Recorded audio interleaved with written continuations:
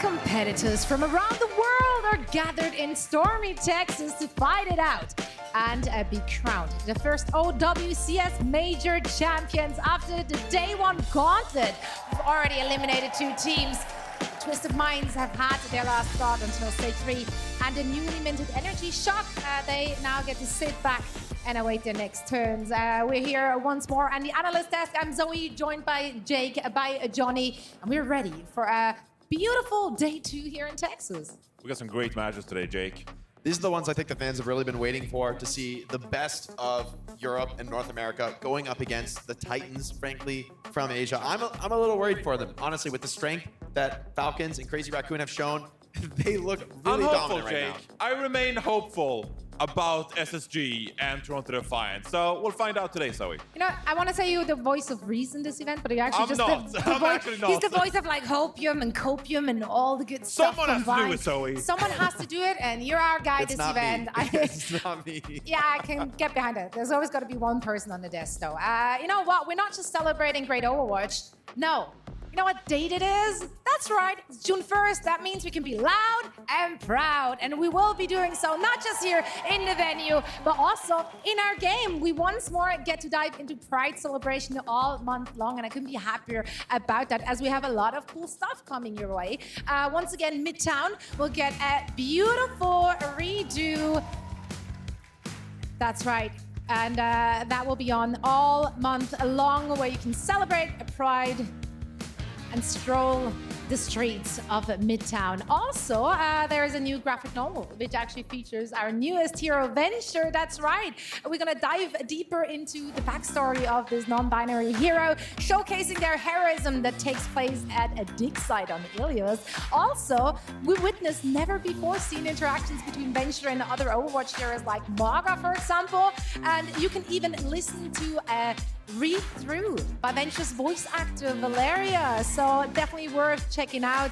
I love Venture's design. It's so fun, it's so quirky. I can't wait to read this graphic novel. I'm not the biggest lore head, but Venture is quickly becoming one of my favorite heroes in the game. Just like gameplay-wise, so much fun. And it's sweet to see them really being employed by the best teams in the world here. It looks like, I think, one of the most important heroes in this current meta. And some of our voice actors, they're here at DreamHack, of course. They've done some meet and greet, so you can find the voice actors. You can give them a chat. That's right. So lots of stuff to celebrate. And we, of course, also will be awarded all month long with sweet drops. If you're watching Calling All Heroes, which, I mean, if you're not watching it, what are you actually doing with your life? But make sure to tune in, because you can earn these beautiful Pride rewards this very month. To see the dates, mark them all on your calendar. Make sure to tune in to Calling All Heroes. A fantastic competition with so many great faces in the Overwatch esports. I always welcome some Venture skins, Jake. I got the ice cream one, but I'm ready for this one too. I like that recolor. I've been using the default Venture skin because I like the default skin. It's like some heroes, I feel like the default is just Venture and Sojourn. It's hard to compete. The default is just so sick. The Reinhardt default has aura. I'm just saying. Maybe it's because I'm watching too much Super, but default skin with like the jade or gold weapon. I mean, that's the classic. I mean, you're flex. also doing it from like the competitive side of it, right? If you're rocking up in a default skin, you know things are serious. You're showing presence on the server. Exactly. You're showing presence. I think that's like some weird establishing dominance in there somewhere. But I have to say, for the Reinhardt, Spark all the way. Nothing beats the Spark Reinhardt skin. No. I'm an agreeer, actually. It's the big pink Rein is so swaggy. good. It's so good. I hear you on the Winston, but not the Reinhardt. I'm a BlizzCon Winston skin enjoyer, just flexing. Oh, Ultra rare. I like that. Now, as we just mentioned, Calling All Heroes, and of course the rewards that you can get yourself by tuning in. We have a cool announcement we get to make here. Yes, that's right. We love announcements, guys. In case you were wondering which lovely voices you'll be hearing when you're watching Calling All Heroes, well, we're very happy to announce the on-camera talent that will bring you the stories of our heroes that answer the call. Let's take a look at the faces who will be bringing you all the action. Gamatsi and, of course, Dustin, CB, and Tiny Shiny will be casting you and getting you through the action. And you know what? We actually have CB here at DreamHack. Danny is standing by with CB. How's it going down there? Thanks, Zoe. Yeah, I'm right here with CB for a quick chat. CB, thank you so much for joining me. How are you feeling right now? I'm feeling wonderful. I'm loving being here. The games have been incredible so far. Which ones we've had to see, they've been worth the wait, I'll say. Oh yeah, we had some great games yesterday, and of course we're gonna have great games today. We're at DreamHack. How's DreamHack going for you? Anything exciting? Just getting to see old friends, getting to see, you guys hanging out with everybody, getting to meet, all the other fans of Calling All Heroes, everybody outside. It's been great. Just getting to see everybody, give lots of hugs. Right, and also you just mentioned about Calling Our Heroes. You're going to be casting that again this year. How excited are you for Calling Our Heroes? There is nothing that I am more excited for in life than whenever I get to cast Calling All Heroes. I love the initiative to death. It's the most important thing in the world to me, and please come out and support it. It's incredible. There you have it, everybody. Thank you so much, CB, and back to you, Zoe. Thank you, CB. Thank you, Danny. Nothing but love. As CB said, make sure to tune in for all the action. Esports action in Overwatch, it's always on. So let's give the people what they want. And what is that, Johnny? Drops. No. No, it's gameplay. But okay, Drops. fine. You're want also getting drops. Get drops. You're also getting drops. We can have both. Why not? Let's take a look at what you can get if you're here. There we go. On site in the venue, you will actually get insta drops. That's right. Don't even need to That's do for you in the anything audience. This That's is for in the you. audience. I need Everyone that name here. card. I need that name card. That's The name card? seriously. I'm in a big way. I do love it. I feel like I'm a hoarder. I'm a name card hoarder. You're a hoarder. I have so many name cards. I'm not gonna lie, I like some of the profile icons, but that would require me to change off the Chewan Tiger, which is not gonna happen. So those are nice. They are nice. Speaking of side things, of course, if you're not here in Texas with us, you still can get your rewards. We have viewership incentives once again for watching for a certain amount of hours. You see all the details on your screens. All you have to do is, of course, connect your Battle.net account to your preferred streaming platform where you can catch all the action. That's right. Do that right now. I mean, at this point, I think everyone has done that, You right? don't have to type drops in the chat, though. But maybe you should. If you type exclamation point drops in the chat, it won't help you get them. You just have to watch, so don't do it. But it would be funny. But it will be funny because it is a meme. Mods! Mods! Drops, where's Danny? Every time I hear drops, I think of Danny. Or of the weird 2021 skit that we did with Costa. We'll never forget. Some weird years. That time. It's a What deep is that? cut. It was, yeah, it is a bit of a throwback. But let's look ahead into the future, or let's just start with the present. Why not? Because we want to talk about the games we get to see today on this very stage. Let's start off with the brackets to see where we're currently standing, as we are eliminating some teams today. Here's the lower bracket, so the teams which are still in the lower bracket, they're fighting for their lives right now. Ence and N80 both waiting for their respective opponents, which will drop down from the upper bracket. So obvious at this point, it is a double elimination bracket that we're playing here at our OWCS Major in Dallas, Texas. So let's take a look at where we're at in the upper bracket. We'll kick things off with our number 1 EMEA seed, SSG. They will be going up against the number 2 seed from our Asian region, Team Falcons, of course. I'm very interested to see where those two teams take it, because I think we've got some really, really interesting looks from both of those teams on our day one here. Let's actually start with SSG though, and let's go further back than just one day, Johnny, because they had quite a glow up in OWCS. They came in, expectations high, lots of name value obviously on those teams. Stage 1, probably a bit of a disappointment to them. They ended it in 4th, but then stage 2, they're winning it all. Incredible performances across the board. How are we feeling? I mean, this has been a really long journey for SSG, even dating back to the Overwatch League with London Spitfire, of course, had a really tough 2022, and then brought it all back, 23, of course, and now really establishing yourself with an identity, Hardy, Reinhardt, of course. But progressively, I feel like this core has improved over time. They've added versatility. Of course, Hardy can play a lot of Winston now. Psycho coming into the mix with that Tracer gameplay.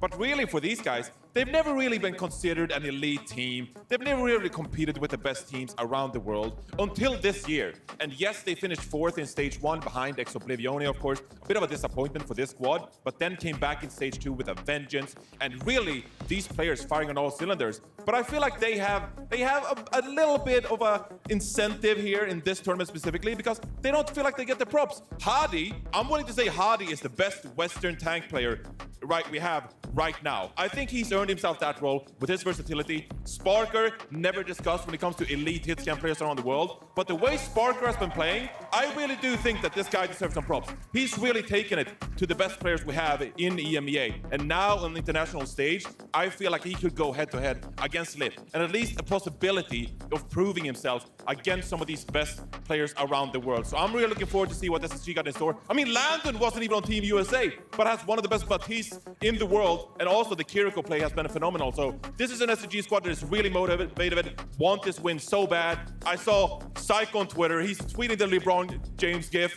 Like, he's all over the place. He's motivated. He wants to get this dub. So I'm really excited to see what they can bring to an international competition. And I think Funny Astro for me is we're not just talking regional. I think Funny Astro's in the serious conversation about best Lucio player in the entire world. I think this is one of the most important heroes in the current meta. We're seeing almost everyone using Lucio. Occasionally people play dive with the Brig, but even the dive style, I mean, Space Station, they don't swap the Lucio. They go Lucio, Kiri, they make it work incredibly well. And so the asset that Funny Astro offers them, perfect synergy with this team. I think Landon as well, just slotting in exactly where they want to be, but also showing the versatility to play Sigma yesterday. I think they're going to need that against a team like Falcons.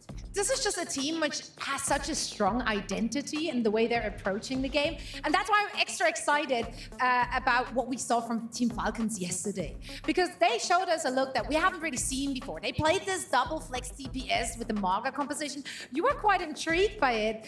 Does that change the way you think these games are going to go? For me, after watching Falcons and Crazy Raccoon yesterday, I think this is the read of the meta. For me, it is this Mauga rush. I mean, for me, what Ence showed, the Sigma playing very slow defensively, protecting the hit scan, trying to counter these Mauga rushes, I think that's the best thing you can do, and it just fell flat. I mean, you got one draw against Falcons. I do think SSG is a stronger team. I think they have a better shot against Falcons, but for me, the teams coming out of the APAC region are just head and shoulders above the competition right now. No one has made really more than a dent in the armor. I think you've got to look at Proper as, yes, he's been playing hit scan for the most part in this season. A lot of people have been talking about as Lip as the best hit scan, but for me, the place Proper is undoubtedly the best in the world is when it comes to flexibility outside of hit scan. He's elite on the hit scan, but when he brings out the Genji, I mean, I think also world class. When it's the Tracer, also world class. No other DPS player in the world has as many heroes where he's in consideration for top one. For me, with Fielder's Ana, how consistent he was landing these aggressive bio-nades, yes, you're going to die a lot. When the Mauga runs in, Lucio comes in, the Ana's left hanging out to dry, but Fielder makes it work with absolutely no resources. He finds those aggressive nades. He's there to enable Proper, and just the potential of this team is incredibly explosive. Stalker has shown yet more flexibility, bringing out the Hanzo and just being deadly accurate on this hero, but at the same time, he's got the creativity to look like one of the best ventures right now. At least their read on how to execute with this Mauga is just incredibly clean, incredibly good. I think Falcons right now is the team to beat. I think Crazy Raccoon is incredibly impressive as well, but I like this read of no hit scan. We have no backline. You can kill my Ana, but we've already finished the rest of your team by the time you're done dealing with Ana. And so for me, I think what Falcons is rocking is going to be what we're going to see in the grand finals. I think it'll be Falcons. I think they're, right now for me, I don't think anybody is beating the APAC teams. I think this is going to be a really favored match for Falcons. Well, let's find out. We are ready. The teams are ready. Is our audience ready? That's what I thought. So let's get this show going.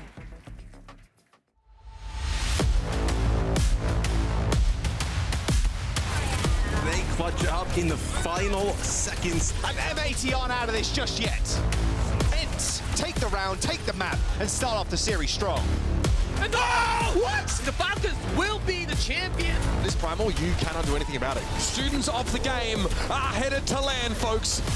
And Space Station demolish Ence and claim the title as Stage 2 champions. The new kings of EU have been crowned. Twisted Minds take the series. And it's a 3-0 victory for the Raccoons. The revenge is there. Toronto Defiant tower over the competition, and they are back-to-back stage champions.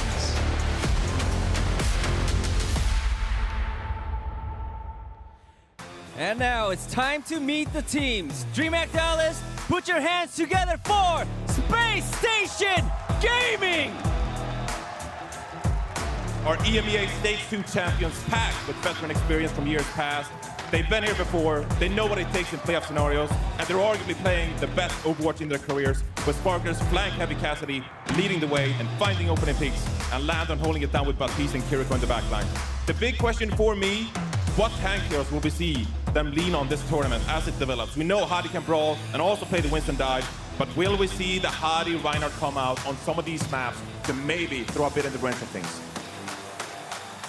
And their opponents. Everybody give it up for Team Falcons! This Falcons squad might be going up against fan favorites, but these players are no strangers to crushing dreams. One of the strongest rosters ever assembled in the history of Overwatch. Proper MVP Rookie of the Year in his first season in the Overwatch League, and he has only continued to shine brighter. Who better to match him than players like Chio and Fielder, one of the most storied backlines in Overwatch history. A serpent of ridiculous talent on this squad. This is a terrifying team to be facing off against in the server today. Team Falcons.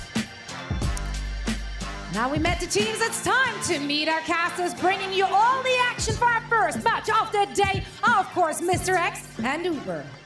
Thank you very much, Zoe and the desk. Great to see how teams hit the stage here. Our top team from EMEA and our number 2 from the Asia region. But the whispers have been that there might be a changing of guard in Asia. A lot of teams are fearing Falcons even more than Crazy Raccoon. Yeah, I mean, they did not look like number 2 yesterday. I mean, they were sick yesterday. Something that they've been doing throughout that we've watched is they've been running this kind of like Ana composition there with the Maga, and, you know, Fielder and the Ana is sick. Yeah, really leaning, I think, into what Fielder can provide on that Ana. But, you know, this team has depth on their roster. When they want to play the Baptiste, Majid comes in, looked really good on that role. He said, I'm not really playing ERE right now. My job is to play that Baptiste. And, of course, that you can use Smurf and Hanbin interchangeably here.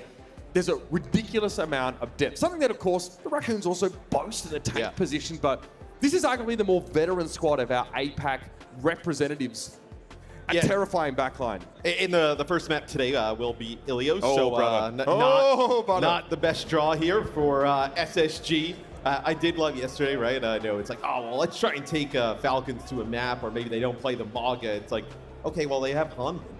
They just put Hanbin in. Like, it's not like it's some huge kind of gap between those two players. But I think Jake was mentioning it a little bit on the desk, where you did see some versatility out of SSG yesterday. Don't believe we saw any Maga, so it'll be interesting if they decide to maybe even try and bring that out. I don't think you can play, Reinhardt, traditional SSG style against like a Maga kind of composition.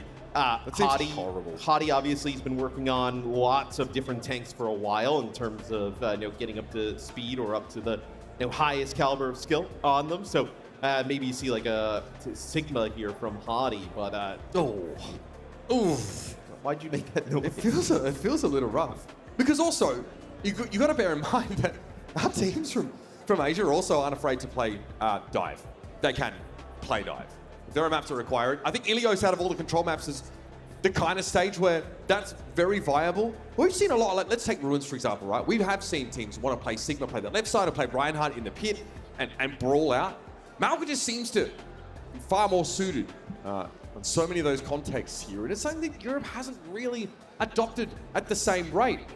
But I think it was Laya that was saying that, this one comp, this Malka comp, a lot of regions it's just starting to creep into a lot of regions. Well, the one thing that Falcons has been doing, though, is, they've been playing it with, like, Genji Venture, which is something that's a little bit different. So SSG playing a little bit slower, maybe around, like, a Sparker kind of Cassidy, with how aggressive you're going to be with, Maga, Venture, Genji in combination with an Ana. It's going to be real difficult keeping that Cassidy alive. We're not always so direct when we ask players questions, I think, about their matches, but when we spoke, I think when we spoke with a few teams, and I think when we spoke to Ence, we just asked Kai, why did you lose to SSG? Just straight up. Try to give a direct question. He said, well, Sparker was flanking all the time, and he absolutely ruined us. And look, to have a team call out one player as the reason for them being unraveled, and of course, the context is that was that EMEA Stage 2 final. But that was a big problem. So Space Station here have got a lot of tools and a deadly arsenal, but they're dealing with the Falcons here, who've already shown dominance on stage yesterday.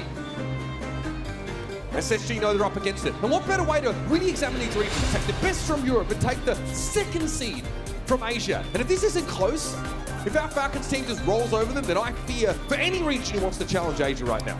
Yeah, and I highly doubt that Falcons is going to let Sparker just kind of wander around in those flanks, kind of like how Ence was talking about. So as we get into game, obviously still some time to make some changes across the board. Space Station, this is something you can definitely see them play, right? This is in their wheelhouse of compositions that feel good. Yeah, it's right up their alley, folks. Here we go, out of the gates onto Well. To start off this series, this is, of course, an upper bracket match, a semi-final here. But no elimination on the line, but falling down to the lower bracket could prove even more treacherous at this stage of competition. And the one thing that has seemed pretty consistent with Falcons thus far, you're changing the DPS line, you're changing the tank. This Ana Lucio seems to be favoring this so far here for Falcons. I mean, again, Harvard Baptiste keeps their Farah topped up. I think that's a huge consideration.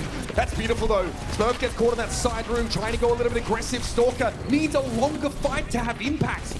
But now everyone's looking at the Farah with the Doom out of the picture, and Sparker is able to play boots on the ground, deal with Proper appropriately.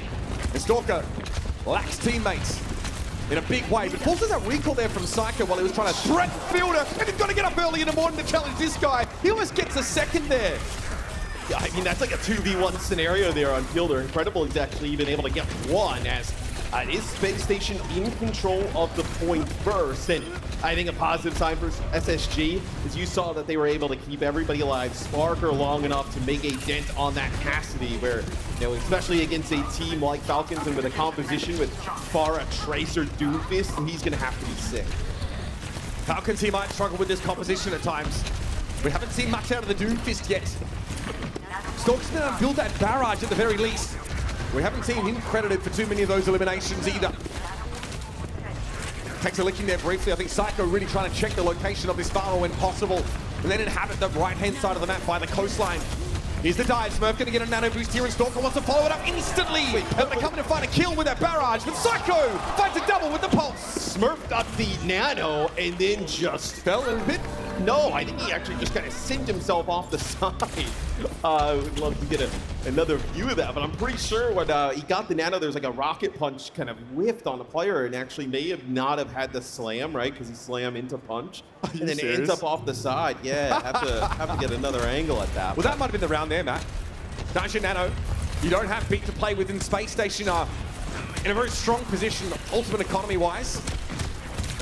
Maybe a magic moment from Proper to salvage this situation maybe in order.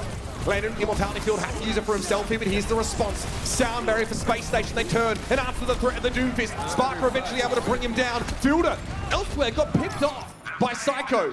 What a tracer showing we're seeing from Psycho here, and this round is over. Yeah, I was just thinking that as well. How we said we had to see Sparker really play at a high level. Psycho here to open things up. It's been fantastic. Stalker to go over, play the Sojourn here at the end, just trying to keep this one in overtime for Falcon. It's got to be a proper pulse. It's got to be something pretty brilliant here to save this round. Maybe spoke a little too soon, but Falcons can only really trickle in at this point.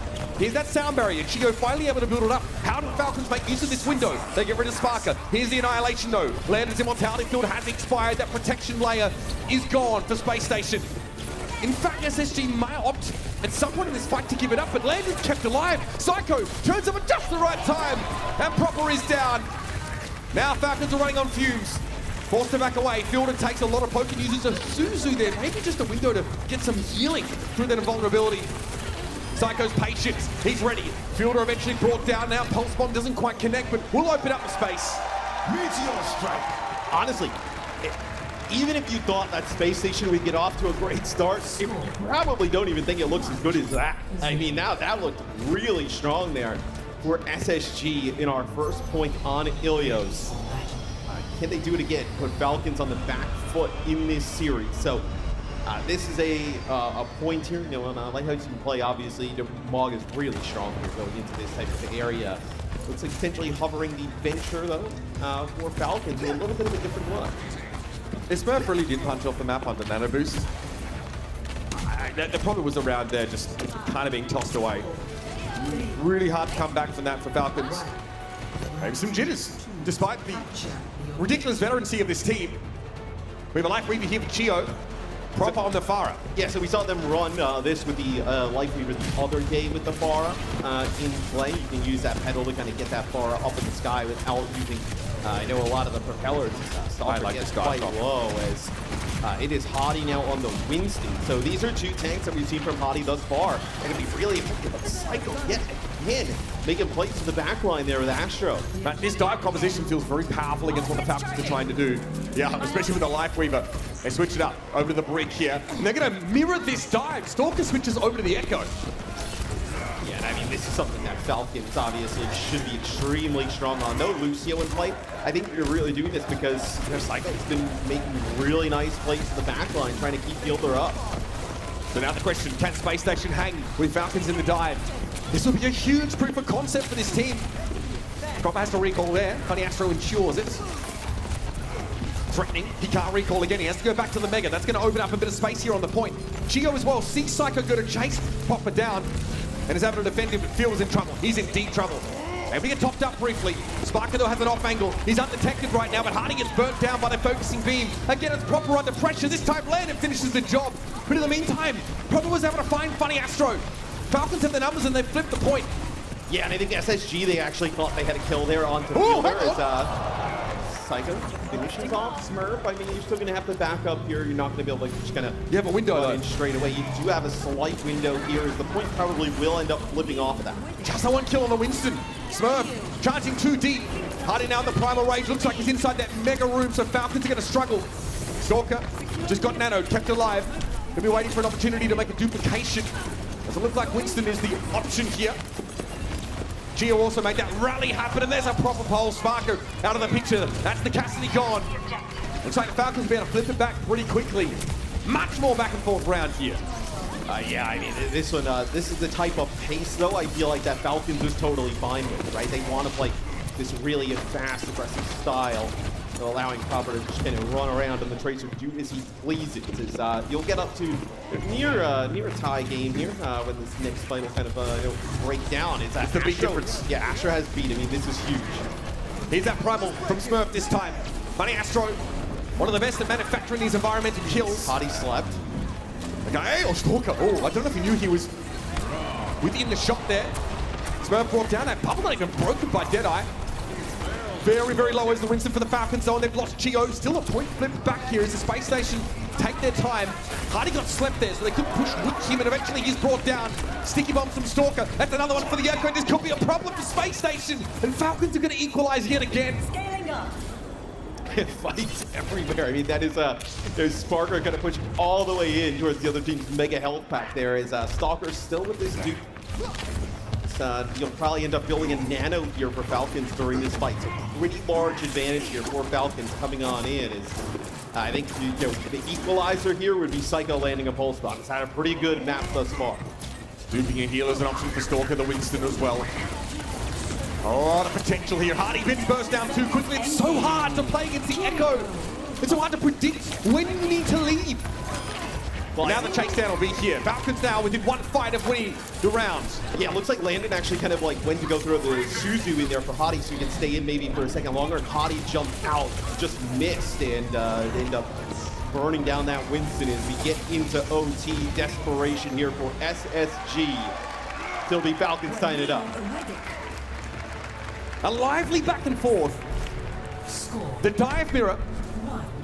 Fun to see something a little bit different there, and it's pretty clear that Space Station quite solid with that composition. I mean, Hardy ground out that Winston for 2 years in the Overwatch League. It wasn't pretty to start with, I think we can all agree. But by the end of that second season, it was very good. Right, so this is what we saw Falcons play a decent amount of yesterday, except Fielder on the Ana instead of the Baptiste. So we'll see if this is what they decide to stick on. But Space Station, I think if you're obviously not going to match this, we haven't seen so far this weekend anybody match this kind of like Maga v Maga. Sigma is kind of the consensus answer to that. I mean, you're it's making a really face, struggled but against this comp, Matt. On Antarctic Peninsula. In theory, if you play it at a really high level, though, it can be very difficult to dislodge the Sigma. Hardy here will have to take the high ground start. Proper on the Genji. Terrifying. Builder on the Baptiste, maybe less, commonly selected for him. Oh, they're going in. Oh my goodness. Okay. Smurf feigns it. Goes off to the right-hand side, hits the masonry. Sorkulo definitely indicating he wanted to go in and fight there. Space Station had to back up here. They had to try and give Hardy some space, but he's been offered none. Immortality Field, Hardy was playing outside of it, Matt. Yeah, I mean, you're also asking a lot from Potty, right? No, you say, okay, this is the answer in terms of composition, right? Potty is not, in theory, a player you would say is a Sigma player, right? No, it's slightly different. I actually like this switch. So we were talking a little bit about this in the back earlier today. Echo potentially a little bit underutilized in certain situations could be quite good here for SSG, make it a little bit easier, right? You get some of these squishier DPS in terms of the Genji or the Venture quite low, and then being able to finish them off, make them pay for going to that back line. Stalker went pretty deep there, Hardy. Oh, that's a scary spot to be. The Air Matrix right up in front of him, but there's no escape from that. And now Stalker knows he can get his hands a little dirty. Only a couple kills there for Space Station. Hard to bounce back after losing your Sigma first again. Yeah, the pace of play here, every fight being dictated though by Falcons. This fielder gonna stay on the bounties. Look like maybe just kind of getting a little bit of a forward movement in the spawn there on the Moira, and then switching over. So it'll be Chio with a sound barrier here, trying to keep Falcons alive on through this, but then you're gonna have Venture and you're gonna end up with, I was gonna say a Blade, but there's the benefits of that Echo. Can't deflect that, it's a continuous particle, that beam. Genji gets brought down.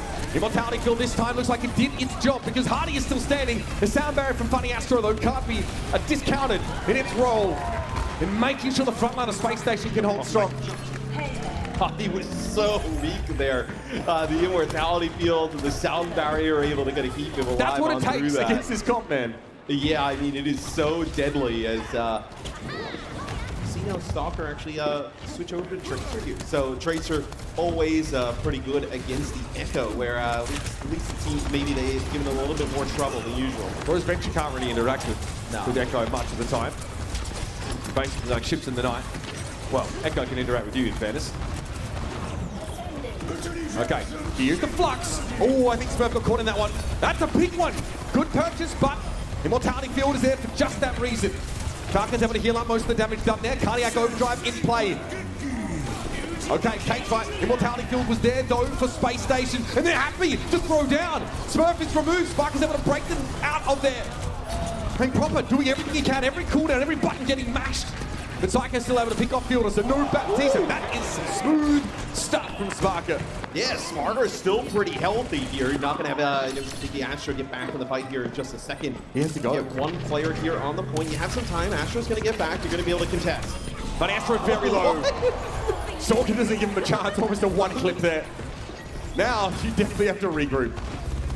I mean, he ends up killing Astro in seconds there. The Astro probably thinks he can get untouched. Maybe Sparker kind of comes back out and you're able to keep things going. Where Space Station, they do give themselves a chance though, right? They kind of get back into this game.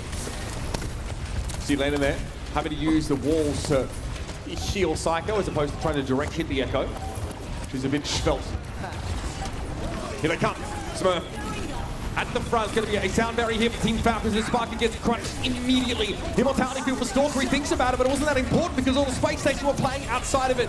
Sound barrier gives him a window. It gives him some time. Smurf eventually falls to the focusing beam, but now that Echo of Psycho is under some serious pressure. Space Station off the point. They need to touch, but Astro is too low. And Stalker lives up to his name.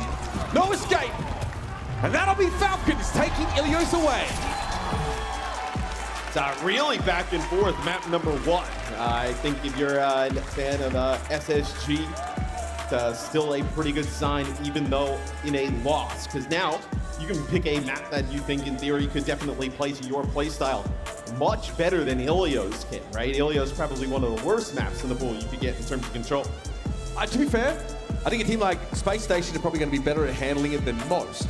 Right, I'd say that they have that flexibility because Hardy can do it all. He just has a strong preference not to, if he can help it.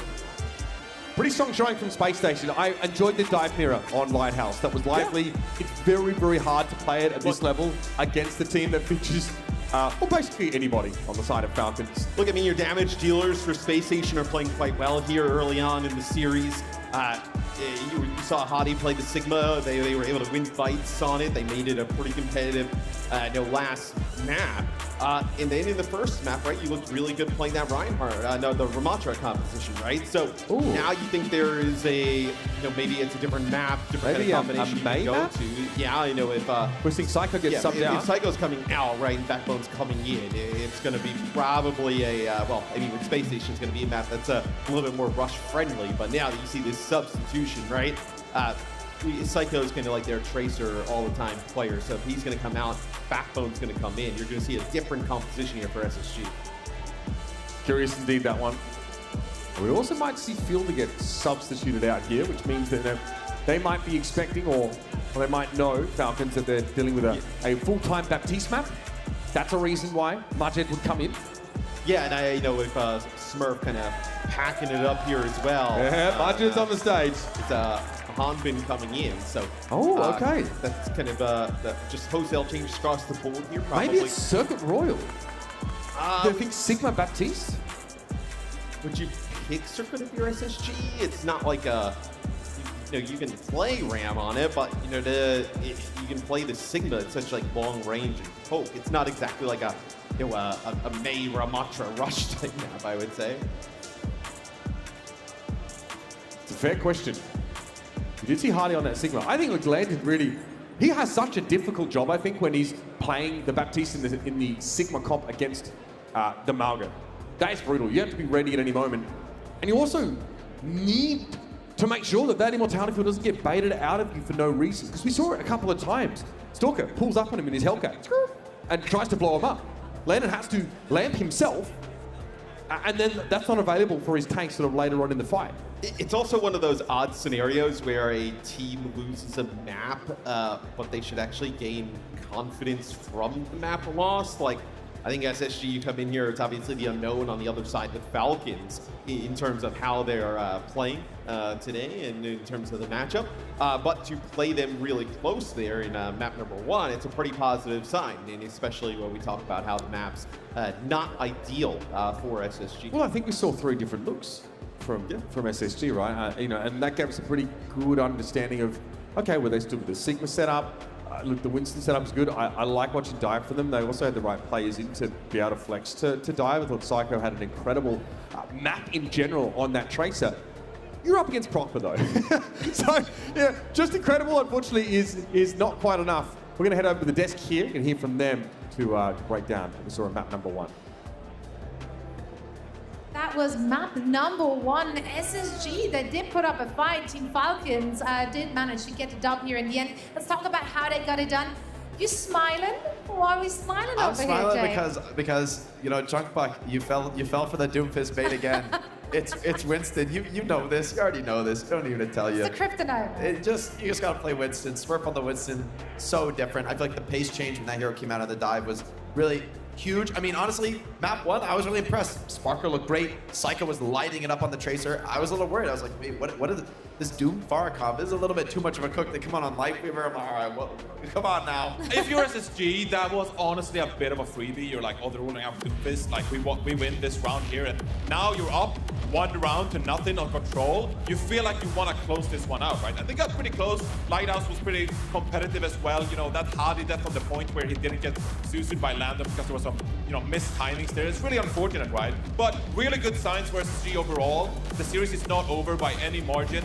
Yes, Falcons have been looking really good at this brawl composition with the Genji, with the Venture. And I mean, Falcons is one of the few teams that can actually play this comp at this level because they have 2 really flexible damage players. So it's really hard to prepare for. Like, you haven't practiced against this comp that much this series or before the series, right? So Falcons, they're looking dominant on this composition. If I'm SSG, I feel like I want to shy away from this Malga composition being played because you just get overrun on this Sigma, and it's really hard to position correctly and get a good pre-fight positioning to work around this Malga. The problem, though, is, if you're Falcons, you've stolen away Space Station Gaming's biggest strength. The strength we talk about every time we talk about this team is their ability to play rush. They're so effective. They can bring you to these close range maps. Now you're scared to take it to a close range map? I mean, based on those subs, I would guess Circuit Royale is what we will see. Like, we're seeing, I agree with that. We're seeing Backbone coming in. Also, I mean, that's when we see Falcons Majet yesterday. and They got Honda to see coming in. Falcons on that match, so you can learn some from that. Maybe you've got something prepared. Maybe you feel good about that. But this is a Space Station Gaming forced off of their comfort zone coming to a sniper mirror, it's not bad for them. I mean, I think Sparker's great. I do think the Cassidy better than the Widow for him. I think for the overall team, you know, they want to be a looser team. Maybe they can find a way to play fast. On Circuit Royale in the past, we've seen some like very aggressive sim comps actually be really effective on Circuit Royale because of how popular Sigma is. Sometimes you can catch them off guard, but even a Rhine, dare I say, maybe like a Ram Rhine with a sim and a Mei, cutting off that Sigma from any kind of support and punishing him, maybe you can attack some of the flexibility issues. But with Majed and Shio in, you could always go back to a rush mirror for Falcons. We have talked a lot about this specific map pick format though, and how do you plan for this? I do think that we could make the case that maybe Space Station, they feel a bit comfortable on some of these hybrid maps, perhaps even like Flashpoint and Push to an extent, but you want to get the escort pick out early to avoid potentially playing Falcons on Gibraltar, for example, a team that they are really good on dive for. So maybe you feel like early in the series, we lost control, we just want to get the escort map out of the way, but we feel pretty confident still on hybrid. So I don't necessarily feel like just because hypothetically we're thinking maybe they pick Circuit Real, that doesn't mean that that's SSG's best map. That could just be the way they strategize about this mapping format. I still feel that your biggest strength has been taken away, right? Like, it's a huge difference if you could take us to Shambali and be really confident, hey, we can win the rush mirror. Right now, I think Falcons is the better rush team. I think Falcons is the better poke team, and I think Falcons is the better dive team. Space Station's played a lot of Ramatra so far. I'm like, you can't play Ramatra in this matchup. You pretty much have to play the Sigma or like some kind of Mauga mirror, in my opinion.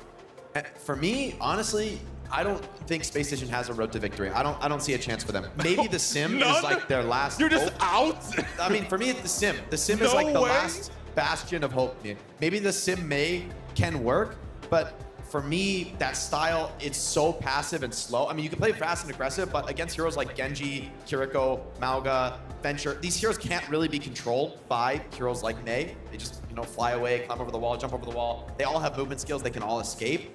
And so for me, I think Falcons has out-strategized Space Station. They've taken Space Station's biggest strength, their mainstay, what made them an elite team, what made them one of the best teams in the world, and now they're dominating on the rush comp. We thought that was Space Station's hope. I mean, I think going into this tournament for Space Station, they were thinking, all right, we can win with rush. We can force our strengths with this loser map pick format. We can come to maps where we can play rush. Now, you can't do that anymore. I will allow you to put a lot of labels on me, Jake, but I'm not giving up faith. I'm not giving up hope. There's a chance. There's a chance. There's always a chance. To the If you audience just out there, to the believe viewers, hard enough, there's Johnny. a chance. I'm not giving up. Let's look at the numbers, though. I mean, yeah. Close, statistically, Johnny, close match. it's not been as much of a beatdown I think that a lot of people would have expected. No, I mean, I think, and it's not to take anything away from Space Station. I think these are incredibly great players. I think we saw that in the first round. We saw how many impressive kills Sparker and Psycho are making. The DPS from Space Station are keeping up. I think on an individual level, I think that this team can absolutely keep up with Falcons players.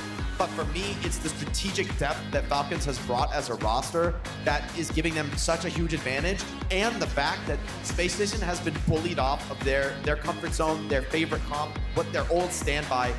It remains to be seen if something from Backbone can mix it up. We did praise them as being a flexible team, though. Like, we do know they can play other stuff. Yes, they initially were known as that one-trick team, but that's not what they are. So let's take a look at where they take us map-wise and then see what they've been cooking up. They did have some time, obviously, to prepare to this for this particular match. Johnny, give us some more hope. More hopium, like gas it I up. haven't given you enough hope. I want more. Here's some hope for you. Circuit. It is going to be Circuit Real, which is the map pick. And look, Falcons, they're subbing in Sermajed. Hate to break it to you, Sermajed is not as good as Fielder. So maybe Sermajed coming out playing the Baptiste. I still think that SSG, they're positioning themselves to get the worst out of Falcons in this regard and trying to at least find some key to victory here. I do still have faith in SSG here. Maybe you do block the Gibraltar, and so I don't hate the pick. I mean, I think there's wisdom to it. I think if I'm Christopher in this position, I'd probably make the same choice. I just mean I feel that there's like a degree of strategic inevitability here. I think the road back for SSG is the worst possible scenario where you're relying on like essentially widow gapping proper. Good luck. Sigma gapping Hanbin. Good luck. Like, I mean, you know, you guys know I'm a realist. I keep it 100%.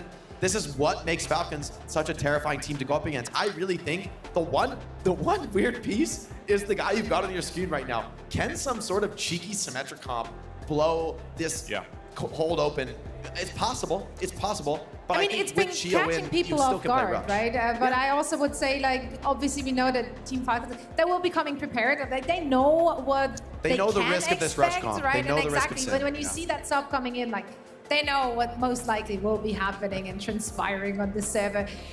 Will make for a good, entertaining series, I dare say. Yeah, not all I mean- hope is lost. Also, we're in a double elimination bracket. Exactly. So Ian, there we go. Hopium, it's I'm not with you, over I'm yet. with There's you. the hope. It's There's not the over lower yet. bracket. They will be falling down to the lower bracket, of course, where their opponent will be waiting for them. I'm not entirely sure who they would be facing off against.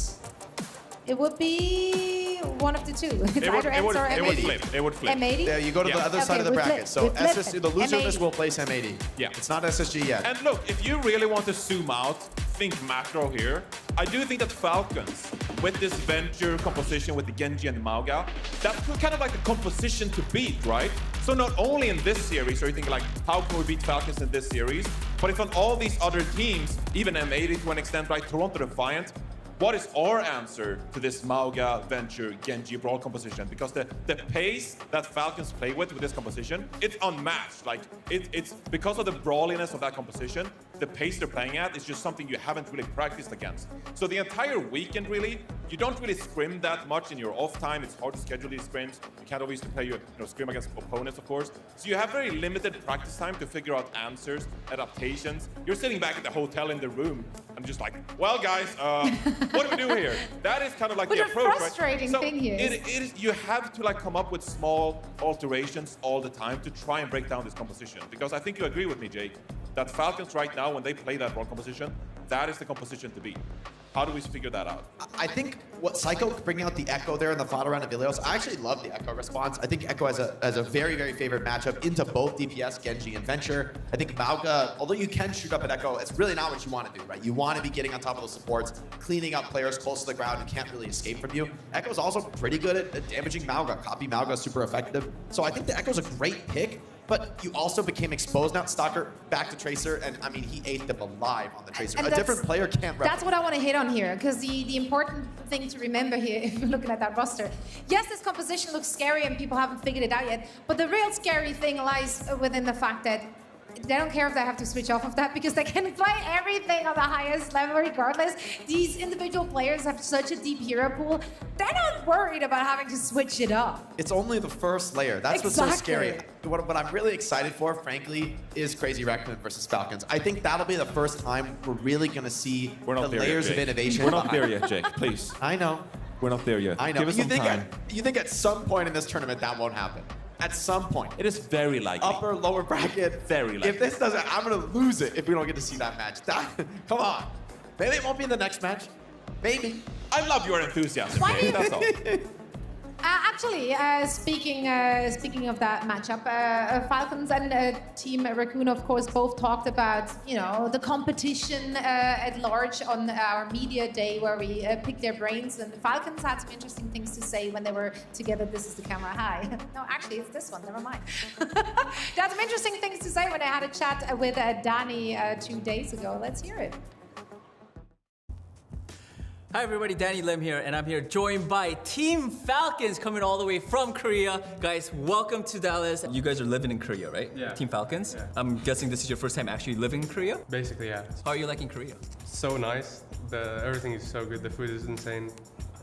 I love it. What's a go-to Korean phrase? Saying like kaja and scrims. Kaja and scrims? Kaja, it's like when we push. You guys are definitely one of the top teams in OWCS right now. Is there a team that you guys consider as rivals right now? 크레이지 라콘 아니면 토론토? Toronto. Why Toronto? 그나마 잘하는 선수들이 제일 많고 해외에서 그리고 연습을 했을 때 좀 약간 다른 팀보다 조금 더 힘들었어요.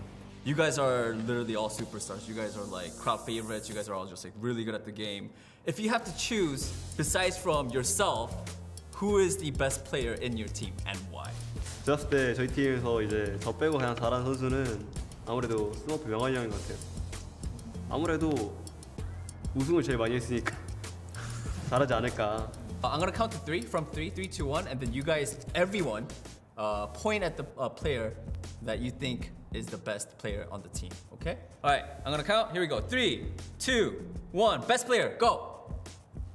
All right. We got some Smurf. Okay, we got proper. We got 2 proper, 2 Smurf, 2 and 2. Okay. Are you pointing at me? Oh, You're best player. Thank you, All right, bro. Smurf, why'd you pick Showmatch Match? He's best player. Best World player? champion. Eh? World champion. I appreciate you, bro. Thank you. He's world champion. Do you guys like feel pressure to perform because there's so many big names in the group? I don't think there's a pressure. We're just gonna have fun and then beat everyone. How confident are you guys that you guys could win the whole event? 100%. 100%? 100%. 무조건 저희가 이긴다. 저도 지금 무조건 이긴다 생각하긴 해요. 무조건이죠. 저도. 100%. Everyone says 100% they're gonna win it. All right, let's see if that comes true. Team Falcons, thank you so much for taking the time to do the interview. And yeah, let's say bye to the camera, everybody. Thank you so much. Bye bye. Bye bye. Bye bye. Bye bye. I mean, has there ever been a singular interview where the answer was, "Oh no, I think we're gonna lose. It's gonna be a beatdown." But for these guys, that's You've got to this is come in real. confident. That's real have confidence. to. That's confidence born of experience. That's a different level. There's nothing false about that. I mean, rightfully so. The performance we've seen thus far, looking like pretty stiff competition. They have a target on their back, of course, when you're performing like that. Let's see if SSG can get something done in map number 2, as they're currently down 0-1. Let's send it back over to Uber and Mr. X. We hear from them about all the action. What do you want to know? So he Anything looked in over at particular, us or- like to make sure we were still here. But we've been here the entire time. And as you try to talk to us, just pick the mic up. That doesn't do anything when they turn it off, you know. I know. Oh! They turn it back on. What do you want? Just What do you want? keep us What do you on want our to? toes, man. What do you want to know? Like, what do you want to hear from us? Anything. How's your day going? Pretty good. New hobbies? Trying to stay alive at DreamHack. That's my current hobby. Yeah, Jack's nodding. It's an experience. Mitch has been pretty It is. angry. It's a There's somebody gaming over at the festival, my VR man. station that's better dressed than him. So Yeah, who is that person? We need to vibe. The Yeah. guy has great taste in shirts. I'm not going to lie. We're back, of course, everybody, with map number 2 just around the corner. And I was right. I'm not going to gloat too much, but Circuit Royale was the pick here. It's a common one, I think, if you don't want to get Gibraltar. So, not a huge shock. That's why, of course, we see some switch-ups on the Falcon side. Margent comes in, Hanbin comes in, Baptiste, Sigma seems like a very solid approach. And it's something that I think you were hinting at, Matt. Yeah, SSG can do, but maybe not a preference of theirs. You don't want to get Gibraltar. That's a new one. Yeah. Yeah, and look, you can. What they're hovering right now. This will be Falcons on defense. It looks like. So we'll get that one on the top of your screen swapped up. But this is what they ran the other day, right? They played the Life Weaver. They played the Life Weaver around that corner. Space Station. This is something kind of obviously in your wheelhouse. It's specialty here. They might stay on this sim, gang. Yeah, buddy, we're keeping the sim. All right. Let's see how this goes down. So you can also, you can know that they're going to do this, but I imagine trying to find somebody to play against who plays this at a high level and try and scrim or practice against something like this is almost near impossible. As Space Station, really the only team who plays competitions like this is it's going to be Immortality Field. They're used to pumping up. They're just getting some space. Yeah, they need to keep Hardy standing. That's the problem. Yes, he got an Immortality Field map, but he didn't get enough healing. Finding a bit of disconnect there, but landed. Uses the Exo boots to get some height. Landed with 2. Hang on. You lost Hardy, but you've still got a bit to go on with now. Geo a little bit low, needs to back away. A question here from Space Station as they thunder in towards the underpass. Yeah, I mean, in theory, right, Falcons should end up being able to kind of create distance between themselves and Space Station, and then with the damage from the Hanto and the Pharah, able to win that long game. That's a huge one there, taking out Funny Astro. So who kills Stalker here? I think it's kind of almost a little bit of let's see if we can go and get enough players where it's like Landon or somebody else can finish Stalker off. That's kind of the game. And kind of playing with fire there for a second. Kayab was died. Stalker using that pedal around that corner to not have to hit that ground off. Space Station have to go fast. They need to get their right in position with a Sim TP quickly before Stalker can take over the fight with that unanswerable damage from high. Here they come again. Hardy gonna drop off. Pressure coming down, but there it is, the response. Yeah, beautiful barrage, and of course a life grip to get Stalker out of trouble. So often that the barrage leaves you so vulnerable as Farah. Almost guarantees you get killed in response. Now though with Blackweaver, that's less of a certainty. Yeah, traditionally Rocket Barrage is a press Q to die ability. Kind of up there with Death Blossom at times. Press Q to try to kill. Kind of thing. Yeah, where right there, able to get 2. Also with like the knock, right? When you want to use these TPs, obviously for the TP, you have to be all close together. Just add extra displacement towards the side of the space station. Armanetta back up there, plenty of time though. The poke coming in, you can see these health bars on the side of Space Station, seen better days. Sparky got topped up. They have to, what? Okay, they have to use the immortality field already. They won't have it to respond to this flux. And they have to use feet just to like get around this corner. Not good. Back up. Yeah, I mean. The flux though wasn't ever really triggered by Hanbin. I think he was satisfied with the disengagement there. Here's a Blizzard. Okay, it's going to be used pretty defensively though now as the pressure starts them out on Hardy with proper the Dragon Strike to cut the back line off from the front. Tree of Black though, good healing as those pulses come out. The immortality field is down for Falcons. They want to push up. The Maywall's going to make it hard though. And Matrix, Shadow came out there. Proper and Geo both got caught, and there's Hardy running over the top of them.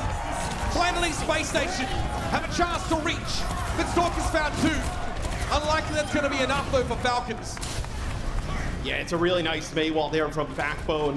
They end up dropping in Ant Matrix. They get a kill off the back of that, and then the Maywall falls right into the shatter there from Hadi.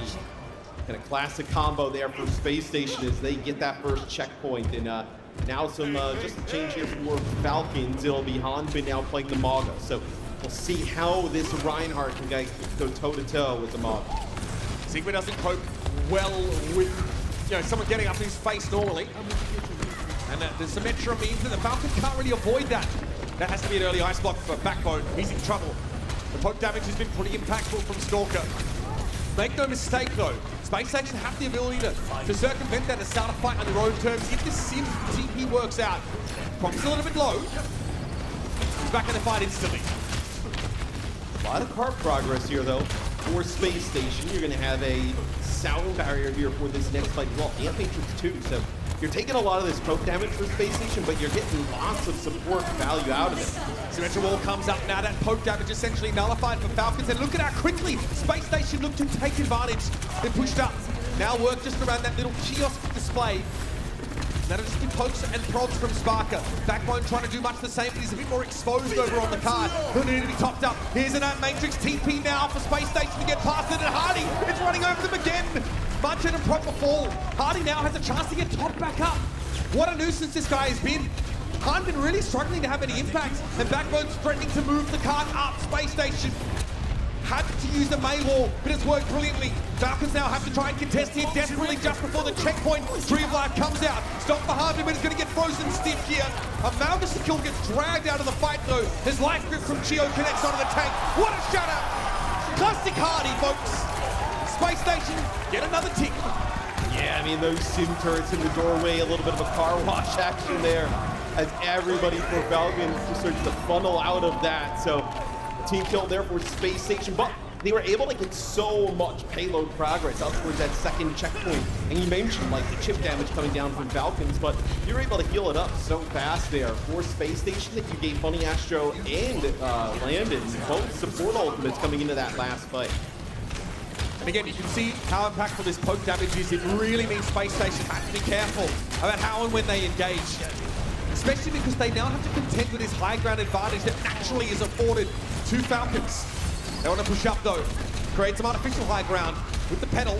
Hardy wants to drop down now, pressure that Hardy's shield, which really has to be put away awful quick once those miniguns start rattling. But look, they've circumvented Harvin entirely. They've gone around the Malga. They've taken up the high ground, and now the map has been flipped.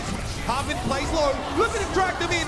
Stalker got life grip down a little bit early there, but the cage fight is still going to make it hard for Space Station to get away from this engagement. But they're happy with it. They want to fight. They want to brawl. And they're more than ready to throw down as Harvin drags him in. Yeah, I mean, the longer these fights go, right, the Sim starts to ramp up in it. It's a cage fight.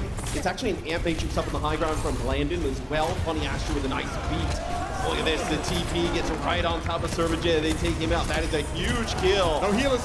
I think you were a little bit worried about, how this Reinhardt would play into the Mog. It's looked pretty good so far. Random falls there, can't get back on the same side of the Sim wall. The Stalk had nowhere to go. He basically got trapped by the Bay wall, and that's a pretty impressive tie to work with. Space Station get the map down and show one they're not afraid to play Ryan almost anywhere. I mean, look, you get the Sim TPs, you start getting that Ryan into positions that you normally do not expect. Nobody in the world, I was going to say does it better, but nobody in the world does it at all outside of Space Station. Still correct. At the moment. So we'll see now what they decide to do on defense. I think the more interesting thing is what in the world do you do with your Falcons, right?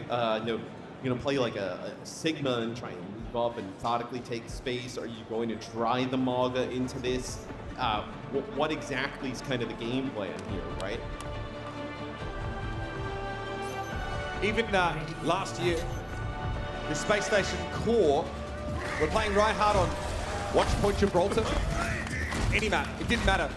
Because the Symmetra allowed them to circumvent so much of the verticality that they lacked.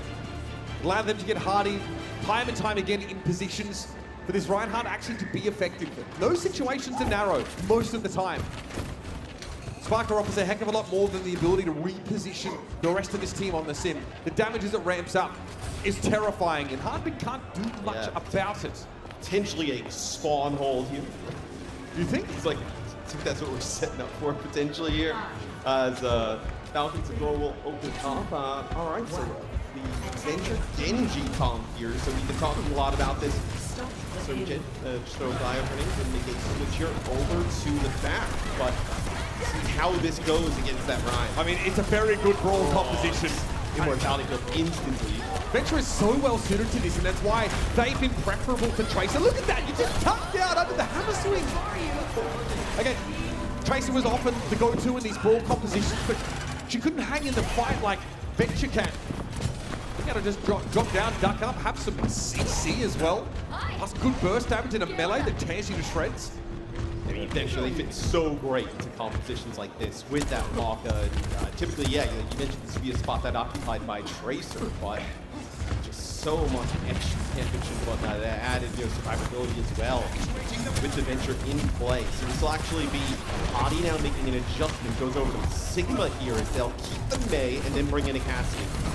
Maywall, though, is effective. Crawford, though, just walks up on them. He won't be denied. Accretion doesn't connect. Hopper's able to avoid that.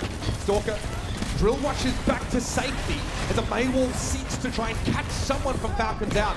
They're able to group up together once more.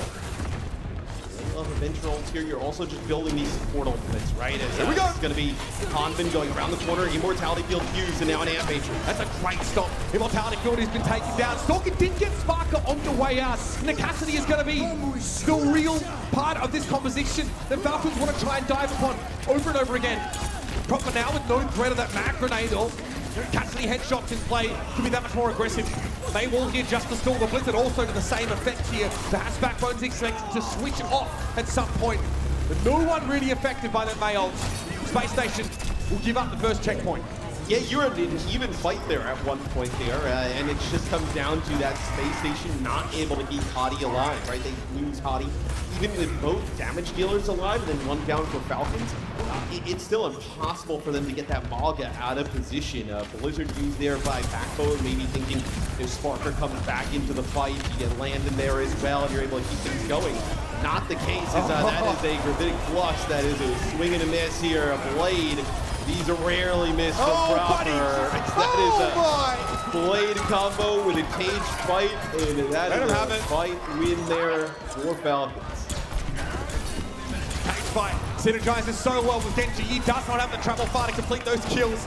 Sparko comes back on spawn and takes Chigo down. This could be an issue when it comes to Falcons properly capping his checkpoint. Space Station back to 5 here. And a Lucio for the attackers. Space Station just needs a fight win here in a bad way, right? Because they do end up completing the map at a decent amount of time, right? You get a fight win here, you start to burn some clock, you give yourself a real chance of having a better time bank. Then Falcons. So Falcons, they back up here a little bit. They're going to play for these double support ults again. Another stop. Look to get into the back line. Pressure the Cassidy once more. Surely had to be the plan. Landon's Immortality Field only keeps Sparker up for so long, but it's traded back. Hanbin falls. The Immortality Field there for Marjet. Not quite enough to keep him standing. There's still a dominant showing from Falcons. It's another checkpoint guaranteed. And it seems like Space Station is potentially here just trying to get out and test, but the Backbone in the ice block, and not able to get it though. As funny, Asher actually used it. They come back. They're gonna have a go at this, but they've lost Backbone already. Accretion connects with Hanbin, but he seems unperturbed. The Stalker gets in the back line and deals with Landon. That Venture, absolutely filthy. 4 minutes and 13 to play.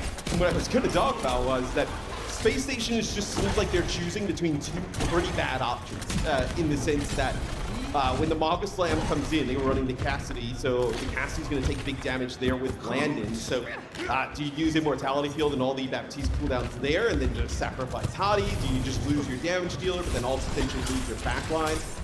It's a no-win scenario there for Space Station Gaming with those types of decisions. Dragon Blades here for Proper once more, and a sound barrier going to be used to start the fight. Proper absolutely in this one. It's going to be Funny Astro removed first, and Space Station do not seek to use the ultimates they've banked. Hardy has no chance to find a good flux there anyway. They are making it look easy with this composition. We've seen them running now with the Baptiste. We've seen it also run the Diana when Fielder is in, but the combination of Maga, Venture, Genji seems to be extremely strong. It's hard for Hardy to get a good flux here as well because of how dispersed Falcons are over the points. They start to make their way in with the card. Hardy steps up and look at that, blown up instantly. No chance for Landon to get that Immortality Field in play. A Blizzard, that's a pretty good one, but Harman's playing from outside of it. It is enough for Backbone to get in and deal with Stalker, but Landon's fallen. An Immortality Field, not an option. Once more, Funny Astro will be staggered simply out on the cart. Here's a Sojourn play, but Sparker only has a little bit of mobility. Once that's been exhausted, he's in trouble. Here's that cage fight. Kinetic grasp here from Hardy. Good time by as Hardy goes lower and lower. Eventually going to be removed. Now a chance of that gravitic flux. Should it be required? It looks like Space Station have been able to hold. Just barely. You see how difficult it is to take down that Maga. You need like a whole spawn cycle of players. Space Station makes some changes here, so they'll have the Echo. We've seen the Echo used early on in this series against this type of composition. Now also they'll have a Flux here to use in this next fight. So we'll see Flux overclock, right? Stalker's going back up in the sky. They've got to know about this. Drop down here, so. Drill Rush used to gain a bit of height here. Cardiac Overdrive in play now. Gravitic Flux will be the answer. Sparker with overclock from that high ground, can't do much. But Marjan, and out of nowhere appears Stalker. Sparker's taken down, but Harman was the casualty of that Gravitic Flux. It's Backbone getting traded, at least able to pick off a player with that focusing beam. And again, Space Station set their feet. With Hardy standing, Falcons cannot advance. And now they'll risk of falling behind in time bank. If they switch off the Venture here, it might just be a little bit harder to kind of like access the backline. You saw there when the pop-up happens, not able to get towards that high ground completely. Also the Tracer, as we talked about, really effective against the Echo, but the clock dwindling down here. Space Station with a chance for the better time bank. Played Proper for a time, looked like he was having to sit on the low ground, but then heads upstairs with pressure on Funny Astro, who has to drop down, and Hardy eventually falls to that blade itself. Backbone duped Amalga for a time, but he can't hang, and Spark is going to step up and have a cry. 10 seconds separate these two teams. Still, SSG has to, I mean, look, their point A and B defense not great. Even kind of point C all the way towards that end. You know, the map completion, ultimately, but still able to hold there for, two really, good fights, right? With burning a lot of this clock off, gives them that time bank advantage. So you can't feel too terrible about the position that you're in if you're Space Station Gaming. It's just figuring out what you can do here on the defensive side early to prevent a little bit of a snowball. Yeah, when we get down to this kind of time bank, that first checkpoint hold becomes far more important than under nominal circumstances. And against, first we'll think about Space Station's defense, but they are going to have to play offense against that Pharah once more. They're really necessitated speed. Space Station won't play the Rhino on defense, though. It will be the Sigma.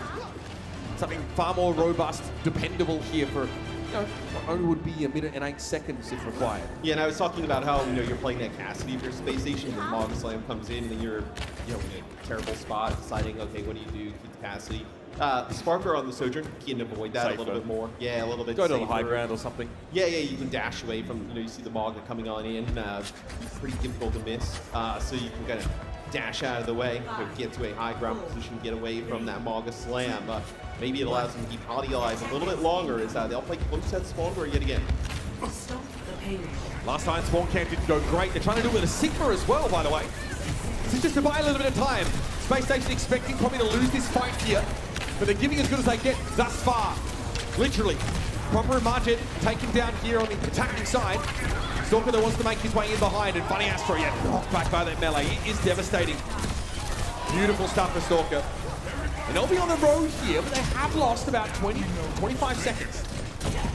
Yeah, this also allows Space Station to make some changes, right? Kind of it's going to be Tracer here for Soccer. Yep, so as soon as the backbone switch to the Echo comes in, you switch over to the Tracer. You a little bit of a, not a huge advantage, right? The Tracer are always pretty strong against Echo. As soon as Echo kind of comes out of the sky, an easy target.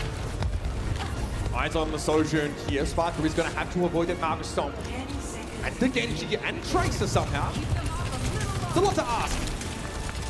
The flank already being occupied by Stalker, who look to make their way in, and there it is. As the power slide away from the Malgore, now you can start just plugging away with these shots. Railgun hits him in good for Sparker. Probably the first casualty. He knows Stalker starting to flank behind, but this means Backbone has a bit more freedom to pressure. Harmon exposes his back to the Echo, and that's an easy pick off for Sparker once more. Nobody able to get to grips with this Sojourn here in Space Station. They're in a great spot to hold off. Pulse bomb, Sparker ignores it. Far enough behind him, it's not a threat. Oh, the beat! It gets delayed, but Falcons can't exploit that. Geo now, eventually the beats run out for Team Falcons. They're going to have to go for it. But it's a gravitic flux they're going to play into. Hardy lets it go now. Who does he catch? Gets the Genji. No chance that Proper would have survived without that healing. And the Immortality Field comes in after the fact. That's already been used now. It's been expired. Landon gets his ammo. Air Matrix is in play, but Harmon seems to be able to play out of line of sight of it. Yes, on the low ground away from that damage amp. Stops to reposition. Deflect with a sticky bomb. That is disgusting. Unreal from Proper. And now he's got a chance to do even more.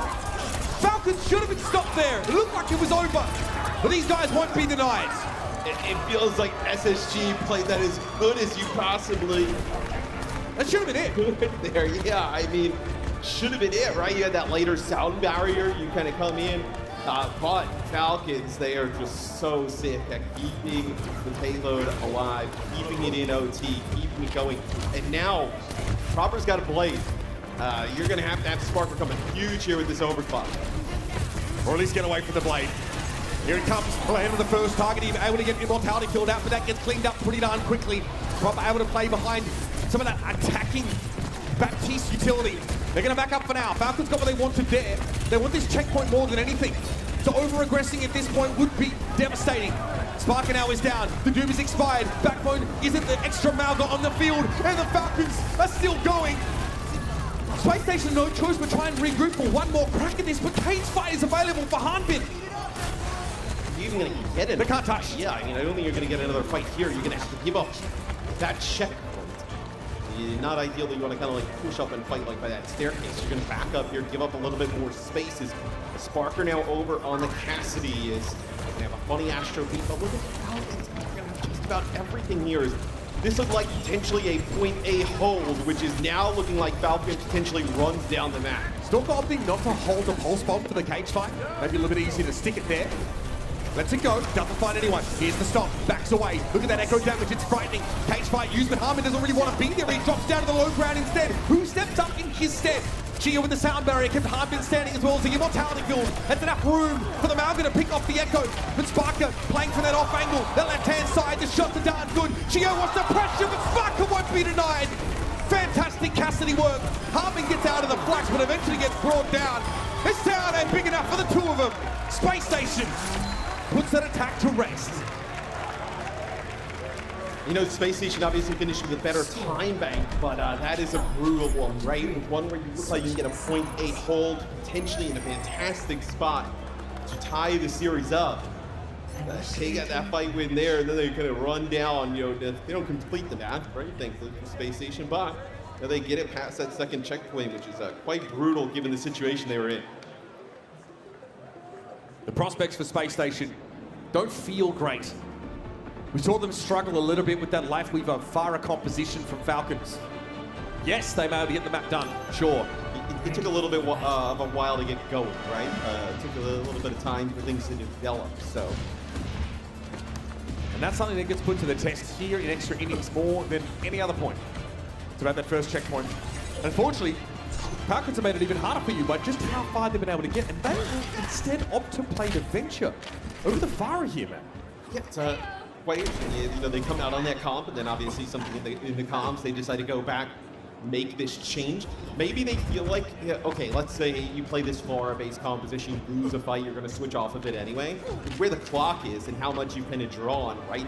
Even if you lose a fight or two with this composition for Falcons, once they get the ultimates, once you get cage fight blade, you're good to go, right? You feel like it's an automatic win. By that time, you would be an OT. So, kind of playing the long game here for Falcons. Space Station here want to try and circumvent an all-in brawl straight out of the gates here. And it's a Maga here for Space Station, so we were wondering, like, will we actually see like a Maga v Maga matchup you actually do here early on? And it's actually the comp they were playing with the Reinhardt, but instead of the Reinhardt, they're playing Maga. This is anti-venture positioning as well. They don't want to run in and take a full fight straight out the doors against that. They know if they can outrange Venture, it's much easier to deal with them, especially with the Cassidy. Armin quite low. That's the immortality field. And Space Station say, okay, we're going to use one of our own here. We can't lose any players. Can't afford that with 37 seconds left. Sim starts to ramp up here. You can see just how devastating it is to Malga as it is anyone else. Chico there just gets picked off. Backbone. Starting to put him in the microwave. But you burned about, I mean, you burned more than a minute of clock, right?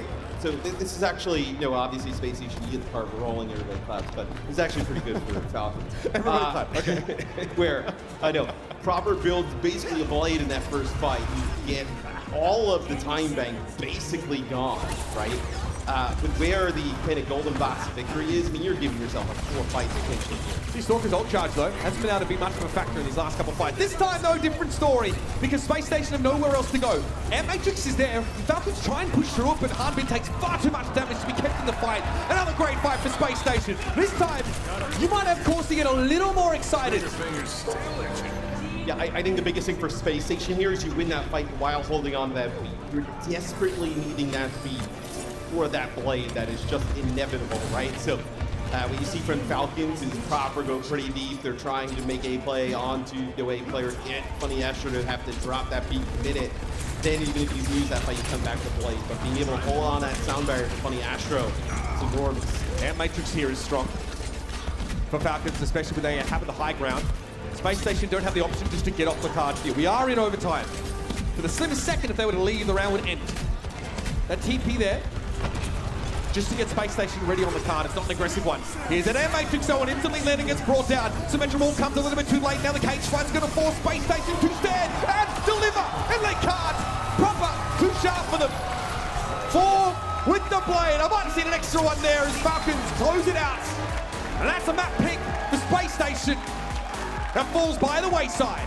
And that end sequence is kind of what I was talking about a little bit previously, is that proper goes in, the kill happens until Landon so fast. At that time, you have no Baptiste. What are you forced to do? You're forced to use the sound barrier to kind of keep everybody alive.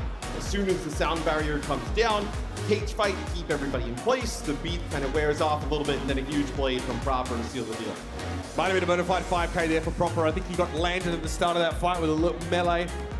We see why Cage Fight is so synergistic with what Genji tries to do, and Tracer to some degree, which is why we were a little surprised to see Stalker pulse sort of before that ultimate came down, but a very minor thing.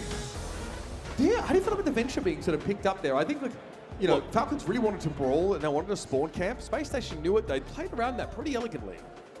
Yes, but I do feel like that Venture is extremely good. It was a marginal thing. Yeah, in combination with the Genji, I mean, it is just a pretty sick combo with the Mog in the mix. I mean, the amount of damage that comes down, you know, between Venture and Maga Stomp. You know, this is nerfed Maga, by the way. Yeah, and then Proper with a dash. I mean, it is just lots of burst damage that there's almost no answer to. So really sick comp.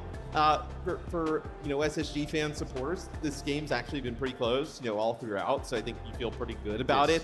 Now I expect them to fully pick one of the escort maps. I think, you know, whichever escort map they probably feel the best about in the pool is the hybrid map is where they decide to go. Is there a silver bullet at any point here for SSG? We've got a substitution now as Margin and Hanbin look to be put back on the bench. Yeah, and you know, just taking a look, it looks like everybody on you know, SSG got up. So not sure if we're going to see some subs for them, but I know seeing Sermjet get up, seeing Hanbin probably leave, it'll be a different map, you know, completely with a different kind of lineup in. That's right. Let's listen to some winning comms here for Falcons. Let's see how they landed the plane there on Circuit Royal. Yeah, we combo Hanbin. 나갈 수 있어. 나 차 이러면 차. We can go. 3, 2, 1, I'm ulting. Push. 봐봐. 루시원. 밑에 앞에 왔어. 쌤 러빗 쌤. 알람피오. 아노 나이스 마오가 나이스 Yeah, winning moments here for Team Falcons. Unlucky, some might say. Obviously, SSG. That was not luck or unluck. Well, you know, skill. the good old Genji 5K to close it all out with. Quite frankly, though, it was incredible, impressive what both of these teams have showed there. You know, SSG, they set themselves up well there. They had more time to spare as well. But then it all crumbled. Like, what an incredible OT push we saw from Team Falcons on the back of incredible individual performances. I mean, individually, right? When you're counter picking Falcons to force Stalker to play Tracer. That's the position you're in. You're forcing Stalker to play his best hero, and that's like the progression you've accomplished so far in the series in terms of breaking this meta comp with the Genji and the Venture. I mean, for me, Falcons have this in the bag. I don't think there's a pick that's going to change this. I think this is on Space Station's review group and deliver their best. I thought the Sim was really their last hope, and to be honest, they made a lot of great plays with the Sim, especially against Hanbin and Sigma. I think they really executed well. Hadi had only huge shatters this map. I mean, nothing was with an incredibly consistent Ryan performance in the good matchup against Sigma. Very well played from them. But as soon as the manga comes out, okay, we're back to basics. We're back to consistent, incredible performances. I like the idea of matching the Malga in the open spaces on first point. Sure, you can win, but it's overtime. You've got to stay on the card forever. Yeah, Landon dies before beat, but I can't overstate how impossible that situation is for SSG. You're forced to come across this close sight line. Genji's right on top of you. If you beat early for Funny Astro and keep everyone alive, they're just going to disengage from you, come back 2 seconds later, and wipe you without one of the most important ults in the game. So for me, Falcons just putting on a tactical masterpiece. I think they are the team to beat right now in the tournament. I think even Crazy Raccoon has to be looking at Falcons as a serious, serious threat. Yeah, but you're seeing how the compositions evolve throughout even this map alone, of course. Space Station Gaming coming out, playing the Reinhardt composition, while Falcons is playing the Pharah with the Life Weaver. And then Falcons saying, we're just going to stick to the Mauga composition. We feel really comfortable with this Venture composition against SSG, even bringing the Reinhardt in spawns, right? So SSG here, I feel like that was their silver bullet, like Mitch mentioned, with the Symmetra and the Reinhardt. In many ways, that was maybe their hidden strategy that they could pull out here on a map like this. Maybe you learn something from that, but I do think that throughout this tournament, you need some kind of variant on Mauga, because on a lot of these points, Mauga is just so good, and I don't feel like you can get away playing the Sigma and playing the Reinhardt. Now, not at all times. You don't have to use one trick Mauga. There is some Sigma variations that could work out. I could see them bring out the Reinhardt in the future, but maybe if you're Space Station Gaming, maybe it's some variation of Symmetra, because Symmetra has been a staple pillar of their arsenal for like years now because of their proficiency, Sparker, you know, with the teleports. Not sure about the Mei. I don't think that's gonna work out. I guess the level of dive that we're seeing from Falcons, right? But I feel like the silver bullet has been used from Space Station Gaming, and now we'll see if they can cook up something more as this series develops, but also throughout the tournament, because there is a lower bracket.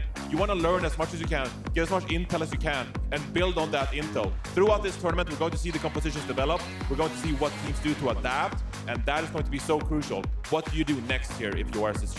Yeah, I mean, that's a big question, right? Here, again, a look at the map pool. Of course, SSG once more gets to pick not just the map, but also the map type. Where do you want to take it? Are you going to any map where you know, like, your Symmetra comps are really going to look good? Or is that too exploitable? Because it's not like Team Falcons don't know that that's coming their way. I mean, I think for me, what I want to see SSG try is cutting the hit scan. I feel like what Falcons have shown is that hit scan is not the meta right now. It's not necessary. It's not even strong. It's actually a vulnerability, right? If you have anyone who can be caught, Venture, Genji, Mauga, they will catch them. Wow, I like the choice of New Junk City. I think actually you just need a win. It's not about tactical, you know, hybrids, the more superior map pick. This is like desperation. Pick something that really favors your style. I think, though, this shows to me that I expect SSG to keep going with what they practice based on this pick. I think this probably signals maybe more Sim in May, maybe a Sim Bastion, something of that variety, something they haven't fully committed to yet. Maybe that can work. Maybe the Sim, Bastion, and Sigma could work. But in the end, I think the DPS flexibility from Falcons, I mean, if you play that, Proper and Stalker are going to have a field day. And I mean, I think they've shown just incredible poise in whatever they've come out on. I also want to highlight Surmajet. I think a lot of people have questioned Surmajet in this roster, criticized him when he comes in and said, okay, why is this guy really on the team? But I mean, he is putting on a monster performance on the Batiste. Yeah, he's played Alari in the past, played Zen. We know he's an incredibly good flex support player. I think Majed has looked incredibly good every time he comes in. Even hearing him in the team comms there, he's comfortable coming. He's making his calls. He's getting the team in position, talking about what he wants to do. That's what they said. That's what they said. You're questioning a player who's world champion. In every other team he's been on, he's looked like one of the very best players. It's only because, I mean, it's like you're in a team that sometimes benches Hanbin, other times benches Smurf. That's the situation Falcons are in. Even the bench players are world champion tier players. They got a luxury bench. Like, there's no doubt about that. Disgusting. I'm definitely interested to see if they're facing off against, let's say, Crazy Raccoon. Will Surmajet also see playtime there? Because some might argue, like, you know, if you're very confident in what you can do against your opponent, you might give other players more reps. So far, we've seen a lot of Surmajet, actually. Obviously, he is a world champion. Like, you know, it's not a bad problem to have. A luxury bench, for sure. Yeah, so now we know which map we're heading to. That means that we are getting ready for our next match. And for all the action, we once again hand it over to our friends, our casters, our words, yes, they're many friends and words, casters, all of those Zoe. things. Superlatives. Fellows. Surely you can do better than that. My goodness. Our wonderful wordsmiths. Yeah. Welcome. Yes, yes. Jake is so good. Yeah, you did really good there. Great. That was Nice great, job, Jake. Jake. Nice job. Thumbs up to you. Okay. I so don't think Johnny said anything for the last like 3 minutes. Did he? I mean, if he did, I didn't hear him. I just copied what Mitch said, like the silver bullet thing. I took that from you. Yeah, that was good. It's good. Yeah, I like that. See, there you go. Let's have a look at our substitutions heading into our next map here. Because, of course, for SSG, they are running out of room to make it happen. Unsurprisingly, we saw Marched leave the stage earlier on. He loves to hype the crowd up when he comes in, when he leaves. Fielder will take his place. And I suspect that Smurf is also going to be coming in here for Falcons. Yeah, like Jake mentioned, it's kind of, yeah, you play on a team that swaps Smurf out of the lineup, which is pretty rare. Same with Hot and Bin, so to see Surmagetta, and he's had great success for a lot of different teams that he's been on, right? So kind of figure out a way to utilize him on this roster, which they have. It didn't seem hard. I mean, the Baptiste is very solid. We know Fielder can play it, but Majed, yeah, definitely. Yeah. New Junk City is an interesting choice. You know, we've talked about how so many teams, right, would obviously go towards Suravasa in the past, where, yeah, maybe there is a next level to the Symmetra, Reinhardt, different compositions that you have cooked up. The Bastion's a pretty decent shot. I think that was Jake on the desk making that point. I think the Bastion, potentially an interesting look, but that also feels like that's something that will inevitably be solved by Falcons. The Symmetra play in general, it's pretty hard to solve when there's these TPs that come from very random areas. It's kind of hard to predict when these fights are supposed to begin or prevent individuals from getting picked off, your tank from getting run up on, or your backline getting flattened. No one outside of this team, and maybe actually the Shock last year also did experiment a lot with the sim play, with like the Rhine comps, and found some success there. Their matchup against Hardy's team at the time, obviously that London core was very compelling as both teams were trying to use Symmetra to outmaneuver each other. I don't think Falcons are locked into the mirror here on New Junk City. Last chance saloon for your Space Station Gaming roster. EMEA's #1 seed at risk of falling to the lower brackets. Still, like we talked about throughout the series, he's been pretty competitive against Falcons. Falcons #2, obviously, from APAC, where it's definitely proven that, hey, you know, a team that is not, you know, at the level of Falcons, which you kind of look through the roster of teams here, not many are, you're going to make noise in your Space Station Gaming. I think, though, this is important. They talked a little bit about this on the desk. It feels like you need a MAGA look, right? You know, you can't probably get by with playing Ryan, Winston, Ramatra, Sigma. You need to have some kind of variation here with MAGA. So it'll be Space Station Gaming using this kind of composition they would run the Reinhardt with, but just having the MAGA in play. Stalker again on the venture. That's right, that variation. Just switching the MAGA for Ryan, still having that Sim TP availability. And Kiriko is here for Landon. Yeah, and I'd love to know, yesterday when we saw Falcons, and we were talking about it in the back earlier today, like, they look so good running this competition with the Ana in the mix, and today they've dropped the Ana a lot, right? They've gone with the back piece in a lot of these different kind of competitions. Yeah, a bit of a adjustment for them, I think. Maybe just really fancying having some form of immortality. Kiriko maybe not where they want to be. Just some ticklesy from both sides here. Falcons threatening to capture the point with Proper being sent down there. And he is able to get it. So Space Station needs to use Proper's absence now to their advantage. And Immortality Field getting picked off very early for Falcons, so a little bit concerning. Sparker dives on in though. Good pressure on Smurf. Hardy able to trade it out though, of course. His backbone was removed just prior by Stalker, who really isn't favoured in the matchup against Venture. Proper, there is not a fight that he is seeing he doesn't like, as he will get really deep and aggressive. No, really more aggressive than a lot of the other Genjis though that we've seen in the past, right? He will, dash on in, right click. Loves the 1v1 duels with that Genji, so a fast fight win for Falcons. And they also build up. I mean, they have one more fight here on this point, right? Space Station double support ult, but still, they might only have one extra fight here on this first point. They've got Blade to work with here, and Proper's probably feeling better only having to deal with Kiriko and then Suzu instead of the Immortality Field, which demands attention to be removed. Here's Stalker, goes ahead of the Ant Matrix right now. All of Space Station playing together on the low ground. They've not gotten value from the Kitsune Rush at all yet. Near Stalker, popped up, looking good, but that was a fantastic stop from Hardy. He just doesn't have the health, and Proper here is going to make it a nightmare for Space Station. They're all far too low to be involved any further in this fight. Sparker knows he may as well feed himself to the beast. That'll be the first flashpoint here over to Falcons. They end up having to use a decent amount of ultimates there towards the end, so slight advantage potentially for Space Station Gaming coming into our second flashpoint, but having nobody die, right? Being able to run over there rather quickly, the nice spawn advantage here. Falcons will be able to set up. Overclock for Sparker. And Symmetra wall here, pretty important, but Falcons usually are just going to want to push past it anyway. Just like this, in fact. Hardy trying to counter stop him. Stalker unaffected by it. Cage fight thrown down. Hardy really wants this engagement. Space Station definitely get favourable footing in this fight. We're going to turn this into a flashpoint take. Yes, Hardy's been doing a nice job in terms of, Falcons obviously wants to set pace. Smurf goes in with a slam, and Hardy ends up using a slam kind of back into Smurf, into his back line. It's a long distance immortality field thrown in there for Falcons pretty consistently right after Smurf, right? You throw that immortality field in, keeps the Maga alive, Maga, cardiac overdrive, regen first, you start to cycle those abilities yet again. Here comes Falcons on the retake attempt. Ant Matrix up for Fielder. So will have his in a moment too. Here comes Smurf, looking for a stomp here, has to go through the Ant Matrix and get past it already though. Now Space Station can't use it whatsoever. Sound barrier being drawn out, Chio doesn't have his yet. Yes, cage fight for Falcons though. Chio can't get bit in time. That's 2 lost fights in a row, that's a flashpoint virtually, give it up. It's a really nice symbol there from Backbone. So Smurf's cage fight does negate Landon's Ant Matrix on the other side, right? But that cage fight comes down, and then that sim wall comes in from Backbone, kind of splits everybody off. As for Falcons, there's no way you're gonna.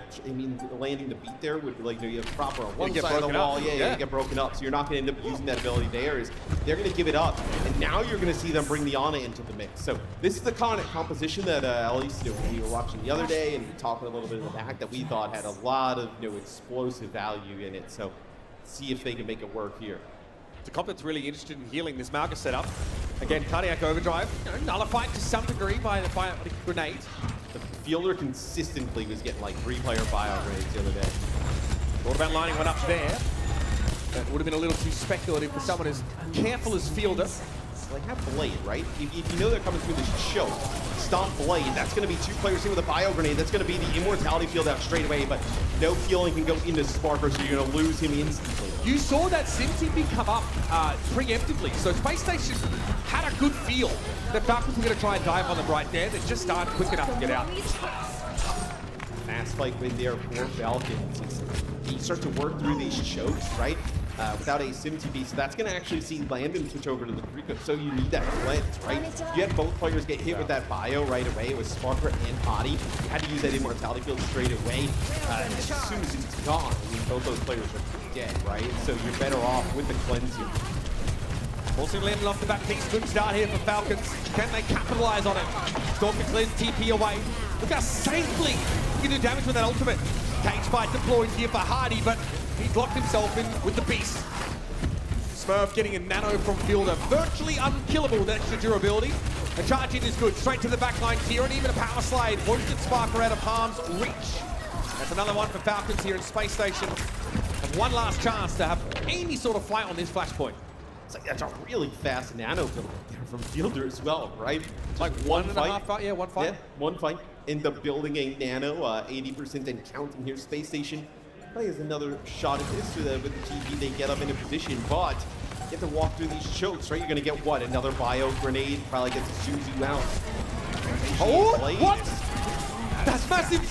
What a pick. Space Station exposed themselves here to getting split up as they have to go to the point, but Sparker finds a fantastic rail on Proper.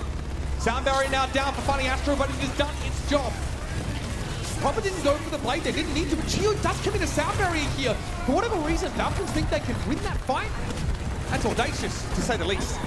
Yeah, and they cage fight too, right? I know getting into OC. I do not like that. He ended up losing heat in cage fight. That's a pretty poor decision there for Falcons. So maybe it's an opportunity for Space Station to get themselves back into the game. I think you're going to be able to, if you're the Falcons, right, you can either build up towards this nano blade on the other side, right? You know there's no beat. You can opt to go in without the nano, but you build up the nano so fast, right? You know, have Smurf go around the corner, take some damage, and you're already there. Okay, look at that TP here. Space Station trying to outmaneuver Falcons. They do catch them unaware, but they aren't able to close the gap. Here comes that overclock here for a Spark, and now the blade for Proper. It has to be a good one. Not too shabby so far. Great dash. Sparker going to be dropped low. That's 3 for Proper now. And Hardy will be mincemeat. Just landed left alive, and nothing Space Station can do. Falcons very quickly re-established themselves in this map. And it just took the blade from Proper. Is it ever a bad one from Proper? It feels like we've rarely seen them. Never really kind of misses with that blade. Is now Fielder actually goes over. Yeah, what do you make of that? So, look, the Tsune Rush obviously extremely effective. I know when we were talking about Jake was actually making a really good point with the Venture Ultimate with the Kitsune Rush. You can actually shoot so fast. Yeah, like jungle players. Charges quicker. And Venture's is really strong. With that Rico ultimate as well as Sparkle finds one off the rip. This is going to be the sim wall. Split players up. And really focused Hardy there. Smurf goes deep for that kill. Landing falls to Stalker though, who was able to pop on at the start of that fight. Fielder in a bit of a compromising position. That's to put it lightly. Will it get taken down? Stalker dives in. Slows this down a little bit. Chigo won't be picked off and we'll be able to get Falcons back in position. And also Fielder can be very aggressive here with Proper into the backline, right? With Proper. Now Stalker actually going over to the far right here. Sojourn. So far versus the Sojourn here, and also, I mean, there's not really like a great response from it on the other side. Well, there's no roof here like there is on Bomb Slams. Junkyard a bit more open top, so they can play through that. Hardy though, cage fight. Going to make it hard for Stalker to interact with this fight. Sound barrier though for Falcons, and Proper's able to find 2 already. Kitsune Rush doesn't even really help Space Station. They used both their support ultimates. They were convinced they had the answer in this fight. Hardy able to find something though. Cardiac overdrive easy. Forcing Stalker away. Proper's going to hold on to the blade for the time being. Do you go for a rush here? No, not with Fielder. So low. He's going to fall. 100%. Hardy's still healthy enough now, but Proper's able to find land, and now there's no support left for the Malga. Falcons already flipped the point back midway through that fight, and that's an odd application of a Farah ultimate, if I maybe so bold. I mean, yeah, look, Malga gets cardiac overdrive. Who cares about his support or not? Getting that type of position. So, and also, I mean, what you're not going to get a incredible value out of Rafa Baraz, right? You get that kill, split the point. You prevent them from coming back with a support or a crucial TP through a wall, a Suzu. Now you give it a more percentage, right? There's no answer to this Proper blade. He's going to use it straight away. Sparker trying to set up, trying to find the chance to get that overclock, but Proper knows exactly where he needs to be, and he collapses upon the Sojourn. The entire support structure of Space Station crumbles. They're on their last legs in this series. I mean, look, if you're going to go up against a team that's going to run Genji, and they're going to get at least 3 players to the blade every single time, you're in for a rough go, as Space Station probably with another chance to get towards the point, but it's going to be the rush. Proper's able to find Sparker straight away to Kitsune Rush now. propels Falcons forward, and Space Station can only try and backcap. Backbone gets there, but won't be able to complete it. It'll be staved off. And who else can stand up in his absence?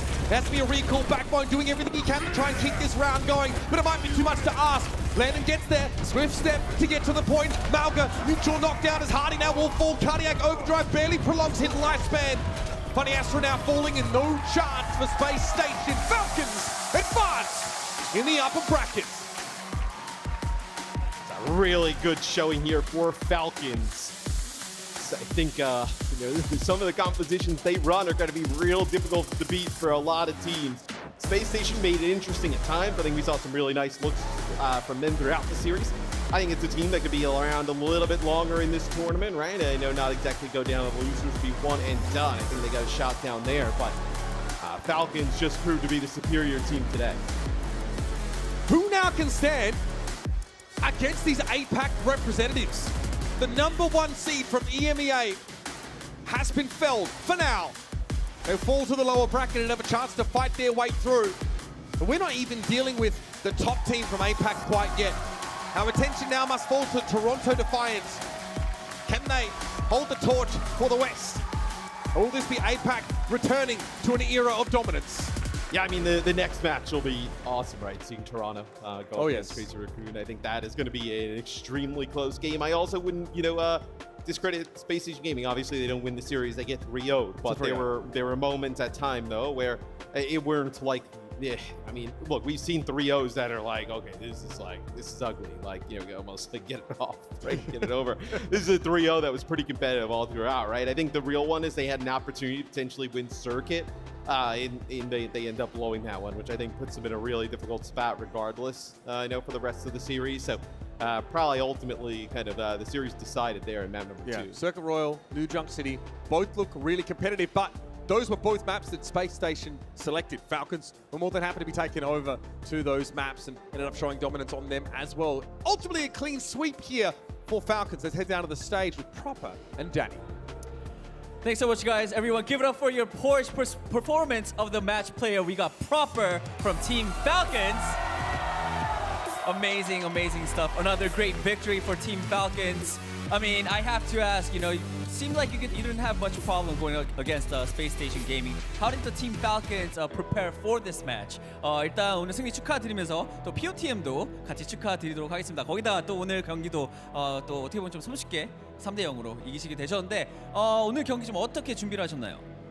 일단 엔세 경기보다 좀 덜 빡셌던 것 같아요. 덜 빡셌나? 네, 그래가지고 그냥 생각보다 수월하게 이어가지고 딱히 준비는 별로 안 했고 그냥 엔세보다 못한다. 딱 이 한마디. 엔세 better than SSG.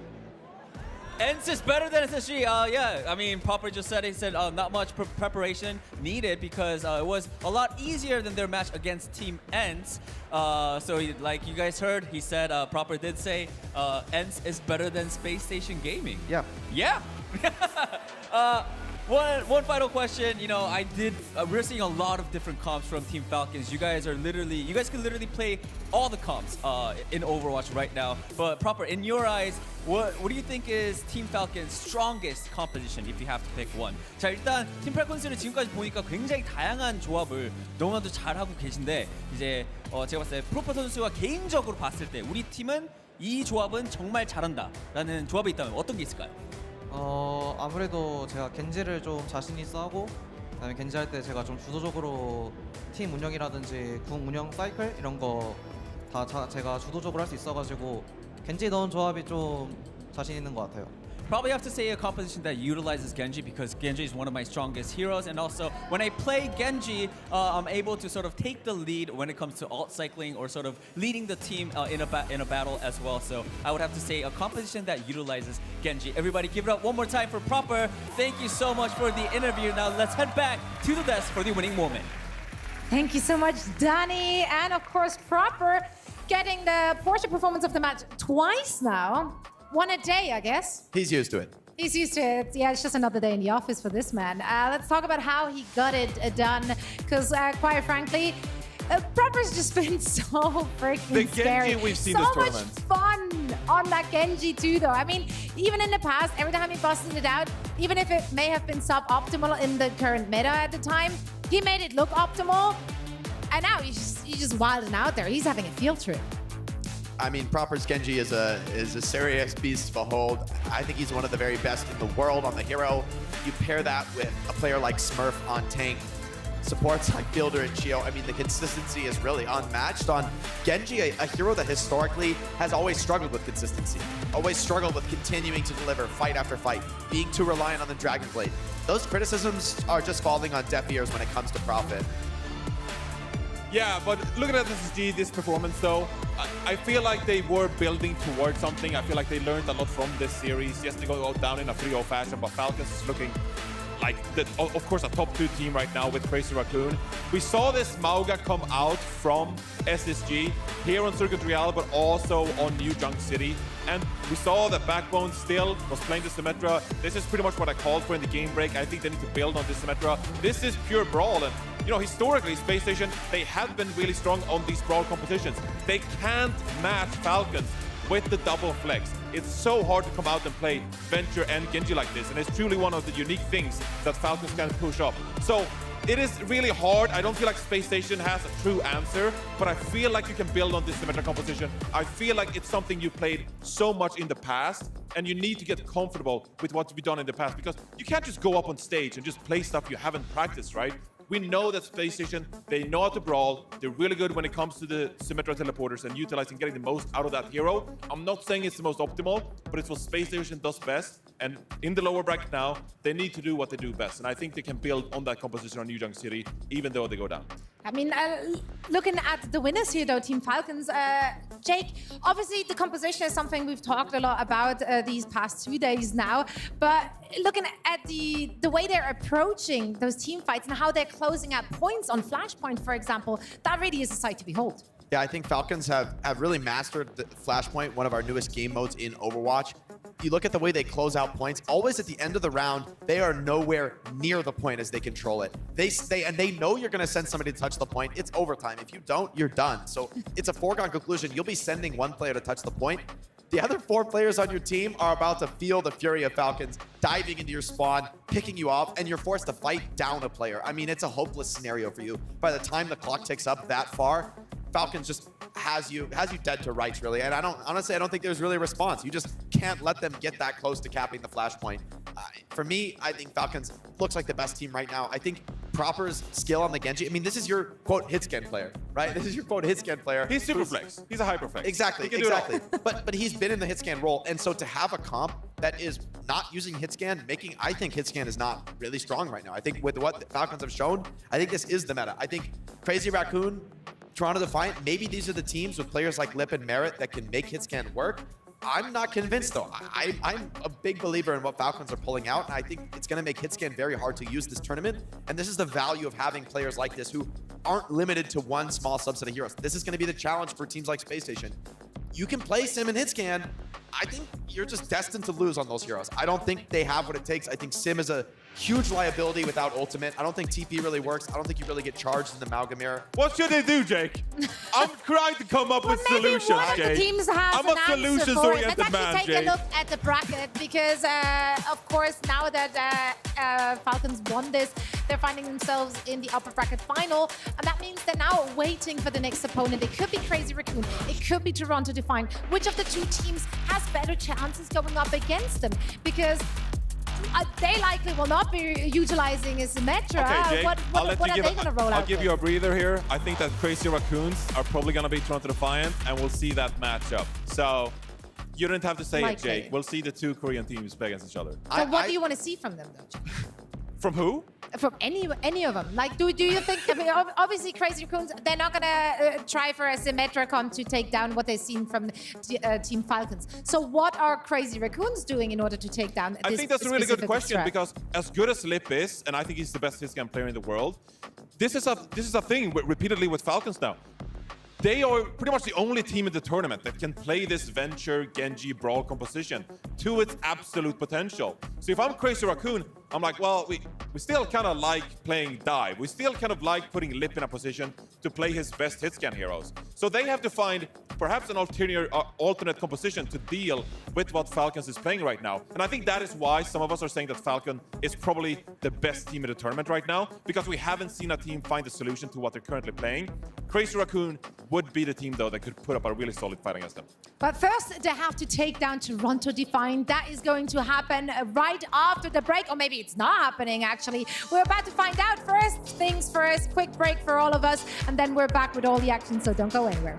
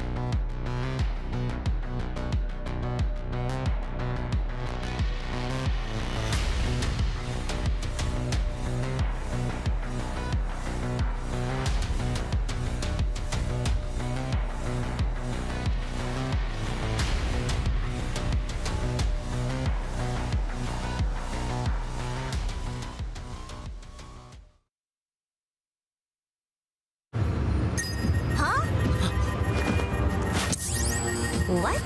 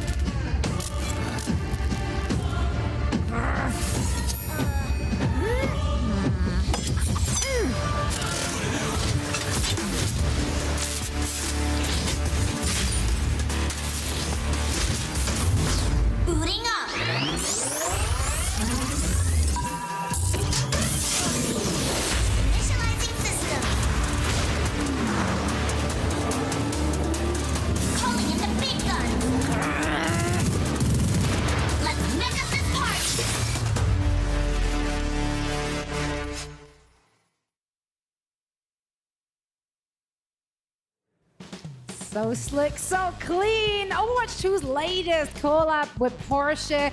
And if you are a big fan of Porsche, I got just a thing for you. The 911 speakers from Porsche is something you can actually win, whether you're here in the venue or you're at home watching. All you have to do is sign up for this giveaway. And in how many days from now? 2 days from now or something? You will be, or someone will be announced winner on social media. So also, of course, make sure to follow us on socials in order to stay updated on whether or not you won the 911 speaker from Porsche. Nice. It is so nice. I love this design. So cool. I want this. It's just so clean. I love how clean everything is. Says here, anti-slip stand. Who doesn't want to speak with anti-slip stand? That's right. Won't be slipping. I'm That's telling you. It's facts. Yeah. It's facts. Yeah. So make sure you see the URL on your screen right now. Make sure to get in on the fun. Speaking of fun things that you can win, and you barely have to do anything for it other than actually connecting your Battle.net account to your favorite streaming platform to get some pure incentives. That's right. We have drops once again. Drops? As always, drops. We're drops. all winners. There's some good ones in here too. Oh, yeah. Any favorites? I like the Ashkin. You know, we've talked a lot about the name cards. Shout out to the Ashkin. I know we don't see a ton of Ash these days, but I really enjoy when Ash does come out in the meta. It's a fun hit scan. Bob. Who doesn't love Bob? Like, if you love Bob, or It's a red don't flag like if you don't Bob, love Bob. You say we're not seeing a lot of Ash these days. Actually, I saw an Ash just this morning. You did? Yeah, and Danny's standing by with said Ash right now. Let's hear what they have to say. Zoe, look who I have. We got Ash here right next to me. Ash, how does it feel to be in DreamHack Dallas? Oh my goodness, it's been so fun just getting to see everybody and watch some of the fan favorites like Hadi take the stage. Awesome, great energy. How about you guys? You enjoying today? Oh, I'm having a lot of fun. I just gotta talk about your actually, before I ask any further questions, Ash, where's Bob? Doing something! Doing something, not here. Do we have any Bob cosplayers here? No? Hopefully we find one, and then we could pair them up together, and then it'll be Ash and Bob together. Anyways, yeah, do you think you could do some Ash emotes for us on broadcast? Well, see, the problem is this is like stuck to me, or I would throw it. But also, do you guys really want me to throw this at you? Yes. No, I'm kidding. Honestly, I don't know about that. Give me a sick Ash pose, like any pose.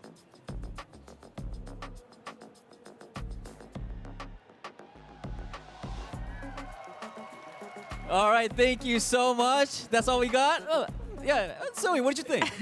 I mean, Danny first he's trying to matchmake her with Bob, and then he wants her to throw stuff at him. Danny out there, he's vibing, rizzing it up in this venue. Love to see it. Absolutely fantastic cosplay. So shout out to the Ash and every other cosplayer I've seen around in the crowd. So much great stuff here at the gaming festival. Give me a Bob cosplay. I'll do it. You want to be a Bob? Yeah, I'll get a small hat. You are a Bob at heart. You also do stuff. He's got the build. He's got the build. Send him He's out. got the Go. seek for Do a Bob. something.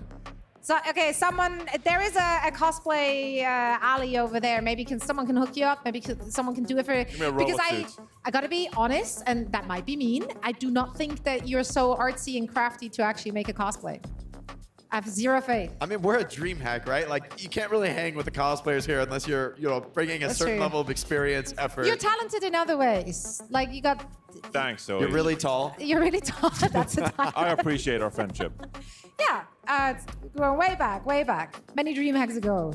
Many DreamHacks ago. But now we're here and we're ready for more action because we have a semifinal coming up in just a little bit. So let's talk about the two teams we get to see. Of course, the tournament favorite, dare say, Crazy Raccoon, they will be facing off against Toronto Defiant. Toronto Defiant is that one team that a lot of people think is the one team who can actually take it to those super Korean squads. Well, now it's time to show what they got. Let's take a look at the bracket to see where we're currently standing. As I said, we are in the upper bracket still, and this is our second semi-final match. Yeah, Toronto going up against Crazy Raccoon. Of course, Falcon now waiting in the wings after their win against SSG. And You know, Toronto is one of those teams that we expected to beat Crazy Raccoon here, but we're not expected to beat, but at least could take it to them, right? But the thing with Crazy Raccoon is like they established themselves as the super team in the world. We thought it'd be Falcons going into 2024, obviously stacked with Sheeran Fielder, but this roster has performed above expectations, which says something considering the lineup they've had themselves. Lip, of course, the best hit scan player in the world. Shorong, an Overwatch League champion, incredibly flexible on that main support role, can play any support you want from him. And Shu, arguably the most legendary flex support player in the world. His playmaking ability, you know, remember the moments, of course, on Havana with the Baptiste, but also the biotic grenades when it comes to the Ana play. This roster is stacked beyond belief, Jake. For me, if any team in the world can make the hit scan work, can defeat Falcons without mirroring them, it probably is Crazy Raccoon.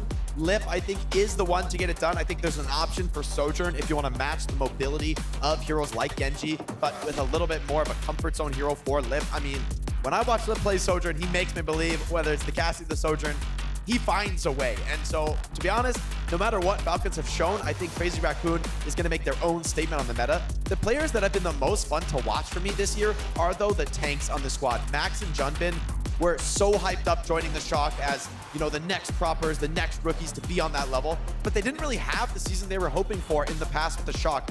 This year, I think we're really getting to see why everyone was so excited for these players to come of age and play in the international professional scene. I feel Junbin and Max have had their breakout years and looked like incredible, incredible tanks, going toe-to-toe and coming out on top, frankly, over Smurf and Hanbin. I like Falcons this tournament. I think the meta has swung back in their favor, but you can't take anything away from Crazy Raccoons. This is a terrifying roster. And one final thing about this roster as well, I do feel like Lip, he's a legendary player. Of course, multiple Role Star nominations on this role. He is an Overwatch League champion, Grand Finalist MVP.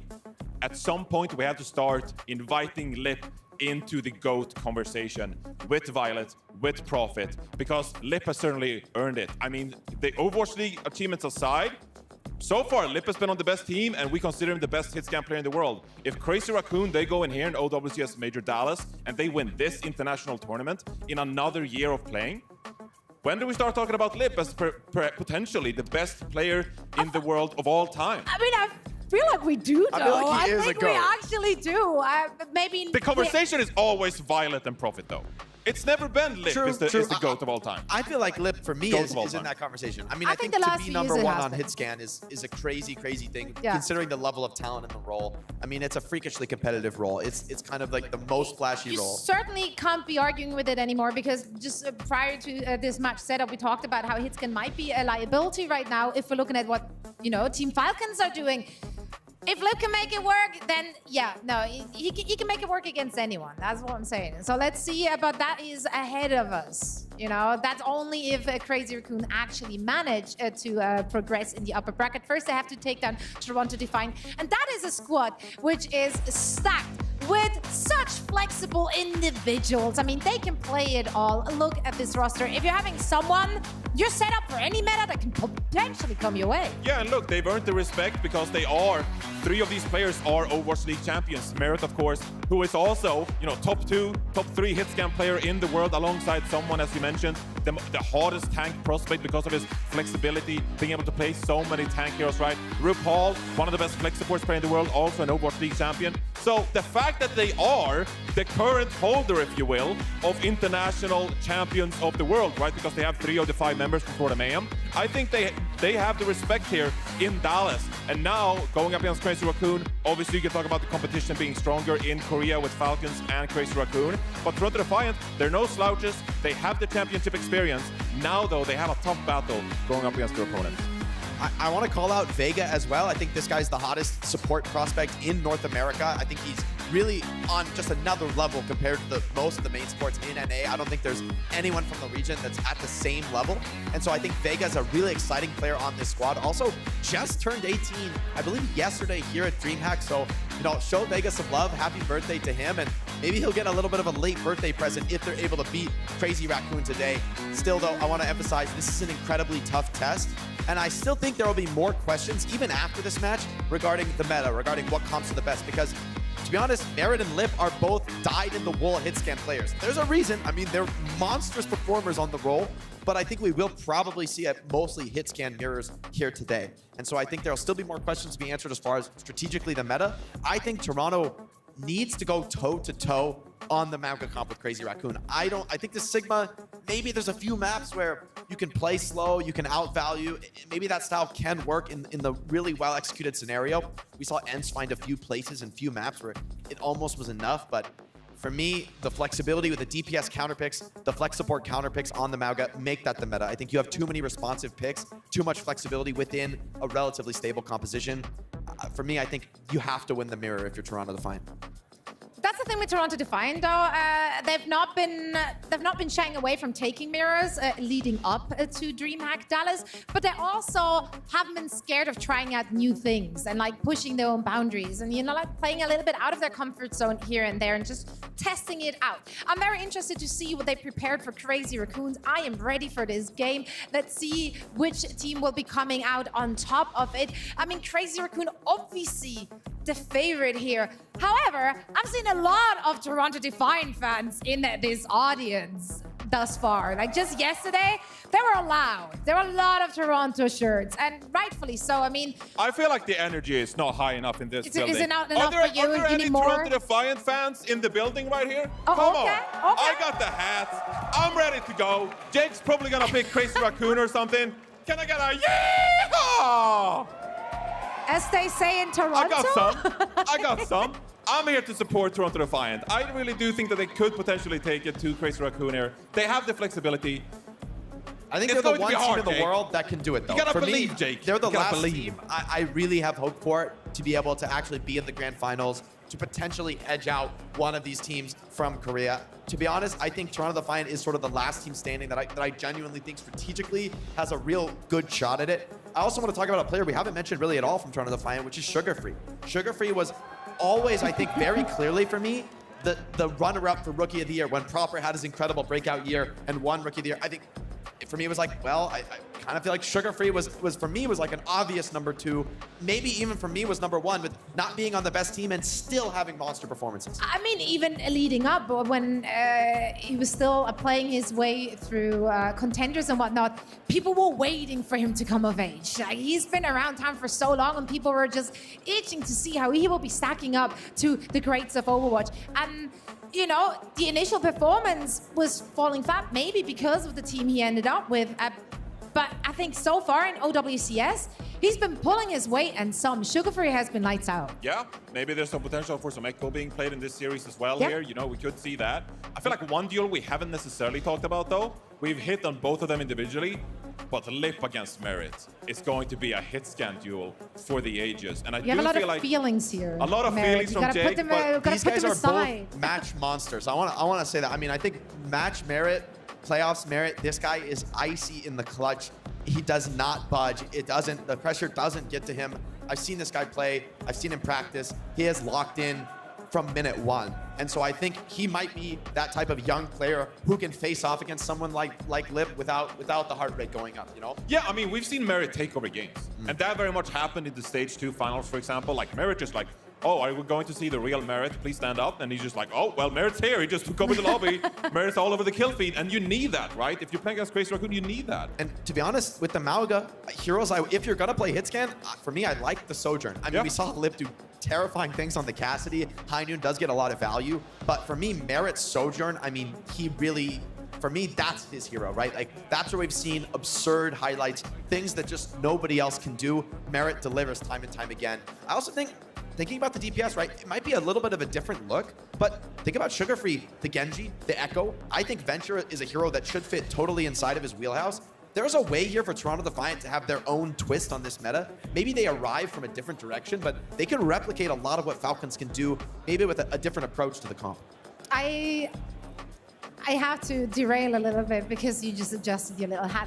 Where is the connection between a cowboy hat and the Toronto Defiant? Or North are you a America, baby. ranger? Are you North like America, baby. We're Who here in says there Dallas. needs to be a connection? We can make cowboy hats with. I don't think these were meant to be worn, so it's a little bit uncomfortable.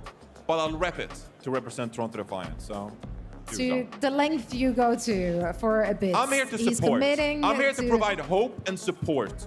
I love that. Maybe they don't need it. I feel like that's a confident team, you know? Maybe they don't need the Johnnies of the world. what to am I wear gonna do? hats.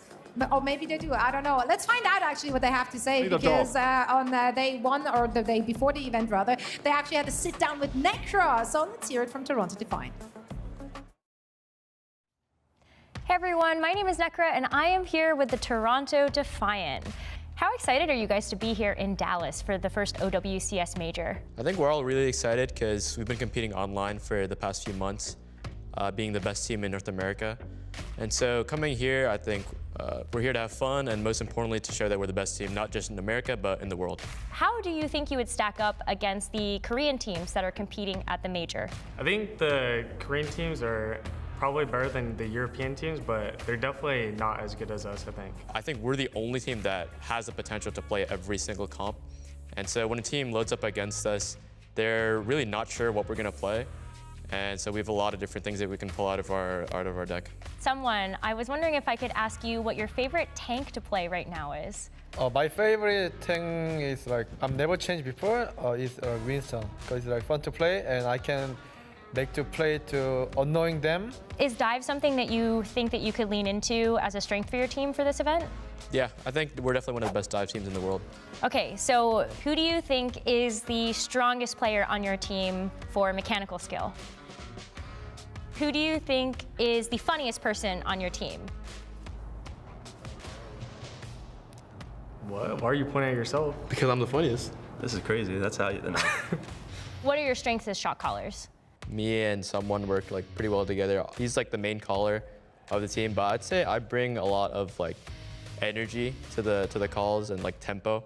In main event 2, you did lose in the winners finals to M80. So how did you get yourselves back in the game so that you could close out with the event win? It was a complete Mickey Mouse win the first time they won. I'm gonna be honest with you. Like half our team was sick. Those guys they suck. RuPaul felt better after being sick the next day. RuPaul and Ham did not sing like a single word that entire match. Like, you actually can't win when they're not talking. So they're both our leaders, and they just happened to get sick. Wasn't talking as much. We weren't even trying that hard, to be honest with you. All right, let's calm down a little bit. Is there any particular team that you are nervous about facing at this event? No, there's no team. No, you guys SOG. are SOG? SOG, we did see like PGE. He came in with like a very dangerous looking mouse pad. And so like if we do play against them, it might put us on our edge a bit. What team then are you most specifically looking forward to playing? I'm most looking forward to playing as Crazy Raccoon because they're the best team in Korea. And they also have like one of my former teammates, so I really want to beat them. Give me your best Southern or cowboy impression. Oh, hi, buddy. Hey, brother. How you doing? Hey, brother. Me and Rupert been doing this for a while now, ever since Team USA, I'll tell you. We are born and bred Americans, so we're used to this. Reach over the sky. It's high noon. Sugar-free, PGE said specifically that he wanted to beat you. What do you have to say about that? Dude, I'm telling you right now, like PG will never beat me in a match. The day PG beats me in a match, I'll retire. But that's not happening. Promise you. Well, thank you guys so much for your time and for answering our questions, and we wish you the best of luck this weekend. Yeehaw! It's time to introduce your teams. Give it up for the NA #1 seed, Toronto Defiant! A franchise with a tough journey in the past. Finally, in 2024, can it be their year? They've invested.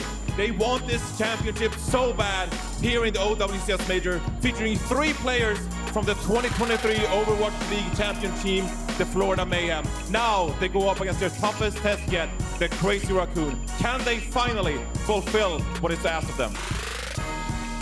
And their opponents, Asia #1 seed. Give it up for Crazy Raccoons! The team that towers over the competition, the final survivor from the toughest region of Overwatch on the planet. They are here for nothing less than a world championship in Dallas. This is Crazy Raccoon. Every single player best in class. Nothing less than total victory will satisfy them today.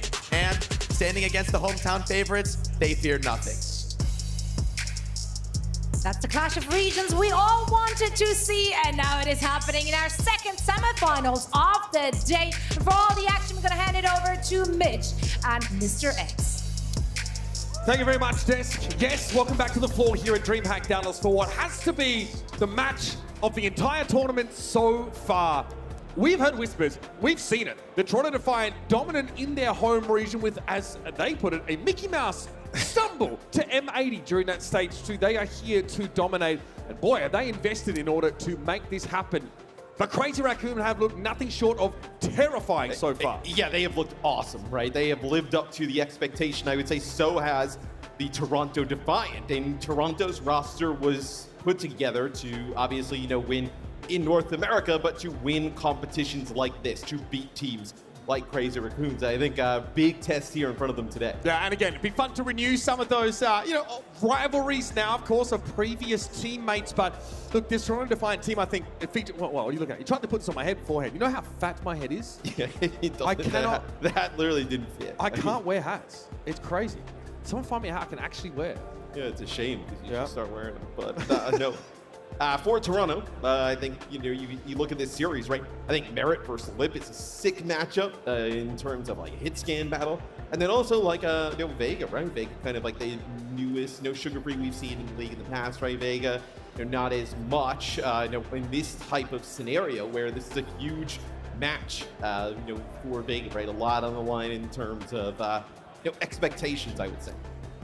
And that, of course, that stat represents the stage 1 run for Crazy Raccoon. They obviously also won in stage 2. It was somewhat competitive, I think, against Falcons, but they were definitely the team to beat at the tournament. They were well above the rest. A lot of Orisa played during that time, which is obviously not so much a factor here. It's Morgan time. That's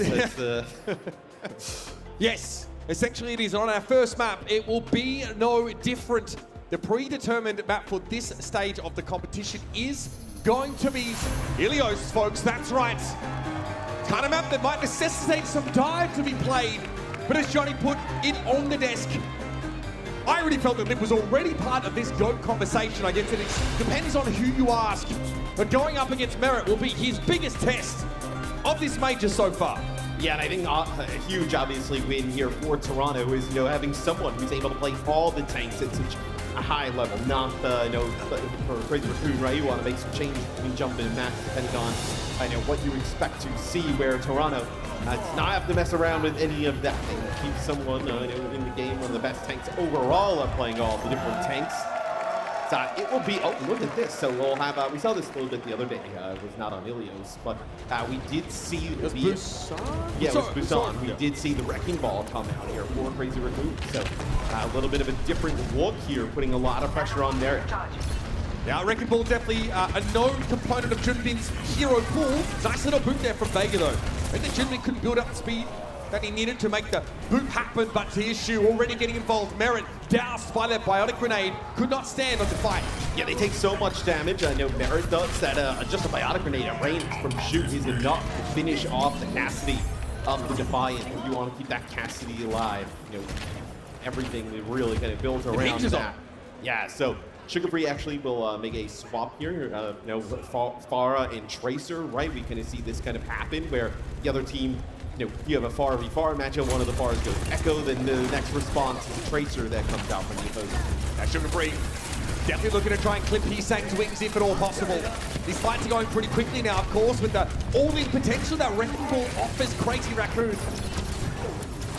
Merit looking to try and, again, pressure this Echo. Not easy to do. Quite often Hisang looking to break line of sight, but that's good damage, and the Mac Grenade slows the Wrecking Ball down for just long enough. But Lip is there. 2 kills on the Tracer, and Hisang gets involved now with the Cassidy off the field. Unloads those cooldowns and finds 3. Yeah, the Suzu was used a little bit earlier there in the fight by RuPaul, so you don't have the Suzu to keep him alive from the Pulse Bomb that comes through, and then it's a biotic grenade from Shu, so the follow-up is really good there from Hisang and Lip. So even though you do end up losing your tank, it does not really matter in the end. Junbin drops down. No connect with the pile driver as all of Toronto are playing inside that close room. Definitely where they're stronger. These wide open maps can be challenging for this composition that features the Cassidy. And Heesang looks to do the Tracer. 2 Tracers on the field right now for Crazy Raccoon and 3 in total.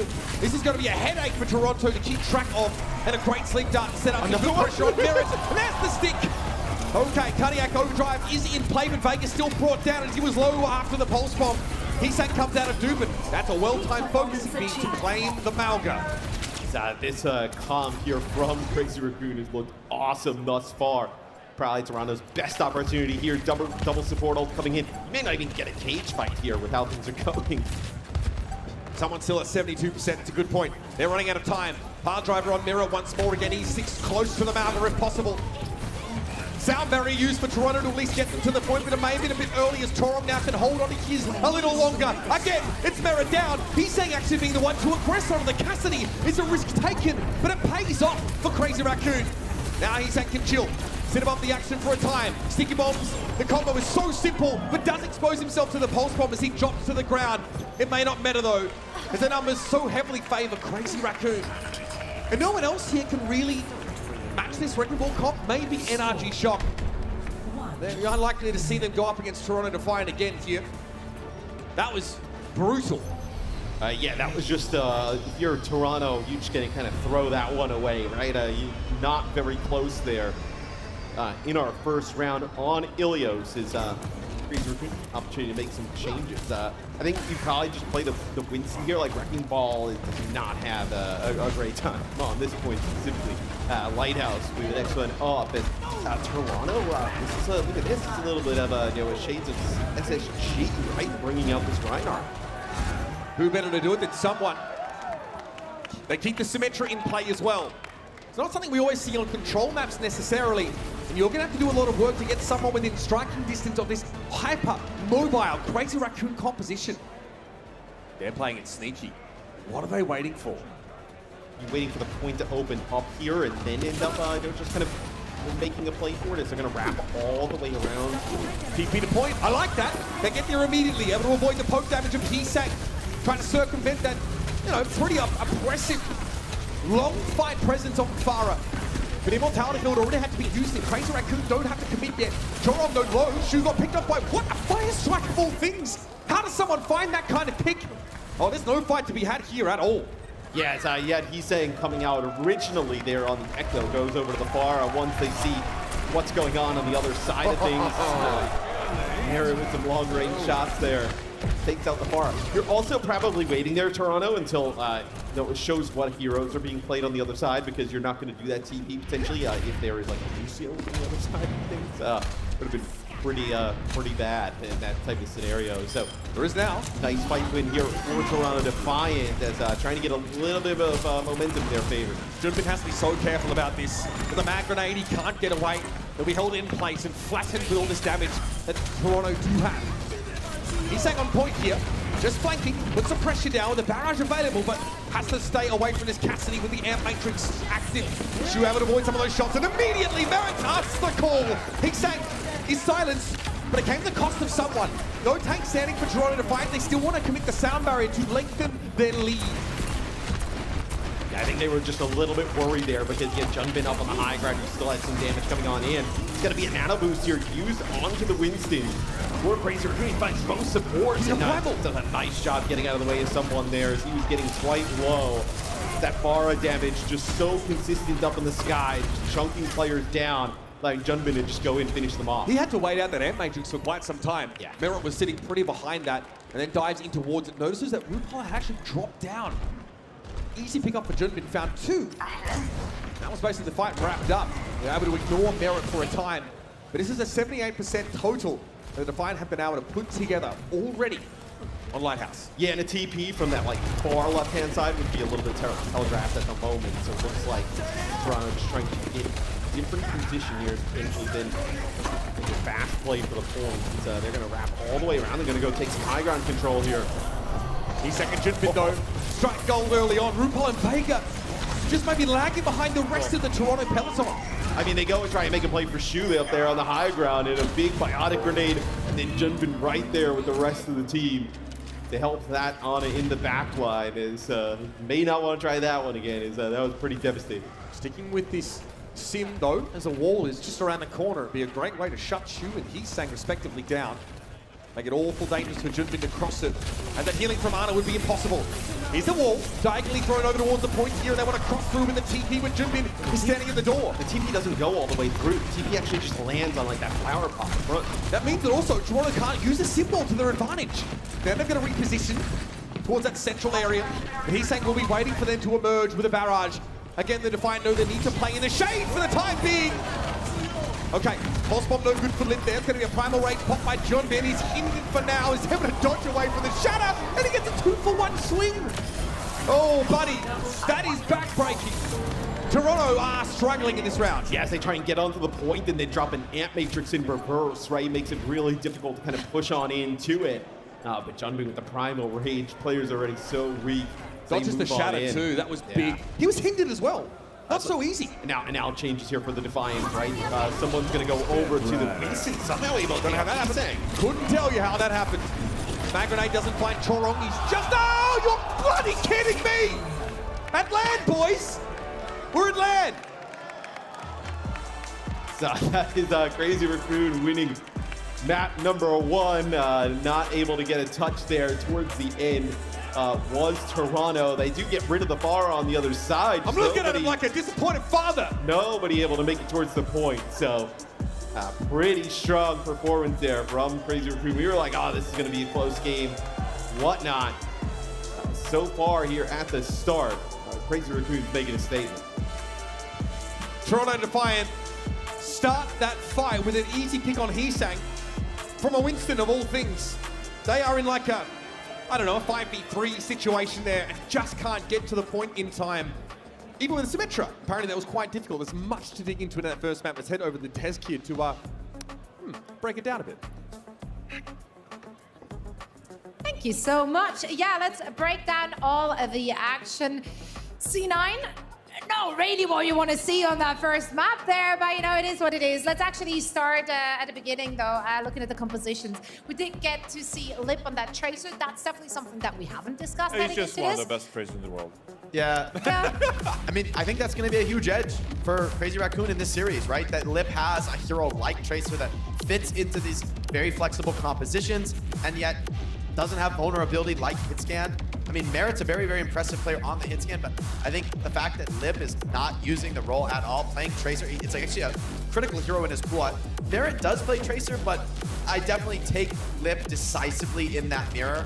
I think you really do want to keep Sugar free on the flex heroes if you're Toronto Defiant. So this could be a little bit of a gap in the armor for Toronto Defiant. A tough C9 at the end there as well of Ilios. A little bit of a mistake from someone not touching. I don't think you can blame Sugar Free because in that spot, you know, Lip's been around the block, right? He knows the enemy Tracer's going to come for the retake. I guarantee he's being hard marked in the 1v1 there. Oh, that's bait. Oh, just like showing yourself for a brief second. Someone drops the shatter and couldn't really get it. I feel you gotta be kicking yourself if you're Toronto Defiant because you got it to 78-0 here on Lighthouse. Great execution by the Reinhardt composition, but you just gotta find a way to win, you know, 1.5 fight pretty much on Lighthouse there to secure that round, right? Either, you know, swapping over to the Winston. It was an alright switch, of course, because no ultimate on the side of Crazy Raccoon. Maybe there's a way you can maybe like flex over to the Mauga and just force it that way, make life difficult for Junbin. But you gotta be kicking yourself, you lost that round. You gotta look forward in the series, but we're in the same spot we were like an hour ago, so That's very true. But you know what? And we could still look ahead and strategize or just, you know, have some hopium and copium. Like we can do all of that. Let's discuss the maps coming up because this is going to be, of course, the pick for Toronto Defiant. Where would you take us now? Because I somehow feel like Control, you can only take away so much from a Control map. And now the real strategy begins. I mean, to be honest, I think Toronto's really hard to predict right now. I don't think there's like an obvious map pick, and I think that's going to play to their advantage. They're not really forced to go any one direction. I don't think you're scared of the dive mirror. Maybe it is most likely going to be whatever their best win rate is for Escort or Hybrid to deny, you know, some of those stronger, weaker maps. Whatever the highest variance map type is, they'll pick it. Circuit, I mean, it's a lot of confidence, forcing more evidence, I think, that they really do want to take this hit scan mirror, keep Merit in his comfort zone. And I just think we did see the stats at the end of Ilios. I think those are very misleading stats, though. Playing the Rhine Sim on Lighthouse is not a strategy that's going to give you good stats. You're going to die and you're going to get damage farmed, but you're going to be sitting on the point capping it. So well, round one was really dominant for Crazy Raccoon. Those stats were, I think, over-exaggerated how far apart they were on that first map. It's going to be a really interesting series, but again, the hit scan matchup, Lip versus Merit. We're going to Circuit Real. I am really scared of facing Lip on this map, I'll tell you that. Anyone would be. Lip is a scary guy, regardless of where you're facing off against him. But for now, you will be facing off against him on Circus Real. How are we feeling about this map choice, gentlemen? It feels like it's pretty standard, honestly, for for teams that don't really want to be coerced into playing dive. But we're dealing with someone here on the Toronto Defiant side, so I feel like it doesn't really matter what these guys play. He's excellent in any of those roles. Do you want to play what we just saw there on Ilios? I mean, they would end up playing like, and maybe not Wrecking Ball per se, but like a Winston-based composition. And then it was just really all Crazy Raccoons in that type of setup. That's fair. I mean, let's shift the focus a little bit here and talk about Lip, right? On Tracer, on that map, looked really, really good in general. I don't know. He is part of the GOAT conversation already, right? I feel like I don't think I missed the memo there. We were talking about this guy. I mean, to be fair, he was up for MVP on the same year that Proper was, so that's a bit rough, I guess. Yeah, and I think it's pretty, subjective in terms of, right? I think all the damage deal is going to kind of rise to the top of that conversation. Top two in the world at the very least, no? Yeah, I mean, for his role, I would say so, right? I mean, you think kind of like his hit scan counterpart or whatnot, like is like Merit on the other side, right? You kind of have, him on the other side of the stage in terms of like how strong those players are right now. But Lip getting the better of the series so far. Yeah, I mean, and we're often sort of pitting him against Merit in this kind of head-to-head. But when you were playing Cassidy, whereas Lip obviously has... He's actually not really considered the most flexible. I think there was a time where, in the Sombra meta, I think that hurt Lip a little bit. I think it hurt his reputation. Yeah. Well, maybe not. Maybe his legacy. But, here can play Tracer when Heesang is playing Farah. Definitely can play Hitscan. I mean, his Sojourn is probably the best in the world. I think his Sojourn is the best in the world, personally. We have a swap here, substitution on the side of Crazy Raccoon, making use of that deep bench at tank here to bring Max in for Junbin. Max always feels like a bit more of a brawl tank player, but there's a lot of overlap between the hero pools of the two tanks on Crazy Raccoon. Yeah, and I also think, we talk about how well the tanks have performed here for Crazy Raccoon, and then Lip as well. None of that is possible. I mean, Jorong and Shu is so good in combination with, individually and in combination with each other. That it enables you to do so many different things with the rest of the lineup, and it also allows players to take maybe a little bit more risk, right? Knowing you have those two backing you up. Competitive map of Ilios, I would say. Lighthouse, they were a little bit odd. There were attempts from the Defiant to make use of that Sim Reinhardt composition, but there was a Sim wall that was thrown up, and then a TP that didn't really match up with it. Kind of forced Toronto to play elsewhere. They actually pivoted around the map. They sort of rotated, and all of a sudden the Sim wall wasn't relevant anymore. It definitely looked like they were a little uncomfortable trying to play that style into Junbin's Winston setup. Again, that map could go either way if they don't sort of fail to touch the point at the end of the round. These things happen. Even with the best teams, in the biggest of stages, they happen. But again, pretty annoying when you know how much expectation is on your shoulders. Yeah. Someone, especially as a world champion, knows exactly what it takes to beat a team like Crazy Raccoon. And in the last series, at the end of it, right, we kind of talked about how map 2 was extremely important in the grand scheme of things for SSG to be able to get. They don't get it. They end up losing 3-0. I feel very similarly about this series. I think this map is almost essential here for Toronto Defiant if they want to make this a game. I think that's a fair point. And I think Jake said on the desk at the start of this game, this is kind of like the last chance for him to have belief in North America or European teams taking on the very best from APAC. This is the real game to watch. This is how you get a feel for how far ahead APAC are, if at all. Toronto Defiant have to make good on this map selection. They have to turn Circuit Royal into a winning foray. Like many teams have tried to leverage this map to gain an edge in the series. Or just not play Gibraltar. Avoid getting Gibraltar. Also reasonable. We'll see what the composition looks like here. Defense, though, we can talk Max playing that Sigma. It will be Heesang Farah. No Lifeweaver like we saw, of course, from Falcons. Not a preference for Crazy Raccoon. Shu will have to keep Heesang topped up. Bit of crowd Farah play required to make sure that Yeah, he can be aggressive, he can poke. Lip on the Widowmaker though. That's going to be fun, especially if Merit chooses to match it. Oh yeah, that'll be an awesome matchup if that is ultimately what we get out of the damage dealers on the Defiant. Obviously still a lot of time for them to make some changes. See what they decide to do. Hanzo, Sonic Arrow, then maybe kind of decide to switch the comp up here a little bit. So Sonic gets some... No, Merit's seen everything he needs to. Wants to play to Cassidy here. Ramatra Brawl for Toronto. Sugar Free, of course, can sort of climb up the buildings and pop down behind Crazy Raccoon. The Cassidy's going to be really good at obviously putting pressure onto Max, and then I know if the Brig is playing close by. Sigma Mirror. Yeah, so they'll play a Sigma Mirror, well, and they'll actually, Sugar Free here, play the Soldier here. So it's a little bit of a different look from Toronto. Double hit scan versus Farah. Not the first time we've seen it this tournament. Oh yeah, Sugar Free needs to respect what Lip can do here. Disrupt the shot thrown down. A nuisance for Max to deal with. Olympia trying to buy his time. A perfect opportunity to spring forth as those Sigma shields are brought down. Now Merit's already been crumpled there by that accretion hit. Yes, I mean, you see how healthy Max gets there with that kinetic grasp, you know, up above 700 HP at the time. And RuPaul will take out Heesang here, so that's a lot of just splash damage, right? That's going to build up. So you might be able to make a push now. But look what RuPaul was playing. So Heesang must have really overextended there into the line of sight of the Baptiste. And Toronto do have a lethal comp to Farah. If Heesang would have misstep on that pick, now switching of course, it would have been dangerous against double hit scan. And Matrix Lip quickly exiting. That caught them off guard because Max was like stepping up to actually play on the payload. And I think just having that Amp Matrix definitely surprised him a little bit. That'll be a response though from Shu. Sugar Free kind of trapped there. Didn't want to peek into the line of sight, but Heesang was knocking on his door. His proverbial door. Chorong now. That's not where you want to be at all. Had to fall back around the corner, but that shield has almost been taken down. They're waiting for Max to get back into the fight. He's about to drop down from that high ground here. And Crazy Raccoon have done a great job of staying healthy in the meantime. Shush keeping everybody topped off. And now you have everybody back here in a full fight. So you get Max earlier with that Amp Matrix there for Toronto, but you're not even really going to get much progress from it. What's Lip been up to? He's already been able to find any, insta-kills here. The only hero in the game that can really manufacture them now. Yeah, not able to really kind of connect with anything at the moment. There's be a flux here from someone. You'll get a kill off of that because the rally's rolling for Toronto. They got Merit though, so the lion's share of damage for Toronto taken off the table. Sojourn, okay. Sugar Free's going to go for it. Overclock here, but has to be mindful of where Lip is positioned.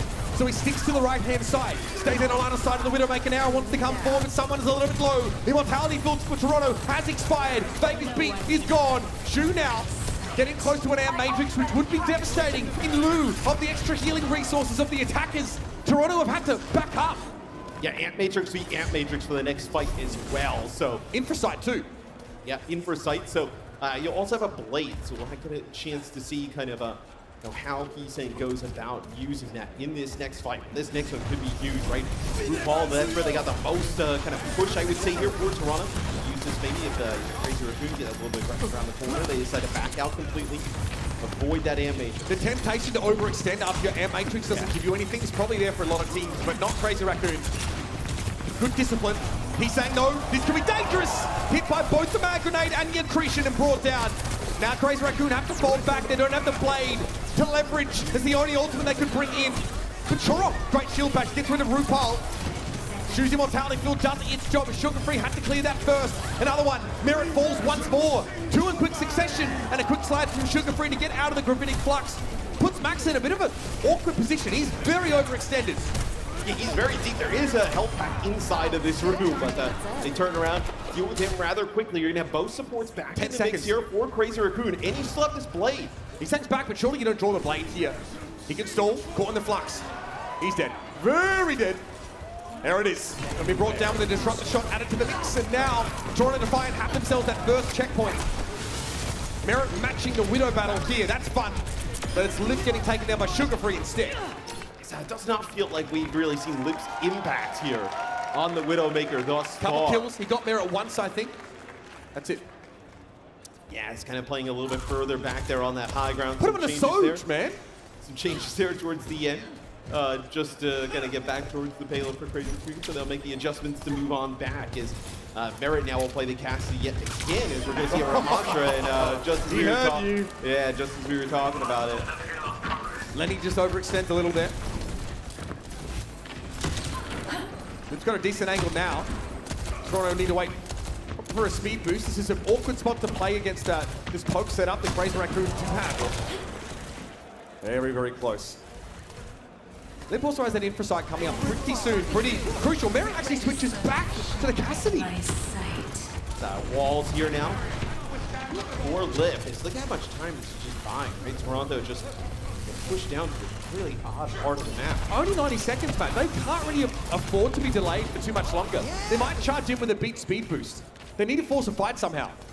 Yeah, there's no speed for Crazy Raccoon, right? So it's going to be very difficult to disengage if that's the case. Mag grenade got thrown out there, but it's going to be Heesang going in first. Blade is good. Gets through the Immortality field of RuPaul, and the Defiant are about to come crashing down.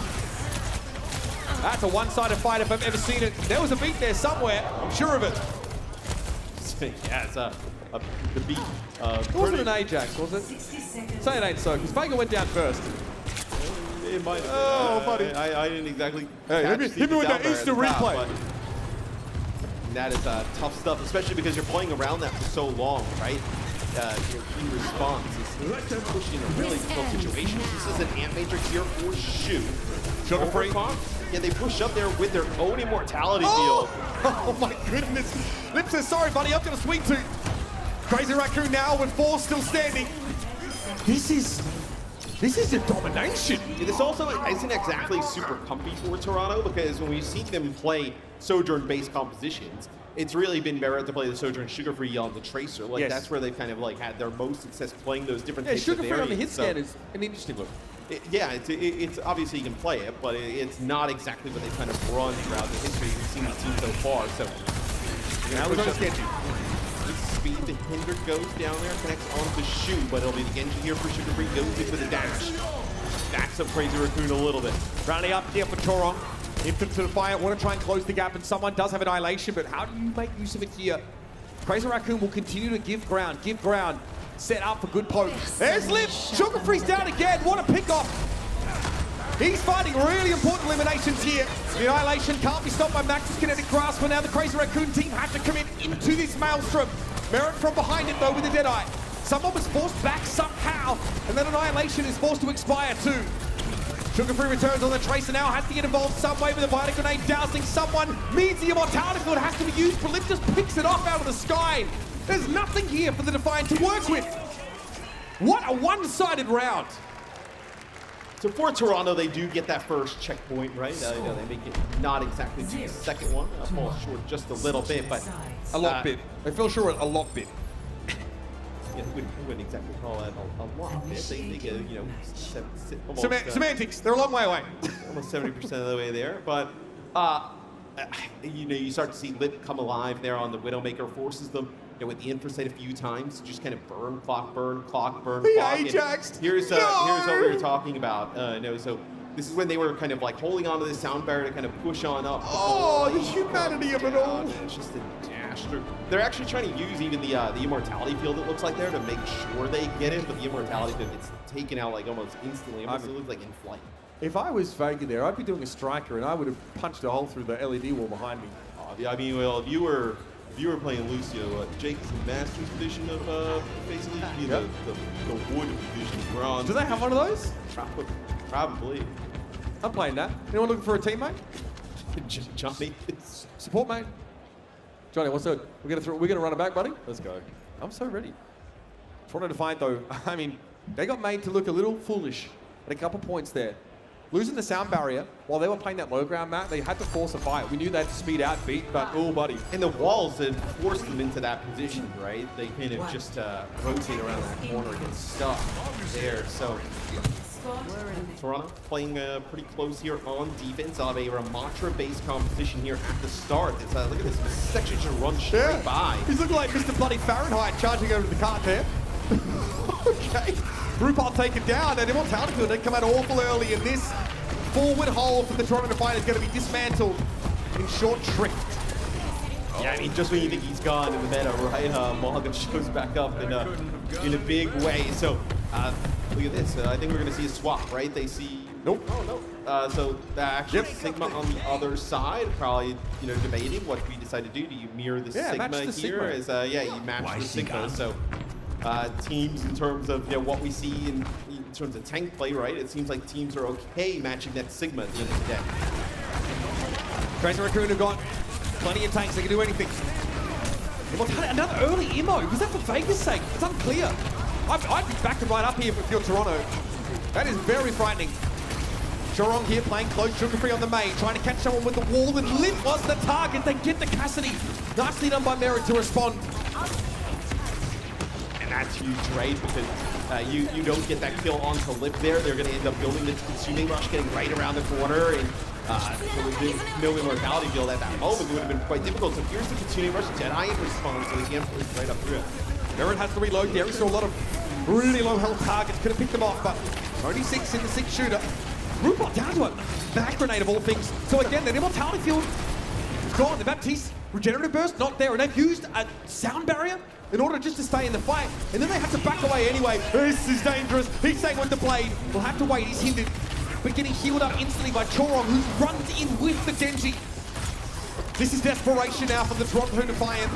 Someone trying to hold his ground somehow, but he walks down and gets blown up.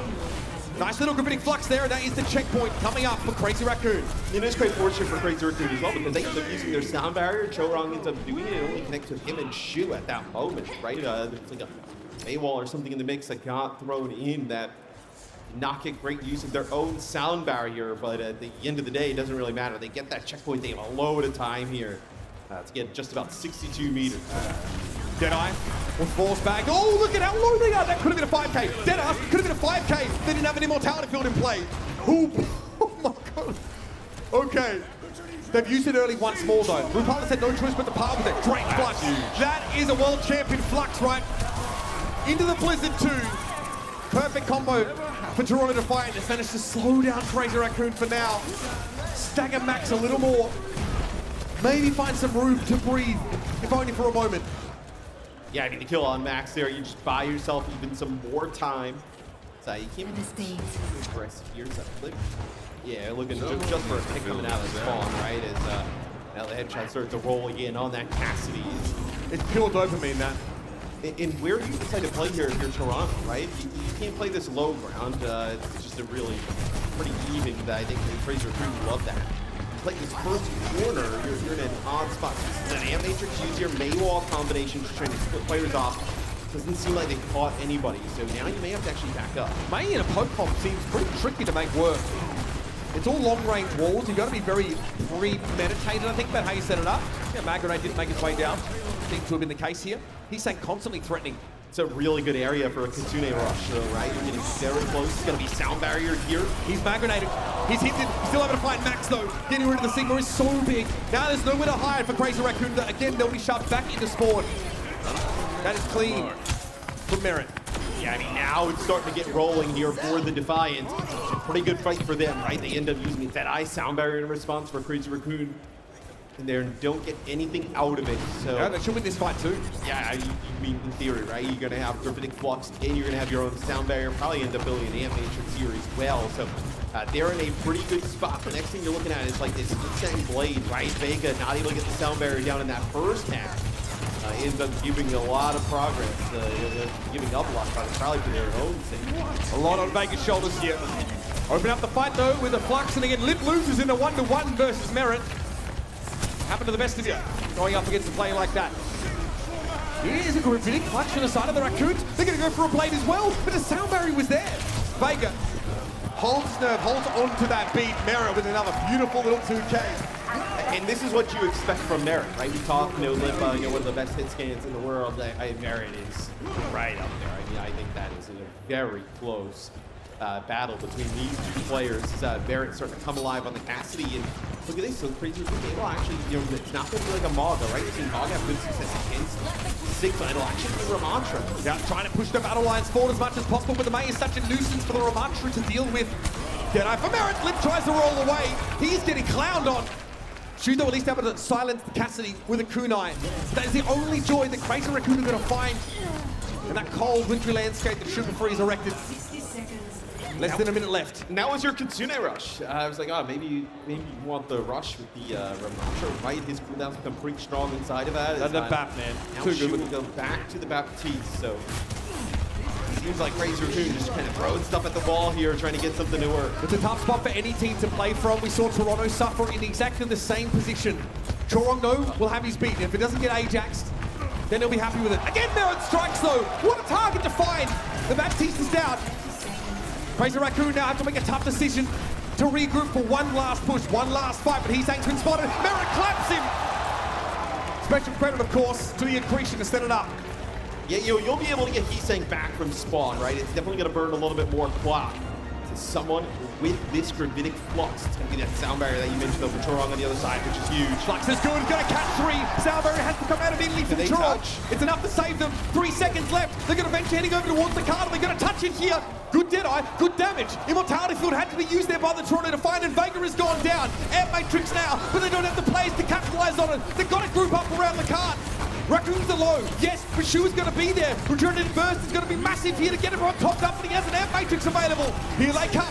Merit steps back, Deadeye again, lips out to avoid it, but only just. He eventually falls a trade as Heesang hits that flank hard. Venture, a real problem now for this poke composition of the Toronto Defiant. It's going to be Max pushing up on the card. Vega goes for a beat, but only 2 or 3 players were able to benefit from it at all. Max wants to come forward. He doesn't have Nemesis form available though. A very healthy Toronto Defiant now. RuPaul's Immortality Field is taken down. Gravitic Flux, who's in there? Max gets the annihilation and finds Vega. Huge Immortality Field from Shu. Not a sound barrier. Everything you could ask for was at Crazy Raccoon's disposal. What a fight. What a contest. But it will be a 2-0 lead to Eurasia #1. And for Toronto, I mean, you played that really well towards the end. You hold them for about 3.5 minutes, but you also gave them about 4.5 minutes, right? You just cannot give a team like Crazy Raccoon that much time to get that checkpoint. Not even a second checkpoint completion. So that one has got to be pretty devastating for Toronto. It was intense, competitive back and forth. Plenty of room for skill expression on both sides of the stage there. But ultimately, it's our North American #1 seed unable to get the map win. That is what really counts. Yes, they do have a selection of map and mode here coming up. They're going to have to make it count. It's their last chance to be the last team, really, from this region to put a stop to Crazy Raccoon. Yeah, I mean, look, they looked really strong there, you know, getting that hold for that amount of time. I think Merit started to come alive on the Cassidy. And I think if you're Toronto, you're probably wanting to do something with the Sigma Mirror, right? I think that's probably where they look their best. Yeah, really. We didn't see much of Circuit Royal in the end there. We saw the Ramatra come out and find success on Crazy Raccoon. Let's head over the desk to break down the action from Circuit Royal. Thank you so much, guys. Yeah, let's break it all down. I mean, heading into this very map at the beginning, looking at the compositions, especially the ones from Toronto Defiant, they were cooking up something. Not necessarily stuff that is easily to digest. There were some compositions in there, especially looking at the DPS lineup, that we haven't really seen. I know that you personally wanted to see Merit taking that Widowmaker battle against Lip initially. You did for a hot second, switched off again. Did pop off on that Cassidy at the very end, though. Let's chat about what we've seen from that team and maybe break down the compositions and the approach or the thought process that Toronto Defiant had behind it. Yeah, I mean, if anything, we talked about Toronto's flexibility, but it was Crazy Raccoon playing stock standard here. I think this BAP rig is very effective defense. The Genji, Widow, Sigma, this is pretty comparable to what we see at the highest level on Circuit Royale. For me, it was the Sojourn Cassidy is a very odd selection, especially with the Lucio. Typically with Lucio, you want to connect to the enemy backline and plug in a DPS that wants to really get on top of the enemy. Sojourn and Cassidy aren't really that hero. Typically, they'd be paired with a Mei or a Genji that wants to create space for them. The two of them together didn't work as well, but Sugar Free brought out the Mei here on the defense, and Merit, man, you give him this position on the high ground, give him that open window to flank into the backline, and he delivered fight after fight after fight. For me, this hit scan mirror went Merit's way on this map. Even though the win eventually came to Crazy Raccoon, I mean, Toronto, after the weak offense, had no business having such a close hold. And so I think they could be feeling good going into the next map. This overtime. Can we just talk about this overtime? Like, what do you have to do? You just can't beat them. Like, just when you think Toronto Defiant, maybe they have the upper hand. Maybe with an early flux in spawn, they can throw off Chris Raccoon, prevent the touch. They get there in the final millisecond, and then just with tooth and nail, they just drag it out. Like, what more can you ask for?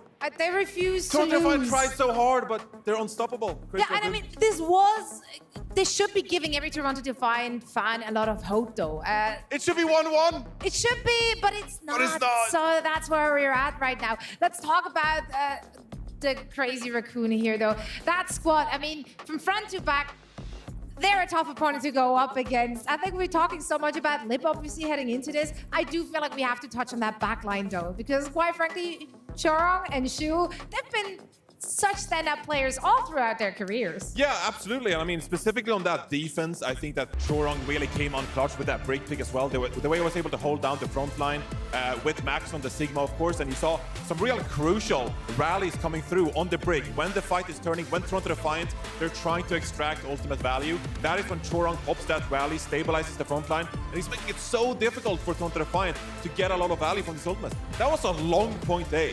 Like, that took all 4 minutes to really secure the first point for Toronto Defiant. And I think that Chorong did a spectacular job on the break. And Shu, of course, I mean, he's one of the best Baptistes in the world, right? So I think we talk a lot about Lip, of course, and Crazy Raccoon, but the backline, I think, was really strong on that Circuit Real. And that was part of the reason why Toronto Defiant was held on the second point in the first place. This also means now, of course, that it is once more up to Toronto Defiant to decide which map and which map mode we are heading to. Where do you take it, right? Let's take a look at the map set to see what's still available as well and discuss this a little bit as we just finished out our run on Circuit Royale. Push, Flashpoint, and Hybrid still available to us. Where do you see the best chances for this Toronto Defiant squad? It's a long road home for Toronto Defiant to bring the reverse sweep in this series, but I think it's got to start on a hybrid map. Probably just whatever your biggest comfort zone hybrid map is. In the end, the next 2 map picks, even if you win this map, okay, it's going to be Hollywood as expected, okay. hybrid, but the next 2 map picks, even if you win, are going to be for Crazy Raccoon. So you want to deny the most valuable map type pick, which of course hybrid with 4 maps. The bet you get that out of the way for Toronto Defiant. There is a road here, right? Because even though Crazy Raccoon might get those next map picks, if you can start it here on Hollywood, if you can get it going for Toronto Defiant, those next map picks just aren't that valuable. Push, Flashpoint, not as differentiated as the other map types. And so frankly, there is a road here. And after we saw the last map, after the speed Merit started to get on that Cassidy, normally with a down 2-0, I'm feeling pretty hopeless. But to be honest, I still believe this is still doable. I think it's going to be a really interesting map, and maybe we'll see some more Winston being played on this map. You know, we've seen some Ramatra in Europe, but I think it's primarily going to be the Winston compositions now. Someone, of course, a really gifted Winston. But the player that I keep my eyes on in this map specifically is going to be Sugar Free on Toronto Defiant. I feel like if they're going to play Tracer on this map, you're going to have to come up clutch, and you're playing against some elite Tracers with both Lip and Heesang, whoever they throw out there, right? So it's going to be a really tough matchup for Sugar Free. I think he needs to come up clutch for Toronto Defiant. Let's see if we can get it done, and if they keep themselves alive in the upper bracket for all the action, we once more heading it over to our favorite gentlemen, Mitch and Mr. X.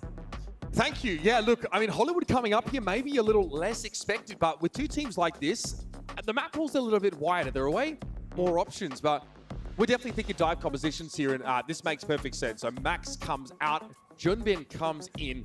It's dive time. Yeah, a lot of verticality, obviously, on Hollywood in the second part of the map. I think Hollywood, it forces you to play more tanks, right? You can play Sigma at the start. You can control high ground by that first point. As you move through the map, there are obviously beneficial things of playing tanks who can access that verticality on the offensive side mostly. So I think it's going to give Toronto maybe a little bit of an edge they feel there, right? They don't have to make a decision of, okay, do we go into the map with Max? Do we go into the map with Junbin? But also, it does not really seem to matter that much, right? Crazy Raccoon seem to be able to play regardless of which tank is in at such a high level. So. Yeah, I think we're getting a little bit thin on the narrative of close games, but 3 O's here at OWCS Major. Then I'd say the Defiant feel pretty similarly now as their backs are up against the wall. Well, when you said Ilios was like pretty close, I was going to ask. They C9, so yeah. I was like, was SSG Falcons Ilios close? I was like, well, yeah. yes. Like, yes. I was like, so how close? It's like on the from super close to very close to not really super that close. Like, where was it on the ranking? I'll leave it at competitive. I've only developed my power rankings for closeness of games. Look at this, a surprise here on defense, a Maga. Well, yeah, the verticality is less important here, I think. Defenders are going to have that sort of access to that area by default. I think Vega probably still feels like they need to delay the Lucio here to deny dive. And oh, okay, we might. I was hoping for that. Yeah, like the Rex Ball poke pop that we saw on Busan and earlier on. It's going to be Malgan time, though, of course. All roads lead to Malgan. And for Toronto, I think this damage dealer lineup makes like way more sense in terms of having the Cassidy with the Pharah. I agreed with Jake, like playing Cassidy's Sojourn was just a little odd there, with what they were trying to do on circuit, but Crazy Raccoon, they will actually match this. So a near matchup. We talked a little bit about this Maga versus Sigma and other different kind of competitions. We haven't seen a ton of Maga beat Maga. We saw it in the SSG Falcons series a little bit. Right off the rip, you lose Merit. Yeah, I felt like Merit had to send a written request for healing there. A little bit too late as Heesang was able to poke him down with a couple of rockets. And, well, it looks like we're picking up, folks, where we left off. Crazy Raccoon, an easy point A take. Yeah, and I think now the Pharah has become a little bit harder to play right now that everybody can kind of have high ground control here. So, see what Toronto decides to do. Are they going to get up towards that high ground? Looks like they'll have someone get up there with the rest of the crew, give Sugarfree a nice vantage point. From here, looking at set up as well as they can. Sugarfree, Pharah can fire into this choke here. It's definitely an advantaged position for the defenders, but not for long as this card starts to advance. Shu gets really low. Takes a few shots there from Sugarfree. It's, unless you force him down from the high ground, you're going to get no value when this rush comes up. It's going to be put to the test. He'll have these small windows where Sugarfree will be exposed to that Cassidy damage. So a couple consecutive headshots, and there's actually nothing that Toronto could do to keep Sugarfree standing. No burst healing available to them. What do you try and do here if you're Crazy, right? You eventually need to take the high ground. Yeah, it looks like they're going to try and maybe just push some shots in at range to get these players split from someone. And now they do get control of the high ground. Lip staggered his position. He comes up a little bit later. Okay, hit by the mag grenade apparently.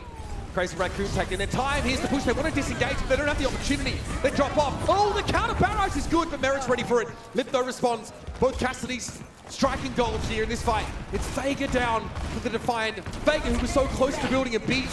Now Toronto have to play safe for a moment. Let the car push up. Yeah, the Root Ball at about half HP, right? Doesn't exactly want to kind of come around the corner. Use this rush. There's even more progress going to be gotten here by Crazy Raccoon. Root Ball couldn't take the risk of wall climbing back up there. He had to swift step, so that cooldown is unavailable for the next few seconds. This is a must-win fight for Toronto. This right? has to be perfect. Almost 4 minutes on the clock. You cannot allow them to take that second checkpoint that fast. 4 support ultimates in play here. This is the most important fight of the map so far. Not that that's saying much. So for the low ground, Toronto have been forced down here. They have to play on the card. Jonathan says Geronimo drops down. Heesang tries to fold around the corner of the building, away from the Cassidy presence. Kitsune rushes from both sides, and Chorong's going to be the one that falls with beat, no less. Okay, an opening here for Toronto. Merit zones away with their Deadeye. I say that unironically here, as the Defiant should be able to comfortably complete this fight. Yeah, that's huge. It feels like once they actually get that kill on a Chorong, the fight is basically over, as Vega doesn't feel like he has to invest his beat. Chorong obviously doesn't have the beat to use. He's back in the spawn. It'll be both Kitsune rushes used there. So this also allows Toronto to get back in control of that high ground. It took a little bit for Crazy Raccoons to push him off that spot. So huge fight win there from the Defiant. Yeah, no need as well for the Defiant to use that beat. Cage fight for someone is available, but they need to wait for the Crazy Raccoon to drop down. And there it is, Merit, the one that takes the advantage of a brief window to see the Pharah and find the headshots. Yeah, so it looked like they were trying to just kind of like speed past maybe Toronto and they'll fight back by that payload. And then you lose that ever important Pharah, and there's nothing you can really do there as Toronto. Looks like they're possibly putting a little bit more pressure here onto Crazy Raccoon. Sugarfree takes a big rocket hit there. They've got to now attend to the card. Go very quickly. Deadeye for Liberty waits for them to drop down. Sugarfree gets caught out. It was Junbin actually to find that elimination, and here's Cage fight. A lot of chains getting thrown around here. A Venn diagram of literal murder as Heesang eventually opts to join the rest of his team. Big damage there from Lim. Playing in his optimal range, and Crazy Raccoon getting his second checkpoint. Yeah, and that is the sound barriers end up being used there by both teams. Now, this is Crazy Raccoon with over 3:30 on the clock here to be able to kind of get the payload down. This is another Toronto Defiant match pick. Man, he's got half his ult. Yeah, just, well, I mean, when everybody's kind of coming down this hallway, right? You just get a few directs in there, a little bit of splash damage. You're back up at 80% ult charge in no time. I like Farah on this part of the map. It's really hard for Cassid to have a long sight line on. Sugar Free, though, gets caught by Heesang. Getting caught out by that lip damage, and the follow-up for the Farah was good. Here's a Kitsune rush, though, from Rupal. Shu responds, reciprocates, in fact. The barrage was good. The damage, of course, no final blows, but more than enough to set this fight up, as Heesang gets good use of that Farah ultimate. Someone brought down, and we have so much time still for Crazy Raccoon. Yeah, rush is used on both sides there, but Defiant in a pretty decent spot here coming out of spawn with Deadeye, a pretty big alleyway. And also that rocket barrage. How to stay alive coming around the spawn. Someone's going to have to get a touch here. It'll be Sugar Free gets onto the point. That's big. This is so awkward for Farah to play in this open cul-de-sac. But getting the Malga of all things, that's perfect. The target selection, good priority for Toronto. Will have themselves a bit of a moment to regroup. Yeah, and for Crazy Raccoon, right, you end up losing this fight. It's one that was potentially lost going into it in terms of the ultimate economy across the board. But you still have to be pretty happy about your progress, right? You know, a minute 30 off the clock, you're putting yourself in the spot where the card is in a just one fight and it goes in your favor, and you actually get a match completion on Hollywood, which can be very difficult to do. 2 minutes left. 2 dead eyes up. Mera going to be knocked out into the open there by Heesang, but yeah, tricky for Farah to find the shots here. Lip hoping for just a glimpse of Vega. Mera trying to do much the same thing, hoping for Heesang to pop up. Neither happens. Both teams still have 5 players, a full cohort, but Heesang has to drop down, expose himself again to that Cassidy damage, and here is the sound barrier. Joran holds it, still holding. Oh, and it comes too late. Shu gets picked up before he has the chance to make it work, but the trade is there, and someone arguably the bigger prize. Heesang below Sugar Free to smithereens in midair. And Crazy Raccoon should get this one home now. Only Rupal left, and that'll be that. Yeah, as the sound barrier comes through there from Vega, they try and get aggressive behind it. That was good. 5-player sound barrier is good. Yeah, they just back up a little bit, disengage, even though they end up losing a player. They end up losing Shu before they end up dropping their sound barrier. It just gives that extra benefit to Heesang. Heesang comes around the corner. He's able to connect with 3, and everything is done after that. Competitive from Toronto. Navigating that second phase of the map especially well defensively. But again, as the card gets close, they have to drop down and play the low grab to stop any back cap, force the attackers to come and join them, which eventually Crazy Raccoon acquiesced. And I wonder what they'll actually end up playing here on the defensive side of things, right? Because you could potentially play like Sigma if you want to play Winston. I think they probably expect if you're going to play the Maga the entire time on offense, you're going to see it here on defense, on the offensive side. So you're going to have Crazy Raccoon come out with the Maga here to kick things off. Defensively, see what Crazy Raccoon have, of course. We'll flip that for you in just a moment as Toronto Defiant are the attackers this round. So much Farah on maps that we just don't expect to see her on. She is very powerful. Both teams with the Kiriko setups now, so healing Farah not too much of an issue. A little peek there for Sugar Free before the switch to the Farah himself. Yes, I can't remember the last Overwatch tournament we've seen this much far. Yeah, no, right? I mean, it is like ages. Could it have been like the triple DPS or record? Yeah, it was like 2019. Yeah, it was like Shanghai used a combination to kind of counter Ghosts. That's right. Where they played like Wrecking Ball, Farah, Sombra. I would almost even say it was like a Widowmaker, something along those lines. Tracer, possibly, but this is a pretty fast fight here. Goes in favor of Crazy Raccoon. But yeah, it's been really difficult for Farah to kind of find her spot in the meta for a very long time. And I know with some of the recent changes, to the game overall. More maneuverability for her. Yeah, really more. Yeah, she's like more active, not in the air as long, but more suspended in the air. Yeah, and that can be remediated with Life Weaver platforms as well. We've seen a couple of times. Merit, a lot of poke damage here. This choke is so deadly for the attackers to make their way through it. Crazy Raccoon are forcing Toronto Defiant to sort of hang around there, setting up Heesang for success.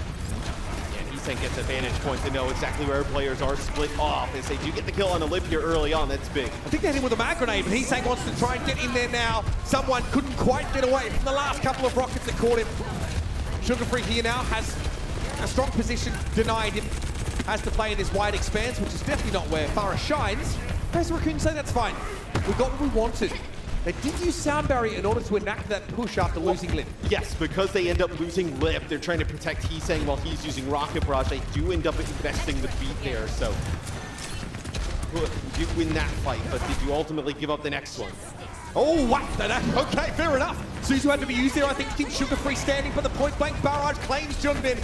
Deadeye, though, on the Kiriko. Lip now starting to pop off a little. Sugar Free brought down as Crazy Raccoon moved back inside the cafe. They'll concede a little bit of capture progress, but Lip's got another one. That's 3 in the fight for the Cassidy. Again, good conversation. He's well and truly part of it. Chorong steals one away from what would have been a big one for Cassidy still. Vega has nowhere to go. They're allowing this to drag out a little longer. I mean, that must be so nice. Hey, we lose our tank. You know, Junbin runs face first into a rocket barrage.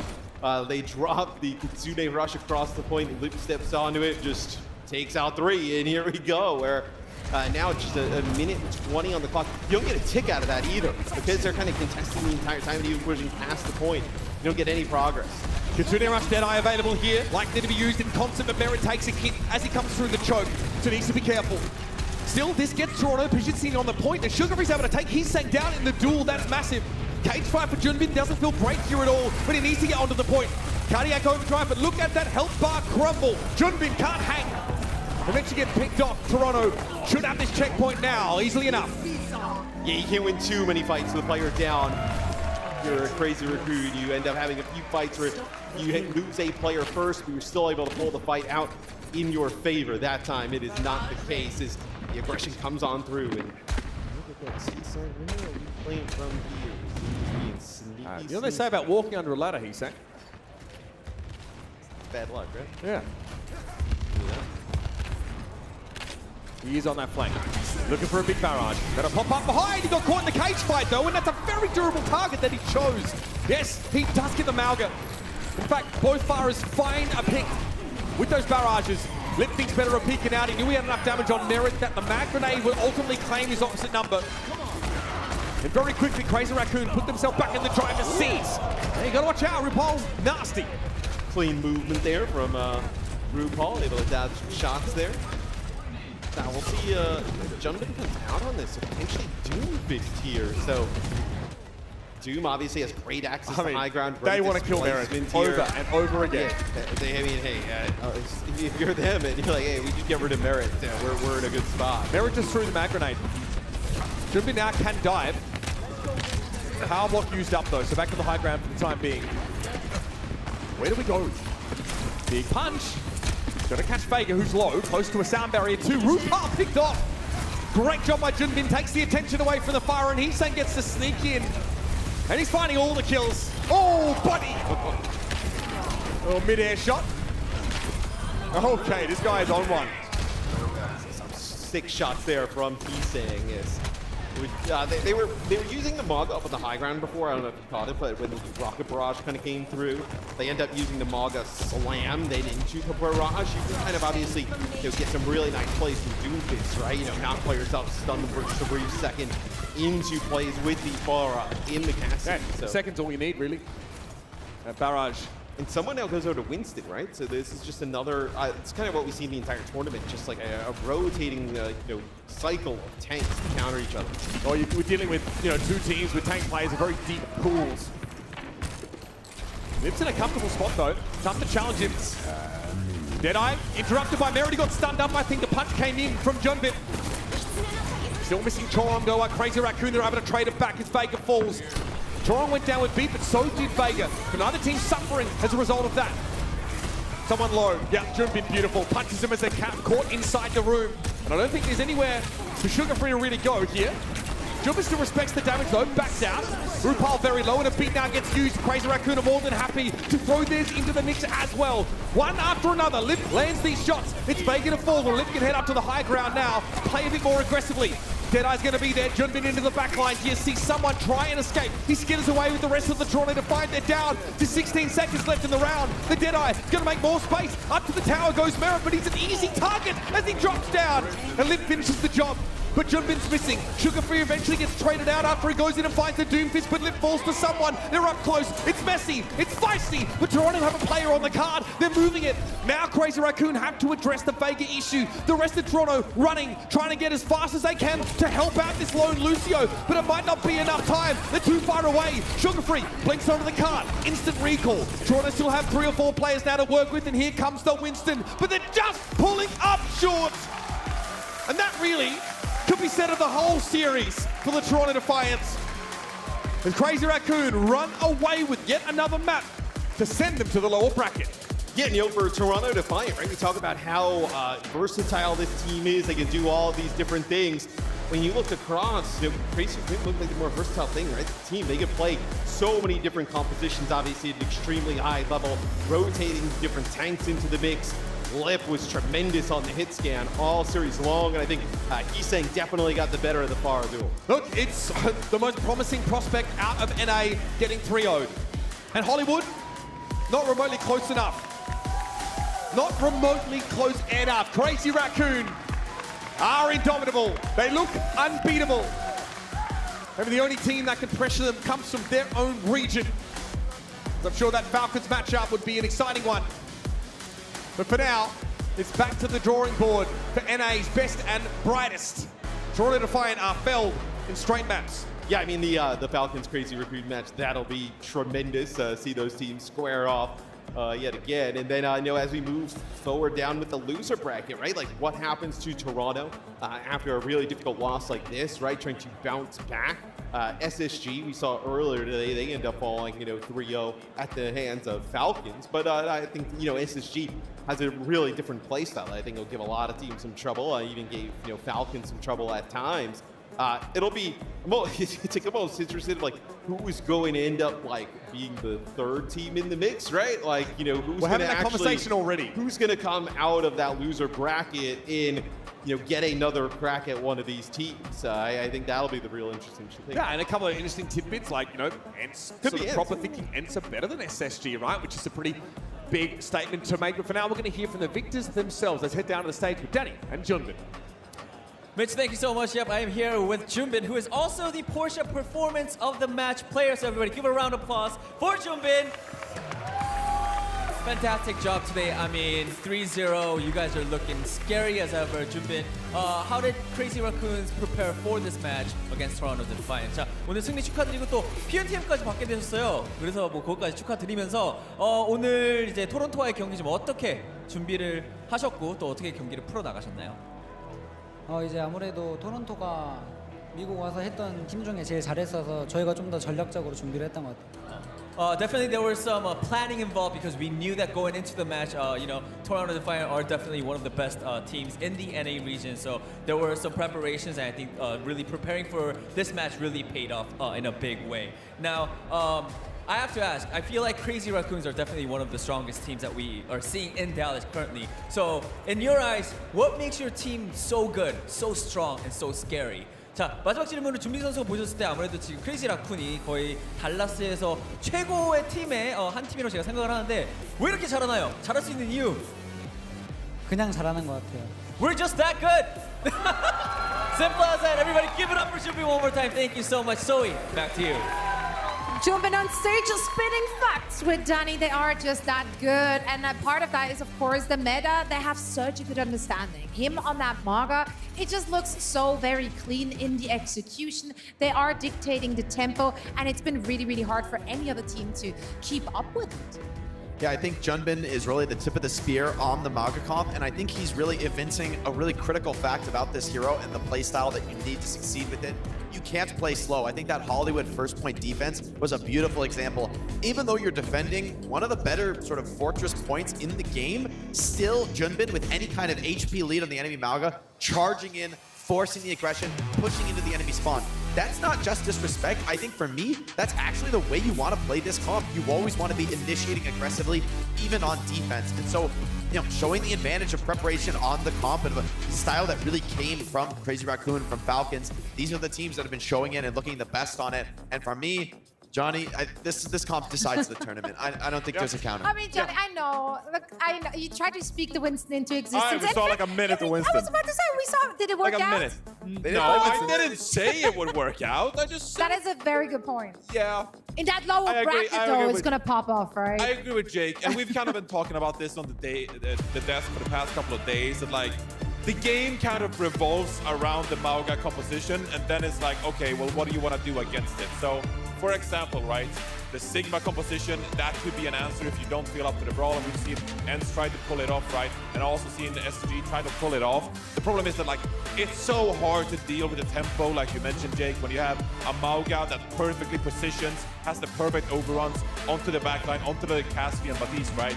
So you kind of have to match this Mauga. I feel like SSG, I mentioned it in the last match as well, you know, maybe they can figure out some variation of the Symmetra, but otherwise, right now, it's without a doubt Crazy Raccoon, Falcons, they are the top two of the tournament. All my hope has been vanquished. The hope is gone, Zoe. Like, I'm just giving up. I'm sorry. Like, I can't do it anymore. It took 1.5 days. I think you got pretty far. I can't do it anymore. I really tried. The narrative was out there. The players were like, oh, we have a chance, we have a chance. And it was an honest effort. I wanted to believe, Zoe, but Jake was right all along. I'm no stranger to crush dreams, Johnny. This is the reality. It's about raw strength. You need raw talent. I mean, there's so much pressure at this level of the game. I mean, what's being asked of these DPS players is something that I think to a level we've never seen before in Overwatch, where you have to play everything. You have to be one of the best hit scan players in the world. You also have to be one of the best Genjis. You got to be one of the best Tracers, one of the best Echoes. We've been building towards this for a long time, and now it's like finally here where a Hyperflex is required. Yeah, and I think I think this time was always coming in Overwatch. I think especially you see it on the flex support role right now. We've seen a lot of Kiriko in this series, but from Fielder, we've seen a ton of Ana. We've seen a ton of Batiste. From the different counters, different maps that come out, a different response is required. And the incredible flexibility on these top teams in Crazy Raccoon and Falcons. I mean, I think that's what's really going to be put to the test. The team play, the flexibility, the individual mechanics at this point, they're a given. These players are best in class. And yeah, what a beautiful display of this flexibility on our very stage. With what we just saw from Crazy Raccoon, they managed to stay alive, of course, in the upper bracket where they will be facing off against Team Falcons. Now, those are two teams who have both shown us those Mauga compositions. Different looks of it, though, and that's something we touched on. I'm very excited to set this match up, but we have to wait until tomorrow because we will, of course, now moving on to the lower bracket first, where we have teams which are fighting for survival. Maybe one of them will manage to claw their way back into that upper bracket, but I think it's fair to say that Team Falcons and Crazy Raccoon, those were the two teams most people would have expected to see up there. I mean, I don't even know who like takes them on. Like, if you had to pick like a lower bracket team to like even contest, like I feel like it's even like we shouldn't even like be considering that now. Right now, it's like, who is the better team? Is it Falcons or Crazy Raccoon? Who is in pole position to actually win this entire tournament? Because so far, Falcons, of course, they've shown their like Genji, Venture, Brawl variant, right? Whereas maybe Crazy Raccoon, they can play more Lip on Tracer, for example. I don't think they'll match that Genji Tracer, right? So it'll be interesting to see how these two teams actually play each other in a matchup. Yeah, and I think, honestly, in the lower bracket right now, you're scrapping for one more chance. I do still think Toronto Defiant are actually the team that's going to come out of the lower bracket. I still believe in them. I think they played Crazy Raccoon the closest of anyone we've seen. I mean, I think Circuit, maybe a weak offense due to some unconventional picks, but I think that was honestly their map to lose with how incredibly well they played on defense. It was winnable for both SSG and Toronto. Yeah, and honestly, even Hollywood, I think that went strongly in the favor of Crazy Raccoon, but nonetheless, I think Toronto Defiant is the team I can see actually matching the Mauga comp in terms of having the actual skill, the flexibility to take that match. I mean, even Vega pulled up with a ton of kills on Hollywood. I mean, I was noticing that in a lot of these team fights, they might be going the way of Crazy Raccoon, but Vega's finding impact, finding kills. And That's the confidence you need to take a tough Ajax on the second map and still come out swinging, playing aggressive, not back down. I think that's exactly what I want to see from my main support player in a meta like this, where with the Mauga, you can't be scared. The moment you start falling back, retreating, trying to recover, it's not going to happen. You're going to get run down and finished off. And so you've got to be aggressive. You've got to be taking initiative. Toronto's the team I can see actually doing that and potentially putting up a better fight if they can survive that lower bracket. I mean, they are the only team we've seen thus far in this tournament who are not afraid to take that Mauga mirror. They're not trying to be cute. They're not trying to just bring too much of their own flavor. They have a lot of flexibility, but they were not worried against Crazy Raccoons to take them into that mirror. So I'm very interested to see what they can get done in the lower bracket, where they will be facing off against Ence next, I believe. For now, we're heading into a quick break, and after that, we're back with a special treat for everyone. So please stick around. You don't want to miss it.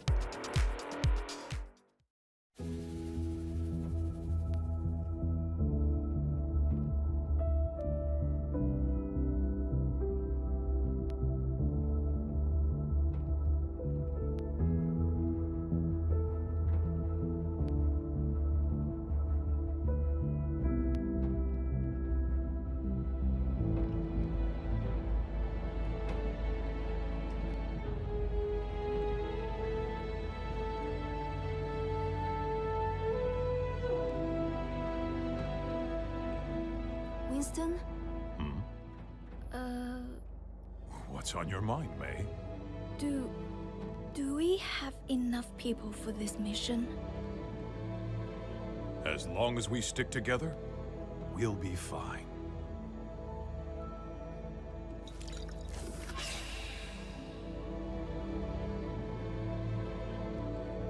If you're going to show, now would be a good time. Attention! This is your captain speaking.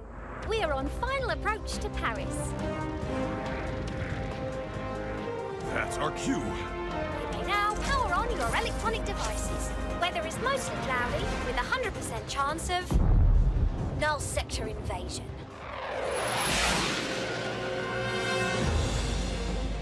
Winston, clear as a spot to land. We'll be right behind you. You better be. Why is null sector attacking now? I don't know, May. But the people down there need help.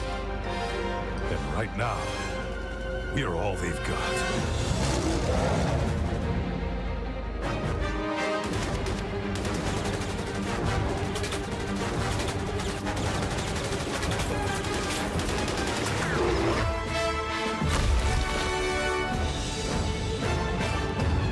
Bonjour, officer. We're here to help.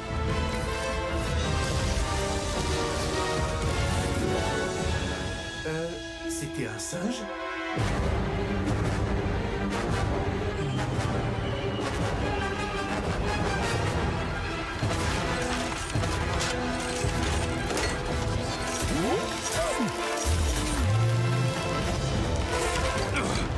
Good work, May. Thanks!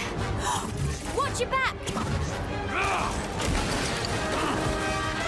Get the civilians to the ship! You got it! What was that?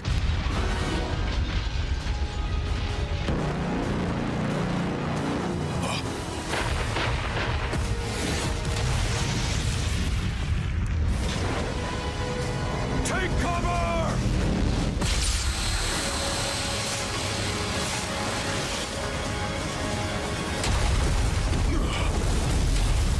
Look out!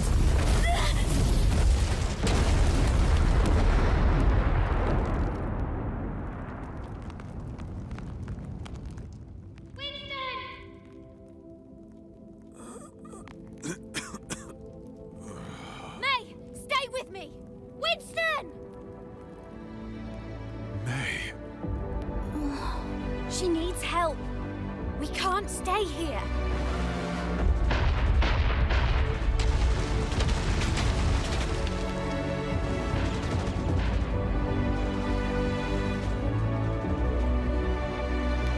Tracer, get everyone out of here.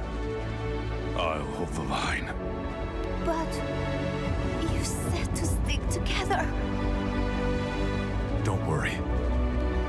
I'll be behind you. You'd better be.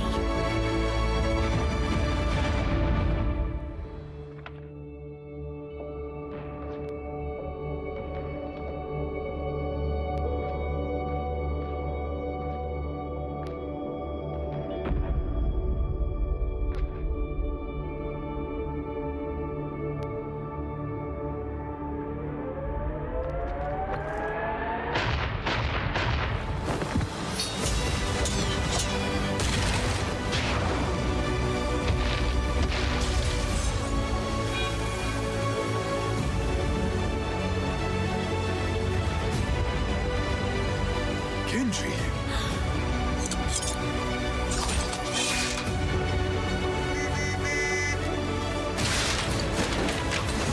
Hammer down!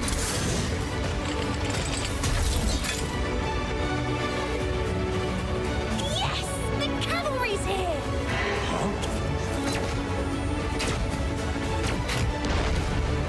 Hello, Winston!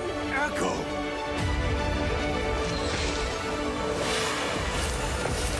Let's get you back in the fight.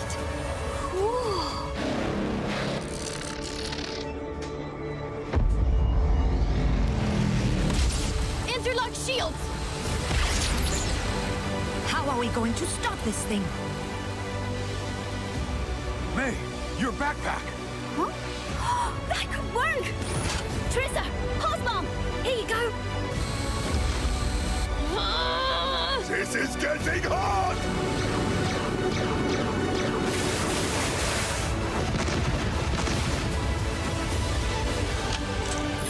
Ready! Go on! Right!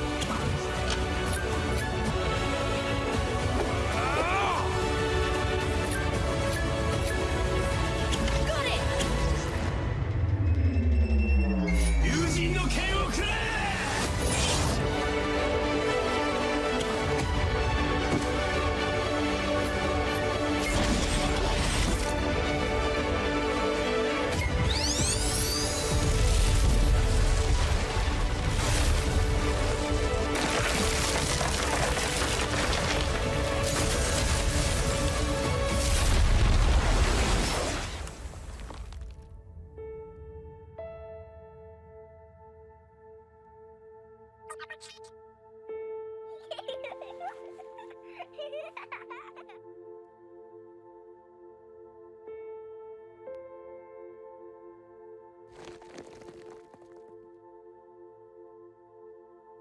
Victory is ours, my friends! Hi, Lena. Brigitte?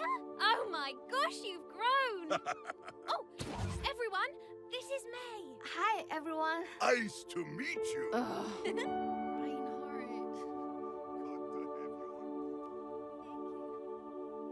Monsieur, does this mean Overwatch is back?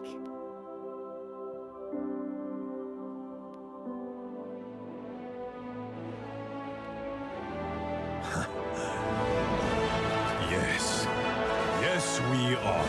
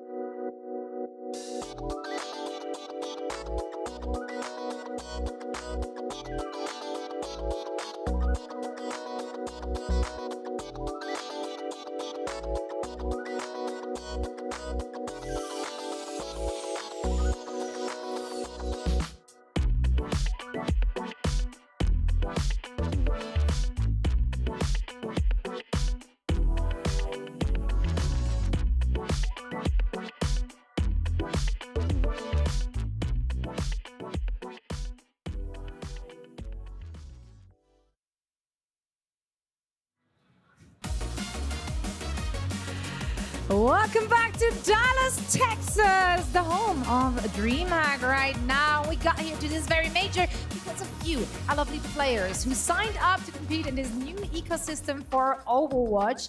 And this is an ecosystem that we're building together with Faceit, of course. But before we continue here with our OWCS action, we actually got a very special match to show some of what we're working on in the Faceit League. But first, let's take a look what the Faceit League is all about. Hey heroes. Season 2 of the multi-divisional Overwatch Faceit League is back. Join with your team or look for teammates on Faceit. Compete in weekly matches against players at your skill level at a time that works for everyone. Win your matches and rise through the divisions. Competing for your share of the prize pool, earning bigger rewards as you climb. The more teams involved, the larger the prize pool, the better the division balancing, and more fun for everyone. Rise to the top with your team and start your path to becoming a pro Overwatch player. Or just play for fun. Faceit League. Register your interest for Season 2 now at fce.gg/Faceit League. Thank you so much, Zoe. How's everyone doing? Excited? All right, this show match is definitely going to be really fun because we got your favorite content creators, we got some pro players, and most importantly, I have all the beautiful fans here right in front of me in Dallas. Make some noise. All right. Are you guys ready to get this thing started? Let's not wait any longer. Everybody give it up for your participants.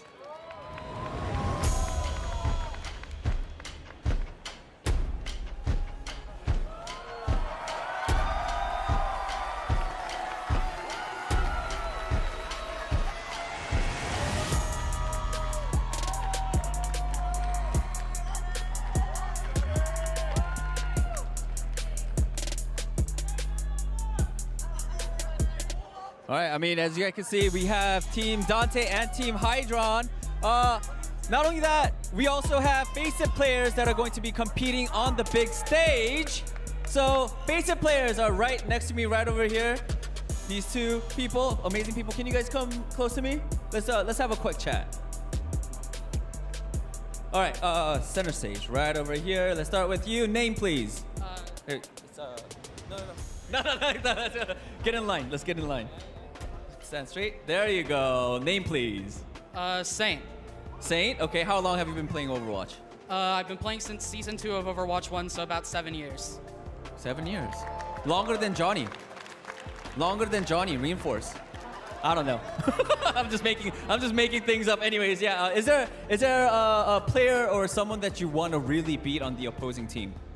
Ooh. I really want to beat SK. Why?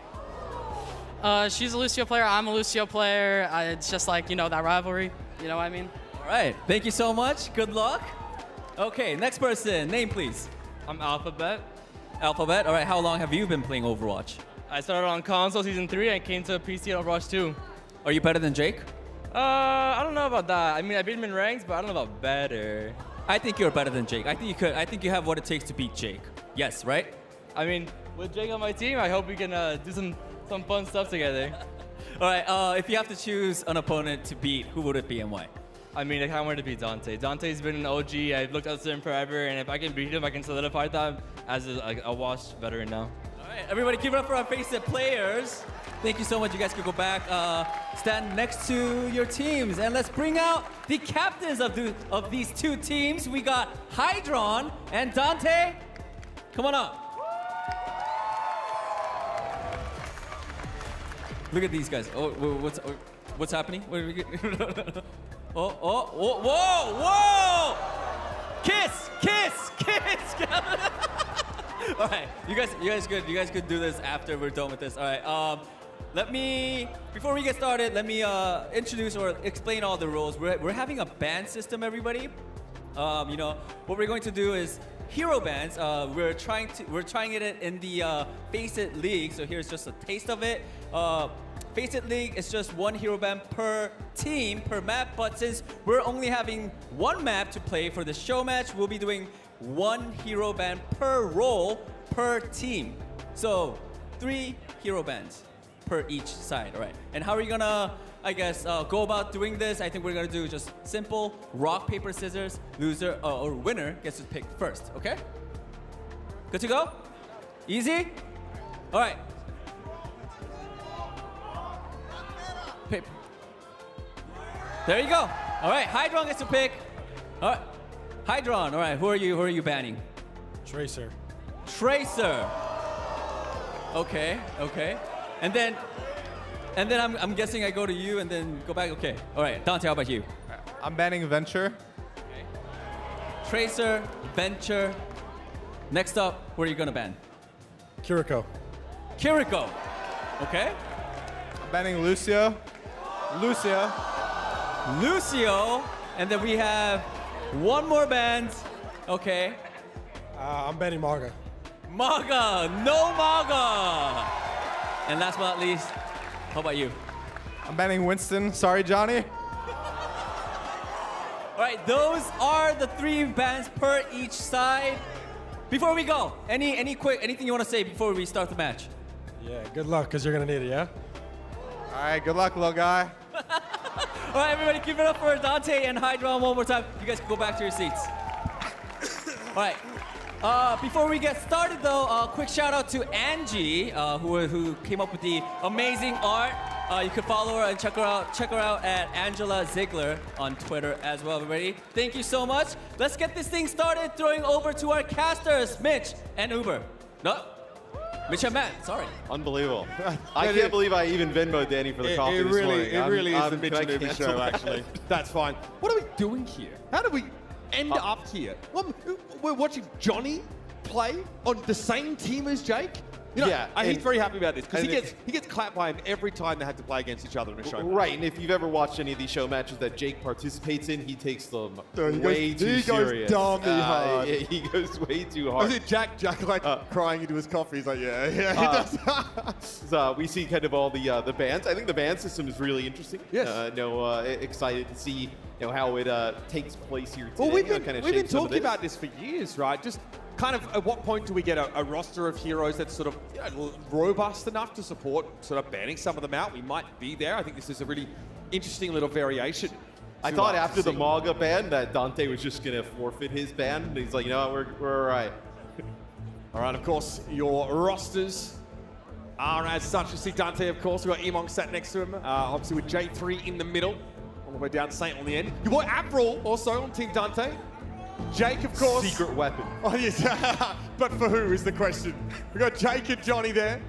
Yeah, finally glad to be back on the same team. SK, of course. She's received the challenge already from Saint on the other side, saying I'm a Lucio player. I want to win that 1-to-1 matchup. Alphabet, of course, on the end.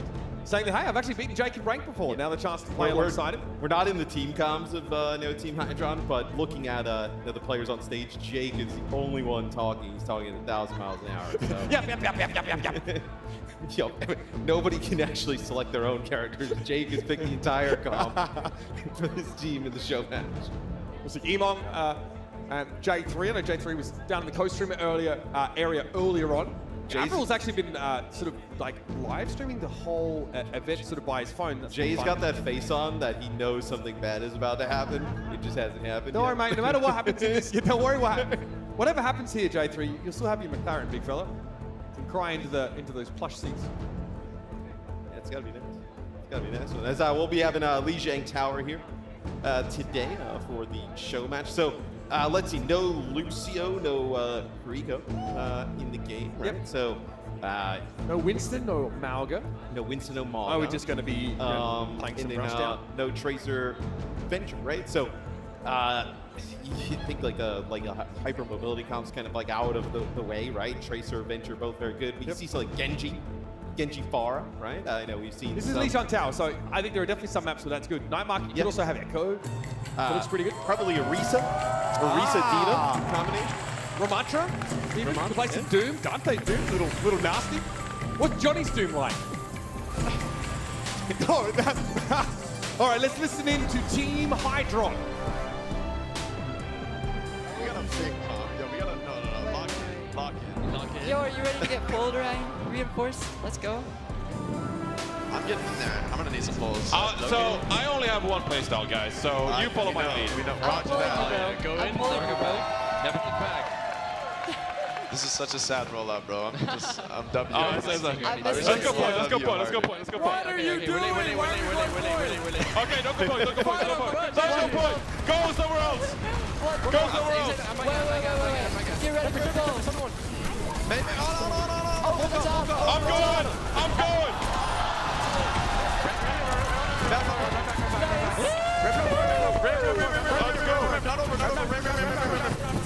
Nice, chill. Get your reject. We don't heal us. Guys, kill the Ana. He's a goal player. Please. We need to punish Avril for trying to play a high-skill hero. He needs to go more. Oh my goodness, yeah. I mean, revealing Avril's rank, doing the boy dirty, I'm not going to lie. On the Ana, Who do you think the target is for Team Hydra? Well, I think we leave that up to everyone else's interpretation. J3 getting clapped there with a charge from Reinforce earlier. Reinforce wants to play off angle here. Mayball's going to catch Emong out. Dangerous. Team Dante respect his backup. They're in a bit of a weird spot. I think Reinforce calling for a little bit of backup, and SK, she said, don't worry, I can pull you out, Johnny, if you get too deep. Yeah, this is going to be straight to the point here for Team Dante. Johnny taking a ton of damage from Dante. Emong's low. Yeah, it's going to be Immortality Field as well. Nice Immortality Field there from Saint. Deadeye now from Hydron. Okay, J3. It's going to be Avril getting caught inside that. You know, Avril, when Cassidy glows and he makes that sound, you should run. Hydron running away with this. SK gets involved. Jake would play May in a show match. Yeah, I mean, anything for the dub, man. All right, guys, we're going to split the other team off and we're going to run at the right. All right, he's split it. Coming on down. Reinforced charges in. Emong going to be frozen stiff. It's going to be SK falling early though to the sticky bombs of Dante.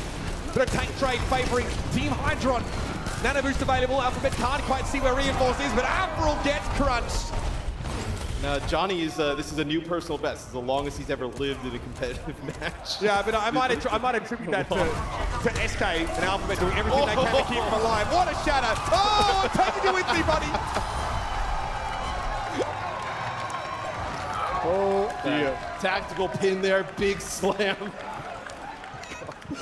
Team Dante. Was that the nano boost used there as well? It looks like it. I think Johnny got nano here. Jake here, hit with a bio nade. SK going to be caught out though. Emong able to deal with it. Sleeping Dante on the point. Jake 3 Deadeye though catches Alphabet out. A chance here for Team Dante. But Reinforces coming. Dante backs up. Mag Grenade doesn't quite connect you. The Fire Strike though will get rid of Reinforce and Team Dante can stabilize. Yes, Hydron walks down to the point, ends up dying. So SK and Zen, it's awesome to see Zen in the mix. Is you gotta get some bans to get him in the mix. Yeah, it's awesome to see Zen that, into a ride is interesting, I will say. I'm here for it.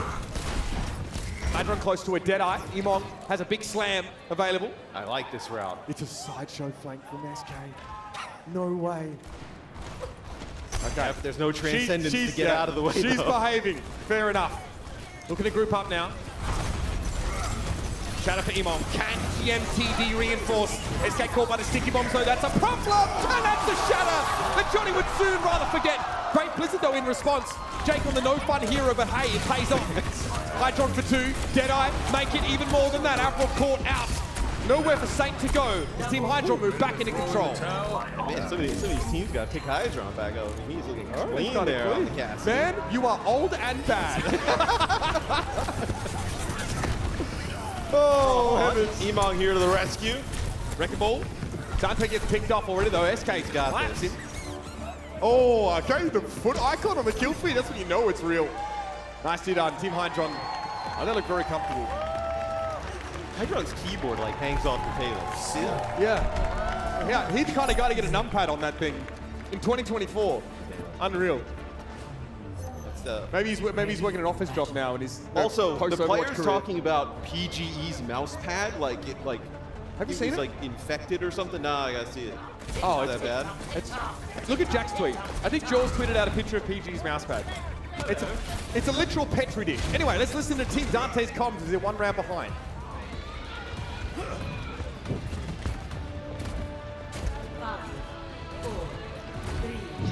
Also, Final kept it all around.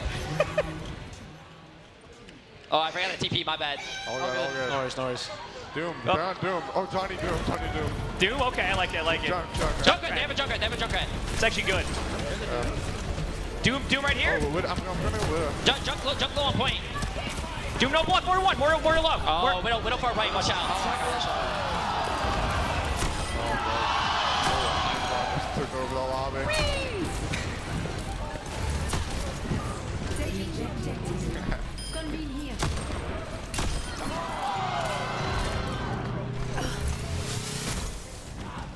Oh, cap? Yeah. Oh, I forgot there's an objective. Holy shit, I'm coming. How deep we going? How deep we going? Remember, guys, There's map no three. end, bro. Jake is in there. Jake Lundke, hello. I got you. Oh, that's my dog, baby.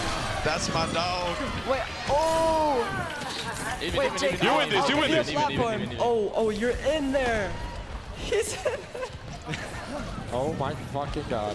Somebody help our guy. What? Oh my god, I'm too powerful. All right, guys, we gotta push the spawn doors. We can't 200 to Wait, zero where them. do you think I'm at, dog? I don't back down. Wait, Go back, bro. Jump in. Oh. Wait, I think I can run up the map. Oh no. Fuck. Oh, Jake the kind of guy to suplex his nephew, teaching him how to wrestle. He does not care. I'm going to say SK really the glue keeping his team together. And that's it, a 3K rig drop. He's in your house. He's in your bloody house. 5 a.m. somewhere in the world. Yeah, this is not good for Team Down there, I would say. My expert opinion. The fact that the reinforced Doom is not being exploited, yes. Yeah, the fact that Johnny can live on the Doom is incredible. Look at the movement tech there from Johnny, and he's off the side. Oh, well, he's not a coward at least. Nice shot. Hydron's caught there by the stickies. Jay's been quiet to win that matchup. Little Junkrat. Oh, clean as a whistle. That Alphabet hoses it down. I think he's trying to make a point. Point felt is, okay, so Team Dante getting close, tying it up here. Team Hydron, the silliness is ensued is reinforced on the Wrecking Ball. I'm sorry, I don't think I've ever seen Johnny play ball. Not known for the Wrecking Ball. What is he known for, Matt? Not really sure. Reinhardt play, he's... Right. Yeah, thanks for reminding me. Okay, sleep here on full. Avril hits the sleep. Make a note of that one. Oh, he'll clip that one. You gotta get back into the game. Reinforce able to pick up the mega hit, but elsewhere, Emong managed to dive in on Hydron. Dante dupes at Ana. Saint though finds a clean up. Team Dante here coming alive. 2 with the rally. Okay. Big rally there from Saint. I have a nano here for later on. Where does Avril send this? Probably at Dante. Jay, okay, well, that nano will expire, as does the dupe. I think he should nano Jay. Just let him go for the Widow battle. Make it a little bit easier, Hydron's still looking for a couple of shots here. Really taking over the lobby, to quote Dante earlier in the round, but now it's been a little quieter. The Junkrat threat has been neutralized. Emong locked in on this Steven out. Oh my goodness. Hydron looking for targets. Avril gets a free haircut. Something he needs it. Bingo, baby. That's the Widow duel. Once more. The Team Dante just chilling. They're on the point. Yep. They're watching Hydron. Not bothering. So clap it up there from Jay. Rallying the troops. When we did the listening, didn't really hear a lot of team comms there from Team Dante, Team Hydron. Keeping it going here as looks like now we got reinforce here on the Reinhardt in our final point. Now, of course, you can connect your account on Twitch, your Faceit account, to get Faceit drops, fam. Watching this game. That's sweet. Yeah. Well worth checking out. We're going into our last round against Control Center. Some discussion. Dante asking for the junk mirror. Jake's going to give it to him. He's going to give it to him. This is like a Jake-sponsored show match. We'd be like on Horizon Lunar Colony. In the rafters. 6v6 Junkrat. Nice opening here from J3. Yep. Pretty huge. Getting the other team's Moira out of the way. Pressure though coming on down. Jake gets clobbered by Emong in Nemesis form. Emong really coming alive with that D.Va in the later half of Garden. this turned into a blowout here. J3 starting to make it happen. Yep, that's a good flank. Okay, Moira and Ryan flanked. I think you make enough noise to wake the dead now. Charge.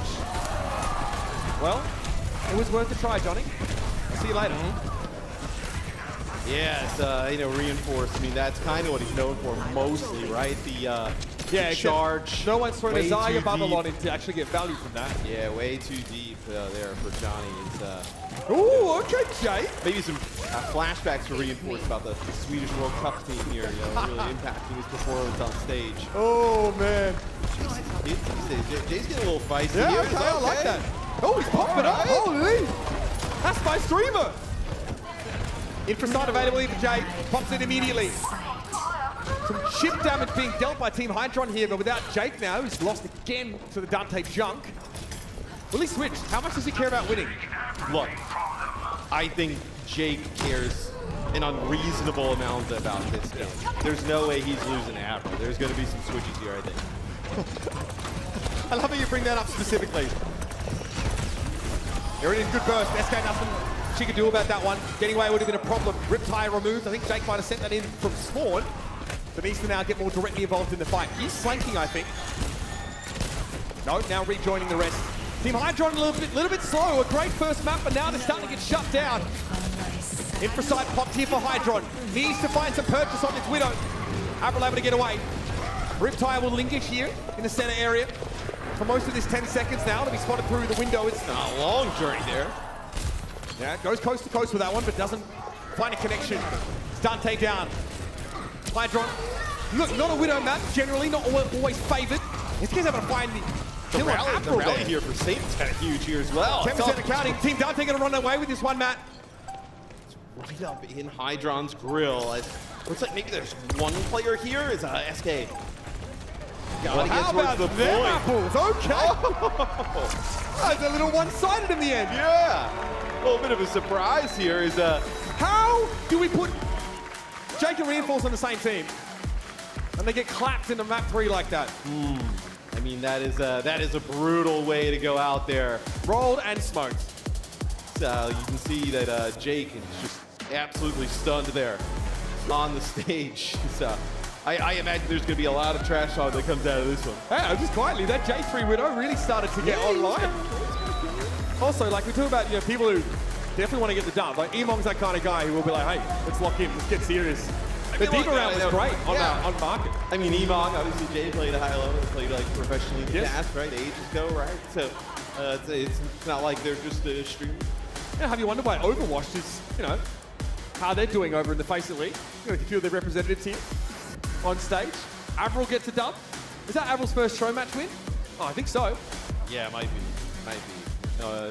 I don't think he's the player of the match, though. No, look, maybe not quite there.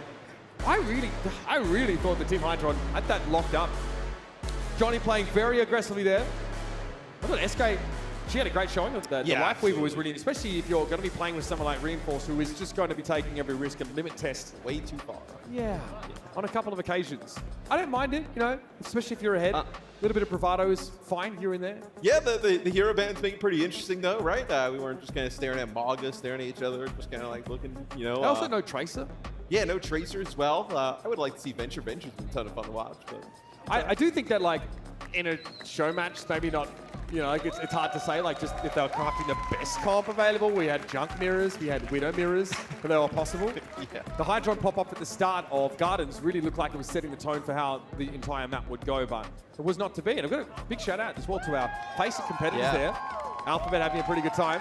Saint also showing up, big way on the support. Let's head over to Danny here, had an interview on stage. Thank you guys so much. Everyone, give it up for our captains one more time. Very exciting. Very fun. I think it was sort of fun, but all right. One question each. Hydron, I gotta ask. What happened, bro? What happened? You guys were looking good when you guys were starting, and then just something happened. What happened? I don't want to be the guy to say it's not my fault, but... All right, then who was it? Whose fault was it? Just point at someone. I had a couple of Ryan players that were 12 and 10, but that's all good though. That's all love. All love. Yeah, we know who that is. We know who that is. But hey, good job. Dante, you got the win. How are you feeling? I'm feeling great. I just don't think the new gen DPS players can compete with the old ones. So, yeah. All right, if you have to pick one player that was really good on your team for the show match, who is it? Oh, this is a hard one. No, J3. J3. All right. Hey guys, one more time, big round of applause for the captains. Thank you so much, everybody. Yeah, you guys can go ahead. All right. We're gonna go to a quick break. When we come back, we have more matches coming up. Stay tuned.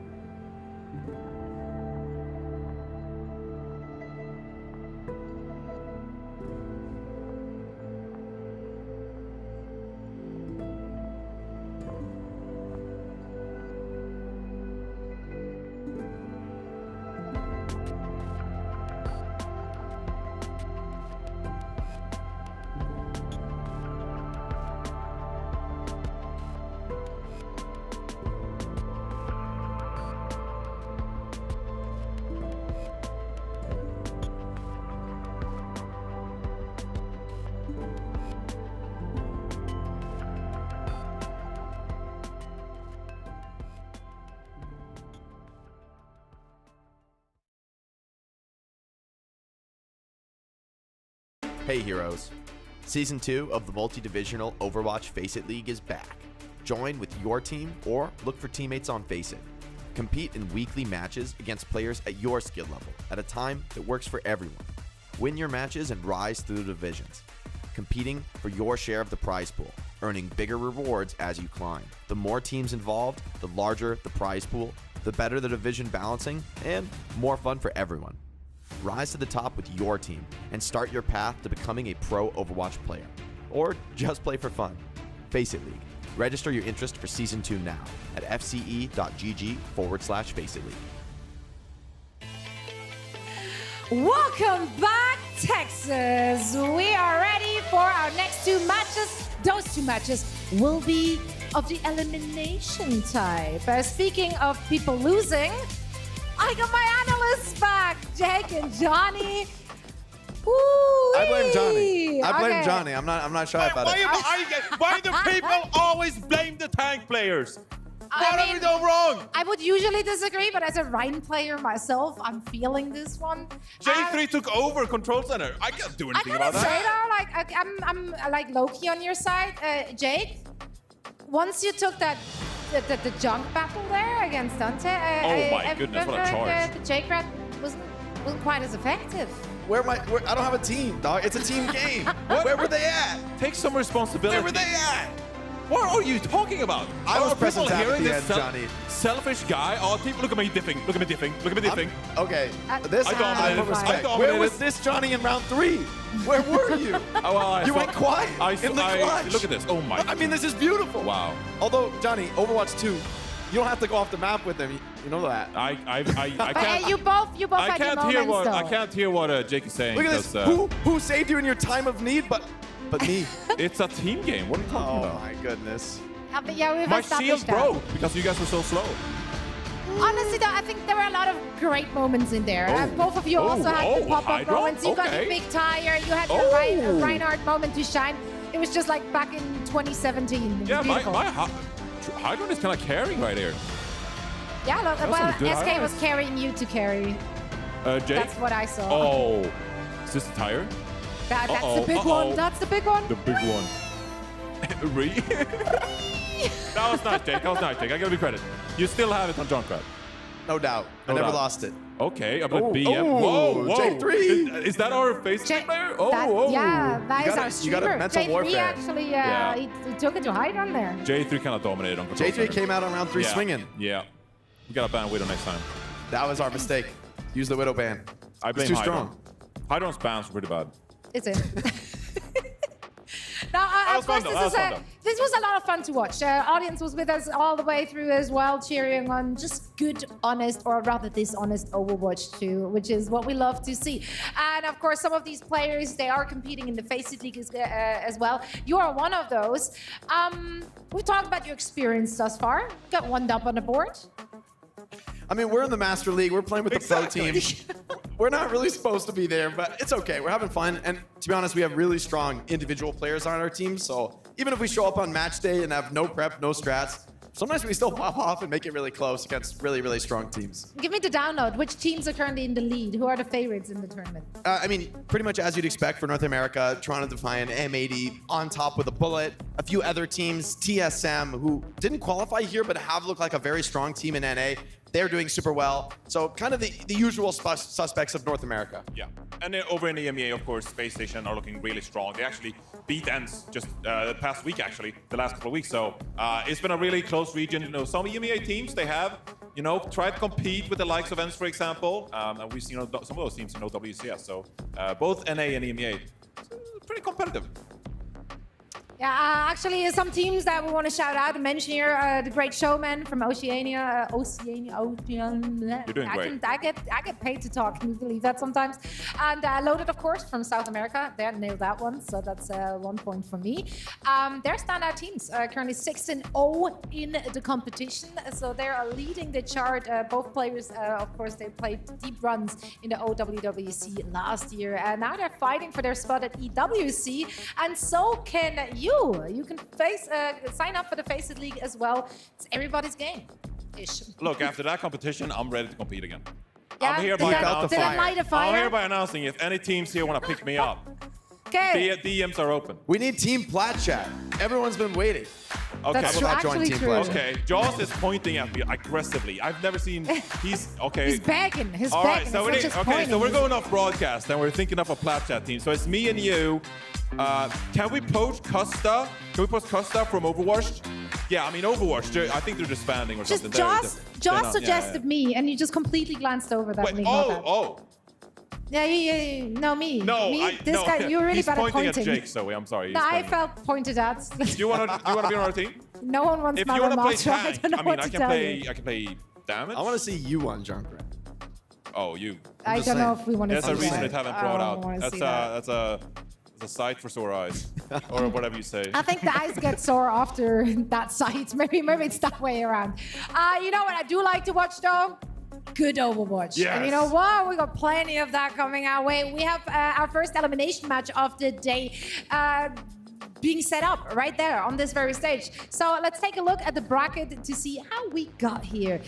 We have, of course, had a packed day one already. We started off in the upper bracket today as well, which led us to the following conclusion. Team Falcons and now Crazy Raccoon are both in the upper bracket final, and that means that Toronto Defiant and also Space Station Gaming, of course, they're finding themselves in the lower bracket where they will be facing up against M80 and the squad from Ence.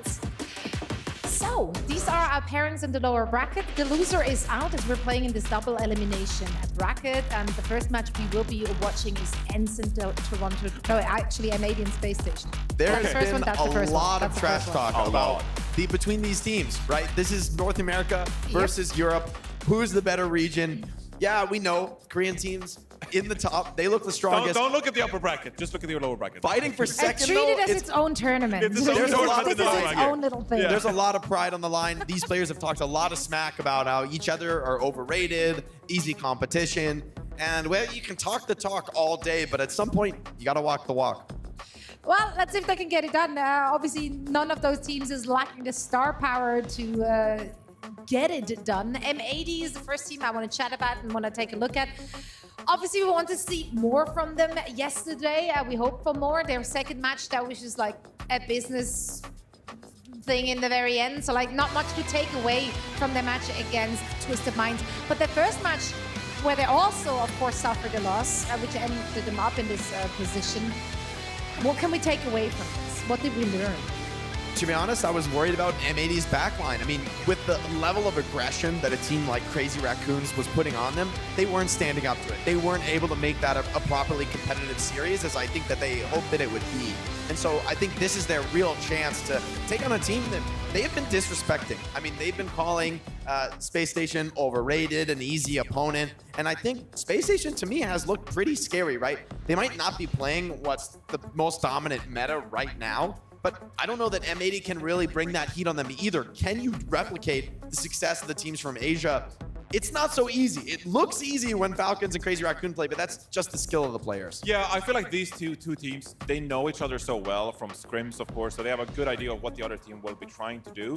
So this could even become like a, you know, like a mindset kind of thing, like what do we think they're going to bring out? It's not necessarily we're going to see Mauga mirrors all the time. Although, that being said, I do think that M80 could learn a lot from their match yesterday, and especially what we've seen on stage today. There is a lot of Mauga being played. That could be a really good hero for Hawk. We've seen Hawk play a lot of Mauga in the past throughout this year. And honestly, I think that Hawk has been pretty solid on that Mauga. Good cardiac overdrive use, finding ways to get ahead in these matchups. And so I really do think that if M80 they come out here today and they want to commit to playing Mauga with Pelican on the Pharah, here we're saying Happy on the Pharah, which Jake is saying is a bit of a pocket pick. Like, I could see this work out for M80 if they commit to maybe a bit of a different tank lineup change based on what we've seen so far on the tournament and how the meta is developing. Yeah, I'd like to see M80 play Mauga. I think the Happy Pharah, that's a little bit of a troll. I don't think that's going to come out. Pelican is probably the Pharah player for this team. Yeah, he is. Pelican's a monster on that hero. I mean, regardless who is playing what, those individuals on M80, they will be tough opponents in the way of SSG. Now, that is, of course, a team. There is a lot which can be said about those players as well. You touched on it already in that pre-show today, Johnny. What did we learn thus far from the performance SSG has shown us here in the OWCS Dallas Major? I mean, it's a bit tough, right? Because we've been talking a lot about versatility going into this tournament, being able to play so many different compositions. But as the tournament progresses, it really just consolidates the compositions you're able to play and how you're going to get the upper hand, right? And so we might not be able to see all of these different compositions we've seen from SSG in the past, like the Ramatra coming out. Maybe we'll see some Sigma come out. But I feel like if you're SSG and you want to compete for the win here, if you want to advance to the grand finals, I feel like you need to implement more Mauga in your play. It's a brawl style that suits this team. How are you going to get it done? That is the big question with, you know, 3 really talented damage players on your team. You could go with Backbone, who plays some more utility characters like the Symmetra, like May, for example. Psycho had a really good showing here on Ilios, playing the Tracer, of course, but then also Sparker, you know, he's a lights out hitscan player. So how do you manage your damage players and maybe implement some more Mauga? That would be my question here. Yeah, I think there's a big open question for SSG. Do you take a risk, gamble your tournament life on the ability to adapt on the fly and follow this Mauga composition, or do you stick with your guns? What's worked with you time and time again, even when the meta has been strongly opposing what you like to play?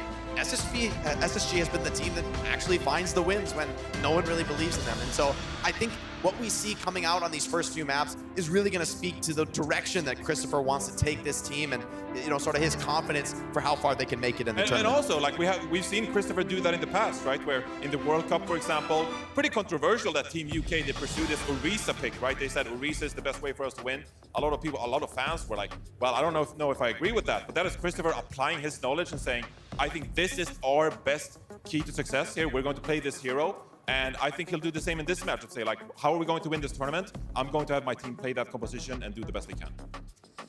I mean, if there's a team which can surprise us with maybe more unusual look or more unusual composition and making it work in a meta that may not be that, it is this team. They've done it in the past under different names. They're now here as SSG. They will probably try the same thing again. I love to see them playing to their strength.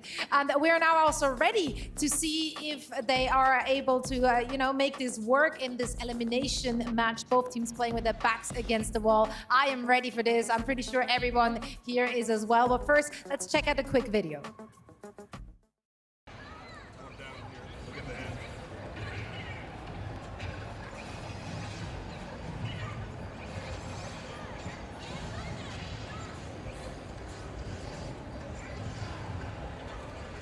Oh, hey guys! Yeah, I'm as you guys can see, I'm very, very busy right now. I'm working with Space Station Gaming. This is nothing. I didn't steal it, maybe. But yeah, it's Space Station Gaming has a booth here. They got some cool merch. They got some hats. And yeah, they're $25 a piece. I don't think they're looking at me, so I'm just gonna go. That hoodie though? Daddy, what's I know where that booth is. I need that hoodie and I need it for free. I will say this as well. They're selling We Spitfire hoodies with the original dragon, That's the We cute. Spitfire dragon. And The original dragon. there's some profit sharing going to the players. So 50-50. Profit sharing is 50-50 Is with it players. actually? I heard that from the owner of SSG himself. Yeah. So if you want to support, Let's go. the Space Station Gaming players, you can go over there and buy yourself a We Spitfire hoodie, and you can. That's I huge. love Give that. other players. Go and support them. Also, of course, on the other side, we want to support the players from M80 as well. But first, let's listen into an interview they did earlier these days, this week, whatever. M80, right here for you. My name is Jaws. I'm with M80 here at the Dallas Major, a day before the games kick off. How are you guys doing? How are you feeling?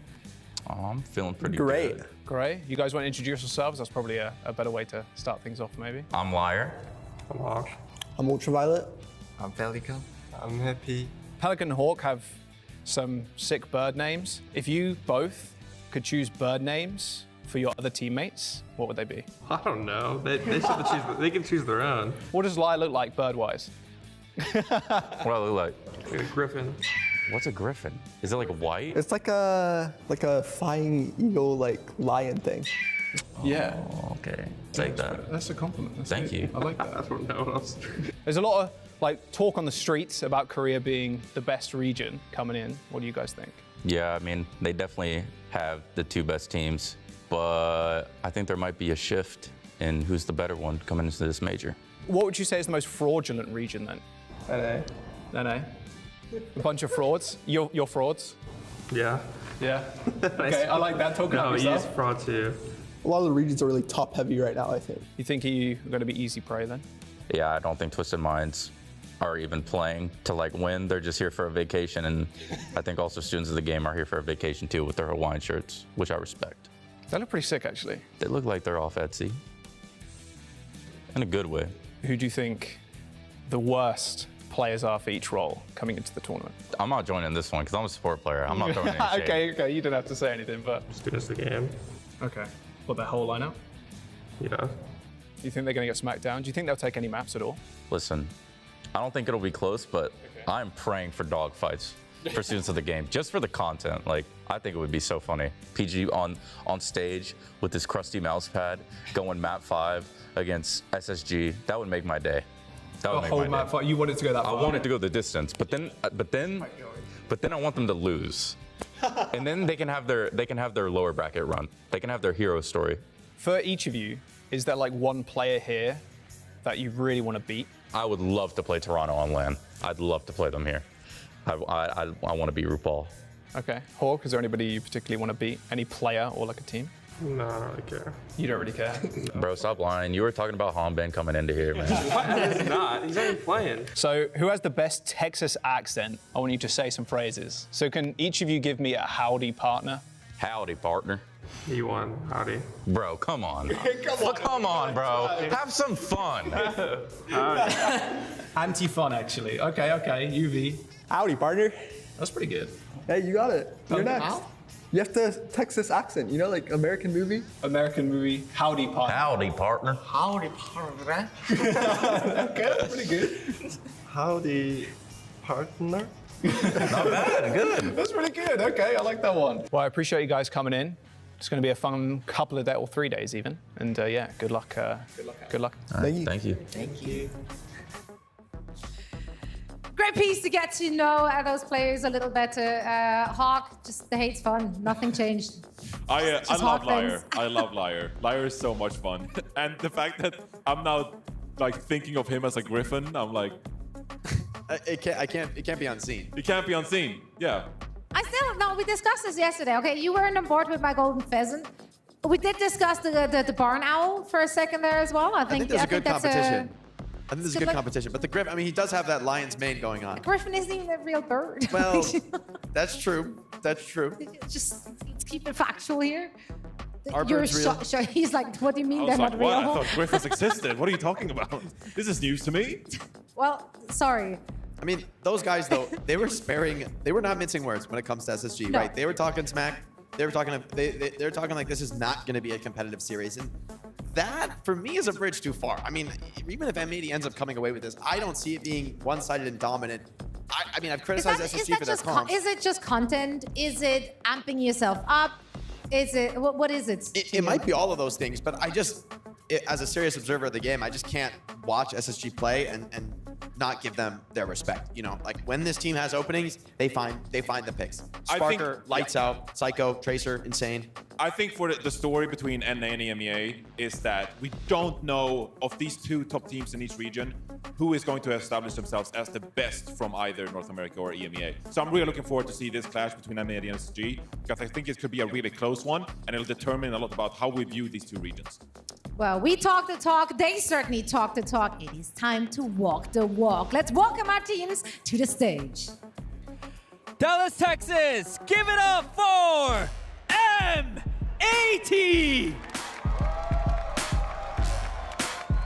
Happy as their star-studded damage duo. These guys are flexible, these guys have experience, and some of the best mechanics you have ever seen. Hawk rounds out his team on tank, one of the more flexible tanks we have in the game, and obviously, I mean, he's played in Overwatch League Grand Finals. He guys knows how to perform on this stage. Looking forward to see what Liar and Ultraviolet can do in the backline for this team, but these guys are no slouches. They're going to bring the firepower.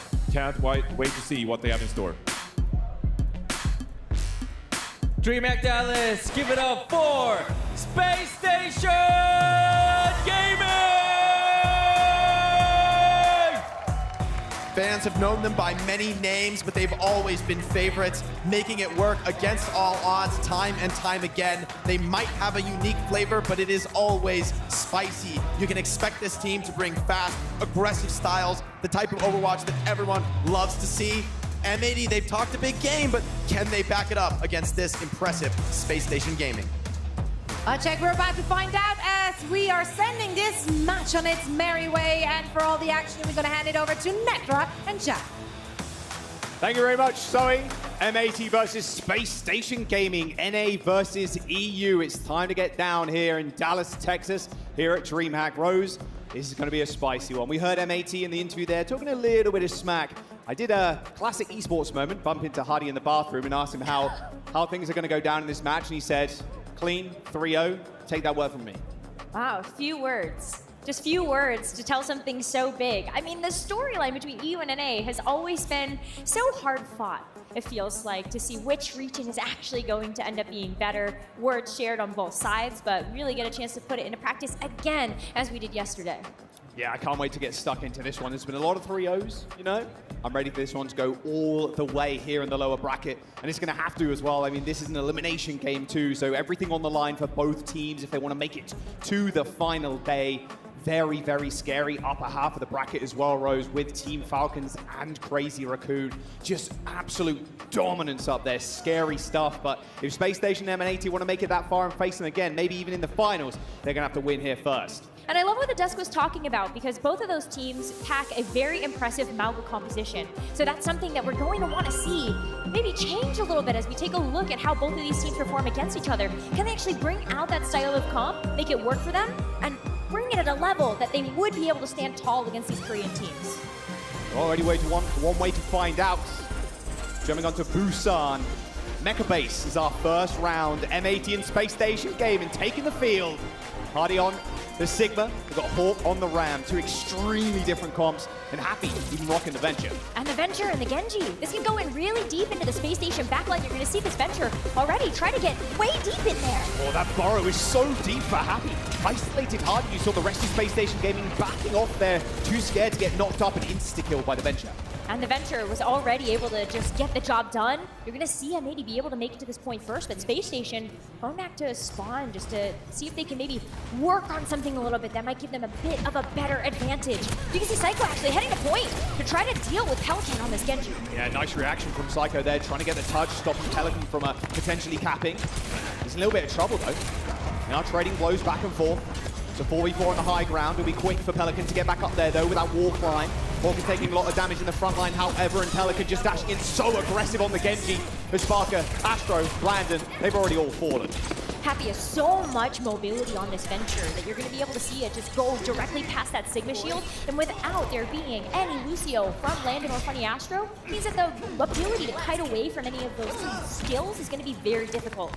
So already, M80 being able to get 30% capture progress, they're going to have a rush to be able to engage this next fight with 2, and Tectonic Shock is actually up very quickly here for Happy. Happy's been doing so much damage in the early stages of these fights, already burrowing into the back line. He's got the Juro Dash for a couple of seconds to get out of there if he really needs it. Window comes through, but Happy just dashed through it. Tectonic Shock in the back line. Everybody succumbing to the rumbling rocks. As Hardy taking a lot of damage, his life just dueling him on the outside. And with Hardy and Hawk dead, DPS and supports having a little showdown here in the left-hand room. However, Space Station Gaming, they managed to cap. They did. They got the flip right underneath M80's noses, but M80 have so much else they get to bring to the equation when they've still been able to hold on to the rush and 3 other ultimates to spare on top of that. So while Space Station are trying to recuperate some of the losses in that last fight, they get to get this high ground control, see if they're able to meet M80 before they're able to get the jump on them. Yeah, they were definitely expecting a little bit more there in terms of capture percentage. Rush available from Ultraviolet. However, that rally is going to be tough to chew through. All else being thrown in at this one, just M80 just need to survive. They dropped down the cage, a pulse bomb landed a little bit wide there, but here comes the blade. Everybody locked in place as Pelican turning him to Swiss cheese. The Sparker, Psyker, Hardy, they're all dead. Sony now landing, trying to stall out for some additional percent there on the points. But M80 finally find that flip around. Almost the same percentage too.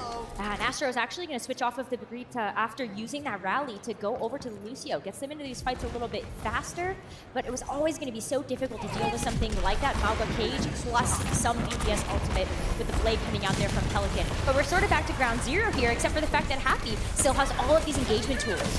Happy drinks so much work on this Venture, being incredibly aggressive. Space Station no Rose, they end up capping again. Just going from underneath their noses. Yes. Giving up a little bit of that progress too. Sparks on the flank, but needs to help the rest of his team. Pelican's already killed 2. Landon finds what? This. When have you ever seen a team fight down here?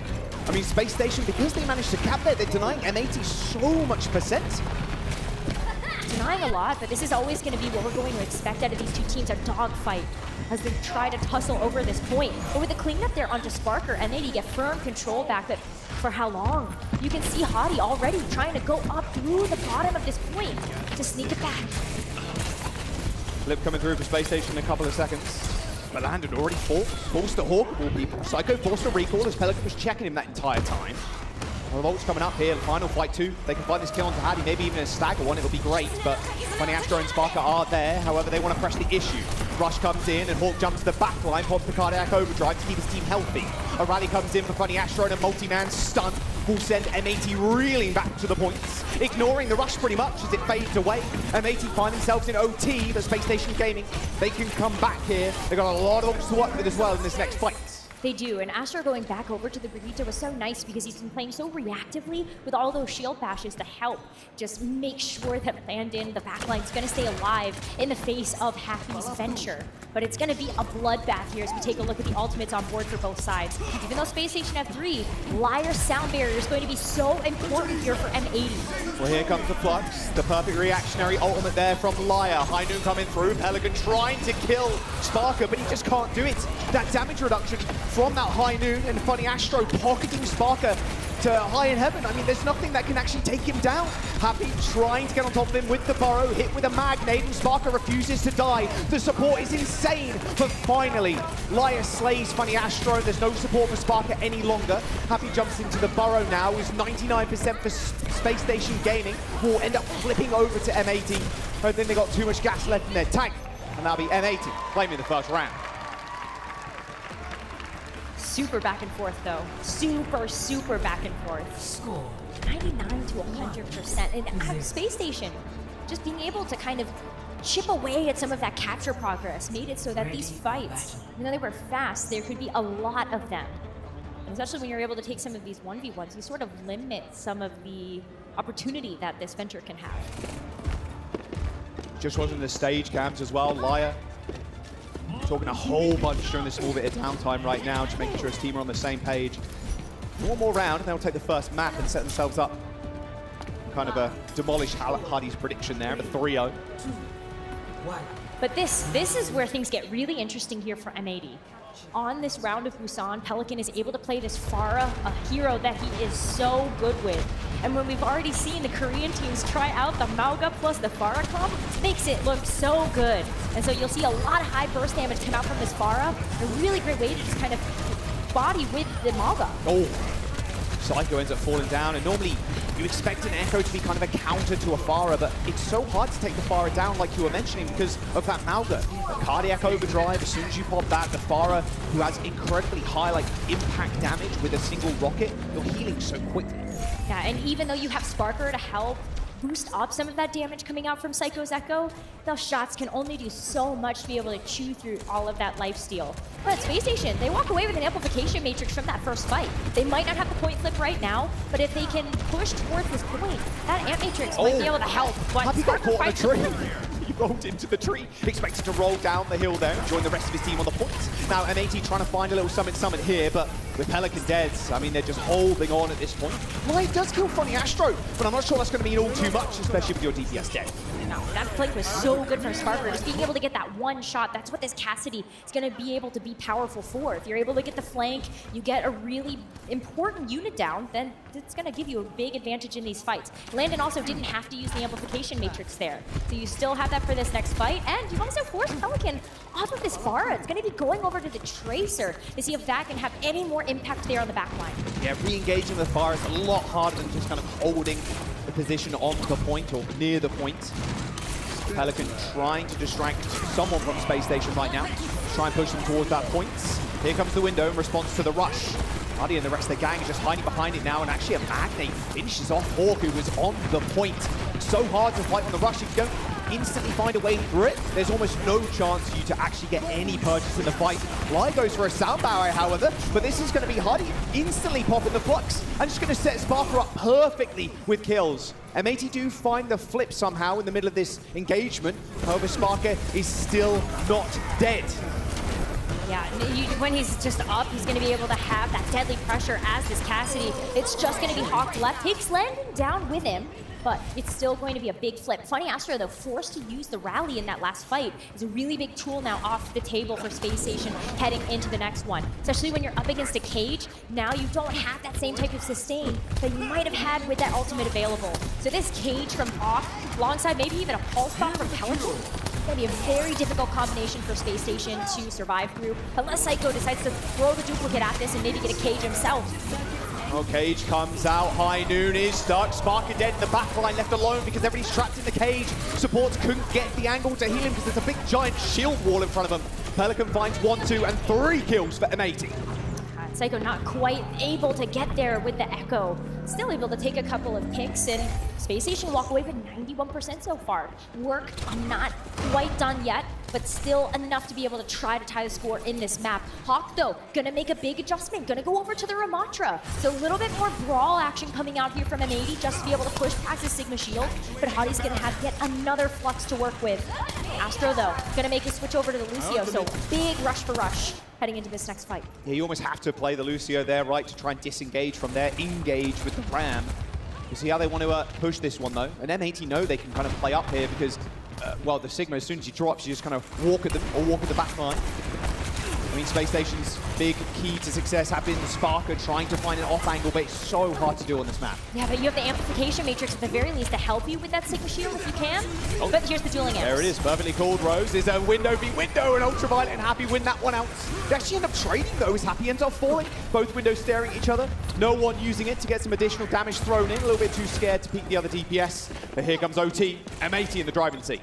And this is where it's going to get so tough for Space Station because you have that Flux, but Lyre's going to have the sound barrier. If you're not careful, that is going to be the perfect counter to that ultimate. Plus, you've got the Deadeye and the Pulse Bomb on top of that. And where can Space Station come from to actually fight with this full Bolt and 5? There's the touch. Lie with an early beat. Flux hits, but that overhealth is going to just absorb all of that damage. And they've already found the kill onto Sparker. Psycho also falls. This is exactly what happened in the first round, Rose. M80 with 99%. Only have to deal with the Lucio on point now. Landon finding Astro. They're already gone. It's M80 2-0 on Busan. That is a very competitive map, though. Very competitive and very close between these two teams. But M80, they play so patiently. They wait for those prime opportunities, not afraid to let go of the point if they know that they're going to be able to get some type of strategic map advantage by fighting on their own terms. Exactly that. And wait, Hattie's prediction kind of fouled now a little bit, you know, no 3-0, maybe a 3-1. Control. Could still happen. Yeah, it can still happen. Control, a rather tough game mode, especially when you have to keep going for these big switches, and that venture play from Happy to start M80 off was just sublime. And it's tough because I think as Space Station Gaming, you're going to have to expect that that's going to continue to come at you. It's so good at being able to access the backline, and Landon loves to play that Baptiste. So how do you support that and make sure that that Baptiste isn't going to be super vulnerable to the Venture just trying to jump you in the back? Yeah, and that's the big thing. Like, normally you want to say that Jordash to kind of get out of there, but Happy was more than happy to just go full-on engage, just get to the backline and even split people up. That first fight where Hadi had pushed past the doors, there was a burrow in the doorway. The DPS and the supports that were kind of trapped in that small corridor had to back up or fear of getting one shot. And there was always follow-up from Pelican as well. Right. So that's one of the reasons why we see Venture find so much success is when you're able to have that extra DPS backup, and Happy's Pelican, kind of the perfect combo to do that. Oh, 100%. I would love to see a little bit more Venture from M80. Space Station's time now, Rose, to pick a map. So where do you think we're going to go here? Well, it's so tough to choose because on the one hand, Space Station, while they love to play those brawl comps, I think this Malgo is proving to be a bit of a problem. So do you try to hedge your bets? Do you try to still force the issue by going to a map that actually plays well with your dive or your brush comp? Or do you try to throw them off their game? Do you go dive? Because Space Station can play a very competent looking dive. Yeah, they have become very flexible over the years, I must say. I mean, that was perfect from Pelican there, just dash into the back line and stick in Sparker, who has been the main key to success for Space Station. Sparker's Cassidy. It's been really, really hard to get anything done if you're against that, and then Landon's bap, like the window pop down, and like you've seen the highlight reels already from Space Station and what they could do with that combo. Here's the stats from the last game as well. Look at that damage dealt. I mean, more on the side of Space Station there, 42k versus 40. Like you were saying, Rose, a very competitive map. Let's have a look at the map pool, though. Of course, this is all the maps that we can go to, what Space Station want to pick, but will they favor the rush here, or will they favor something else that maybe throws M80 through a loop? Are we ever going to see Numbani? No, I don't think so. I was just curious. Maybe. I mean, maybe, probably not. I think a lot of people would rather play Kings or Midtown or Hollywood, to be very honest. Yes, that's definitely at the bottom of the barrel, unfortunately. Looks like we are going to a hybrid, though. It's going to be Midtown. Okay. So Midtown, we've seen a lot of teams try to attack this in like the first couple of stages of this event with something like the Orisa. Not as playable anymore. Sure. So likely not going to see a lot of that, but we have seen a lot of teams instead of that go towards the Sigma. Have a little bit of poke for that first point. Make sure you can set up with some of those longer range DPS dealers. Gives you some really good flanks. Yeah, I'll have to wait and see what Hadi wants to do. This kind of remind me of like London Spitfire versus Atlanta Rain, right? Hawk versus Hadi in that tank slot. It's an elimination game as well. M80 off to an extremely good start, although Midtown could swing very easily in Space Station's way. I'm just getting word in as well. We're not seeing any substitutions from either team. Okay, so we're not going to see any backbone in this one, which is disappointing if only you think about the fact that the May has been able to be so helpful for the team. But I think when you look at how Space Station have wanted to approach this, they're really comfortable being able to play the Tracer alongside the Cassidy, because that is just what they've practiced the most. Yeah, that's why you have Psycho in, right, just to play that Tracer. And it has been protect Sparker, and what Psycho needs to do and has done and been so successful in doing is like not require too many resources on the Tracer. Kind of reminds me of a Kevster way of playing. Kevster is just so dominant in the server and doesn't really need many resources whatsoever, and Psycho has been emulating that as well. Let's jump over to Pride Town now on Midtown with our Pride variant of the map. June 1st, of course, being Pride Month here at in Dallas, Texas. Map number 2, chosen by Space Station. No shocks here, really, if they come out with the ride.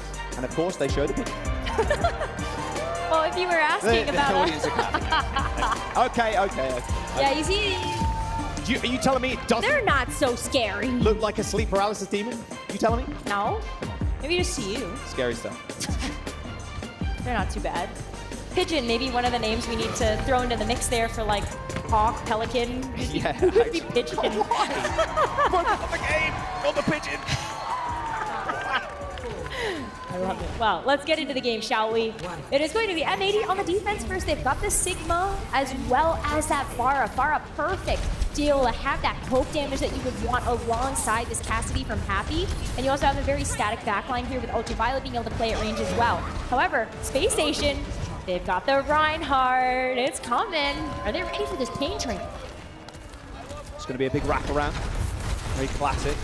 M80 have to be a little bit cautious here. They don't want to overextend after seeing the wrap, because Space Station do have the ability to speed the other direction as well and catch anybody that's maybe overextending a little bit, but it's just going to be kind of more of a default here from Space Station, just trying to get into that mega health pack room, using that lamp as well, making sure everybody survives. Liar, 1 HP there, and narrowly gets away from Sparker's revolver. Yeah, but this Reinhardt shield is taking so much damage. You want to use it to be able to rotate into this room, but now that that shield is replenished, you've got to go forward. A really tough spot now for M80. They have to attack into Sparker. I mean, look at the ult charge he's already got, but Hardy's the first one to fall. Now they can push forward with this lamp. Oh, it should be an easy cleanup now. Only 1 tick acquired there by Space Station. Very patient play once again there from M80, not afraid to give up that third of the point to know that they have cooldowns to deal with this rush. But this Pharah has been lethal coming out from Pelican. Not only is it breaking the shield from Hadi, which means that Space Station are taking a lot of damage on the income, but Pelican's gonna have Barrage. Yeah, already, yeah. Insane amounts of damage coming out from Pharah. Same with Sparker too, to be fair, with a high nuke. But I think I'll take the Pharah in that. I think I take Pharah in that. At least if you get like instant burst damage, if you're a bit too high up, then is gonna win that, but we'll have to see how Pelican does react to that. They spot in Liar once again, but look at this. Pelican just hovering over the skies. Are they going to expect it? Oh, just dodging out the way. See Space Station a bit too hesitant to push through here as Pelican tries to find an angle right in the back line. Straight on the pillar though, but Sparker finds 2 already. He does get traded, however. That barrage finding him. And Psycho surviving a Magnate has to get back to his Batiste. And he can still push out with a window if he so chooses, but Hardy from downtown finds the pin onto Happy. That should be this first point here for Space Station, getting this card unlocked, especially when Psycho is able to chase Liar down out of the way. Pelican's going to come back in, Hawk able to stall for just a little bit longer before the inevitable comes through. Hawk's actually going to get a little bit staggered here. This is big. Yeah, you can stall out quite a while there because the payload has to then go through the doors, play that little animation. It doesn't end up stopping even if you're kind of contesting at that point. So it's quite nice. And like you said, a very big stagger because they can instantly take high ground now. If Hawk has maybe died maybe 2nd or 3rd there in the fight, of course he ended up coming back. It would have been better because then they could take high ground initially, but it's not to be. Yeah, and it's going to be harder now for Pelican to actually grab purchase here with this Pharah. Not before this Dravidic Flux comes through. Oh, Flux comes through, the high noon from Happy. Not finding too much though, but they force out the sound barrier from Space Station. They've got a nice little high ground advantage now. That's how they take it back, using that one big flux. That payload's in a bit of an awkward spot for Space Station 2, right now in the open.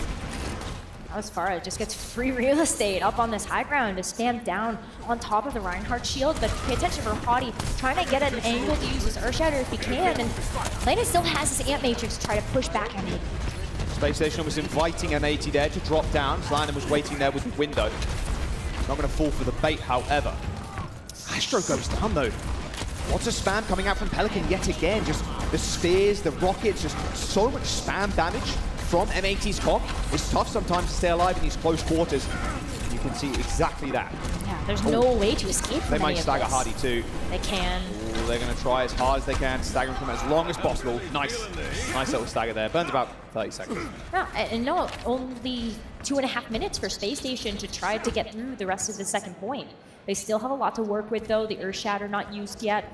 Amplification Matrix is going to be nice to be able to match that of Ultraviolet, but Space Station still have to find a way to deal with this fire barrage from Pelican. Holding on to that. And with this high ground control, it can be a little bit easier to make sure that these rockets actually find the targets. Hawk can put up that shield as well, right? Up in the skies to help Pelican find something. Window on the high ground, there comes the shatter, but everybody's already on the low ground. Hawk was mid-air when that shatter hit, so he just sailed over the edge to the rest of his team, and they were able to save it. A big zoning. Sound barrier comes in. Oh, Pelican's right up in their face. Little kiss on the forehead from Pelican. They do now march on forward. There's not much you can do, especially when you know that Fara's got the barrage. You have to back up with your Space Station. Now you've got one player left to do it. Oh, I mean, come on. Astro taking Pelican out of the skies, but damage has already been done, I'm afraid, Astro. Minute and 30 to go. Space Station having a hard time getting this payload in. It's 4 meters away, but they still have to regain all that ground. And it's such an awkward spot still. Like right there, you have so much open space you have to walk into in order to actually go contest that cart. So it's going to take a little while to maybe work through those buildings, get up to the high ground, take it all back like you said. And the Amplification Matrix was one of the key tools to be able to do that last time around. They don't have that at the moment. They have the Deadeye. Maybe that'll help a little bit if Sparker is able to try to find an angle behind that Reinhardt shield. But Funny Astro working up to the sound barrier is going to be really important to try to deal with this flux coming out from Hawk. And they're starting to run out of time. Sub 1 minute territory here for Space Station. Hawk's definitely going to get the flux here first. You've got to be thinking, if you're M80, that Astro does have beaten. Well, he does now. It's taking a little while to build that up. It's all good. Here comes the window on the left-hand side from M80. Flux hits. However, the sound barrier is going to come in. Hawk super low in the sky, just a little bit more vulnerable up there to spark it and land it. And sound barrier is good to stop that damage coming through, but now they need to fight on the payload. Hawk's going to have a little bit of a rough time, though, as Hardy knocks him for 6, swinging away. 3 kills for the Rhine, and that will be point 2. Took a little bit of time, but they got there. They're able to use that Deadeye to help push back M80, and now we're actually going to force a swap out. Hawk going to go over to the Ramatra. Counter that we've seen before. Going to help be able to bully this Reinhardt a little bit better. What do you take there, the hammer or the fists? Yeah, exactly. It was so funny when Ramatra first got kind of released, and it was like, wow, he just rolls Reinhardt. You have to be, you have to be pretty aggressive if you're winning these Rhindals, but I mean, with a window and Sparker behind it, pretty easy. No shatter needed either. This Hawk just trying Nemesis form, trying to get some more damage in. They do end up taking care of Landon and Psycho. A rather messy fight now as Sparker is just dodging everything M80 are throwing at him, using Hardy's shield to perfection there. But this is going to be where things get really tough here for Space Station, because they're starting to run out of time again. They've got 1 minute left to try to sneak this payload right around this glass corner. Pelican is waiting for them with this barrage. Look at the angle that he's taking right now. No matter where you turn, you're going to be taking a ton of damage from this Deadeye or this Para. Good He's kite. hunting. Searching for anybody that potentially is on the flank. Oh, Pelican. Almost one-shotting Psycho there. 30 seconds to go now, Rose. This means it's going to be final fight, so if Space Station can't do it here, that is going to be it. But they've got this Earth Shatter, maybe that'll help. Pelican still going to be tough. High Noon pushing in. Everybody round the sides. Psycho already down, though. The beat comes in just in time, but there's the pin onto Pelican. He does trade for Hardy. And now Sparker trying to be the savior for Space Station Gaming. But he is just absolutely destroyed by Ultraviolets. When with 10 seconds to go, Astro can only land a 2-man sound barrier. And now they have to deal with a window. something that they're all too familiar with, but they're on the wrong side of it this time around. Astro solo ulted in the train, and M80 are going to hold Space Station just before that third point. Oh, Sparker comes out on the Widow too, just gives us a little bit of a show there with that pick onto Ultraviolet. But a lot of extra card progress for Space Station. Narrowly missing out on being able to capture that third and final point, but still a push that they should be very proud of. That Pharah gave them a lot of trouble.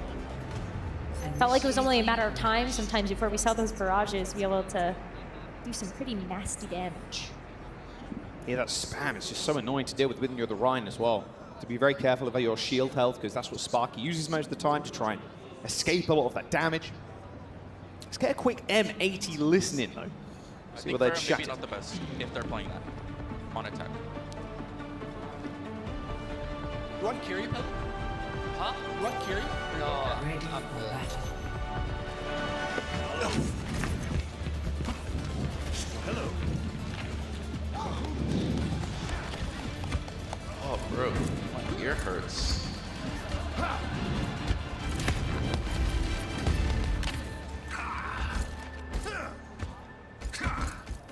We'll see to that air soon, Lai. Don't worry about it. I wonder who's been yapping into the comms. Headsets are pretty big. I want to know who's breathing in comms. My word. Get that away from your nose, son. That was the most polite support player line I've ever heard as well. Do you want Kiri, DPS player? Yeah. Would you like that? Would you like that, or would you like to play someone else? Never heard any support player say that like it. Well, you're usually the support player. Yeah, and I don't so, change. Yeah. All right, M80, what you got? Still running out with Pelican on the Pharah. They really feel like they like this Loke versus Space Station. No Reinhardt, the defense, though. Well, the Pharah's so good, too, because the Sigma, it can only really cover one direction when you take a look at that shield.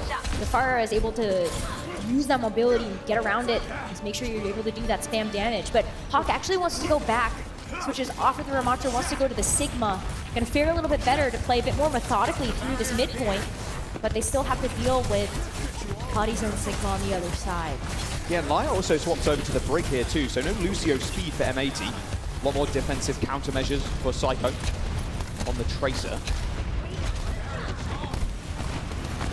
But it's going to be helpful when you know that, yeah, Psycho wants to try to wrap around, help work with Sparker to deal this extra damage. Happy, though, taking this high ground away. It's actually going to force Space Station to go so far back. So much respect given by Space Station right now to M8.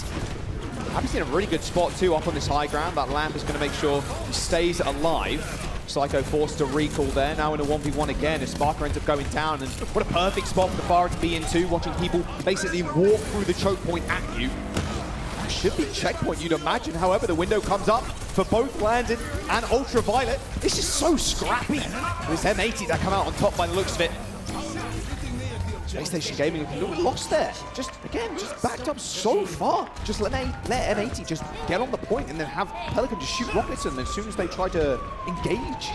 Well, you called it. It was just giving respect over, knowing how good Happy has been on this Cassidy as well. Happy, Sparker having to duel each other on these heroes, but I think one of the bigger things about Space Station is they've been sending Psycho after Happy just to be able to mark him down, make sure he cannot get that extra sight line onto the rest of the team. Space Station, though they fall pretty early, they're able to get this high ground control, but this is something that Pelican is taking full advantage of. Wow, Happy insta-popping the Deadeye there as soon as that Flux came in. Means no one can peek out, try and get some additional damage to get insta-kills with the Flux. It's worked for M80 so far. They're taking a fair bit of damage though. Yeah, Hawk trying to back up, gets rocked. Now Lamp, way too late there from Ultraviolet. But that's a signal for Space Station to try to push this. Push back M80, not give them any more purchase with what they've been able to do so far. Yeah, that payload too, in a bit of a weird spot for Space Station. For but sure. Now they can push all the way up and have that payload regress slightly. And M80 gonna have to recapture some of that space. It probably won't regress too far, but any meter's a meter in this game time. Oh, Hardy goes down yet again though. High noon, pulse bomb, sound barrier thrown in. M80 just pop rally, walk forward. Spark is trying to find an off angle here, but Psycho's down. Hardy even switching over to the Winston here. Spark needs to find kills, needs to find something, but as soon as he pops his head out, he's already dead. Yeah, actually gives up the Winston too. Recognizes that the rest of Space Station was gonna fall. Yeah, Winston would have been helpful, at least to be able to get back if you knew that the fight was gonna be elongated enough. but he missed the opportunity to get that sound barrier from Funny Astro. So actually just going to go over to the Reinhardt instead. A lot of comfort coming out here from Space Station. But look at where Pelican's going with this barrage by barrage. Pelican, though. They Ooh, know, they know. Window coming out from Landon on the left-hand side here. Flux, solo, onto Hardy, but Lyo's already down. Lamp comes in just in time from Landon. Those amplified heals too, doing a lot of work. Hardy peeking his shoulder out there, gets checked. Boulder comes in, strikes him. Pelican is still behind him, has got the barrage, spots the Magnate, dodges out the way, but the rest of his team can't stay alive long enough for him to get on top and just use that barrage. It's Psycho and Sparker that clean them up. Yeah, Psycho with a really nice couple of kills there, which is going to help stop that Carnif's tracks right before it's able to capture that second objective. And now, this is really where Space Station gets a chance to have that advantage on the defense. Especially if Sparker's just going to hit shots like that. God, all right, quick reset. Wait, ready for Pelican to peek his head up. Well, Happy maybe a little bit afraid there. He was going to get jumped on by the rest of Space Station, so pops the Deadeye, even received the Lamp too. Or at least buys M80 some time for Pelican to come back. Still has that barrage that's ready to go, ready to rip, but look at Psycho. Look at where Psycho's actually trying to go from. Oh, Sparker again. 2 fights back to back. Finds initial picks. That's what you want. Busan just a warm-up for Space Station by the looks of it. Now they're feeling themselves. They're actually about to go up and touch the spawn doors if they're not careful. And why would you not want to? You're starting to come down to a minute and a half now. Look at M80 though with a big switch up. They're gonna go to the Malco comp with the Genji, with the Venture. They're not able to break through with the Brawl of their own, so go over to the Malga, see if that's gonna help to get them back into things, especially with the Venture's initiation. They're running into 5 ultimates though, Rose, on Space Station. Let's see how they can take this fight though. With a listener. You can click now. Just keep this long range, okay? Use lamp. Falcon. Can have window. Playing fire right with window, okay? Yeah. Care don't point, I'm really far. Get a point. Yeah, just still pick aggro though. Keep not playing back on the ground. I'm gonna go for pump. Pick Genji, pick Genji. Get you rush. Smoke above. Can have beat aggression. You kite to right. Yeah. Right side main. Can you bottom left? Can you bottom left? Smoke hit. They wanna go? Yeah, the window. I window in. No shower. Pin down. Can we push on mouth? Bitch 1v5. Can she dash? Smoke is on angle. I'm fire strike on you, yeah. Bitch above us, Spark. Use that. Venture. I can touch, I can help you touch. I touch. Right side. Lulu.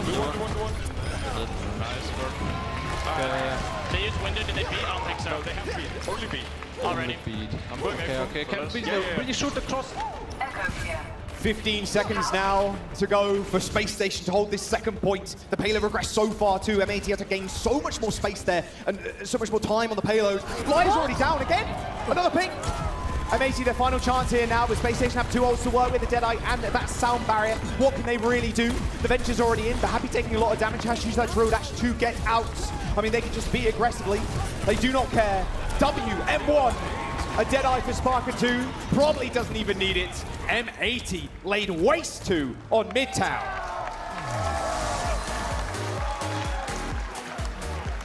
Those comms were so aggressive at the end there. You could actually hear them trying to play around that sound barrier that they thought Fire had.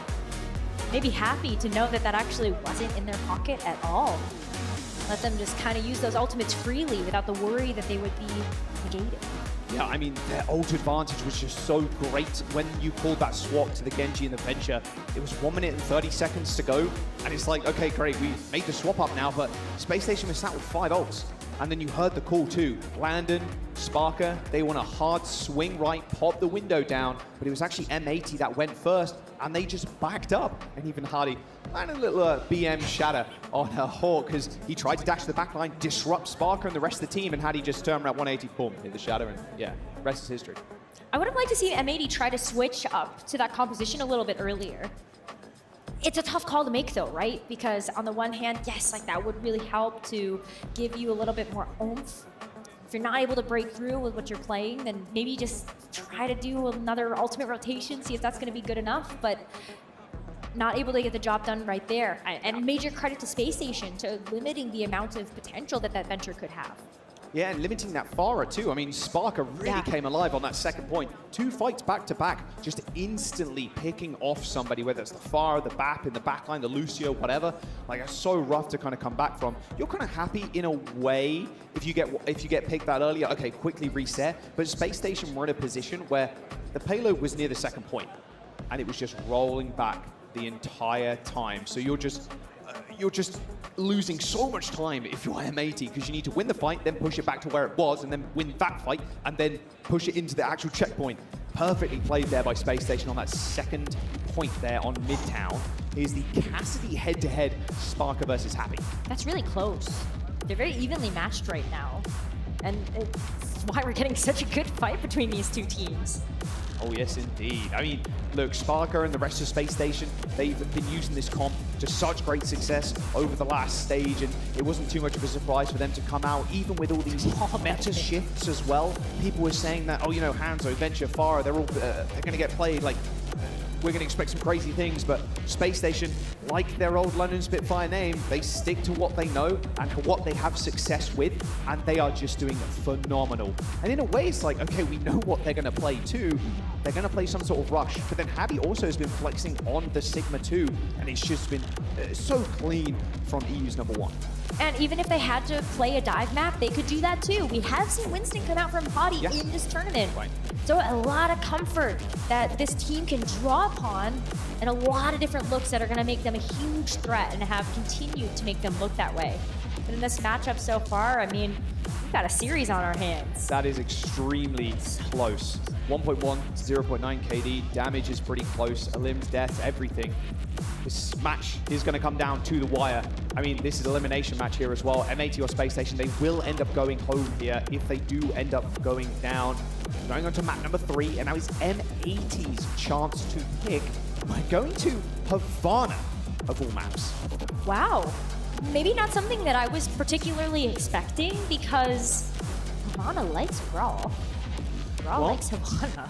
Yeah, but in the same vein, you can play this poke style too. Maybe just stick Happy on the Widow and just let him go to town. Happy Widowmaker. Exactly. That would be exciting. Yeah, I mean, Havana is one of the few maps that we can see the Widowmaker come out, but I think back to even when Havana was first released into the game, I remember just so much of those close holds coming through from the spawns. The Farah is nice though, it'll help you break through one of those if you're able to get the flank from a different spawn door. So maybe that's. And there's no substitutions either coming through from either side. So again, we're not seeing Backbone coming. Yeah, so no May. Yeah, no May. No May, no Sim, no silliness. But I can imagine from M80, we probably will end up seeing the Farah, a very close hold to start off initially. Farah pretty decent at that because you can hold the high ground of the spawn, or like the roof of the spawn, and just like slide and then up, slide, slide, slide, and just keep using it. And well, they funnel out below you, and you just spam them with rockets. And then Happy hopefully just sits all the way at the back and just snipes a few heads. Well, we'll have to wait and see if that does come to fruition. Havana, map number 3, M80 versus Space Station in this elimination match. Oh, I haven't seen this map in a while. It has been a while. I'm curious to see how Space Station. They're just go. Well, I mean, play the line. There's pigeons on this one as well. Yeah, there's pigeons. The audience likes the pigeons. They like them a little bit too much. It's like they're doing it to mock me. Well, Space Station, they've got this Reinhardt comp on the defense. They are going to go for that closer hold. You can see Hottie already actually trying to get up on the gas station. A little bit of a fire strike here or there. But M80 quick to go for the Mauga, the Genji, and the Venture. And look at that, how they're easily they're accessing the back. Yeah, UV lobbed a massive anti in the back line. I say massive, it only hit one, but it hit Sparker, the key target they want to take down first. See M80 trying to like get on top of it. Does force Space Station to recoil here. The Psycho first to fall to Lyra of all people. I mean, you can stay alive here if you're Space Station. They got no Hawk left. Spawn is pretty close, but you're burning time, and that's what's important. Oh, look at that too. Sparker just marking wherever that Venture is going to peek their head. Falcon has to use the deflect. Hottie's actually going to try to back away, especially when Happy's going to go in yet a second time here with the Venture. Backing all the way up to that corner so that Space Station can have a better defensive hold as M80 break through that spawn. Very aggressive. Drill dash in. However, that window almost perfectly popped down to annihilate Tappy, but manages to get away. There's the nano boost onto Pelican. Magnate strikes him. Liar to the rescue, takes down Sparker before he can find the elimination. Space Station are still coming up with the picks though. And that card is stopped in its tracks.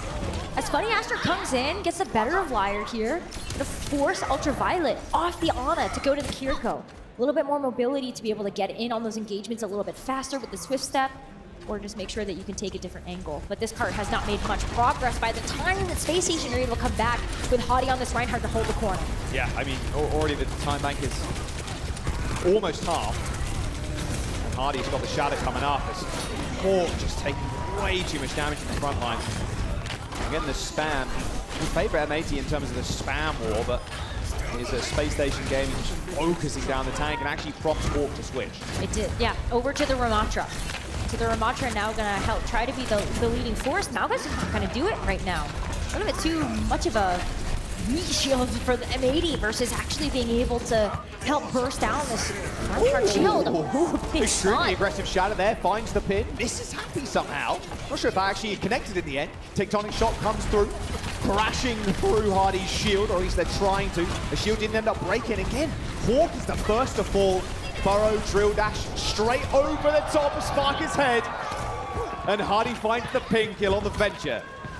Minute and a half now for M80 to try to break through this, and it's not going super well. This was M80's map choice as well to try and throw off Space Station. Space Station, they're holding him in spawn pretty much. And they were forced to make a couple of other swaps here. Happy actually going back over to the Venture as Hawk goes over to the Malco once again. If this is going to finally be what it takes to be able to break through this. He's actually wrapped around the entire team here as Pelican is ready with his blade. Sound barrier for Funny Astro is going to need it for this blade. Hawk is going to get focused once again. Cardiac Overdrive is going to save it for the time being, and here comes the sound barrier. Blade's going to get popped almost instantly afterwards, and Sparker eventually falls to Ultraviolet. But can they clean the rest up? Space Station Gaming kind of dancing around M80. Blade didn't do much of anything at all, and Landon comes up huge. Happy Liar dead. Overtime. Swiftly approaching with 30 seconds to go. M80 have the spawn position, yes, but Space Station, they're just running down the clock at every possible opportunity. And Psycho has a pulse bomb too, so could just end this fight here and now if able to land this pulse bomb onto someone like Ultraviolet or Liar. And there's no ultimates coming up yet for M80. The last time that they had the Tectonic Shock, it's Reinhardt standing in its path. Oh, Liar dead. 4v5 now. They try and get the pin in. Sparker left alive once again as Hawk suffers the pulse bomb. And Space Station Gaming, no ultimates really required. We don't need the Deadeye. We don't need the window to win. Space Station Gaming hold them on that first corner.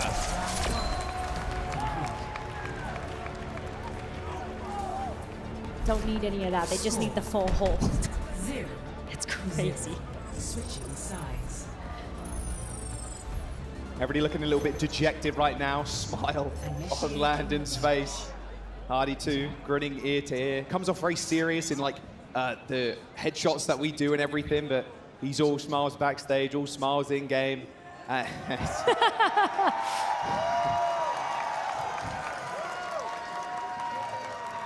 Come on.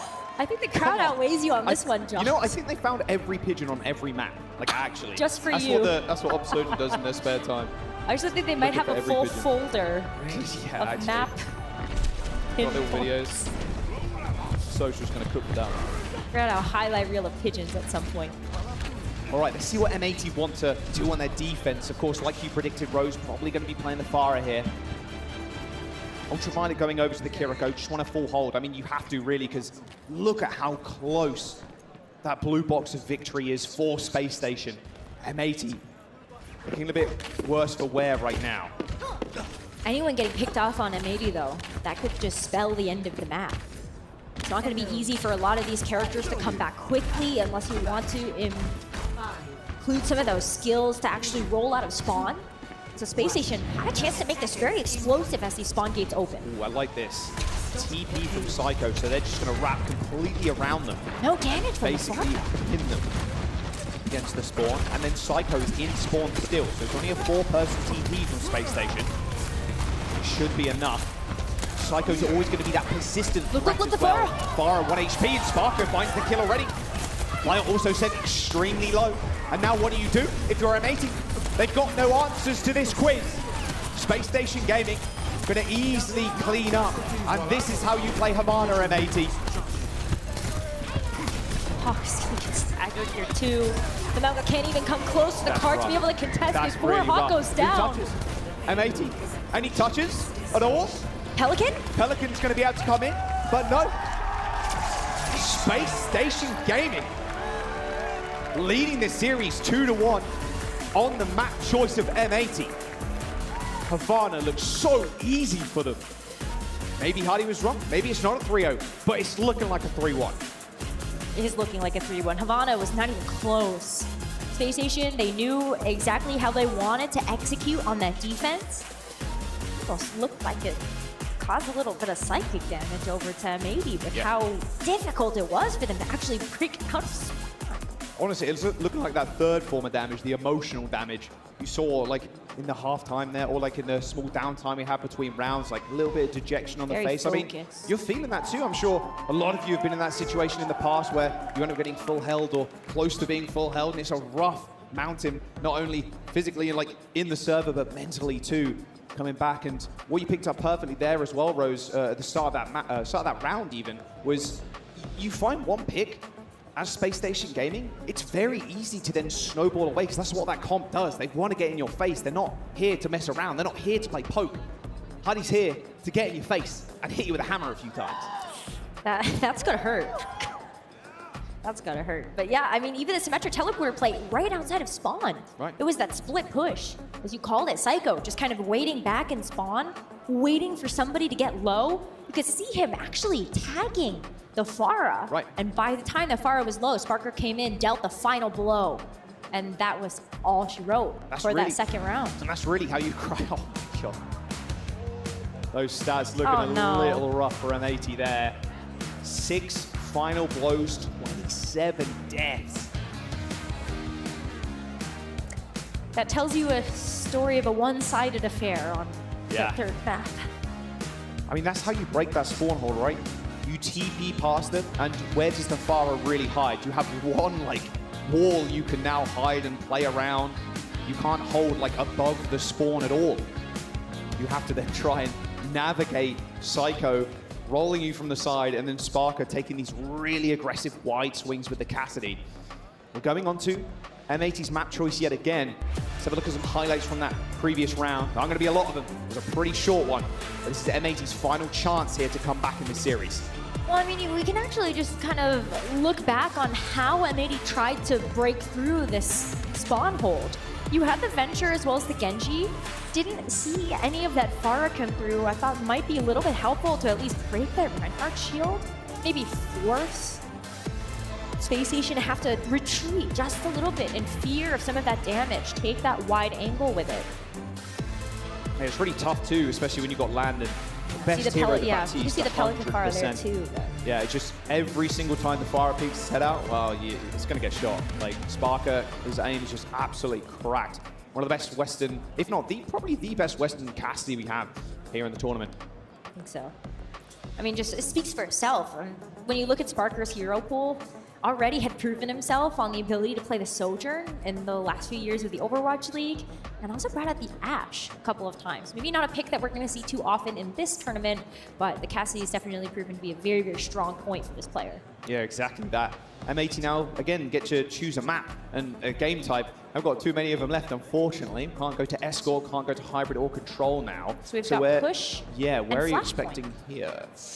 But both of these are so tough because I feel like it just plays into Space Station's strengths as a team. On Flashpoint, you're going to want to play Brawl most of the time. Space Station love Brawl. So that one's a hard one because you can't really change up how that's going to work. Yeah, there's not exactly many right maps now. that you can go to now, I don't think, that Space Station aren't going to kind of excel at, especially being able to play Ram or even the Sigma, but I think Hardy's just going to lock Ryan. We go Flashpoint, they're going to run Rush. We're going to Esperanza or a push map, they're probably going to run Rush. We are going to jump to a quick break, however, give the players a couple of minutes, and we'll be right back for potentially the final game in this series.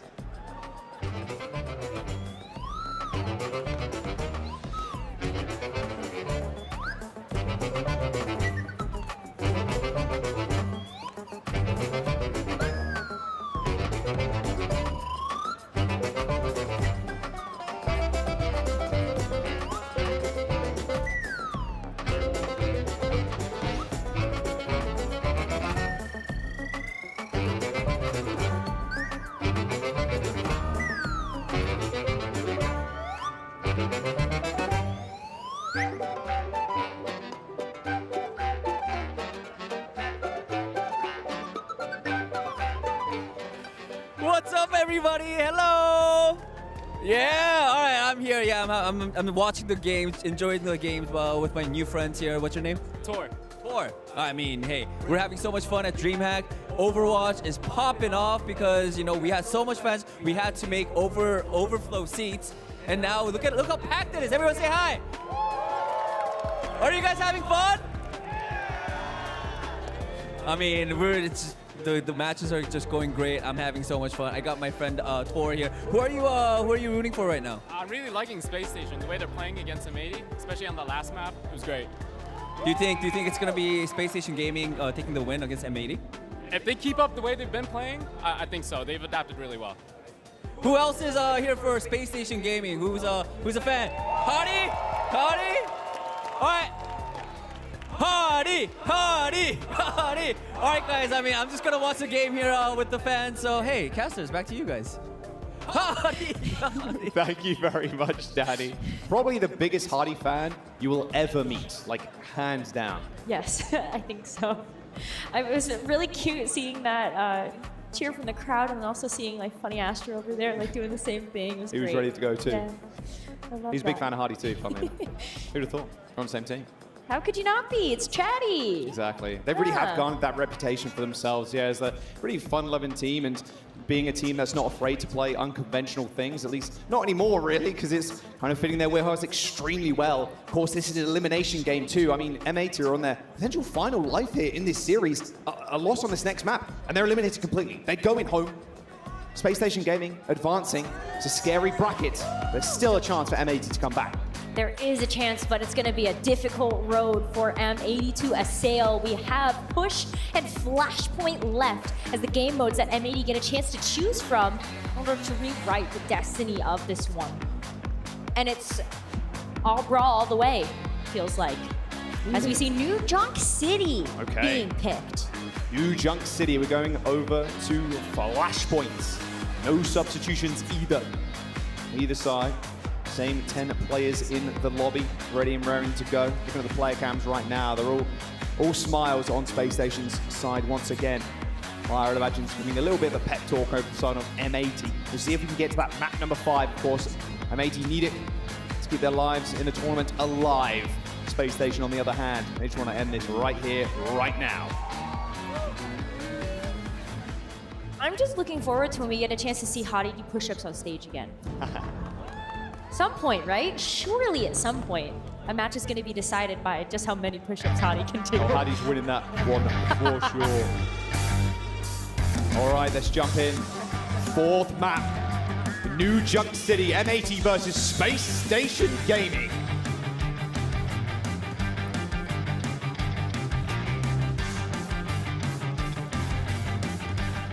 I'm just jamming out to the music right now.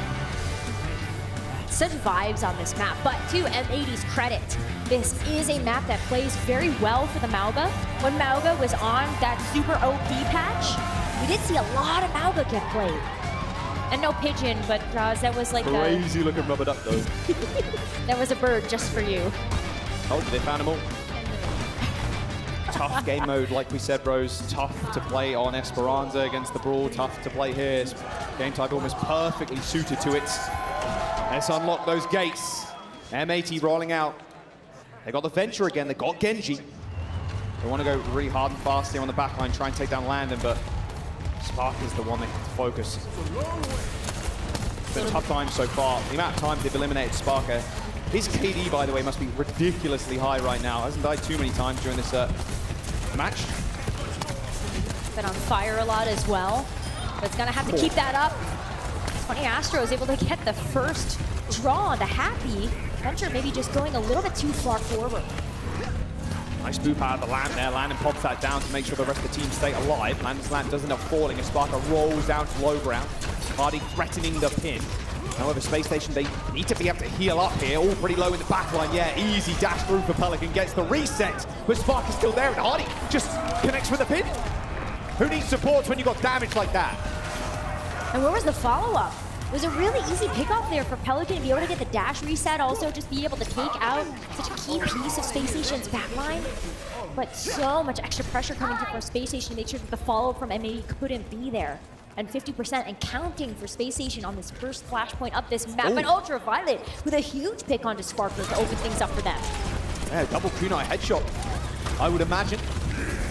That's not what you want to see if you're Space Station Gaming. But that certainly is. There's the pin. Finds Hawk straight away from the rest of his team. No more tank now in the sound barrier for Space Station Gaming. M80 do end up finding the flip here. Is Happy on the venture. Ends up using all CDs to try and get away. But the two-man hit squad in finding Astro and Hardy chasing them down. Pelican gets a nice reset dash there onto Psycho. Gets out of here before he ends up losing his own life. But this will be Space Station finding that very swift flip. Ooh, and with Ultraviolet going down there too, it's going to be more difficult for M80 to actually come in and get a recontest before this flashpoint flips over for Space Station. And there's going to be a meaningful contest coming through, so Space Station might just get a chance to walk away with this first flashpoint. That they do, and we get to go to the next one. Space Station already trying to make their way over with this Lucio to help them get there faster, but it comes down to M80 trying to find this high ground, going in deep with this Malga. All right, there's the sound barrier. They're gonna have to deal with Sparker though. High Noon, yeah. Torn in half by Pelican. Double kill with the blade. Almost make that 3. Swift moves there and a swift blade from Pelican as they wipe Space Station Gaming. You're kind of expecting that though. Laya and the rest of M80 knew they had the beat advantage and they used that to cap first. Exactly, and now you have to worry about a little bit about Landon's amplification matrix, where they're going to put that down, but maybe we're able to walk away with the combo that they wanted to. And they also have a Kitsune Rush to actually be able to help deal with that amplification matrix. But where is Psycho going with this pulse bomb out there ready? Oh, very aggressive cage. Here comes the window straight in the middle of the cage. More than happy to fight in this one. Landon standing behind it, lasering down Hawk. Does suffer a swift death, though, at the hands of Ultraviolet. But Psycho not only doing damage, but actually capping the point right now. UV comes back with 2, though. Not sure he's going to be able to escape the claws of Hattie, though. There is the flip from Psycho. Space Station Gaming. Eventually take control of the point. Aggressive play there from Hawk, just running into the backline, popping that cage down. But I don't think they were expecting that window to come up in the middle of it. No, but even though they had the rush to be able to try to counteract that as well, it just wasn't quite enough to be able to push past all of that healing as well. Psycho still holding on to the pulse bomb, and now Funny Astro actually going to be the one with that sound barrier advantage coming into the next. And this Tectonic Shock can actually find value. It's struggled, and actually just gets taken out. Drew dash up to the high ground, popped the Tectonic Shock, and got popped in the skull. Now Space Station Gaming easily handling that out, and now Happy has to go back to spawn. I mean, I wouldn't be surprised if we see M80s change up a little bit here, and that they do. Happy going over to Farah now. Trying to deal with Sparker. It's almost impossible, even taking a lot of damage coming out of the spawn. This is a combination of DPS I would have loved to see from M80 earlier, though. Even though Pelican has what we consider the better Farah between these two players, Happy still has a comparable one. And so you get a chance to now play with the Farah and the Genji alongside this Malga. Just a little bit more high damage output that can work together. UV's in a little bit of trouble, same what happened. Nice little angle there from Sparker. He has to be careful. Lie a little bit more so though. Saved, thankfully, by that Suzu. Sound barrier comes in. Hawk ends up going down again at the hands of Hardy and Landon. And now Hardy's just soaring in for the fences. Overtime in session as M80 try and just perma-touch points. But it's going to be tough to do so as Hardy is closing in on that shatter. But do M80 know? An attempted charge there, but there is the ult from Hardy. Does he need to use it? I mean, I don't think so. Sparker and Psycho running them down, and M80, their final chance here to take this map back. Space Station just walking away with this one. We're going to see another switch up here. Hawk thought about the Winston for a second. If M80 were able to stay alive, they would have been able to get back to the fight a little bit faster, but Happy switching off of the Farah to go back to this Tracer. The Tracer Genji, a little bit more dive coming through here. Different look from M80. They've got the sound barrier and the Kitsune Rush as well as the blade. So really nice way to be able to just kind of work with a barrier advantage, knowing that Astro also just used it. This blade should be pretty lethal. High ground control for M80, but they still have to deal with this shadow. Here comes the blade, here comes the beats. Sparker's the target. Good couple of boots there, try and get him away, but he refuses to go down. Pelican overextending almost there, straight into the back of the window. Now he has to hide behind this one column. Gets out of there. Hardy isolated though by the rest of the team. Pelican basically forcing that interaction with the rest of M80's front line. Space Station get the initial capture. So it's M80 that find that flip. They were able to get out of dodge, and they also forced out such a really important combo from M80. The Blade, the Sound Barrier now off the table. Ultraviolet does have that Kitsune Rush, but with Space Station also still being able to work with both their DPS ultimates and that barrier from Funny Astro, there's a lot that they can just kind of push through this rush with, especially when the Dadai. Nice little pulse bomb would start this fight off quite well, I think, from Psycho potentially. Sparker on an off angle, Hawk pinned again, has to back out. So do the rest of Space Station. They got ults to spend, but I don't think they want to use it, just invest them for another day. Happy does lose the 1v1 versus Psycho, but it's all good. M80 seeing themselves through this point. There's only one more fight realistically here for Space Station. Don't die. Oh, that's rough. That's a late death. It's a super late death. I mean, for Psycho at least, like, you've got Funny Astro maybe still waiting there to help taxi you back, or you're just a Tracer, you can just triple blink, get there in time, but it's gonna be tough going as Hottie tries to make the way back. Able to get the recontest in, but for how long as Happy is hunting for this pulse bomb target? You have a Sound Barrier at your disposal too. There's the stick on the Cassidy, insta-kill onto Sparker. Alam nowhere to be found. However, they do end up trading it up. The Sound Barrier coming through from Space Station. However, this cage is going to be hard to fight into. Hardy with no shield left. Still manages to come up with a kill though onto Happy, who strayed a little bit too close to the hammer there. Somehow Space Station still managed to get the flip. Not so, oh! Jeez. He cut his head clean off. Pelican saving the day for M80. They get the flip. There is the first point for M80 on this Flashpoint map. 2 more, they get a chance to keep themselves in this series. 1 more in Space Station, knock them out, move forward in this lower bracket, and might still be on the back of Pelican yet to get a big opening with the Sketchy Blade. At his disposal, Sound Barrier coming up at the ready too here for Liar. And not a great answer here from Space Station quite yet. Landon with the Amp Matrix though might be able to help keep Pelican at bay. Yeah, they comboed it last time, that beat and that blade.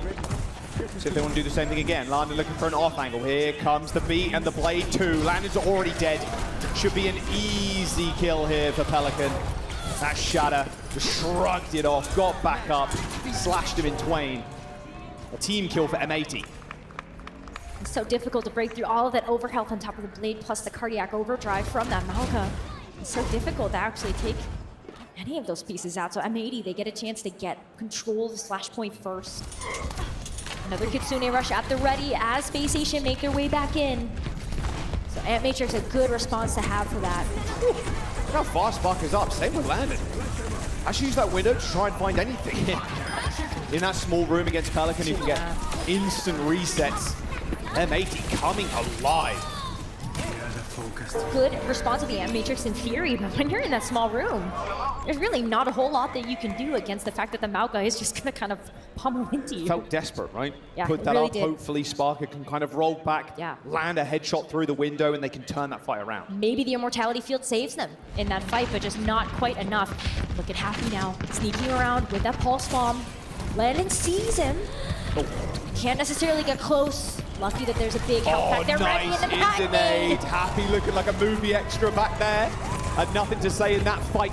But Psycho once more, just controlling the objective. He's going to be able to cap almost. Pin in from Hardy, goes a little bit wide there. Ultraviolet managing to run away with it. Psycho gets the kill onto the Kiriko, but is it enough? Cardiac overdrive for Hawk, keeping himself and the rest of the squad alive as they tie New Junk City up. They got a lot of ultimates coming into this next one. This 5th and final Flashpoint now opening up. If they're able to get this Blade and this Sound Barrier combo online before this point gets captured, or if they're able to just capture it and keep that at their disposal, looks like that's M80's win condition right now. Space Station haven't had a good response to that combination of ultimates just yet. Raw Pick maybe can do it, but Pelican and Liar, they are both working up to those ultimates so quickly to have that Blade and the Sound Barrier ready. Look at this aggression. That was going in deep into that Reinhardt. Flashpoint unlocked. Psycho taking a little bit of chunk damage, same with Happy. Pulse bomb in hands for both. Well, just Happy, sorry. Psycho's a little bit further away.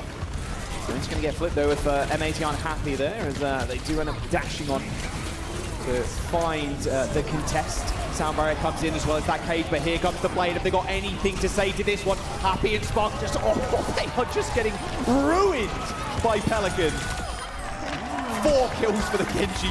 Make it a 5th. Funny Astro narrowly gets out of there. As M80 hitting 7th, 8th gear at this point.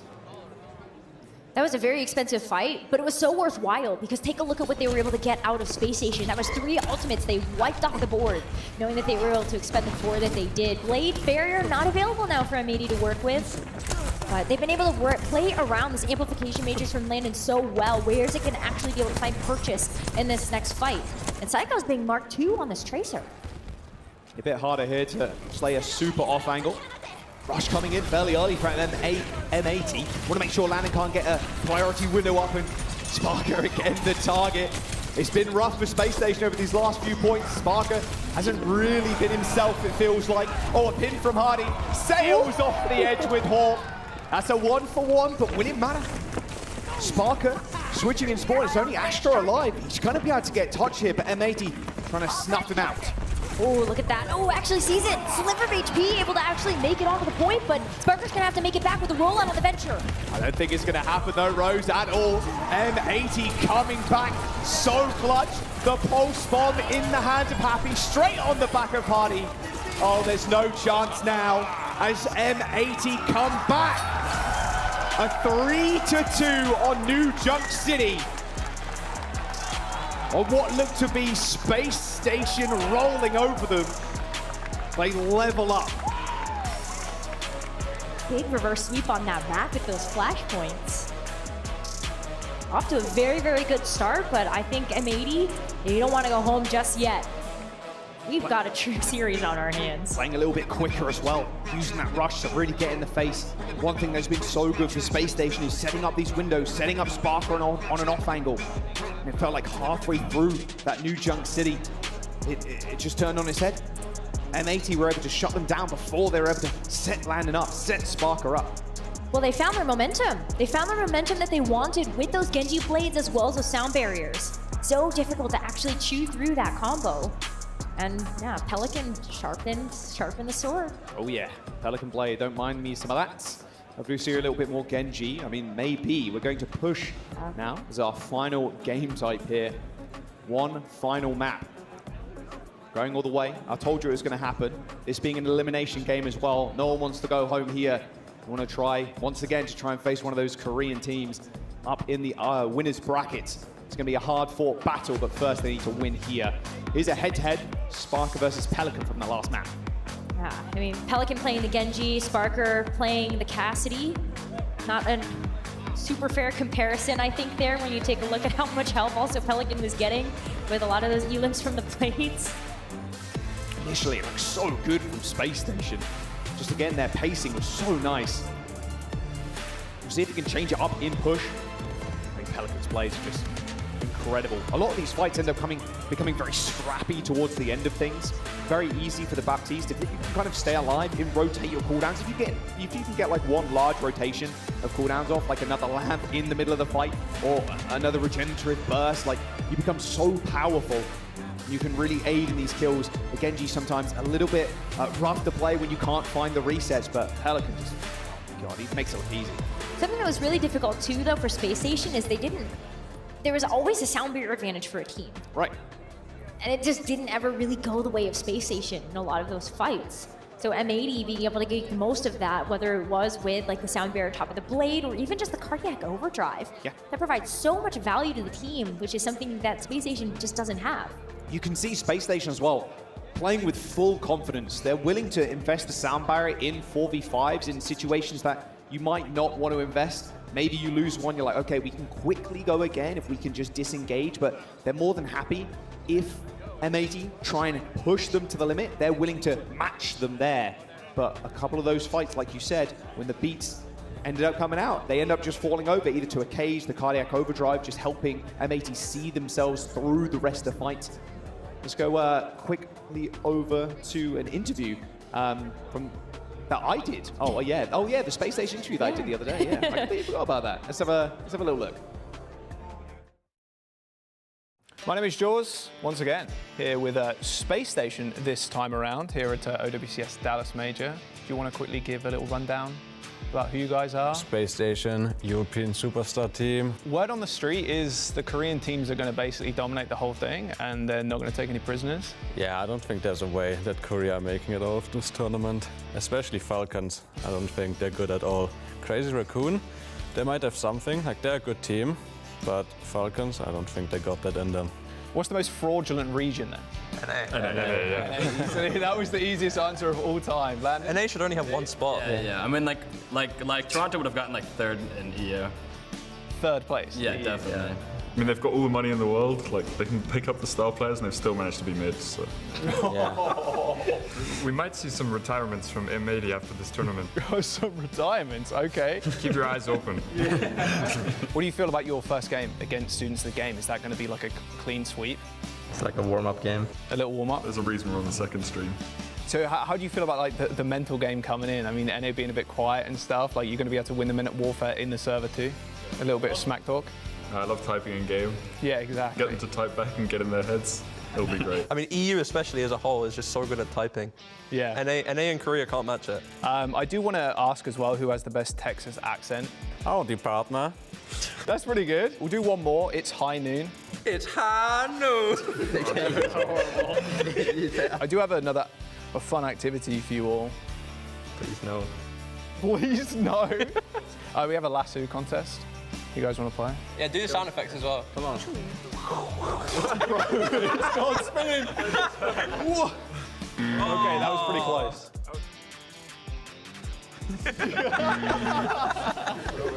You got this? Surely it's... Oh, okay. You're basically touching the chair at this point. Whoa, okay.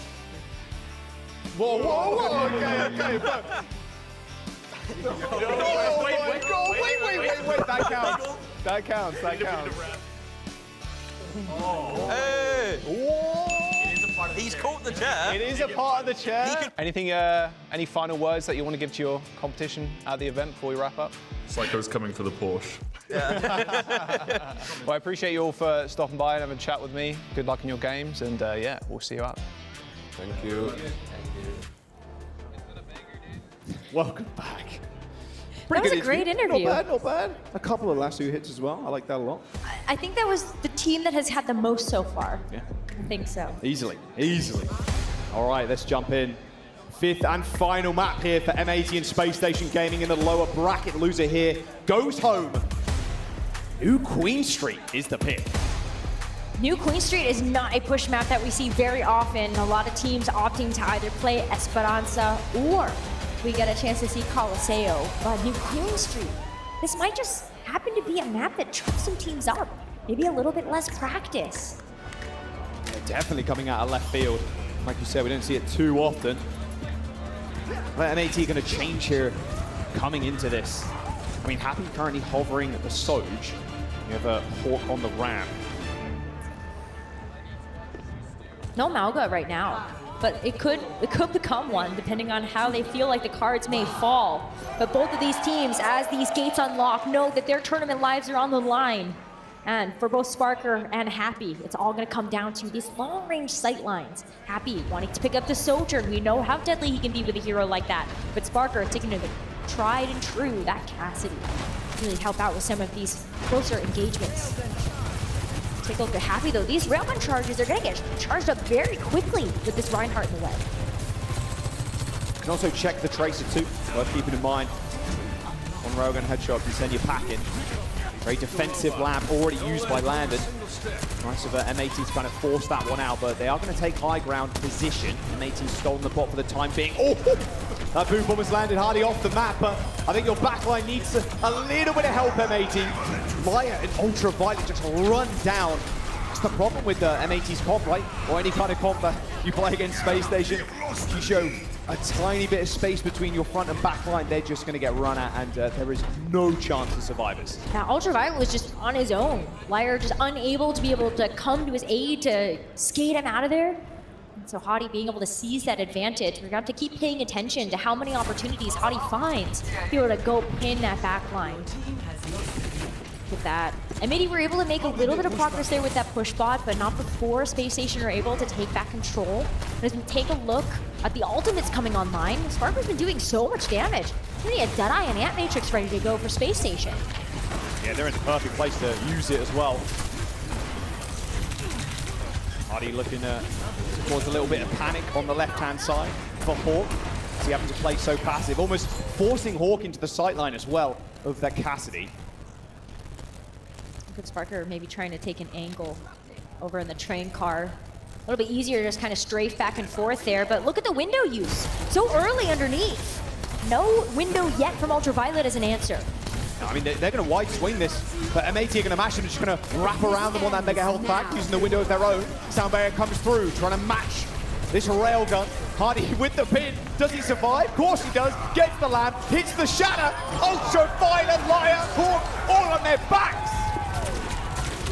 So much follow-up from the rest of the team. Hardy had that Earth Shatter, and despite the fact that he lost his own life in that fight, maybe even for the better, actually switches off of the Reinhardt, goes over to the Ramatra as Space Station start to make their approach onto this very first objective. Touch coming in from Pelican just to be able to stall and stop that push bot before. Ends up reaching that objective, but now we see Hawk ready to go with this Annihilation. Pelican as well with this Pulse Bomb. And the barrier advantage in Liar's hands as they maybe need to try to get themselves back into this. 7 minutes left on the clock though, so a lot of time left to play with. A lot of time, not a lot of ult charge for Hardy, of course, like you mentioned, only just switching over to the ramp. Cheeky. Gets the high ground though. This pushes them back. Sparker not really going to be able to maybe find so much purchase with that Deadeye. See M80's game plan too. They want to make sure Sparker can't set up on high ground again.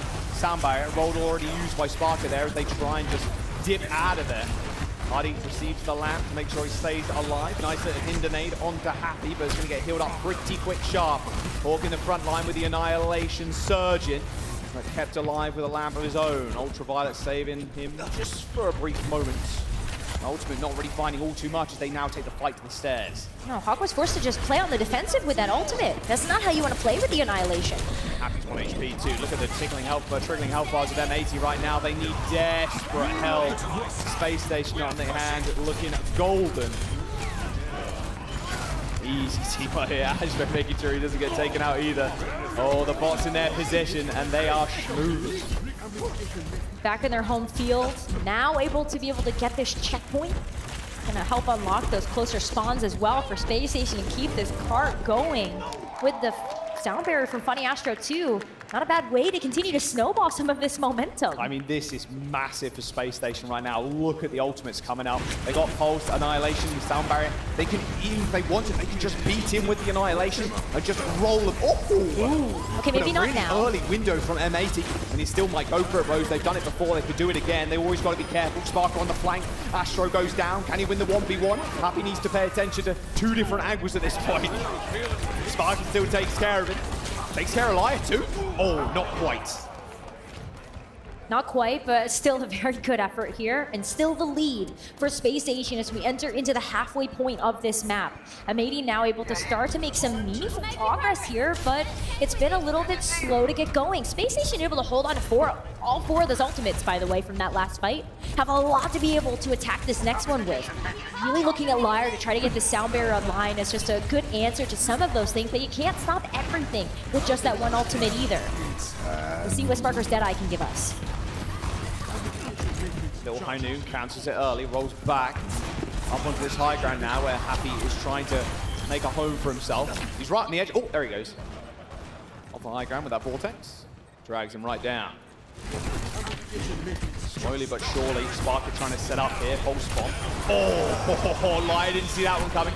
He was hiding in the trees. And that Annihilation from Hardy is just too much to bear for M80. Another team fight swinging in their direction, and such a good angle that Sparky was able to find from the train car after they were able to bully M80 off of that. Happy having to give up those sightlines. Now Pelican though making a switch, going over to the Genji. This was so good for them in that last map to be able to bring us even to this map 5. There's the high noon with a speed boost too. Oh, they're trying to get Hardy.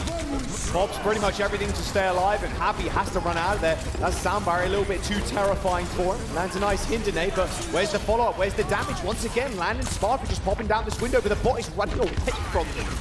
Good steal from M80 there. Yeah, really good to be able to bring it back to the neutral. But Hawk giving him a chance to also come back into this one, but not before Happy and Ultraviolet are taken out, so the fight still goes the way of Space Station. Makes it a little bit harder for them to actually extend their lead, so good job to M80 to doing that, but Ultraviolet just coming back online. Liar as well, still having to come out of spawn. It's going to be on Hawk with this Annihilation, hoping to get anything done here. And Sparker has a Deadeye again, and make it more difficult for Hawk to actually approach.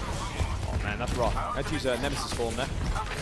Quickly pops it, gets back onto the high ground, but this checkpoint is just such a massive boon for Space Station. And Hawk wants to go aggressive here. Like you said, Rose is going to have to match with the Deadeye. Oh, so much damage. And Happy's isolated, gets pulse bombed. There's a lamp thrown out, hits the wall, helps Hawk out for the time being. But look at the team, they're so split. Even Lion now getting focused by Psycho, calls that he's won, but he finishes the job himself. Ultraviolet now in a whole heap of hurt. That Annihilation from Hawk doing absolutely nothing. Moving like an endangered species right now as he goes extinct. Space Station Gaming now looking to finish here. 2 minutes to go and the bot is still moving. Such a late Annihilation from Hawk as well, hoping that it would be enough to turn the tides, but also just expending the ultimate to switch over to the Sigma. So yet another instance where we get a chance to see these tanks try to counteract each other. Sigma gonna be the hero of choice as this push bot inches closer and closer to the end, Jaws. It's gonna be the Ant Matrix here from Space Station. See if they can just close it out here. Just disgusting angle on this Ant Matrix too. Sound barrier comes in. Where's the pulse? There it is. Happy moved up in the skies, isolated completely. Oh, they are just running over them. A full completion in sight. M80 just stomped on by Space Station. Blade from Pelicans, the only saving grace that they have, but he is quickly dealt with. A full cap for Space Station in their sights now as Hawk gets dominated and Space Station Gaming, they find the victory and continue their run in the lower brackets.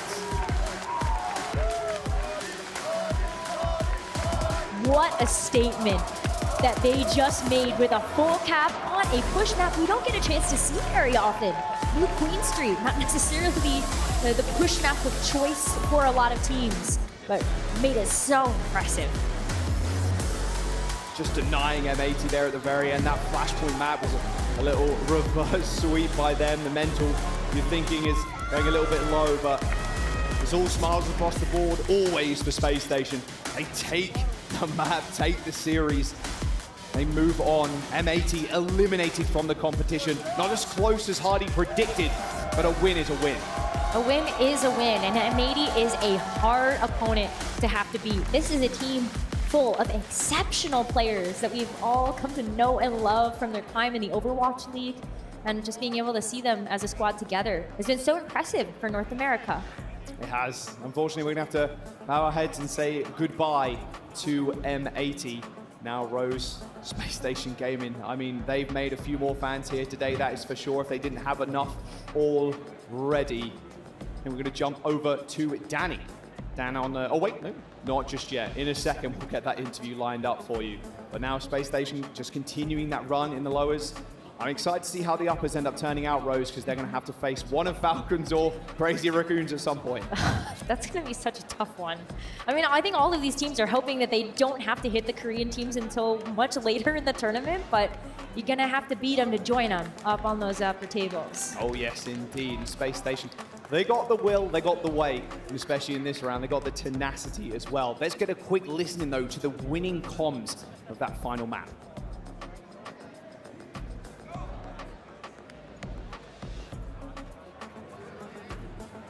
We're going to go to Danny instead.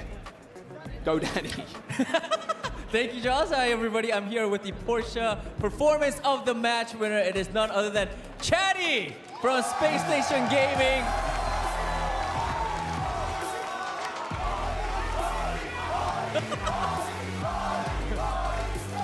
You're a fan favorite. Why is that? Why are you so popular? because you're the GOAT. So, I guess so. I mean, you're definitely the GOAT. I do want to ask you about this match. I believe this is some sort of, it is an upset, and I do feel like M80 sort of had the upper hand, but you guys did get the win. Very close match as well. So what were the winning conditions for Space Station Gaming? I don't know. So at the start, we were like really on like the Sigma comp. We were like, okay, we're gonna counter the Mauga with the Sigma comp, keep our rest on the comfort heroes. But then when we were playing the Midtown, Laya posted in the chat that Sigma is not the play. Like he was shit talking us. But I actually took that as constructive criticism, and I was like, maybe there's another pick here. And I thought about a hero that never let me down, you know, Reinhardt. Yeah.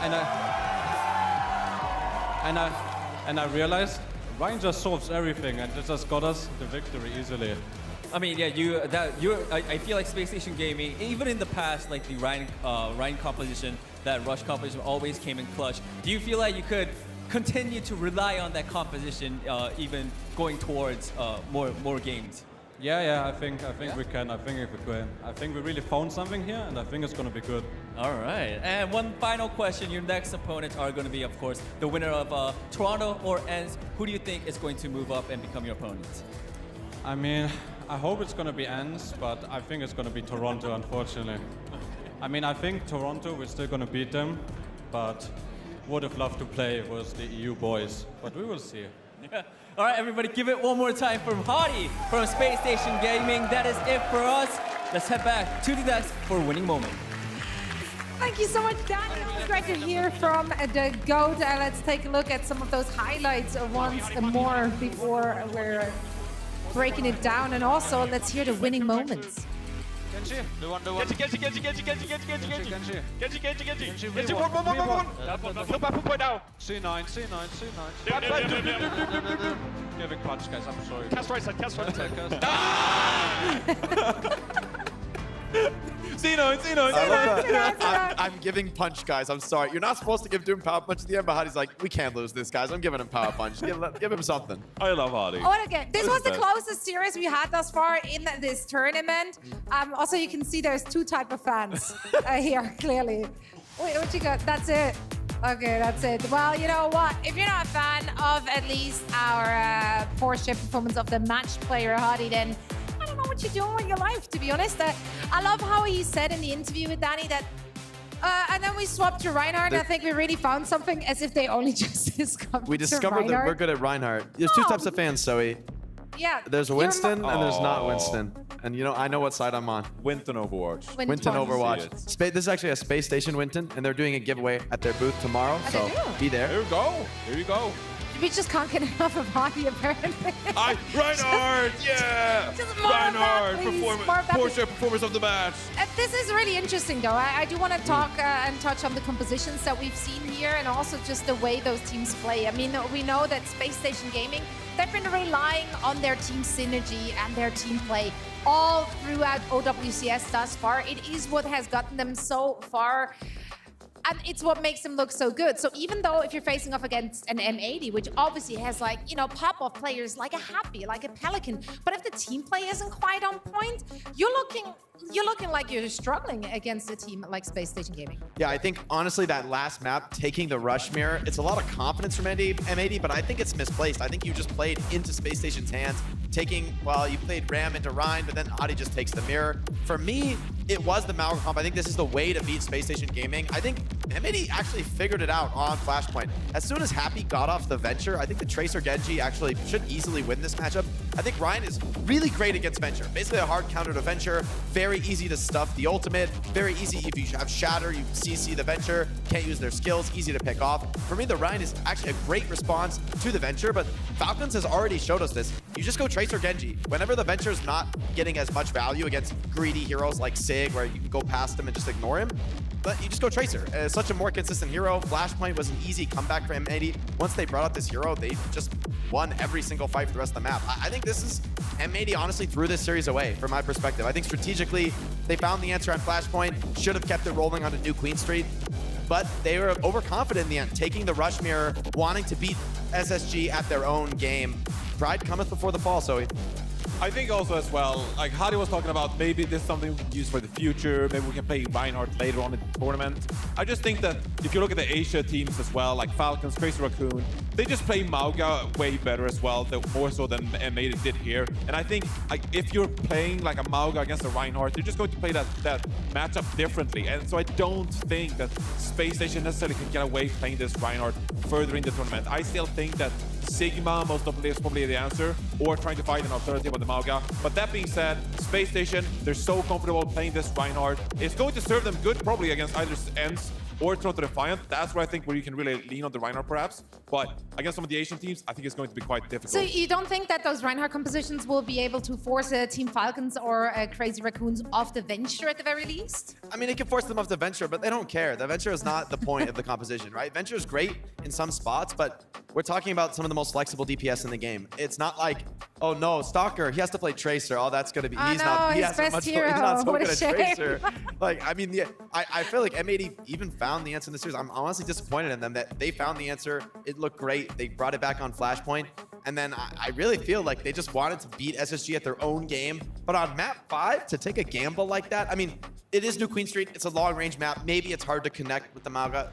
You know, I can see it. It's a unique map we haven't seen much of before, but I would have loved to see them at least try to keep making that Mauga work, because once they brought up the Tracer Genji, it was smooth sailing. Let's actually take a look at the bracket here, because SSG obviously staying alive here, whilst we had to say goodbye to the star-studded M80, and now Space Station Gaming, they're waiting for their next opponent. It's going to be either Ence or Toronto Defiant, and that is the next match we will be watching here on this very main stage. I'm going to be very interested to see what both of those teams are going to be bringing to the table in their elimination match. With their backs against the wall, which team will persevere? Do you feel like there's a clear favorite here?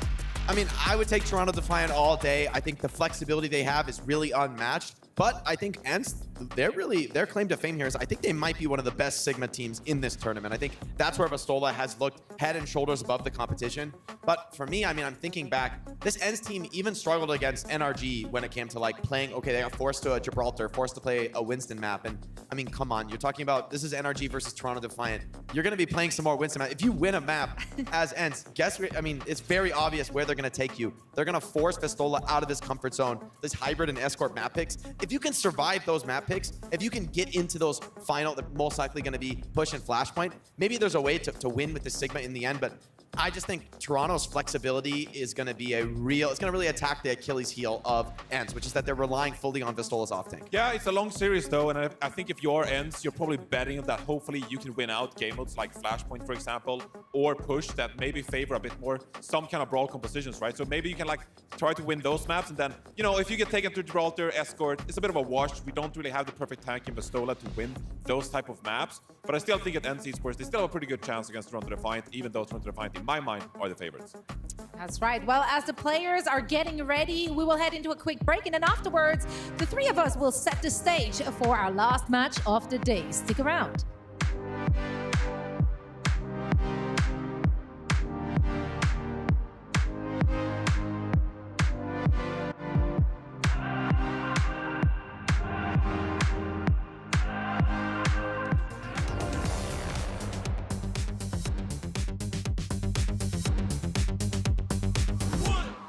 One more time.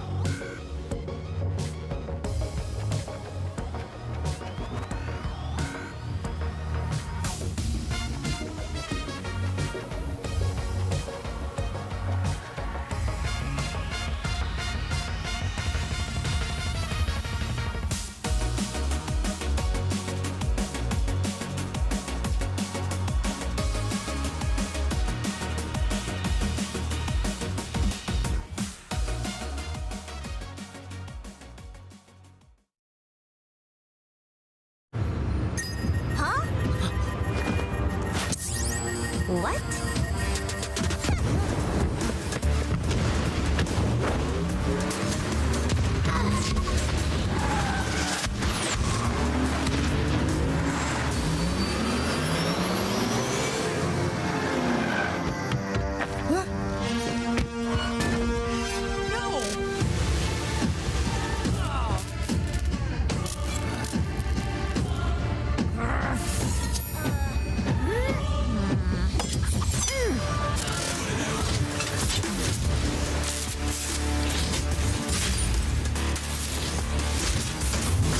Booting up.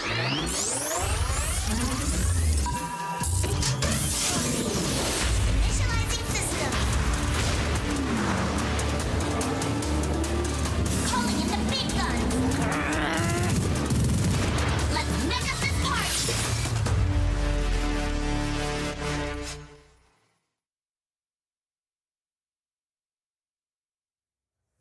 I'm just loving this animation so much. I wish there was like a full movie-length version of it. For now, we make do with this, and of course, with a good look at the slick and clean Porsche we have right here by our stage. Welcome back, everyone. Zoe here, joined by Jake and Johnny. And if you're a big Porsche fan, you have an opportunity to actually win off their speakers. The 911 speaker here is up for grabs. All you have to do is sign up. You see right there on your screen a little URL. That's how you can participate in the raffle. You guys are doing great. Like, I'd buy a vacuum cleaner off of you for sure. Like, you're selling it. A Porsche vacuum cleaner? They should be making. I'd buy anything from Porsche. Can you imagine the sound that thing would make? That would be amazing. Oh my God! That's it could be right. cleaning my house every day. You don't even know that you're cleaning the house. My cats would actually really appreciate it. It's something to think about. I think there's a market for sure. We gave you some time. Join the Sign sweepstakes. up right there.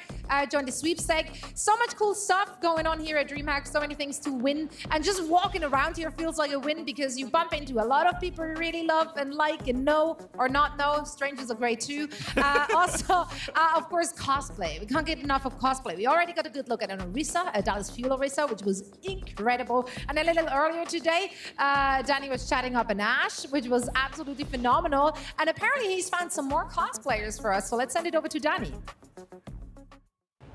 Hey guys, Danny here. I was walking around DreamHack, and guess who I found? My favorite friends. We got Lucio and Diva next to me. Look at this. I had to just, come and say hi. You guys, fantastic job doing the cosplay. I have to ask, did you make this costume by yourself or? 100% handmade. Did the wig, did the backpack, the gun, which actually is a speaker, as you can listen. All made by yours truly. How long did it take to come up with this costume? Good question. Took about 2.5 weeks, working every day, few hours every day, staying up really late. You know what I mean? Hey, the effort really shows. I mean, you did a fantastic job. I'm guessing you're a Dallas Fuel fan. You know how it is. I've represented Dallas Fuel with a couple different cosplays, Lucio and Genji, but this is a fan favorite. I love it. Right now, do you have a favorite team in the OWCS right now? Favorite team? I wish all the teams the best of luck. We're actually wanting to go catch a couple matches ourselves and maybe get a new favorite. Who knows? Just a couple more minutes. I'll let you go, and we can all watch the what's the games together. All right. How about you, Diva? How long did it take for you to come up with this costume? Took me about 2 weeks to source everything. Oh wow. Yeah. 2 weeks to source everything, and I'm guessing Diva is your favorite hero. Can you give me a reason why? She's definitely my favorite tank. I love that I can just go in and blast with her ult. Good. I mean, Diva is one of my favorite tank heroes as well. Do you have a favorite team in the OWCS? Well, being from Dallas, gotta love Dallas Fuel. Yeah. So. All right.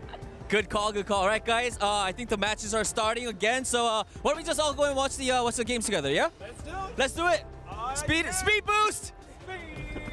Speed boost, and he's out of here. Fantastic job. Those cosplays are just spot on, and it's just so much love in those details of all the cosplayers. So really, really phenomenal work.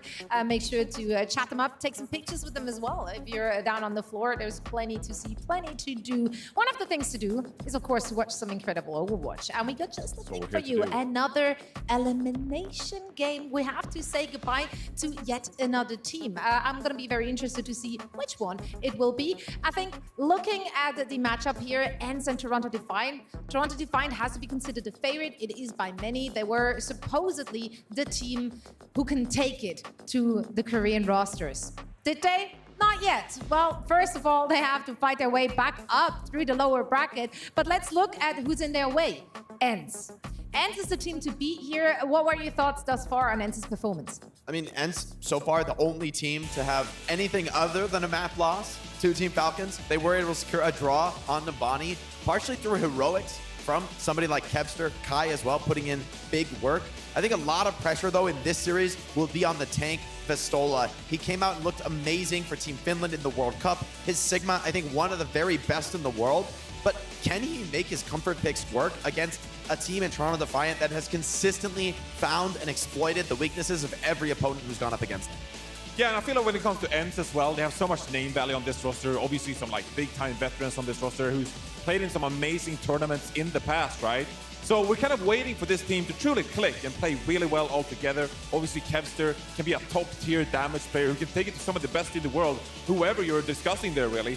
As well as Kai, you know, legend who's been around the scene now for many, many years and taken some incredible hit scale performances throughout the years against some of the best, right? So you really want to see Ence out, Esports come out here and click and just play their best game all at the same time. Ghost 91 has been really exciting to watch here on the Batiste, and I feel like for the past 6 months, really, Ghost 91 has had a spectacular Batiste that is going to aid this team in this series specifically. It is a bit of a limitation that we don't see this team flex enough. There is going to be a lot of Vestola Sigma, there's going to be a lot of Ghost 91 Batiste, and a lot of Masa Lucio, right? So that is what this team does best. That is a limitation of theirs, but still, there's so mechanical skill, there's such good individuals that all these special heroes of theirs, they can really come out here and put up a good fight against Toronto Defiant.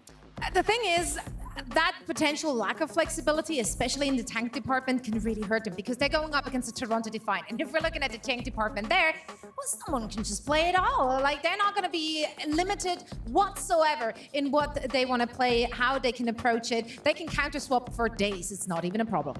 Yeah, they're a team that has consistently used that to their advantage. Whatever your opponent's weakest comp is, well, you better be ready to play it because that's what Toronto's going to make you play. If you want to have a compositional advantage, you're going to be taking it to your worst heroes against Toronto Defiant. They're ready for their opponents. They research them well, and they put them into a corner.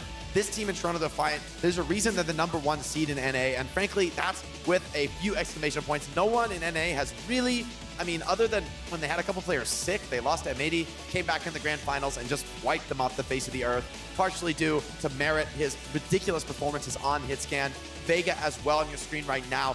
This is one of the most exciting rookies out of NA. I think the best main support in the region by a pretty good margin.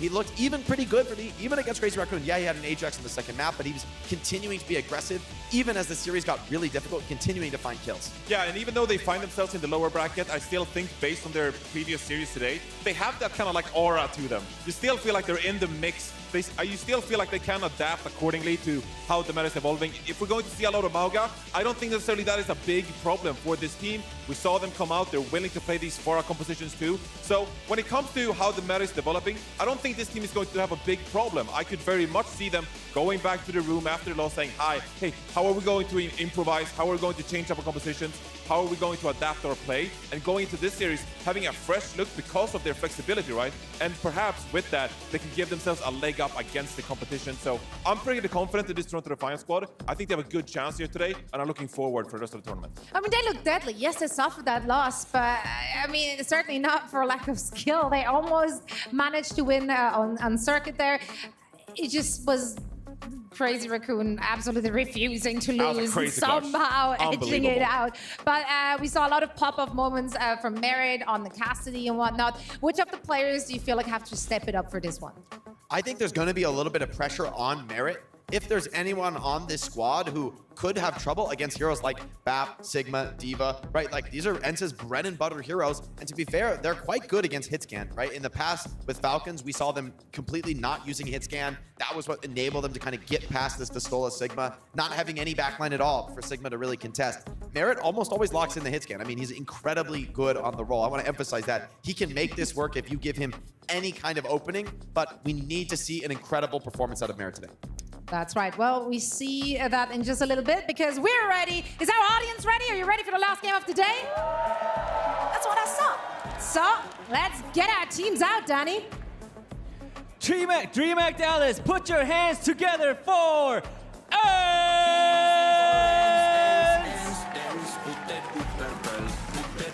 Our runner-ups in Stage 1 and Stage 2 of OWCS EMEA. coming here, fighting for the hopes of EMEA. Can they put it all together now when it matters in the lower bracket? Some absolute stars on this roster. Tedster, of course, a hyperflex who can play on every hero that is really asked of him, play at an insanely high level, and can be instrumental in this series. Kai as well. Can the hit scan come out and match someone like Merit? A lot of questions about this Ence team, but they just need to put together in this one series to stay alive. And their opponents, make some noise for Toronto Defiant! North America's last hope standing before you on the stage. Let them know how you feel. Right here, Sugar Free, we've been waiting to see this guy at the top level for years, and he is delivering. Vega, RuPaul in the backline, holding it down, and who better to round this out than Merit and someone. Ridiculous performers in their roles. They can play absolutely anything, keep their opponents guessing. Let's hear it for Toronto Defiant. Let's hear it indeed. The tournament live on the line. The stakes are high for this last elimination match of the day between Ence and Toronto Defiant. And for all the action, we send it over to Jack and Necra. Thank you very much, Desk. Yes, NA's last hopes and dreams now standing on stage facing Ence, EU's #2 coming out of the region. This is going to be such a good match, too. I mean, Toronto Defiant, they looked so good earlier today, even. Very, very close match that they were able to have versus the best team, dare we say, in the tournament so far, Crazy Raccoon. But yeah, Ence, like, incredibly competitive series. Super good and that's team. exact. They bring that same fire, that same energy. I mean, Ence might have to level up a little bit, I think.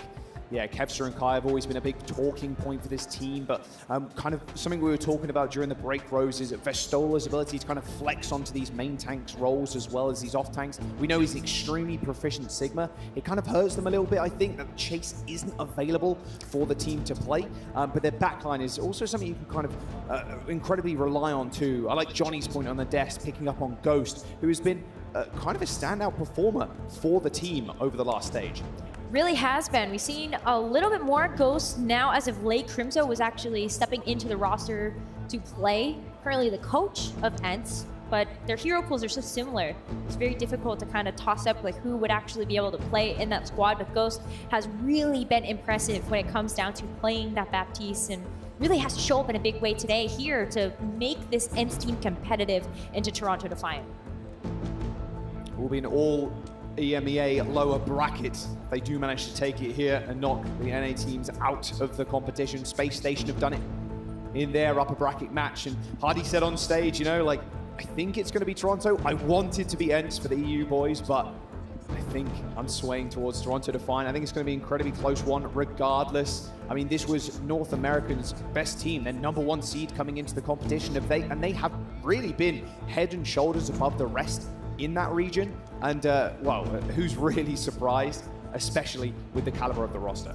Well, that's the story, right? Which of these teams, if any, at this major can take down one of the Korean teams, Crazy Raccoon or Team Falcons? Both of them, behemoths of teams, and Toronto Defiant has consistently been a part of that conversation as a team that very well could take down one of those teams, and made it look very close today. Yeah, just quickly dealing with audio issue Kai was having, but we'll get into the first map in just a moment. Already had a game 5 in our last series if you've only just joined us. But this series is going to be a banger. Landing on your screen right there. Having a little bit of fun the other day, right? Jumping over to the tank, the sugar-free tank. Pretty scary sometimes.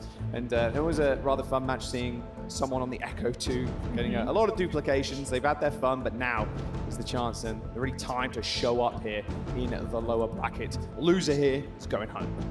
Loser is going home, so a lot of stakes on the line for both of these teams. They do not want their tournament to end here. So it's going to be a hard-fought battle between both of them. But the onus really is on Ence right now to try to figure out how they're going to get the better of Toronto Defiant, a team that is super flexible, super capable when it comes to playing any type of composition. And you can see that the road doesn't get any easier when you get past this point. No, it does not. Winner here will face Space Station Gaming. They're in the lower semi-final, and they'll meet one of the Korean teams in the lower finals. Of course, we'll know who that is tomorrow on the final day on Championship Sunday.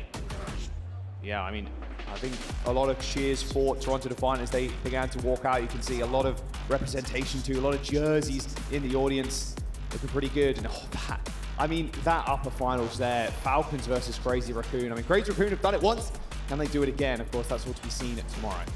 Well, that was kind of the finals when we look at how Korea has gone down these past 2 stages. So, you know, what are you going to do? I think that's kind of what people expected. Crazy Raccoon, as well as Team Falcons, to be able to make it to that match once again, and that'll be their 3rd time meeting. So exciting. Look, I think everybody kind of predicted it, like you were saying, like Korean teams being on top. But Toronto Defiant, you know, if they got a little revenge bone in them, maybe they do end up making it all the way, right? I mean, we're guaranteed at least one of the Korean teams in that grand final tomorrow. Question is, who is it going to be, and can someone upset them in the lower finals? Still kind of sorting out an issue right now on Ence's side, but shouldn't be too much longer before we jump into the first map. So maybe let's take stock a second of both of these teams. We've kind of hyped up every individual player, but maybe a macro lens of what these teams offer would be really good here. Toronto can kind of bring everything, and in fact, when we take a look at some of the way that they've approached a lot of these last matches, it's been a lot of counter picking. They're not afraid to be able to switch things up, and it feels like they're going to get an upper hand over their competition in that way. Yeah, and this is like, we're only seeing sweeps if it's not NA and EU games, which is also really exciting. So expecting this one to go to a game 5, at least I'm hoping so. I know the audience is too, but I've got a good feeling I know which way they're going to be cheering. It's like I said, there's a lot of Toronto jerseys in the crowd right now, is all I'm saying. There are. I mean, it's been so fun to watch how that team and organization has kind of followed us through Overwatch history. Yeah. Having a team in the Overwatch League, retaining it for the Overwatch Champions Series, backing just this stacked roster of talent. Yeah, they came into OWCS and it was like, okay, this team's winning it for sure. And they have lived up to that. Like, they are stage champions. They're back-to-back stage champions. Our first ones in OWCS at the start of this year. I mean, I'm looking forward to see how this team kind of develops, but how could they really develop much more when they've already got the best team in the region? They have to develop at the lands, here at DreamHack Dallas, or in Sweden, obviously, nearer the end of the year, if they can kind of keep up their dominance in the region. Looks like Kai is ready to rock and roll by the looks of things. Back in the headset, back on, pulling the keyboard and mouse as close as possible, and I think we're about to get into map number 1. Here is the mode win percentage for both teams. Toronto Defiant, 86% win rate there on hybrid and control. And Busan are going to be our first map of this series, but as we see the series extend, Ence having a little bit of trouble on Esports so far. Not necessarily the best map type for them. 17% is low. Maybe something Toronto can exploit a little bit later on in the series as we look at user picks. Yeah, exactly. If Toronto do end up going down this first map, I mean, just take them to escort and maybe jobs are good in. 75% win rate there for Toronto Defiant. But of course, we do start on control, like you said, at Busan. What do you think we're going to see here? Obviously, kind of hard to tell sometimes, depending on the stage, but it looks like we're ready and raring to go. Ence versus Toronto Defiant, NA versus EU once again. Are we seeing a map 5? I hope so. Downtown, our first stage here. So you were just talking about maybe what do we get a chance to see with Busan having so many dynamic stages. At the very least, we know we're going to see a bird. You saw that bird. No, I wasn't looking at it. He wasn't actually looking at the bird. Not to look. He decided he did not want to see it. But we're about to see this as the gates open up. We've got Ence hovering over the Sigma composition. Someone right now on the Winston. As we're on downtown, there's a lot of verticality to play around with. Something that Winston is going to be able to have great access to. But it's the DPS lineups on both of these teams that make a little bit of a difference here with the Ashe versus the Cassidy, but those backlines are so different. I mean, I love this Ashe pick. Not a pick we usually see anymore. And maybe that's one of the reasons why. That range advantage from the Ashe is super nice and both incredibly effective in the scrappy fights, but Cassidy, not only the mobility from the roll and the damage reduction, but also the range potential there, it isn't to be scoffed at. Ghost doesn't end up falling over to someone of them, but Sugar Free just taking over the backline. Okay, lost the Ashe, it doesn't matter. No, it doesn't matter at all when you've got a player like Loophole that's able to just pump healing into the rest of the team. Someone able to play a very hyper-aggressive play style. able to even up the score for players and now be able to take control of this point. Kepster isn't even able to escape that either as someone chases him down, gives him a fist in the face. Yeah, what's my guy doing back there? Gets to near Toronto's spot. Ence is switched. They switched over to the Mauga as Vistola makes that change off the Sig.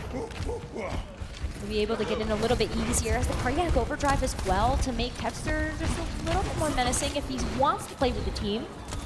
Typically, you're going to see that Tracer just try to take that off ankle. On for RuPaul as well, worth mentioning too. No Suzu on the side of Ence. Of course, goes much preferring to run the Baptiste, so RuPaul a little bit more safe. You can be way more aggressive with the nades and the sleeps and whatnot, so worth keeping in mind too. I mean, someone it's going to be hard to deal with now, especially with this Primal Rage. He spotted Ghost and he's out for blood. Marisol the first to fall though, but look at that collapse. The pulse bomb from Sugar Free and someone. This dynamic duo, unstoppable. Ence just crumbled. Great pulse bomb. Gonna use the nano boost here onto someone just as insurance. But that's because Kepster's in your back line. RuPaul's gonna go down after that point, and even though Toronto Defiant were able to get that flip, Kepster's had enough. He's had enough. 63% is all you're gonna get, Toronto. Ence find the flip in the end. Sugar Free versus Kepster on the Tracer. Just went crazy. Yeah, oh my Kepster, God. European powerhouse on that pick. Yeah, really alive for this series. Someone's going to switch off the Winston, though, after using that Primal Rage. Switching over to the Doom Fist. We've seen this combination before from Toronto Defiant, using the Nano Boost on something like the Doom Fist to just get some really explosive power. But here's the Bob from Merit. Here comes Bob on the point. Winner's going to get unleashed, and that Bob isn't going to survive long, I wouldn't imagine. Cardiac Overdrive just sustained through this dynamite damage. Kai's already taking care of the Bob, and RuPaul. A swift headshot from the Cassidy. Going to make sure they take down that backline, but here comes someone, a punch into the wall, and well, someone of Merit just forming a pincer maneuver on Kai there as he just falls on over. Merit just unperturbed on the high ground, just completely understand, like, how do you even get rid of this guy? Kai is just trying to look every which way possible because someone is just hot on his tail. Doesn't want to give Kai any space. Really doesn't, and that's why Vistola is actually going to go over to the Sigma now. The Sigma a little bit better to have that shield, but we also saw Vistola get no value from that cage, even just in that last fight.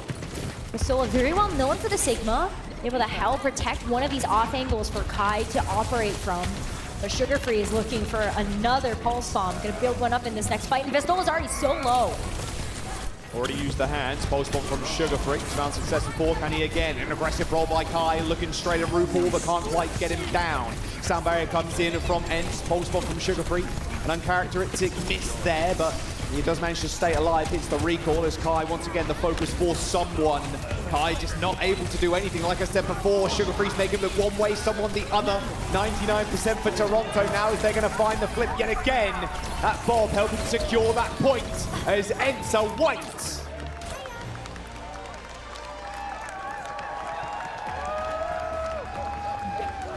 First round going over to Toronto Defiant. A couple quick Doomfist punches to push that Sigma back. Really nice follow-up coming through though from Sugar Free. This is such a young talent as well. Someone we didn't get a chance to really find the success we knew he could have during this time in the league. Now though, really able to live up to that potential on a team like Toronto Defiant. And also with just such an all-star background in his team to be able to boost him up. Yeah, he was really him right before he turned of age in the Overwatch League. Everybody was saying he was the next Proper in a way. Before Proper really reached the league. Like he was the next superstar North American DPS, the one that was going to blow the Overwatch League wide open. But now he really can in the OWCS, and you can see how much him and his team have had success. Toronto Defiant playing Zen on a ball. I don't mind this whatsoever. It's been a comp that's been used sporadically. It's really nice, but the problem is you get rotated on extremely quickly, and there we go. Ideally, you're like pocket, like an island, right, with Merit, Vega, and RuPaul, but you've got quick rotations like this from Ence. It's really tough to stay alive. Well, there's great follow-up coming through from someone. Even though Vega kind of acted as the bait, someone is able to take them up on that offer, get those big picks. And this is one of the only points we can really see Wrecking Ball work. Of course, someone's going to try to do that. Yeah, it's man of many talents and man of many tank picks. Someone can do it all, pretty much. Long have gone the days where tank players can only really play one role, right? The off tank or the main tank. You're going to be better at one of them at some point. Someone really just every single tank he's able to pick up, he finds exceptional success. But Toronto haven't been able to find the flip yet. They're able to get some progress here. Maybe a pick onto Kai will help to open things up a little bit more, but the Wrecking Ball doesn't really have the same type of point presence as you would expect to have from something like the Sigma.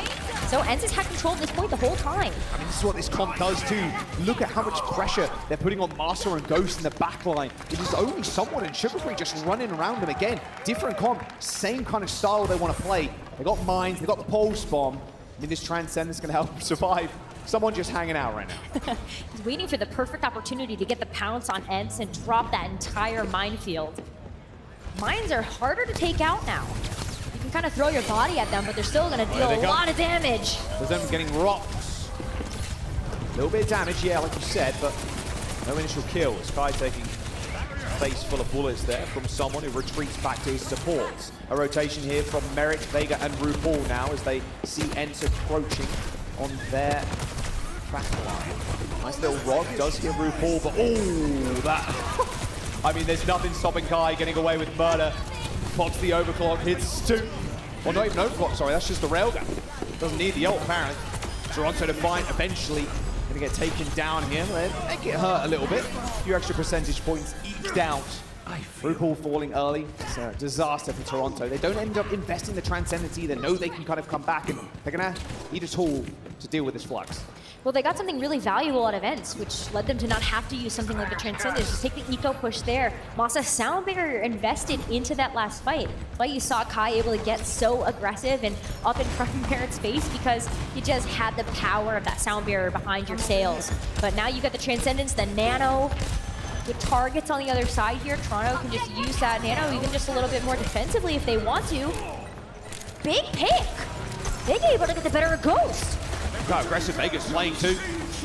Here comes the flux. Where's it gone? Oh, deleted by Merritt. Don't just use that Transcendence any longer. Vega can basically throw that one in when he likes. Festola tried to turn that fight around, just didn't find anything, and Merritt just picked him out of the sky. Absolutely. And now that the flux is off the table too, I mean, we're looking at a point where this might just be final fight. Toronto Defiant can invest the Transcendence here, the Nano, everything, maybe even to be able to get yet another minefield out from someone.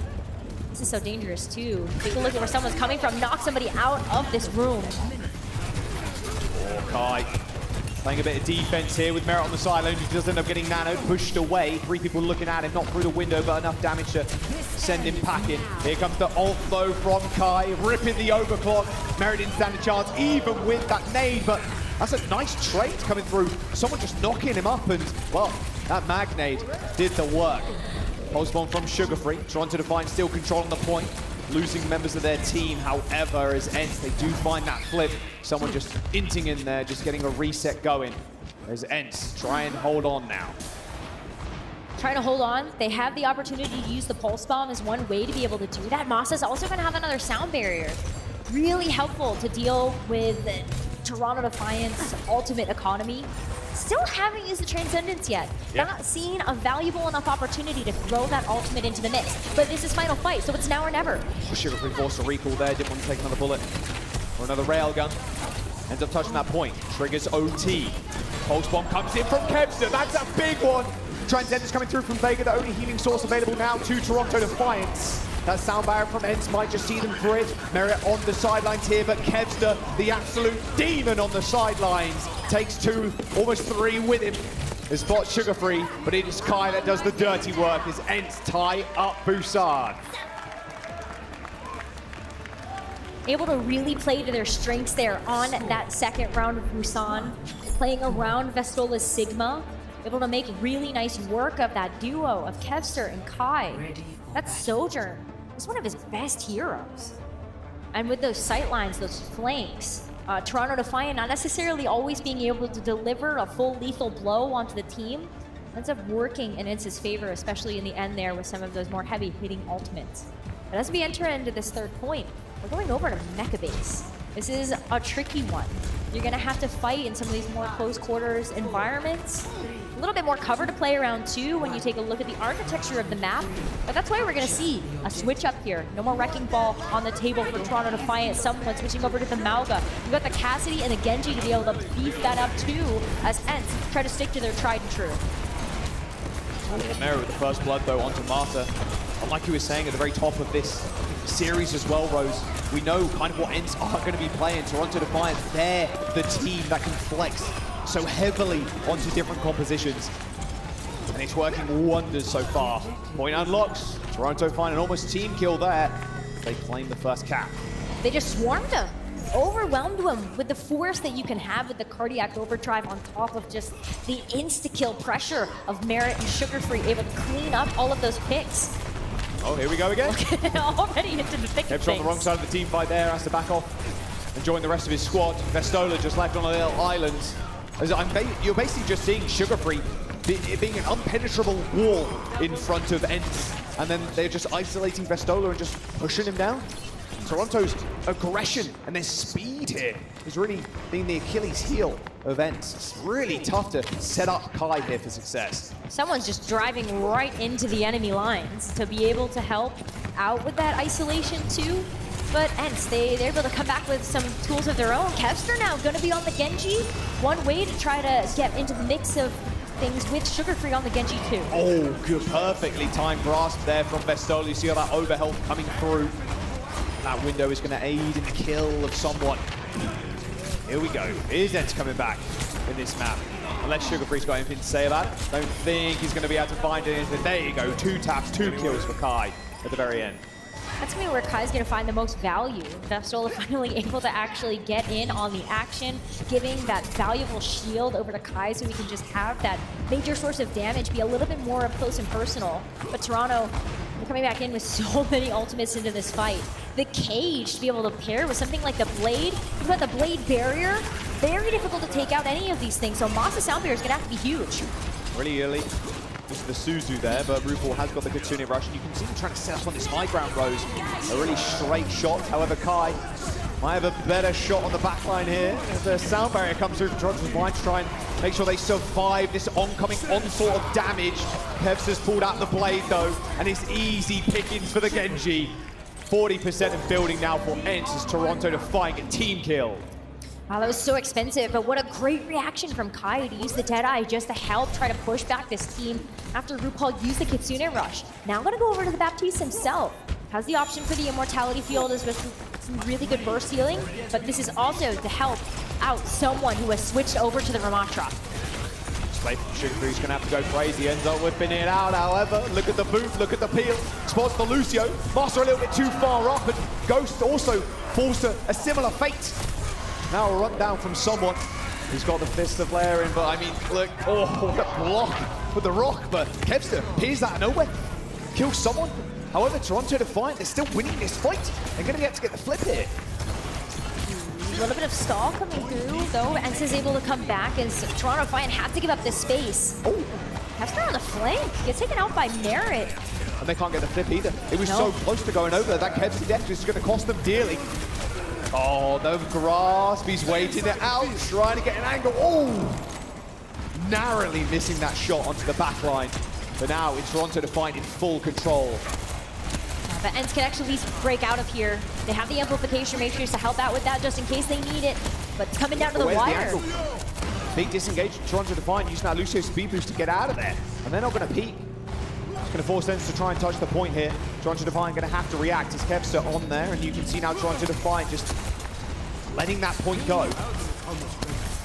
They don't want to play into this flux. They know that Vestola's going to have this soon, as well as both DPS ultimates. Well, they've got the regenerative burst as well as that lamp to keep everybody alive in the front line. Vega hitting the sound barrier behind the shield, and now is their time to strike. Where now that grasp is, Merit just dashes behind the shield. A little roll and a smack kills Vestola, but here comes Kevster with a blade yet again. Swedish gift to Esports as Kevster finds 3 with the Genji blade, and Ence with the latest sound barrier rolling over the Toronto Defiant. Sugar Free the only one left standing, but it looks like it's going to be Ence taking claim of Busan. What a perfectly timed blade. That came up right as that sound barrier was expiring on Toronto Defiant. So Kevster found the almost perfect window of opportunity to let that go, get the picks he needed, and get Ence that incredible victory. Man, Kevster is just lights out right now on this Genji. If he can continue this blade, if he can continue the Genji up and just keep getting big multi-kills with the blades like this, I mean, they're looking at a 3-0 maybe, but Toronto Defiant, they won't be beaten down that easily, Rose. We're going to jump over to the desk. They're going to break down that map and then see where we're going to send this for the next one. Thank you so much, Negra. And I got caught in action there. Just patting the Winton. Like the Winton. That's all right. like that. All right. Yeah. I like Winton. Winton Overwatch. We're here for it. We're here for it. We're also here for some fantastic Overwatch. And this was certainly a display of just that. Very early on in this series, round 1 here on Busan, it did look like Ence is just getting counterpicked. It just looked like they didn't have the flexibility. And then towards the very end of round 2, things started to look up for them. And then on round 3, obviously, like they found their stride. They switched things up and showed us a flexibility that we might not have expected here, Jake. Yeah, they look great. Honestly, I think Merit's hit scan on the 3rd map, it really struggled to have impact. I think it's really difficult to get past the Sigma on an immobile hero like Cassidy. I mean, Merit, one of the best to do it, but it's a tough matchup to play. I mean, we've only seen other teams win versus that matchup by cutting the hit scan entirely. And so I think, if anything, Ence found a bit of an advantage there. This is a map, though, I will say, where round 1, Winston's a very, very effective hero. A lot of high ground to really utilize, but maps 2 and 3, they're just not effective for Winston. There's not enough high-low ground to play around. And so, yes, you win here, but I think this is, if anything, a particularly good map for Ence, where the Sigma actually functions decently well on at least 2 of 3 points, gives them a fair fight. Now, I have to imagine with the success that someone did find on our lovable Winston hero, I've seen a Gibraltar pick on the cards. I don't actually know if that's the case, but if I'm Casaurus, I'm 100% going Gibraltar. I watched NRG get the win on this map and think, yeah, we can. If you can do it, I can do it better. Absolutely. I agree with that Gibraltar pick, but looking at this series as well, Toronto Defiant, they can learn from this. They saw, especially here on Mecha Base, I think Vestola, he peeled back beautifully, extracting resources from the broad composition. And so you saw Ence Esports, they started out on the high ground, they started pressuring Toronto Defiant in those choke points, trying to get resources out. And then Vestola would just keep backing towards that bridge area, which allows Kevster to take the wide angle as well, or dive deep with the Genji into the backline and put pressure on Merit, like you said, Jake. So I think it was beautifully played by Ence Esports, especially with that Sigma composition. The way they withdraw from the fight, they get resources out, and then they pounce on you when you're already pushed in. Yeah, because early on in the series, it was very clear that the big strength here for Toronto Defiant was their aggressive play. They were just dictating when and where to take those fights. So for the opposition of Ence here to, take a step back and let them come in and trap them there was a really, really great adjustment. Now, big question, of course, where are we heading? It is going to be Toronto Defiant's map pick. You want to see Gibraltar here, Jay? I put my money on Gibraltar. If it's not Gibraltar, I'll be really surprised. There's an option, maybe if they have like a hybrid they think is going to be really, really dominant. But for me, Gibraltar's the obvious choice. I feel really, really confident. Yeah, there you go. Winston, and again, just a Winston map. Yeah, exactly. Just to recap for the audience who might not be familiar, Vestola primarily likes those brawl heroes or the Sigma composition, whereas Toronto Defiant, of course, with someone exceptional Winston player. And so this map, because it is so good for the dive compositions, it really does favor Toronto Defiant. And so it's no surprise to see them go towards these high ground maps. So on the other side here of Ence, what do you see them doing? Do you think they're just gonna toss away, or they're just gonna stick to those brawl or / rush compositions, or do you feel like they have to try and match them into Winston? I think is that a good idea against someone? I don't think so. What we've seen from them before is playing D.Va and Baptiste, and honestly, for people at home, like if you wanted to match a Winston dive and you're not confident on the Winston, not confident on the Ana, D.Va Bap, I mean, this style definitely works. It's pretty decent, but for me at this level of the game, Winston is way too good, and when it's really executed to this maximal perfection that we can expect from a team like Toronto Defiant, I don't really think it's possible to compete. Frankly, I think this is like an 80-20 comp matchup at the elite professional level. But I think, to be honest, this D.Va Bap with Kevster's explosive Genji, it's not easy to do, but if anyone can do it, I believe in Kevster. He finds incredible openings, sometimes without much support from the team. Sometimes he's that one-man army. You know better than most, John. Yeah. absolutely. I 100% agree, but looking towards the rest of the series too, like Hybrid, Push, Flashpoint, these are all good map types, I feel like, for Ence as well. They can get familiar with those map types. So even though we very much favor Toronto Defiant on this particular map, Gibraltar here in Escort, I think this is still going to be a really competitive series throughout. Absolutely. Well, we'll find out what both of those teams have in store for us in just a little bit. But for now, we're heading back over to our casters to set the stage for this. We have winning Gibraltar here. Thank you very much, Des. Yes, we're going to Watchpoint Gibraltar now for our escort map. Rose, Toronto, you know, thinking ahead a little bit here, it seems. They really are, though, because when you take a look at that escort pool, you see Circuit Royale and you go, oh, Sigma map. May as well deny that opportunity for Ence to potentially better the win rate that they have on Escort right now, which is 17%. Not looking so great, but if you allow them to pick Circuit Royale on their own map pick, then you're giving them a huge boon. Yeah, it feels like a really smart decision to go here. You can play dive. Someone can play ball if he wants to. He can play Winston. I'd imagine the Winston, unless they want to just do some sort of variation of the rush, but Winston and dive is just so good on this map. Not the game type as well, but definitely the strongest here. Yeah, all right, let's go. Map number 2 coming up. It's Ence. It's Toronto Defiant. Ence taking the lead fairly early, taking Busan, as we load into map number 2 here in the lower brackets. When you think about their map pools, you definitely expect that Toronto Defiant are going to have the upper hand. Watchpoint Gibraltar is a very classic dive map. A lot of teams liking to rely on the Winston. Sometimes we see teams like Space Station Gaming maybe like not play the Winston dive, maybe opting to play even just the Reinhardt with the Symmetra. So we've seen teams do it before, not match a dive on this map, but it's going to be so difficult to not do that when you know that someone is waiting for you with that Winston. So the Dust talked about this. Maybe just lean into the Diva with the bat. Diva Kiriko. Got to be pretty scared as well of Kevster's Widow. Gates unlocked. What can Kevster show us today on the Widowmaker? Not sure it's going to be too much. Maybe he just goes for a quick swap, but he plays super far back. Oh, ooh. He's actually jumping over to Echo here, just aiding in the dive. Vestola and Kai. Going to be a hard-fought battle, though, against Merit on Cassidy, who's already holding this high ground. Can retreat to blue box if he wants to as well. Vestola's a really good Diva. So you're going to see these opportunities for Vestola to try to work with these dive units. But as Toronto have this high ground control, that's really have to force them to make their own agency.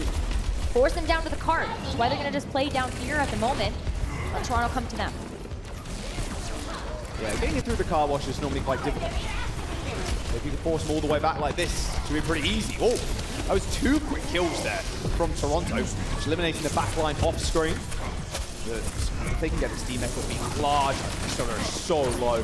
Should have enough Matrix here to survive. In fact, it will be a quick swift step in the Suzu from Ghost to keep him up. Vestola is at least giving a lot of healing opportunity over to both Masa and Ghost. To help work up to those ultimates just a little bit faster. RuPaul Vega, they're playing such a defensive backline. It's going to be very difficult for Vestola to actually find an opening to dive onto either of those targets. We've got a shield bash waiting to go, a Yeah, you just get bullied if you're the Diva there, unfortunately. Even with the Matrix, it's so hard to get stuff done. The biggest things you're doing right now is probably looking to either nade, either sleep, or eat some damage that's flung towards Kevster's way. Oh, nice mag nade there from there. I mean, all the damage thrown at both Kai and Kevster. This is a mountain to climb by the looks of it for Ence. Half the time is gone already. Might be able to get D-Mech. They do. That's a big deal. Means that Vestola is going to have to give up all of that charge to try to switch to another hero and come back. Look at that. Gives up a lot of momentum there just to be able to get back out of spawn a little bit faster. Sub 2 minutes now for Ence to try to capture this first objective. And Toronto Defiant, they're not giving up an inch. Still with this high ground control, Merit having the Deadeye, making that even more difficult to assail. Merit is immortal on this high ground. Nice Ana duplication. Vega pops the rally back. Has been antied by the dupe Ana. They've got to try and find something here. They eventually kill Merit. And this free nano boost from Kevster might just be good enough to get the payload going again. 1 minute and 30 seconds to go now as they around this final corner. and have that round circle, that letter A in their sights. But the nano boost from RuPaul is going to make it a little bit more difficult than they wanted. Yep, big contest coming through here from Toronto.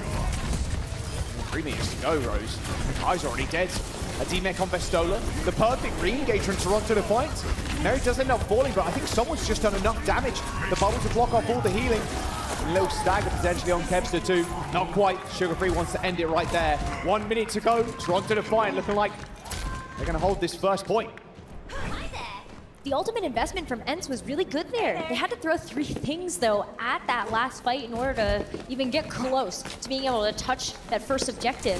All the while, Toronto, they took those L's really quickly. They were able to come back in with that nano boost from RuPaul that meant that there was too much survivability there from someone, so that Ence just couldn't have anything else to throw at that. Still, looking for something else to help push them over this line, as there's only 30 seconds left. This is going to be Ence's final shot here if they don't do it now, and Vestola's going to get DreamHack before he has the ult. There's nothing left. Sugar Free's dead. They do end up trading, but it doesn't matter. Rally. Sugar Free's going to come back with Pulse Bomb. Is that it? Is that all Ence can muster on this first point? Vestola's going to come back in just a moment. Kevster, Kai, they're going to have to keep it alive, but a sleep onto Kevster's dupe and a quick kill by RuPaul. Only a second remains. The Toronto Defiant are holding strong on this first point.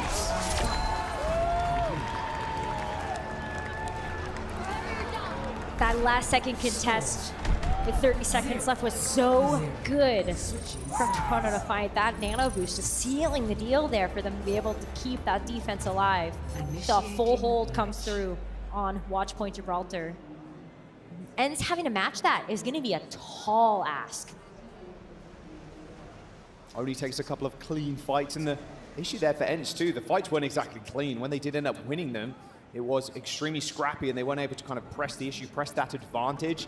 And 83 meters, we'll basically call it first. The payload was pretty much there. Toronto Defiant, you can see why they wanted to come here and take away a choice from Ence too, like you were talking about at the very top. Yeah, Not giving them a chance to go to a map they maybe prefer, like Circuit. Yeah, well, exactly. If you give them the opportunity to pick the escort, they pick the best escort in the pool for them. So may as well take that away, pick Gibraltar, pick the Winston map, and make Ence have a lot of difficulty with this one. Look, Ence, actually, they don't even want to play the dive here when they come out on the defense. They're going to have the Ramatra. Yeah, going to play Rush with May. We'll see if Toronto have any idea this is going on. We'll get a quick listening. First point. Yeah. Vega, really happy point. Yeah. Apa 있어. Attackers in. touch point. May.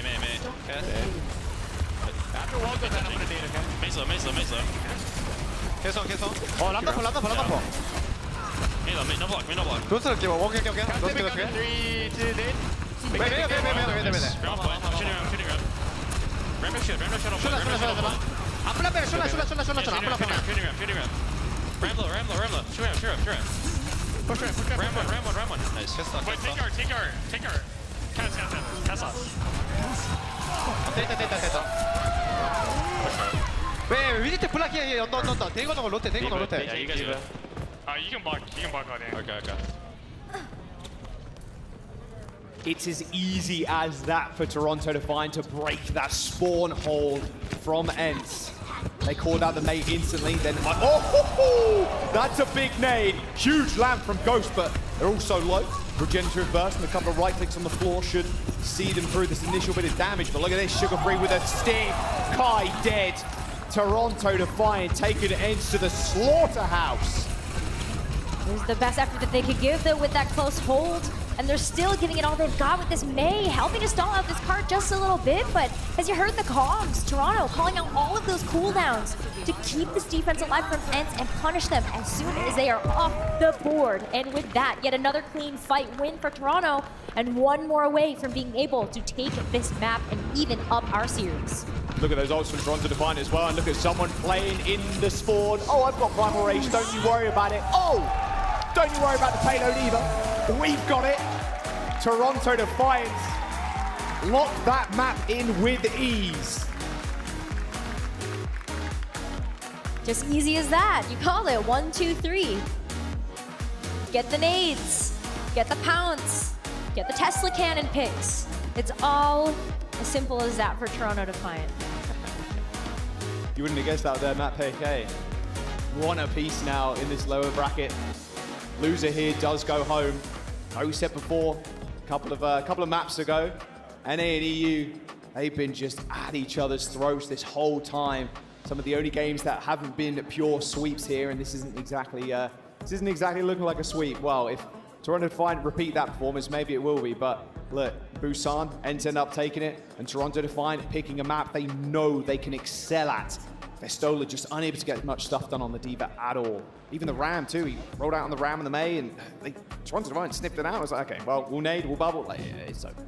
Well, it's so unfortunate because even on their first attack push, Vestola actually had an opportunity to potentially even get back into the mech. That D.Va ultimate not coming online quite in time, but that's where you saw that D-mech a couple of fights ago really come back to bite them, having to actually go back in, spawn, change heroes, and come back out. There you go, a little speed run from Toronto Defiant and Watchpoint Gibraltar. We'll jump over to the desk though. They'll break that one down. Yeah, well, Jack, not too much to break down here. That was a quick one, and it went pretty much exactly like we expected when we were setting this one up. Gibraltar is where Toronto Defiant took us. They got to play their game there, looking good on that Winston. Vistola's D.Va just couldn't quite get the job done there. I mean, he's a great D.Va player. He's one of the best in the world, Absolutely. but I think it just proves that it's not a winnable matchup at this level of play. I mean, number one, I think, is honestly Brig, right? Like, as a D.Va, you can eat a lot of those Ana cooldowns. You could eat some of the Tracer damage. Cassidy, you could deal with him too, but Brig just feasts on you as D.Va, permanently proccing that heal for your teammates. Every time you fly, you're getting booped away. At least as Winston, you can drop the bubble, sometimes block Brig's heals. You could block her shield bash with the bubble. D.Va just has no favorable interactions in that matchup, and honestly, for a player like Vega, it's easy pickings. Yeah, I mean, also, when you put someone like Kai on Tracer, who's mostly known for hitscan as well, it's just a suboptimal composition.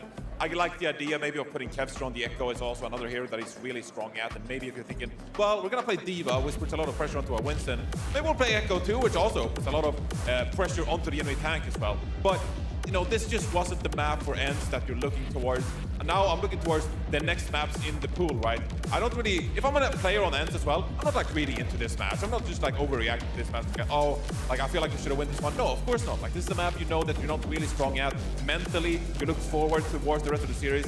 Beautiful on-nade here from RuPaul when the rotation comes in from Ence Esports, trying to take that high ground. So, you know, flawless play by Toronto Defiant. That's what we expect from them. But now looking forward, are we going to see Numbani? That is the big question for me. It is the map that Ence picked against Falcons. And remember, that was a very competitive Numbani where Kevster had that phenomenal back cap, of course, which, you know, a bit of a failure on Falcons' part. So I don't know how much credit you want to give to Kevster. But it was a really competitive Numbani. It went into overtime.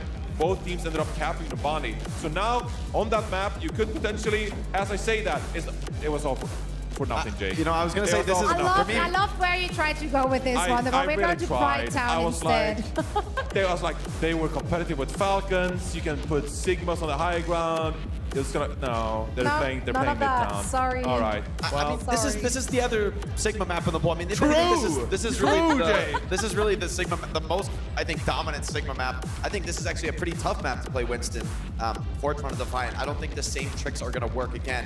That being said, I think Toronto, they could like to go with the Sigma mirror. They could try and bring out maybe a faster rush style, maybe with the Mauga. One hero I do want to see, we talked about this on Busan, how, okay, Vestola keeps pulling back with that Sigma. He's kiting you out. He's farming out your resources, and you can't ever really threaten him because he's positioning so well. I'd love to see Sugar Free actually bring out the Mei. If you want to keep Merit on hit scan, that's a way to actually isolate Sigma and turn what would have been just this unstoppable wall into a legitimate kill target by cutting off Sig from his supports, Mei's damage unblockable through kinetic grasp.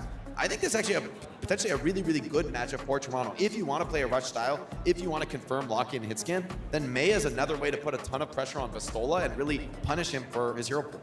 Yeah.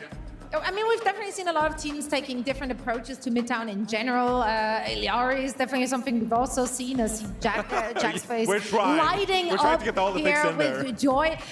Interested, of course, the series 1-1 right now, so everything is still up for grabs as they are fighting for their tournament lives. Jack and Rose, how are we feeling about Midtown?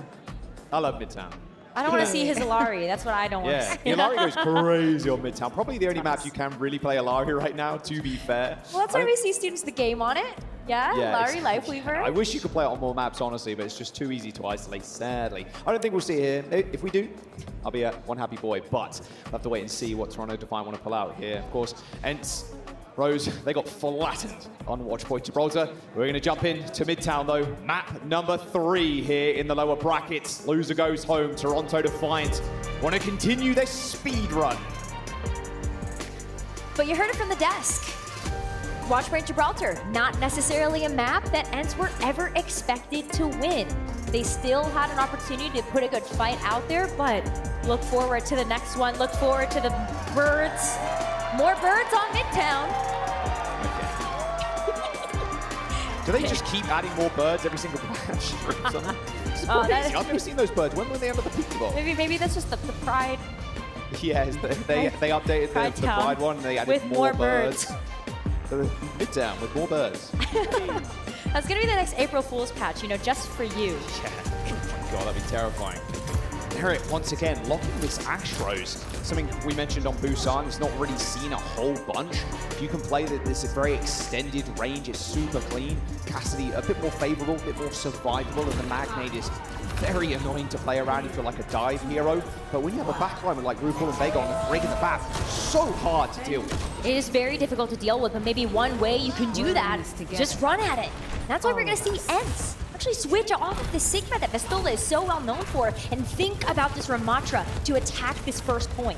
You've got the Lucio behind you. Masa can make those rotations much faster, and you have the shield from Vestola to at least also help make sure you're not taking too much poke from something like that Ashe. But they're taking a train car approach to this first point.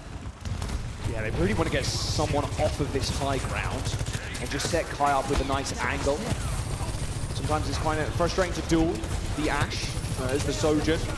She can routinely just pop shots and you have to go for one of those charge up railgun shots, but that's a good first kill for Ence. Pushing in, pushing onto someone, popping the Nemesis form and just clocking him. Now the Mega Health Pack room is where Toronto Defiant will scurry to. However, look at the speed, the aggression from Ence. Vega is in a whole heap of hurt here. Just shoved in the fridge, pushed out of the room. And there we go, that should be the first point. I'm started capping, however, for these late kills should almost guarantee it. Wow, that was a huge immortality field from Ghost, though. While everybody was hunkered down in that small room, that immortality field able to keep everybody alive, allowed Kai to be able to get such a big pick and Kevster to follow up that damage as well. So even though it took a little bit while to get off the ground, you do have this first point capture going the way of Ence. They unlock this payload and they can start to get the ball rolling. And so much to work with. Ghost being alive with all of that burst healing as well has been able to net him this amplification matrix. Not a bad way to be able to try to pressure Toronto off of this high ground or even just help boost up some of this damage here from Kai. Annihilation on the board too. Honestly, Ence is going to have everything to throw at this next fight as someone has also switched to the Mauga. Big switch up here for Toronto to try to deal with this Ramatra mono a mano. Yeah, just waiting for that amp speed, waiting for the payload to get a little bit of distance here, then potentially push this high ground. See, slowly but surely, Kevster is moving the bot as Vestola takes an off angle. Still building towards that Annihilation, 5% away. Quite easy to get damaged in though against the Malva. No shield there, so. Look at that. RuPaul 2 actually has the amplification matrix to answer to Ghosts when that gets laid down. But this card has been making progress this entire time. Already going to be underneath this tunnel as we now see everything get let loose. Yeah, there's the Annihilation. Unfortunately, Kevster forced to recall, but he's having his own little 1v1 in the tunnels. But it's Vestola that ends up going down. That sound barrier from Barca not quite saving the frontliners. And, well, Kevster, like I said, wasn't really in that fight at all. Was having to duel Sugar-Free. Both pulse bombs in the hands. Just want to be able to join the team fight, pop the pulse bomb, and then run back to the payload. But unfortunately, Kevster couldn't play aggressively in that recall. It's going to be tough now for Toronto to find to actually get taken off of this high ground too. Vega's going to have this rally. One of the advantages of having the Brigitte, not necessarily Lucio, is that you can actually take these brawls a little bit better knowing that you have that extra rally health. And it's going to get popped now in response. Really nice boot there from Vega. You see the whip shot come out as soon as that railgun goes overclock. Pulse bomb, it connected. Oh, and it connected with Vestola. The perfect target for Toronto Defiant there. Guy trying to get round Mauga, just somehow just weaving around him and attempting to get shots in, but Toronto Defiant, they're going to stand tall. That pulse bomb from Sugarberry couldn't have been better. Kevster's on 1 HP. Someone please heal him. Hello. Okay, all good. Able to get back to the team, gives over a little bit more healing over to Masa and Ghost as well, as Ence now making another rotation. Vestola over to the Sigma. They're using that Annihilation and not getting much with it. This match is something that's a little bit more comfortable to deal with this Mauga. The shield gonna fare a little bit better to stop a lot of that incoming gun damage. But this card is so awkward because you have to figure out a way to actually pressure Toronto off of this. You're hoping maybe Amplification Matrix is one way to help you, or just brute force your way through. Merit's been farming damage too. These bombs are coming up so rapidly. Good stick onto Vega. Better lamp though from RuPaul, saving the Brig. Here comes the sound barrier in amongst that cage. Oh! By the way, Kev's stealing the bot the whole time. Ence say, come at us, bro. No problem. Kevster and Sugarfree just deciding not to 1v1 there as Kevster just steals the bot. Merit unable to even throw the bomb out either. Everyone just piled onto that corner and Kevster took perfect advantage of it and just stole it away from him. If it was anybody I would expect to do that, it's Kevster to do it twice in the Dallas Major so far. Kevster though gonna switch to the Kenji. A little bit better in these vertical areas that you have on this third point, but yeah, Bob not being used in that last fight means that they do have it now. It's a little bit more of an insurance policy to have as his payload to get ever closer to that final point. But here's the Amplification Matrix first from Ghost, as everybody just kites away from it from Toronto until you see this Gravitic Flux. Or they catch two, and those picks are so separated too. That lamp had to go one way or the other, and it did not go someone's way. They used it to save Merit in the end. Merit gets the ball off, but I mean, the bob's going to get insta-killed. They focus it down perfectly, and Ence just continue this payload going. Vega's on the point. Had to use that bash to get out of there. Pops the rally, trying to save RuPaul, but Sugarfree with this overhealth might be the difference maker with this pulse bomb, but Vega just permanently under 50% HP as Ence springboard back into this fight. It's a slow burn, but Ence are continuing to whittle away at this car progress. Kai with overclock too, he just wants to wait for those sights to line up. Pulse bomb going wide too. I mean, Sugarfree needed to connect that onto Kai. Here comes the overclock. Escort service by Vestola here as he walks Kai around this sideline. She's trying to get an angle on the back line. Vega taking a railgun shot to the chest, ends up bashing away and using their own window as sort of a pseudo cover. No one's going to peek that at your end. You can see them kind of lining up behind this large pillar, but now is the time to strike. A beat into the back line as Kevster spots his prey. A rock onto Merit, but he still stands tall. Kevster with a nice little deflect kill onto Merit there. A final Shuriken landing directly in his skull. And Ence are going to push on forward. Kevster with 2 kills already in this fight.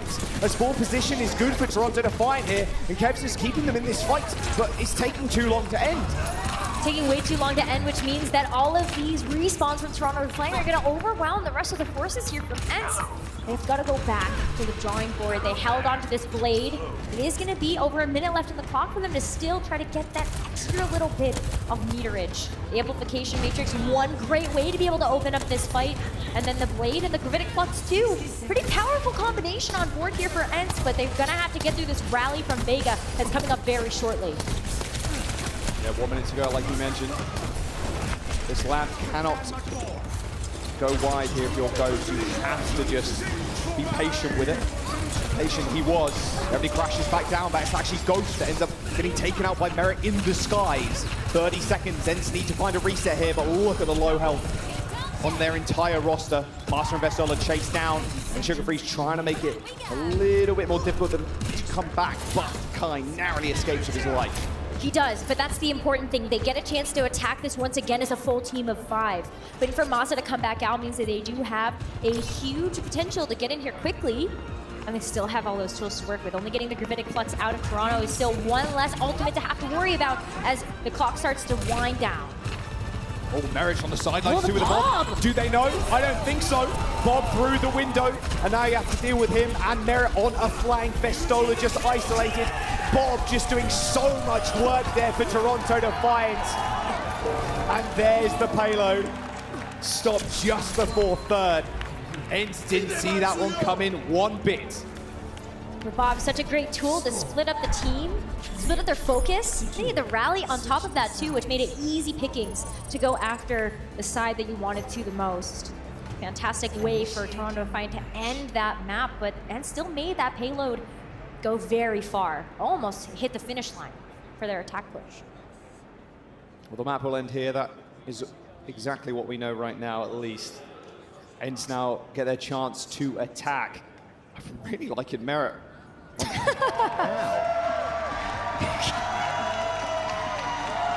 How is that possible? What dev is in the audience right now making sure they put more pigeons in the Midtown? The next April Fool's patch will be more pigeons, and you can use them as Overwatch heroes. I don't know, throw them, hey, see, look! The audience agrees. Throw The them at audience people. definitely agrees with that. God. The bullets are pigeons Instead of the now. googly eyes, it's just like a pigeon hat or like a pigeon mask. All the pigeon cosmetics. It's your worst nightmare. Take a look at Ence on the defense. Kevster going over to the May. Really survivable hero, and also going to make these close quarter fights just a little bit harder if you see the match. Something that Des talked about. Kevster very good at this May pick, able to help create a little bit more territory for Ence to work around with. But look at this, Toronto Defiant maybe pulling their best Space Station Gaming look right now, as someone's going to be coming out on the Reinhardt. Yeah, a little cosplay. Wrap around, onto the point. Exactly their game. I mean, Ence have so much experience, though, against this cold fight playing Space Station Gaming over in EU. Lamp used pretty early by RuPaul. What a shot by Ghost, taking down Sugar Free. And look at this. A fight in the laundromat. Exactly where you want to be. Oh, my word. You're not going to survive that, unfortunately. Even with that giant Rhine hammer, you see someone only 20% ult charge. You're expecting him to have like 50, 60 if he was swinging that whole time. But he's trying to hold the shield, protect the rest of his team. Maybe helping Merit to secure kills, but not to be. Ence collapse and crush it. And still is able to take these really long off angles too with Kai on Sojourn. Have a little bit more one-shot potential with those charge-up railgun shots. But you're looking at Toronto taking a different approach to things now. Don't want to go to the laundry. They're going to see where Ence are coming from and actually just bamboozle and go underneath the car. Yeah, they're just going to go directly under. More of a default route to take. They know Vestola is off of the high ground right now, but she's taking a lot of damage. Just jumping there. There is a small little gap. You can kind of shoot someone's feet under there. They're taking a lot of time. They are. 2.5 minutes to go. Vestola gets eliminated, but it's a Kai looking for this off angle here. Disrupt shot in the doorway. 3 HP. Narrowly escapes. Oh, and look at that. That wall is perfect. RuPaul gets isolated. A perfectly placed wall by Kevster stops him from rejoining the rest of his team. They do end up killing Ghost, but not sure it mattered all too much. Merit on the high ground. A very scrappy affair so far. As Merit trying to take names and numbers as Toronto Defiant. They're trying to move towards that point. Look at someone's HP. It's all the Merit show right now. Muscle with the Cheerios. Can't get it done. Oh! Dropping the bag. Deserved, I think, though, that he's able to actually earn the first point there for Toronto Defiant. Breaks through such a difficult hold that Ence had. Any of those close quarter fights going the way of Ence so far, but Toronto Defiant opening up this payload.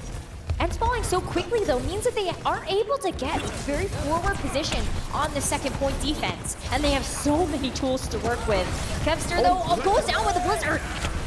Man, Kevster got popped there. Yeah, you can see the game plan there was peek the corner, whoom, throw the blizzard out, and hopefully find some kills. But, I mean, Merit, he's the sheriff of this town. Kai popping the overclock, but he does not care.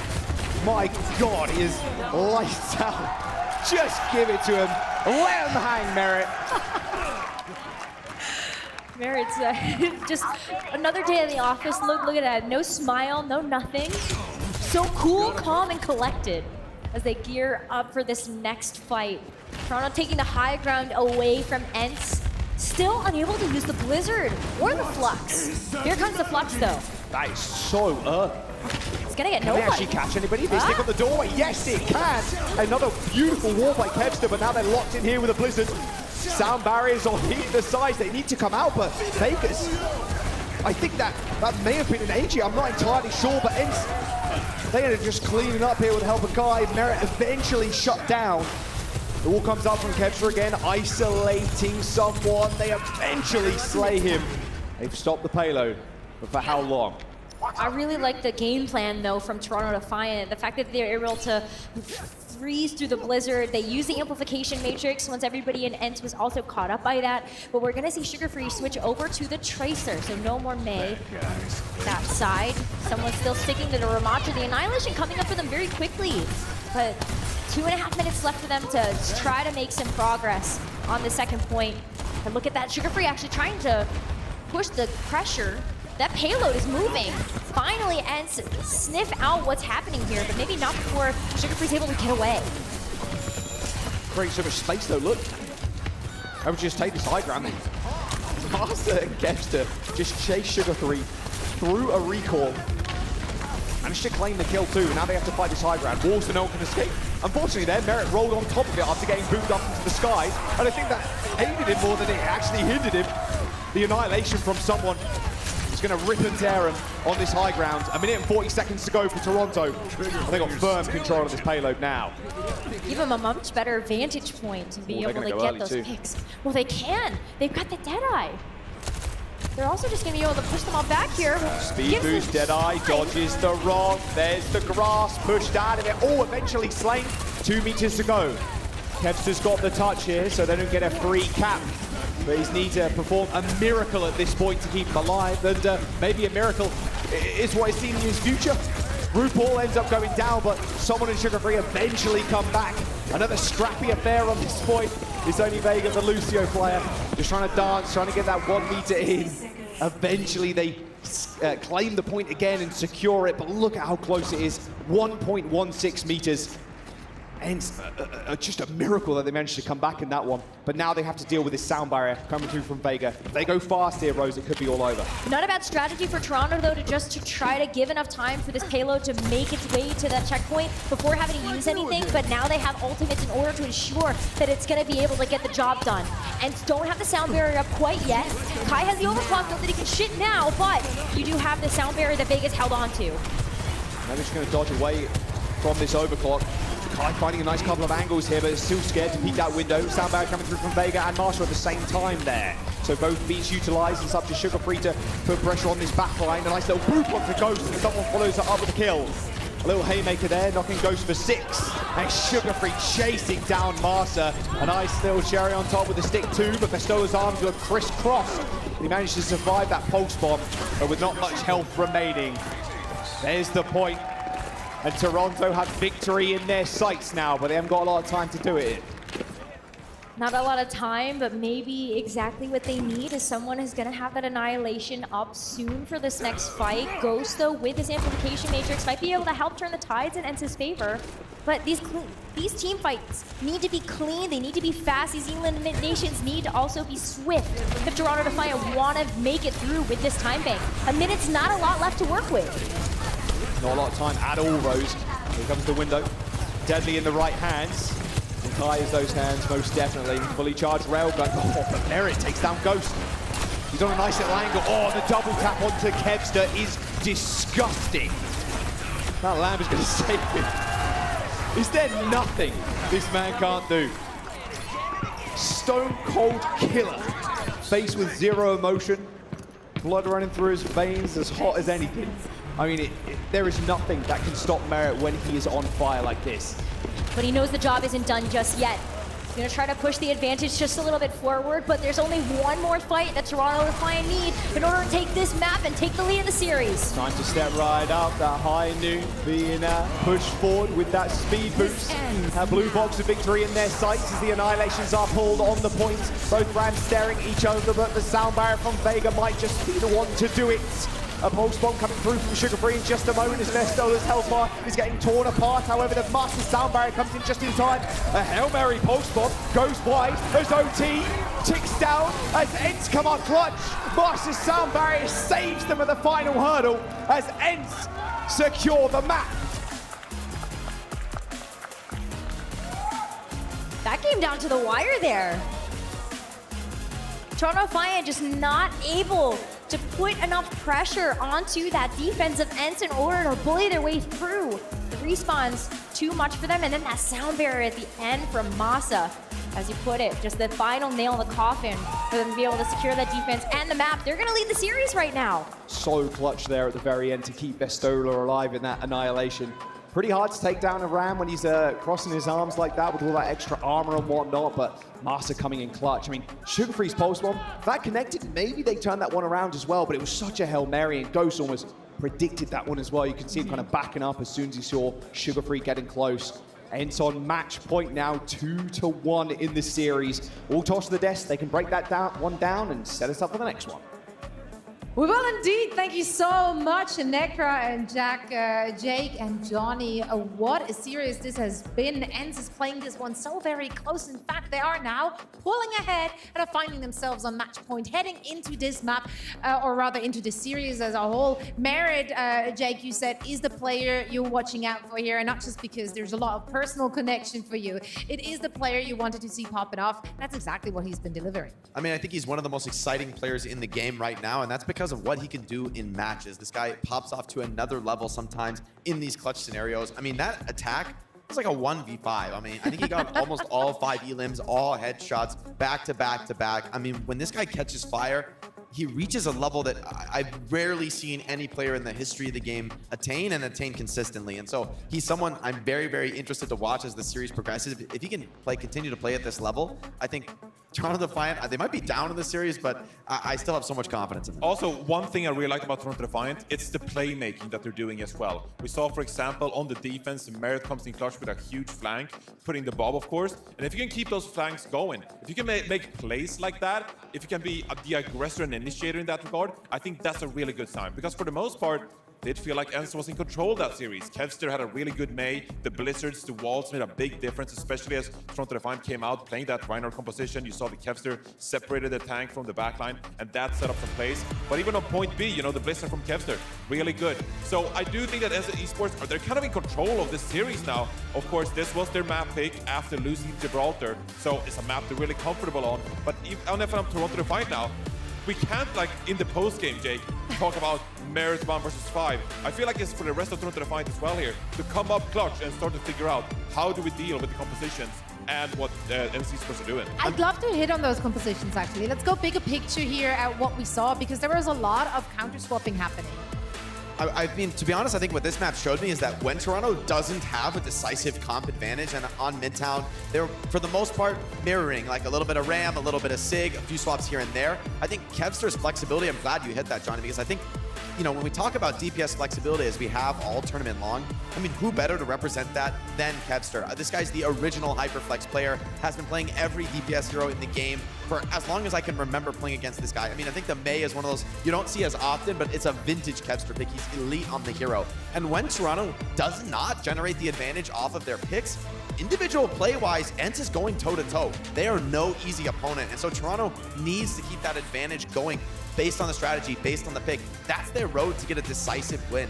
If Ence can just force things into a mirror, they've proven that they have what it takes to win the series.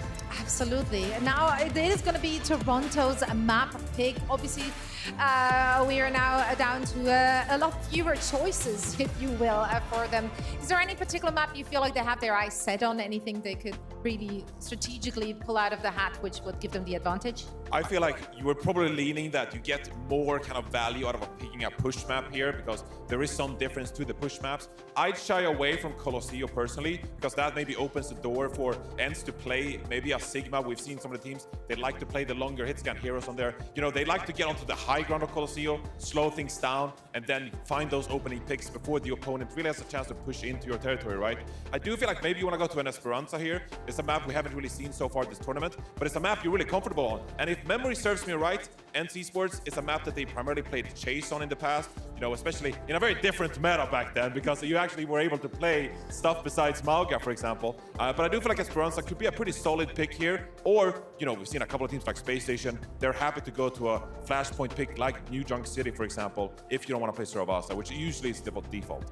I mean, I think Toronto, they're a very strategic team. I think they will go with the push map. I would pick Esperanza if I was in their position. I think that gives them the closest range engagements, the best option to run over Vistola, get him off Sigma, or at least if he's going to be on Sigma, he's going to have to cross difficult corners where, you know, it's super easy to get your backline just completely dominated, whether it's the Mauga, whether it's the Winston. Esperanza, I think, is the best Winston map of the push 3. And so if you wanted to bring it back to the Winston that's been so successful for you on Toronto Defiant, I think you go to Esperanza, even if it is the Mauga, whether they want to take it as with the May rush into the Sigma, whatever their strategic choice is, I think all in all, you're putting Ence on the back foot, picking Esperanza. So that's what I expect to see. And we haven't really seen the Mauga pick come out from Ence Esports at all, right? So there's no guarantee that even if you go to Esperanza and maybe you're in danger of facing that Mauga, maybe it's not a composition that Ence Esports want to play, right? But it does seem like after, especially map 1 and now Midtown as well, Toronto Defiant are happy to settle into that Ramajo composition. So maybe that's something they want to keep doing with some more minor adjustments.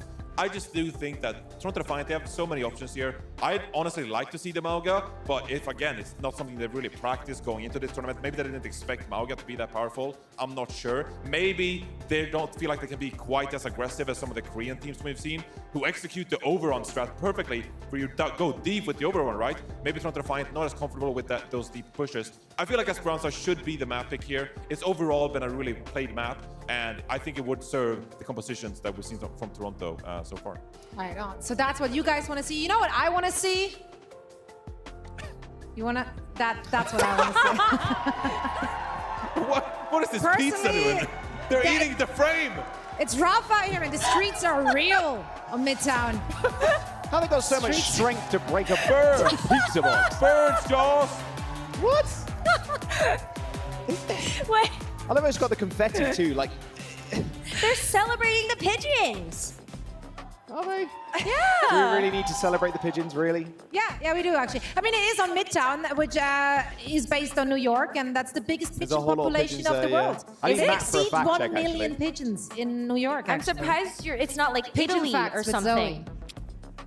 It's really not Italy? Or like Rome? It's New York. It's New York. We need Matt for a fact check, I think. Go ahead. He's not going to give me an answer at all. No. He's never outside. He doesn't know. You know, after that, I need to see someone make a pigeon fan cam. Like a fan edit? Yeah, exactly. We need a pigeon fan cam. It's going to be real. All right, yeah, I'm speaking into existence. Well, look at that though. We've got our next map in the series. Johnny was talking maybe about being able to see Esperanza, but we've got Colosseo push map coming up next. All right, chosen by Toronto Defiant too. What do you expect we're going to see here from Toronto? Because Ence, a bit more of a telegraph in terms of composition here. As we head into our 4th map. Still Ence looking good. Toronto Defiant and Ence EU versus NA. They've been slugfest so far, and this is no different. Maybe what is different though is seeing Toronto Defiant in this position. This has been the hardest series for them so far in the tournament. And Ence, they're sitting right now at the potential of sending them home. Cannot believe that this is maybe where Toronto Defiant's end could run, but this is their pick. This is where they believe that they can start to turn things around. And maybe it's all off the back of some Mauga. 4, 3, 2, 1. All right, Ence and Toronto, they're out the doors on the way to the bot. Mauga versus the Sigma. And Toronto, again, kind of picking the Mauga to try and counteract the Sigma comp. They want to just get behind them as quickly as possible. But how easy is it going to be knowing that Kevster has picked up the May? This May going to be a great tool to isolate out this Mauga and even just be able to slow down some of that aggression. So we have to go quickly, force out the wall first. There it is. Big cooldown already gone. Nice rock. I think May got hit by that rock there. Look at those headshots coming through from Merit though. No lamp, no nothing is going to save you from that, unfortunately. Ghost Lamp going quite by the wayside there. As Kai just slides on in. Oh, Merit. His aim is crispy clean. Even on a bad day, he looks too good. And switching over to the Genji now, just foregoing the May completely. There's not many, I mean, in mid, you can definitely play a pick like that, but as it gets more wide and open, it's so much more tough. Oh, it is, but Yeah, you can't even try when Vega takes you down like that. Nice. So close the doors wide open here for Toronto to just keep making this progress. At least the spawns are close. Kepster can come back into the conversation very quickly, but not before RuPaul might have this Kitsune rush. Yeah, 10% away and counting. I mean, look, they ripped this early. They know Ence aren't going to have ults here. Because of how much fighting they've been doing, how much damage they've been doing too. But it's actually Kai that settles the score with RuPaul there with a railgun shot to the back. And a window. Just a nice little victory firework there for Ence. That rush pulled by RuPaul. I mean, that's exactly what you want to do, right? You want to be able to get up in their faces and just push them over to get that free checkpoint, but not to be. A perfect place railgun shot there from Kai ended it all. That is going to be the danger of Toronto Defiant picking this map. You've just gifted over maybe one of the best maps for Sojourn over to one of those lethal Sojourns that we have. Kai, gonna have this overclock very soon. Maybe able to pair that with something like this Gravitic Flux. But Vega with a sound barrier. That's what I'm looking at right now to see how Vega might use this. To bolster up the blade from Sugar Free or just as a response. Then of getting booped away, has to deal with the lamp first, but oh, not if Ghost just walks out of it. 1, 2, 3 slashes, can't quite take down the Sojourn, but Vega was there with the backup. Only Kevster and Vestola now. Vestola trying to find a target, but everybody's just running rings around it. Nice little rock onto the Lucio. There should be an easy kill. Vega just taxiing the box and taxiing the rest of his team. Vestola does need to die here at some point. There we go. Late death, actually. Might cost him a little bit. A little bit of a late death. This bot's not moving too much further, though. Even with that, Vega overextended. That's not something that Kai's gonna let go unpunished. So just like that, maybe a lead Toronto we're able to get has been squandered. And it's able to take back control of the spot and at least push it back to the neutral. Let's show Sugar Free how it's done with this blade in just a moment. Double headshot there with the Shurikens. He's just playing on this little bit of high ground here, using that glass. This ends now. They're going to the railgun first. They're going to try and force some cooldowns out and then maybe finish the job off. High noon bombed by Merit. Look at all that support too. Even probably cardiac overdrive to make sure he can stay alive in that one. There goes the Magnet a little bit wide. As Kevster pulls the blade, Sugar Free already dead. Sound barrier taken. Kevster sustained through the fight. That cage disappearing almost instantly there. Got no value, even though it was trying to lock Kevster down, and even still, Ence going to be able to get the better of that fight. Sound barrier invested by both Vega and Mazu leaves the field even to be for the next few moments. Big death as well there at the very end. They're going to take the lead. And if they hold forward, Rose, if they get this flux, they might even take checkpoint. That's what I was thinking. It's like even up until the moments that Kevster is able to get that triple. So, Ends with the lead. Maybe even a checkpoint coming up soon. But Vestola with the flux now. Does he have a prime opportunity to use it? He gets moved away. As you manage to kill Kai, Kevster might be next on the chopping block. A little bit of that speed boost there is Sugar Free running through that rush up. He's in a small room. Resets galore if he can find the initial kill, but it's RuPaul and someone just kind of hinting into the back line. There's no support. The bot has been stolen though by Vega. That's going to hold this push quite considerably. They're not going to be able to get checkpoint now. I think Ence are going to be able to, well, are going to now have to fight Toronto Defiant, who are coming off respawns. Yeah, and luckily, Vega's able to escape with his life after doing such a risky play. But it did allow Toronto Defiant to actually get another contest and chance at this. Don't let him get it. Ooh. Very, very close. Like 0.1 meters or something crazy. There's the blade, the flux too. Where's the target for Sugar Free? The lamp's gone, but so is he. Takes one with him, however, but Kai and Kevster, of course they're filling the kill feed. Nice deflect kill onto Merit, and that is the checkpoint for Ence. Checkpoint off the back of the blade. The sound barrier as well. Okay, Vega moving the score a little bit, but the fact that they have this checkpoint means that they do have these forward spawns for now. Can they get back into this before Toronto make it past this midway point? They've got to walk into this Deadeye from Merit.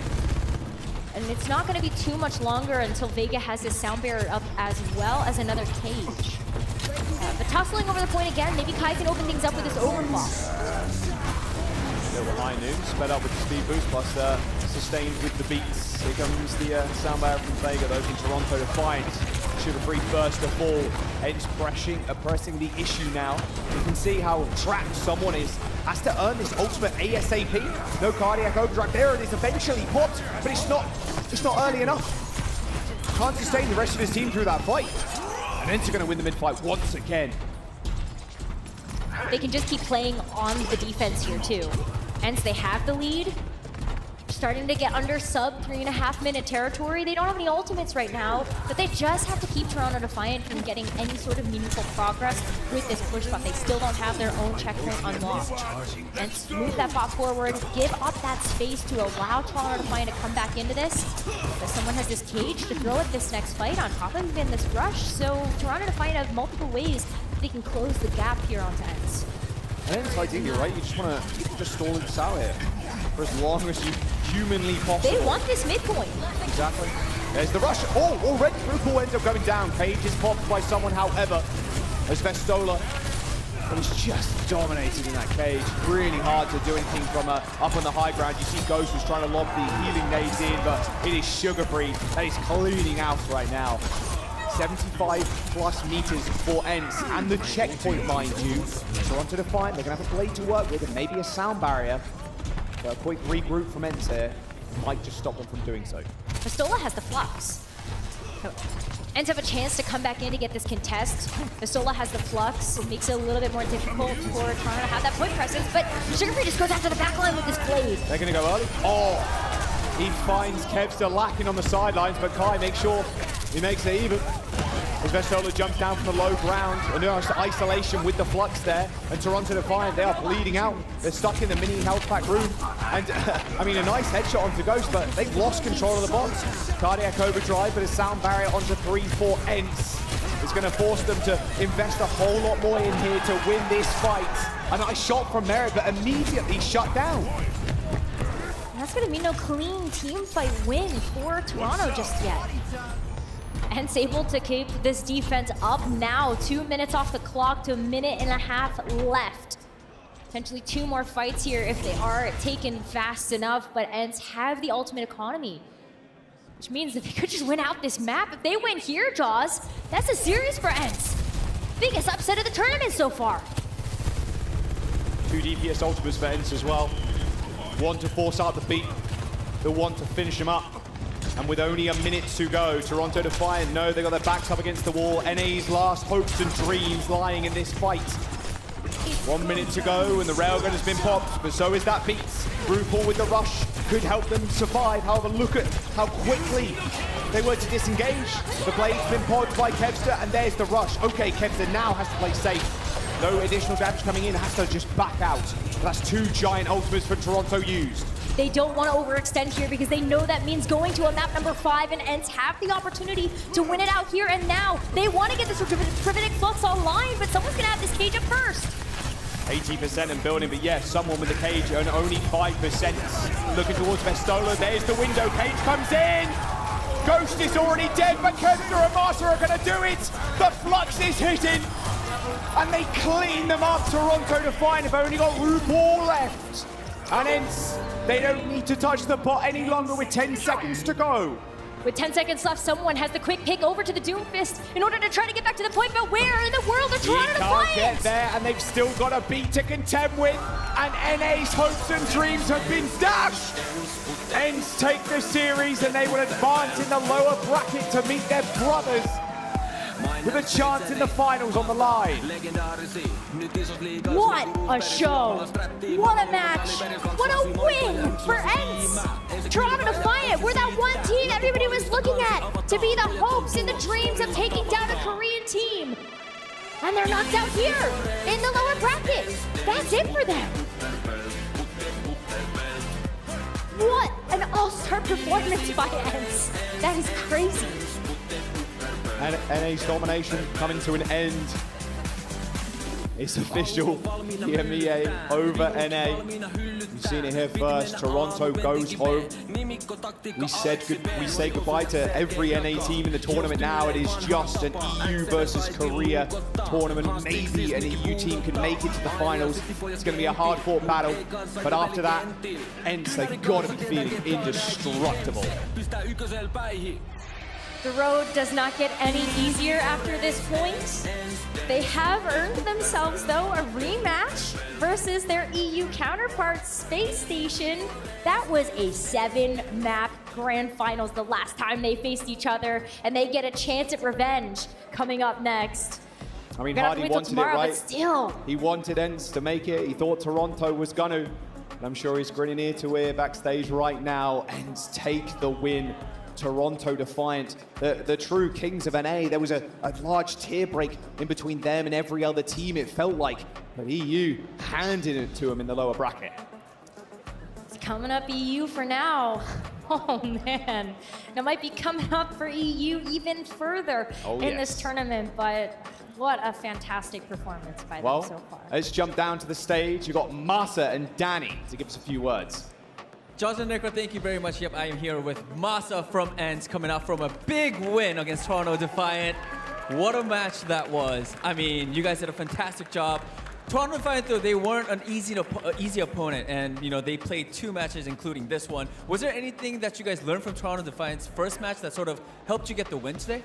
Yeah, we watched a lot of VODs. We tried to like get their game plan going and see like what they want to do and how to like just play against them and their style. And I think we got a pretty good read on them during the whole like series.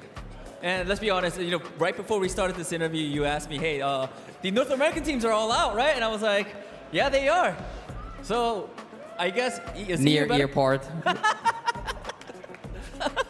Yeah, I mean, you guys are definitely the superior region, I guess. But, I mean, there's still Korea on top, and you still do have one more match tomorrow. It's going to be battle for EU, I guess, because you guys are going up against Space Station Gaming. Masa, how do you think that game is going to be played out tomorrow? It's going to be an absolute dogfight, to be honest. We've been going like back and forth in EU, like all the way, and now like playing against them on stage here, it's going to be like really great game. Yeah. All right, everybody, give it up one more time for Masa from Ence. That is it for the post-match interview. I think we are going to the desk. You're thinking correctly, Danny.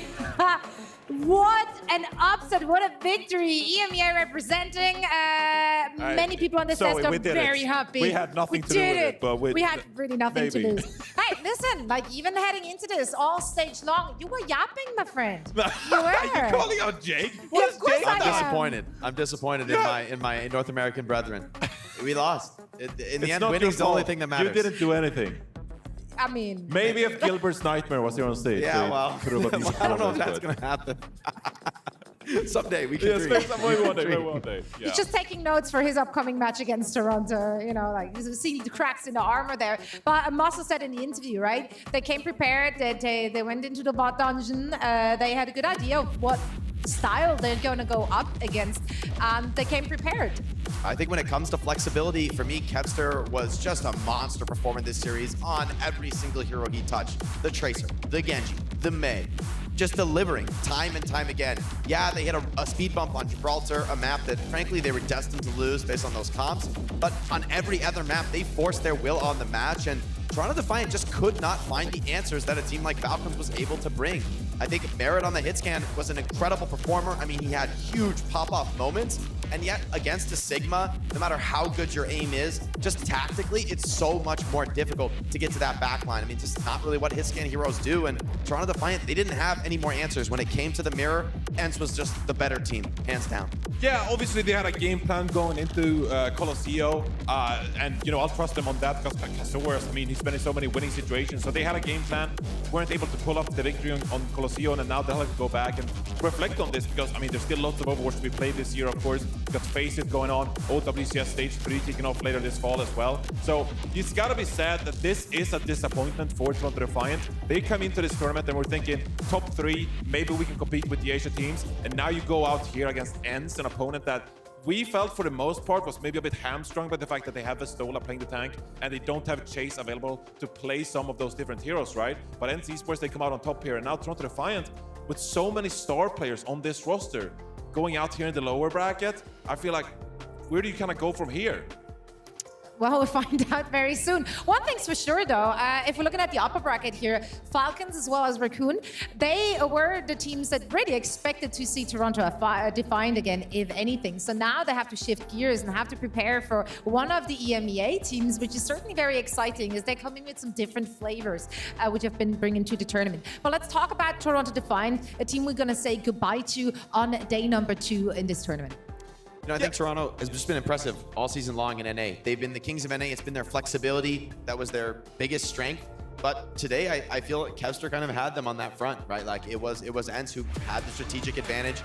In a lot of these maps, Toronto's forced to mirror. And traditionally, that's not their true strength of always being able to counterpick, always coming up with a strategic edge.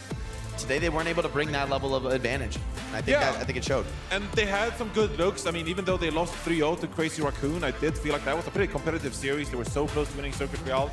Hollywood, yes, they weren't that competitive in Hollywood, but they're still able to bring out a pretty competitive Mauga and Fora composition, right? So you just kind of wonder, like, where did it all go wrong? I mean, Ence Esports are a really tough opponent because they are so specialized on these compositions. I think they do a perfect job, Ence Esports, at playing these Sigma compositions, and they make it really difficult for the opponent. I think that someone, to some degree, was not playing his A game. He wasn't truly comfortable on the Ramatra and Mauga, and someone is arguably the most hyped up tank prospect we have right now because we talk about his versatility.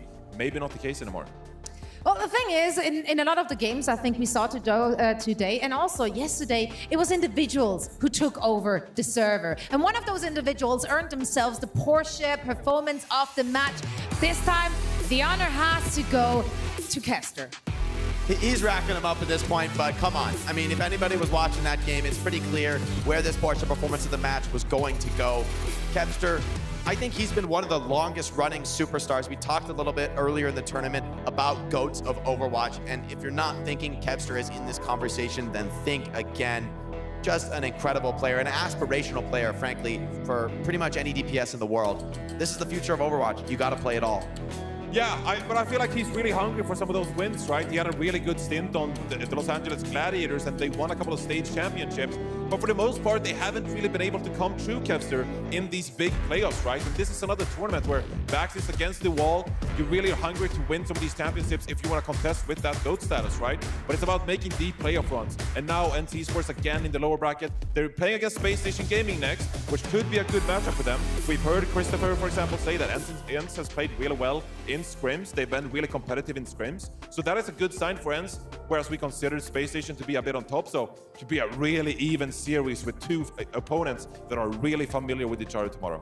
Yeah, let's actually take a look at our brackets, both the upper as well as the lower bracket, to set the stage for day number 3 of our tournament. In the lower bracket, of course, we're going to see the EMEA battle. It's been a long day. Between Ence and Space Station. It's going to be a dogfight. I can't wait for this one. It's going to be so good. They're very familiar with each other, so this is bound to be a good one. And there's going to be a clash of styles. The Sigma versus potentially the Ryan from Hadi. I think this could be explosive. Yeah, I actually agree with that. I think we might see more Reinhardt if that is the solution for some of the Sigma that we've seen. Of course, you can flex over. You can have someone play that, not someone. You can have Hadi. You can have Hadi play that Winston. But then I do think that Nestola is swapping over to that Mauga. It's something we saw, for example, against Falcons. If they were swapping over to the Winston, then yeah, we're going to see the Mauga come out. But this upper bracket match, Zoe, between Falcons and Crazy Raccoon tomorrow, oh man, I mean, that could be the match of the year so far. It might very well be, or it's going to be a complete blowout because quite frankly, I mean, thus far in this stage in their own region, Team Falcons has not been playing what they've been showing in this very tournament. So this is going to be a new thing that the Crazy Raccoon have to go up against. It's a new look in the match, and honestly, as much as I think Crazy Raccoon over the course of the season have been the stronger team, they've had the edge over Falcons, I think it's fair to say at this point. For me, I take Falcons in this series. I think cutting the hit scan is the way to go when it comes to the Mauga mirror. And I think while Lip is insane on the Tracer, he basically invented the modern playstyle of Sombra, at least in the old rework of Sombra. He's an incredibly flexible player, but can he match Genji and Venture? I mean, that's a really odd team comp. Genji Tracer, it's possible. I think it's gonna be a very, very competitive series with a lot of counter picking back and forth. But I do expect to see the Mauga really decide not only this semi, but to be fair, based on what we've seen, I think we have to say that's a preview of the grand finals. That's these teams' first chance to run against each other, and so far, no one has had an answer for either of them when it comes to that lower bracket final. Yeah, historically, we've seen some of these teams sometimes they're pretty happy to take the dive mirror and just play the Winston mirror. But because Mauga is so strong this tournament, I don't think that is going to be the case. And I think that Mauga will have a lot of say in this matchup between these two teams. Is any of the teams going to be comfortable? Perhaps try to outpick the Mauga, try to play the Sigma themselves? It's going to be really hard to know. I would love to see, well, we're actually going to see it tomorrow, but I can't wait to see, Zoe. I can't wait to see what they have in store for us tomorrow. Just have to go to bed one more time, Reinforce, One more and then time. you will One go more and sleep. get to see all of the action. Of course, we also have to formally say goodbye to M80. We haven't had an opportunity to do just that. M80, so many phenomenal players in that team. I mean, I'm sure we're not going to see the last of them. Yeah, I think they were really hoping to have that match for the title of NA against Toronto Defiant. Oh, come on now. NA, I wasn't going to comment on the production. That's rude. Really? I wasn't going to comment on the production. That's You unnecessary. gotta own it. You gotta own it. Unbelievable. You know, if we know one thing in NA, it's talking smack, and you don't dish it out if you can't take it. That's how it goes. Well, no one dished out against production. I mean, I think it's fair to say NA is doing its fair share of dishing out trash talk. That's true. That's true. They can take it. They can take it. It's all in good fun, of course. We know them. We love them. And we know that they're going to pop off in stage 3. Yeah, look, I think even though they didn't put their best foot forward here, I do think that still they have such a lethal damage duo on this team. We'll see, if they make any changes to this team at all. I do feel like Toronto Defiant is a team we have to talk about more because, they've been so competitive so far, but they weren't really able to put it all together in this series right here. Toronto Defiant, in the off-season, they got the first pickings. They got to pick up all the players before some of the other teams, right? And they made it clear, we want to go with someone and we want to go with merit because we really believe in them after winning the Overwatch League playoffs last year in 2023. But now falling up short in the OWCS Major. This Toronto Defiant franchise, they just can't go deep in the playoffs. I do want to say just one last thing. In fairness to Toronto Defiant, for me, my perspective is this is the first time in 3-4 years where I think the real top level meta doesn't include a hit scan hero, and I think that's where the tournament will land. Maybe I'll be wrong on that, but that's my current take. And to be fair to Merit, I mean, he's an absolute monster on the roll. 99% of the time, he's in his comfort zone, tearing apart the opposition. Today he wasn't, and I think that's just a very unlucky circumstance for a team building a roster around a player. The good news is it's going to be a little bit of a break after this tournament to the start of stage number 3, so they have plenty of time to fill gaps if they feel like it needs to be filling. It's a different meta this time around. It's very flexible. It's very versatile, what the teams have been showing us thus far, and I can't wait to see the clashes tomorrow. We will, of course, be back with more action on day number 3. We're starting things up at 10:45. Yeah, it says so there. 10:45 CT is when we're back in action, so make sure to tune in. For now, we're going to say goodbye. Thank you so much for watching. We hope to see you again for all the action tomorrow. Thank you. Winter Leap! Winter, no!